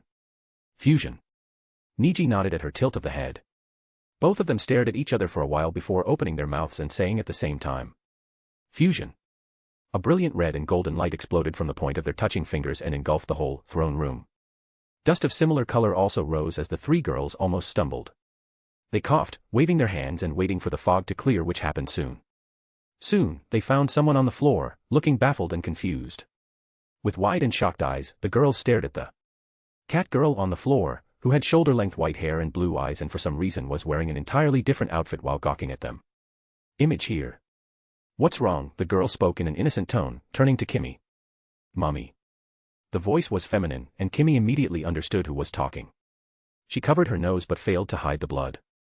Niji yelled in surprise as she flew to the girl wearing a huge smile. Niji. Niji. Is that you? Niji, seeing everything from within the body of the girl, but unable to control the body, had no choice but to stay silent. He understood what the system meant by unsuccessful fusion. Author's note, Niji became a catgirl skull vote power stone so that he gets his dick back soon. Legit thumbs up. Chapter 149, Fusion, 3. Chapter 149, Fusion, 3. Mommy. What's wrong? Kurai tilted her head, looking at Kimmy and the others just as Niji jumped and hugged her tightly. Is that you, Niji? Niji asked aloud, rubbing her cheeks with Kurai. Tell me it's you. No, it's not Papa. I am Kurai. The white-haired girl responded, frowning at Niji's cheeks. Get away from me. You keep using me like a toy all the time, Auntie. Niji's smile vanished and she frowned. Her hand rose in the air and her fist fell on the cat girl's head. Didn't I tell you to not call me Auntie? Grr. Kurai flashed her teeth, covering her head and rubbing the impact spot. Also, can you stop doing that? Niji put her hands on her waist. You never looked intimidating, and now that you look like a cute cat girl, you only look cute. Kurai went silent and Momo leaned over from the side to observe her too. Momo was really interested in this fusion thing, as it was beyond anything the current science managed to explain. She was well aware of the magic that was around Niji and Kurai, but she believed something like magic could also be explained with science if science gets advanced enough. Maybe she was wrong, but she decided to believe that until she was proven otherwise. Kimmy at last wiped her bloody nose and stepped in while clearing her throat. She leaned over to Kurai's face and stared at her cosmic blue eyes. Are you in there, young master? Kurai stared at Kimmy too as she answered her question instead of Niji. Yes, he's in there. Though he's in the back of the mind since this is supposed to be an unsuccessful fusion. In a successful one, there'll either be a mixture of our minds or he will be in charge. Kurai spoke in a childish tone, even though her voice sounded like a teenager's. Kimmy's face gained a smug smile at that. Unsuccessful? I don't see any problem with this though. Her eyes fell to Kurai's chest as she licked her lips. Don't even think about it. Kurai suddenly said, that's what Papa told me to tell you. Kimmy deadpanned but stopped doing whatever she was trying to do. Suddenly, Kurai's cat ears twitched as she seemed to start talking with someone invisible. Ha. You want to cancel? She asked the air. Okay, I don't like this heavy feeling in my chest anyway. What do I do to cancel this? Hey, stay like this for a while. Niji chimed in. Let us take a photo of Kurai or something. Who knows when we will see her again in a human form? Momo shook her head at that. I don't think that's how Kurai would look like if she was a human. From the eyes and ears, and the proportions of her body, this is mostly just Niji's female version with a bit of tweaking such as the cat ears and tail. Oh, Niji's eyes widened. Female Niji sure would have looked hot. Yeah, true. Momo agreed. But before they could speak any longer, Kurai brought her 2 fingers from her either hands together in front of her, touching them. Like this. She said before a short silence. She nodded. Okay. Unfuse. Immediately, gold and red light shone and dust of the same color rose again, but this time it was very small. It soon cleared and Niji and Cat Kurai were sitting on the floor again. Niji's face was expressionless and he didn't look at the girls at all. Instead, he turned to Kurai and reached out his finger again. Let's try again. Okay. Kurai nodded and reached out a finger of her own. Then at the same time, they said, fusion. Boom. This time both gold and red light shone and dust rose. It cleared up soon to reveal a cat. A white-furred cat, with weirdly gravity-defying hair, wearing a black shirt and blindfold of the same color, stood on its paws. Image here. Ah, it's a cat Niji. The girls reacted as if they were seeing a circus, while the cat stayed still. It's you, right Niji? Nijire asked again. I can tell from the color of the fur. The cat stayed silent for a while more before it raised one of its paws and pulled his blindfold upwards to barely reveal one of his shining blue eyes with a red octagram over it. This is bullshit. The cat spoke in Niji's voice, but it wasn't directed towards his girls. Where are these clothes even coming from? Though he had to say, from a mirror resting in the corner of the room, this form indeed looked drip. His eyes softly turned to Kimmy. I will fuck you up, just you wait. Kimmy flinched, but Niji didn't do anything else and brought his hands in front of him, pointing 2 of his fingers at each other. Kurai, at the same time, say it. He muttered softly. Unfuse. Immediately, light shone and dust rose from the point of 2 fingers touching. By the time the dust cleared, Niji and Kurai were back to their spots and were touching their fingers again. They say 3rd time's the charm. Niji said once before along with Kurai, he chanted, fusion. This time, white and purple light burst out from their fingers, covering the area in an instant. When it cleared, another girl was standing, grumbling and stomping on the floor. Fuck this shit. Why won't it just work? The voice of the girl was different this time, it was echoing as if 2 people were talking at the same time. The other 3 girls watched with their mouths agape as the new female walked over to a mirror and raised her shirt to reveal her boobs. But holy shit, I am hot as fuck. Silver hair braided in twin tails, coupled with purple cat-like eyes, the girl wore another new cloth. A dark blue jacket with an off-shoulder crop top below it, coupled with pants of dark blue color and a pink belt. Image here. She grabbed a chocolate from her inventory and munched on it, looking at the mirror seductively. Holy wow, I wanna eat myself. Ah, excuse me. Kimmy walked towards her with the other 2 girls beside her. Who are you? Oh. The silver-haired girl turned to them, me. Let's see. I am called Kurji. No, Narai. No, doesn't sound right. Ah, I know, the girl grinned, you may call me God. Huh. The 3 girls looked awkward at that. Kimmy was familiar with this troupe and so she was the first to guess what happened. I guess this is a mixture of both Kurai and Niji's body and consciousness. Look, she has a god complex and calls herself hot and touches her breasts. Remember how the first Kurai reacted when I tried to touch her breast? This new one is a slut. Hey, watch your mouth. God said, grumbling. Kimmy shrugged while Nijire stepped in. Hey. Is this a failed fusion too, then? The grumbling God shook her head. Nope, nah. It's not. This is in fact called the perfect fusion. But there's a catch. There are usually 3 types of fusion, with this being the final and perfect one.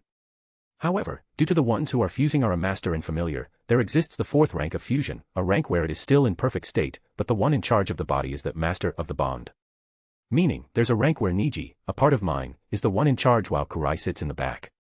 Wait, isn't that the white cat one? The one we saw before? Momo asked, curious. No, because that body was of the familiar, not of the master. In the 4th state of fusion, the master would not only keep his mind, but he would also retain his own body structure, meaning he would be male. God said, her arms crossed. Anyway, I don't know if I should cancel this form and try to go for the 4th one. We might just hit the right spot and achieve it right away, or we would need to keep trying until we get there. God tilted her head, mostly talking to herself. But every second is precious, should we really waste time trying? This was the perfect state, meaning this was a state where their powers were mixed in a perfect sanctuary. Meaning, unlike the previous 2 forms, this one should be able to use mana. Wait a minute, Momo raised her hand. Why do you want to cancel this state? I am asking for a different reason than Kimmy. Momo asked. You're a being entirely different from Niji and Kurai, and so canceling this form is basically the same as killing yourself, no. Why would you be willing to do that? I would assume someone in your state would want to find a way to be like this forever. Nobody wants to die after all. Interesting question. But no, you're wrong on one part. God raised a finger. I am not someone different from Niji and Kurai. On the contrary, I am both Niji and Kurai, at the same time. However, in my current form, I am highly attracted to our actual state, our original forms. I want to return there as soon as possible, in fact. Just that, I won't do it because I think that's a waste of time to just keep trying and trying until we achieve the fourth form. Oh, I see, I see. Momo nodded, making a mental note. Nijire then slipped to Kimmy to ask her some questions about this, in case she knew, while God fell into contemplation. Let's not waste time and train in this for a while. I look hot too, so that's a good thing. Then she chanted, status. Status page. Name, God. Age, none. Class, the gamer. Title, Harem Lord. Level, 260. Race, feline god. HP, 5640. SP 4660. MP, 2,665,000. STR, 525. End, 563. Dex, 466. Int, 533. Wis, 448. Cha, 540. Luke, 306. HP Reg, 2252. SP Reg, 1864. MP Reg, 21320. End page. 2 million mana points. Immediately as she noted it, a system message popped up. Ding. You have gained the temporary title, Mana God. Mana God, you have such a huge quantity of mana that even certain gods would be scared of you. All mana expending techniques, skills, or spells require 50% less mana. Ho ho, this is getting good. The system had said before when Niji questioned it about fusion back in the day, since the curse of the primordial is already being suppressed and negated by the will of the omniverse blessing, for the most part, if your fusion can achieve a strong enough divinity, it can negate the bit of part that remains, at least temporarily as long as you're in the state of fusion. Niji's high human race was said to be comparable to demigods by the system, and Kurai's Nurgle is the direct descendant race of a god too, though currently, she was at the level of a divine beast. Meaning, neither Niji nor Kurai were a full god. However, this mixture, this fusion of their powers and personalities, it created a god, a real divine being. A being strong enough to negate the bit of curse of the primordial god. Even if temporarily. With a whitened smile, God equipped the title and turned to Kimmy and said, "Oi Kimmy, come spar with me." Huh. Kimmy turned, tilting her head. Oh, okay, if Nico says so. Nico. Kimmy shrugged at God's confused face. Well, calling you God sounds pretty cringe, don't you think? You are in the end, just my daughter you know, Nico. Nico closed her mouth and smiled, coldly. Disrespect. Whoosh. Nico disappeared from her spot and appeared behind Kimmy, her hand pulled for a punch. Kimmy turned, her eyes turning silver as she blocked the punch that created a strong shockwave upon impact. Kimmy was thrown back, along with Momo and Nijire who flew to either side of the room. Nico didn't stop and kicked the air to appear in front of Kimmy, who had transformed into her hybrid white tiger form. Kimmy ran from the incoming attack, but Nico was faster. Even as Kimmy escaped the house, Nico appeared in front of her again, seemingly teleporting with her fist folded into a punch as she drove it on Kimmy's stomach. Because of the mana pushed within the punch, the moment it came into contact with Kimmy, a huge blast happened which threw Kimmy coughing blood flying into the forest. Cough, ugh. Pretty weak. Before Kimmy could even get up, Nico reached her, but she didn't attack. Or maybe, you're just too strong. Food for thought, cough. Kimmy said, scoffing and wiping blood from her lips while the new girl just shrugged. Nico's, level 260, wasn't exactly an accurate number because of the absurdly high mana. She can apply mana to anything, and her power will be multiplied by a lot. Oh, I also got a new skill. Mana Punch. Nico thought in her mind. Oh well, anyway I am going. She walked past Kimmy as the maid slowly stood up. Where? Nico turned her head back, smiling. To get the Phoenix's evolution stone. The boss of Floor 2, the mythical beast, Phoenix. Whoosh. Kimmy couldn't ask her to wait before the girl vanished. Ugh, I don't like her. It would have been better if she was horny at least. Kimmy said, sighing. She felt a strange feeling from that girl, a sense of danger and awe, coming from a stronger predator. Maybe that's because she really was a god, a feline god, and Kimmy being just half of a mythical beast. By the time Kimmy returned to the village, where the orcs and ogres were running to see what happened. How can you be so slow? Nico walked past her, a red round glowing stone in her hand as she played with it, smiling and walking away. Kimmy simply stared at her back. Did she defeat the phoenix, already? But it's not even been a minute since she was gone. Chapter 150, Unforeseen Danger, 1. Chapter 150, Unforeseen Danger, 1. Huff, annoying. Hisashi cursed out loud, flying in the sky at a speed that was faster than jets. He was back in his humanoid form, and he was bleeding from almost everywhere in his body. There is a reason why he never acts as he pleases, even with powers such as his. He's been laying low in America since the appearance of Star and Stripes, the #1 hero of America. Though it might be more accurate to say he's been in hiding since his fight with Star a few years ago. Star and Stripes had a quirk that didn't care about science. As their battle had escalated, both of them damaged each other a lot, but the woman could simply heal herself with a single voice command. It's no mystery that Hisashi lost, and it cost him a deep wound in his dragon form. That was why he was hesitating to transform against All Might's successor, but when All Might himself appeared too. He had no other choice. Luckily, the wound Hisashi received this time wasn't that deep and it could be healed in a span of weeks because of his draconic regeneration. Furthermore, he managed to wound All Might pretty well, so much so that from the looks of it, All Might was a goner as a hero. Meaning, the next time Hisashi acts again, only All Might's successor will be there to stop him, but the kid wouldn't be that big of a problem as long as Hisashi manages to heal himself. But I don't care about any of this. I only regret killing that Niji brat so quickly, so painlessly. Hisashi couldn't help but grit his teeth. I thought he'd survive the beam like last time, just with deeper injuries this time because the beam's much greater intensity, but to think even his ashes will melt out of existence. Hisashi grumbled, growling softly as he flew through a cloud. That Niji girl is probably dead too, though I almost thought I saw her vanish just before the beam devoured the boy. Hisashi said to himself, thinking. But it doesn't matter, it certainly is a pity he died so quickly, but his family, friends, and relatives are still in Japan. Hisashi's fiery eyes were cold as he simply gazed into the future he wished to see. That lizard girl must have tracked all the students, but she surely can't defeat any of them in her current state. The lizard girl, Setsuna Tokage, turned her body into pieces and followed each student. She will soon contact Hisashi, as he ordered, and after that Hisashi would hunt each of Niji's friends down. UA was utterly destroyed and many more died, with even their ashes melted out of existence. Students, teachers, heroes that were roaming outside UA. Every party had dozens of casualties. Some students tried to use their pitiful quirks but died nonetheless. Beside Mirko, there was another one who indeed put up a fight, and that quirk was special too. Unfortunately, or maybe, fortunately, he was dead too. So, the Class 1A students who escaped had nowhere to return except for their homes. Hisashi needed someone to bring them from their homes. He would have liked to do it himself, but he wanted to heal as soon as possible instead.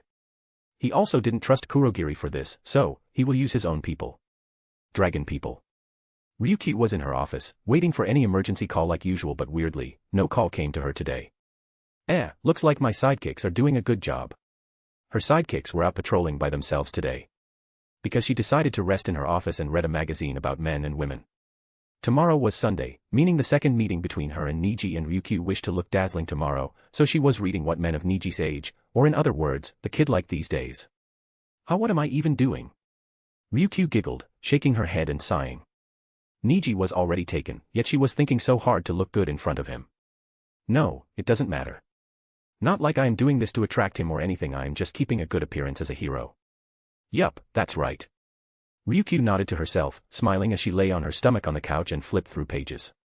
She was pretty happy these days because of her new haircut. People kept giving her compliments and even the media was all about her. She wasn't exactly an attention seeker like some heroes, but she didn't hate it either.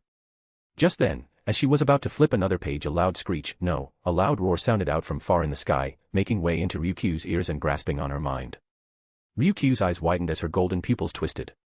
She tried to resist the thing happening with her, tried to fight it, but it only pained her more as she grabbed her head and cried. A. Her cry changed, slowly turning into a roar, and not so long after, her golden pupils turned red. Ryukyu's cry stopped as she stood up. Wings popped up from her back and she kicked out of the window, flying towards the roar far from the sky. The ruler of the entirety of Southern Asia, Nawab, was in her royal room, sitting on her bed with her bright purple eyes looking outside the window. She sat elegantly on the edge of the bed, her long purple hair softly flowing by her back, falling on the bed and creating the illusion of a purple sea of thunder. She had a smile on her soft pink lips, smiling as if she was reminiscing on a past event that happened ages ago.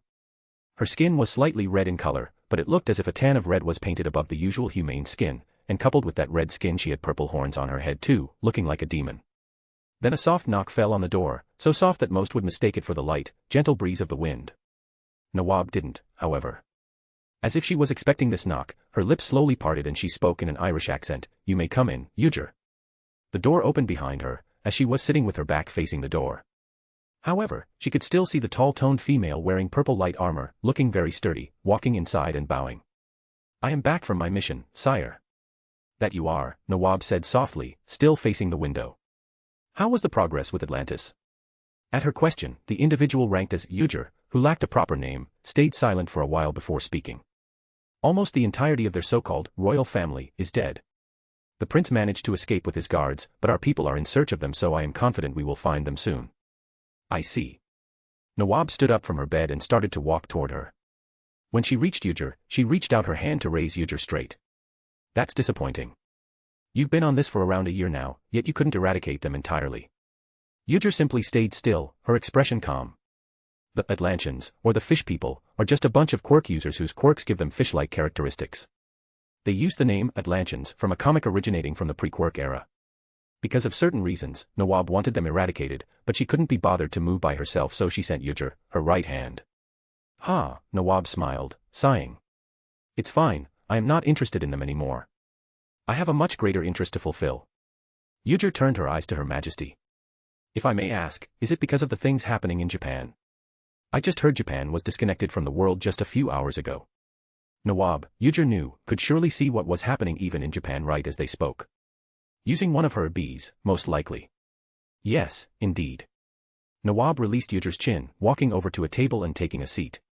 She gestured to the other girl to do so too, which she did without any question. "Our only successful test subject, Izuka Midoriya, died recently." "I didn't know that," Ujir said.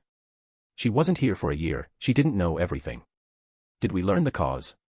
"Yes, it was the same cause that separated my mind from one of my old bees." At Nawab's words, Ujir's calm demeanor finally changed. Her eyes widened and shook. Before she could say anything though, Nawab spoke again. "Shockingly enough, the bee isn't dead. Back when I lost the connection, a few weeks ago, she seemed to have escaped this dimension entirely, causing our connection to get broken.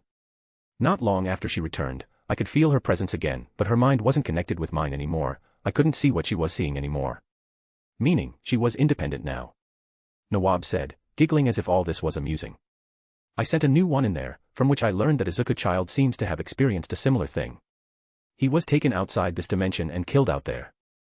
"I don't believe that boy is what we should worry about," Ujir said, trying her best to maintain her calm. "One of the bees managed to become independent, that's very concerning." Nawab hummed, tilting her head. "Are you jealous that one of the bees got independence? Do you envy her, as a bee yourself?" "Of course not." Ujir scoffed. "That one was just a girl living her life without knowing your existence, sire. She has yet to taste what it feels to be actually connected to you. The pleasure our mind goes through when we're closer to you. She is someone who never knew she was a bee, so she's but a mere clone with fabricated memories. One of Nawab's main quirk, Queen Bee, allows her to multiply her body to form bees. But this is not mere cloning, as Ujir said. The bee could have their own unique appearance, their own memories that Nawab can fabricate for them, and their own unique personalities. They were by no means mindless and were just normal human beings who were connected with Nawab's mind. Just that, some were dead loyal to her, and some didn't even know that they were a bee and their memories are fake. But the reason Queen Bee is one of her main quirk, is that there are more quirks to her. She has a quirk that can transfer quirks to herself or others, from herself or others. Just that the person giving the quirk needs to be willing. Being the absolute ruler of this area, many people were willing to give their quirks at her single word. In fact, she gained this quirk transferer from another person, the last president of Afghanistan, who transferred his own quirk to her, in hope that she will let him live. But of course, she killed him ages ago." Nawab smiled, grabbing Ujir's chin and pulling her forward. "Image here." "Ha, you don't seem jealous, you're just disgusted," Nawab said, feeling the emotion Ujir was feeling right now, as she was too a bee in the end. You want to kill that girl?" No, you can't. Niji will be mad." Nawab's lips stretched out into an unpleasant grin. Besides, she can't die, she's to be absorbed and become a part of me again. I want her powers, as they belong to me from the get-go, and on top. I want the memory she made after our connection was lost. I want every second she spent with Niji after that to be with me. Yujiro simply stared at her queen, her emotions calm and collected as she nodded. As you wish, sire. Just tell me what I must do.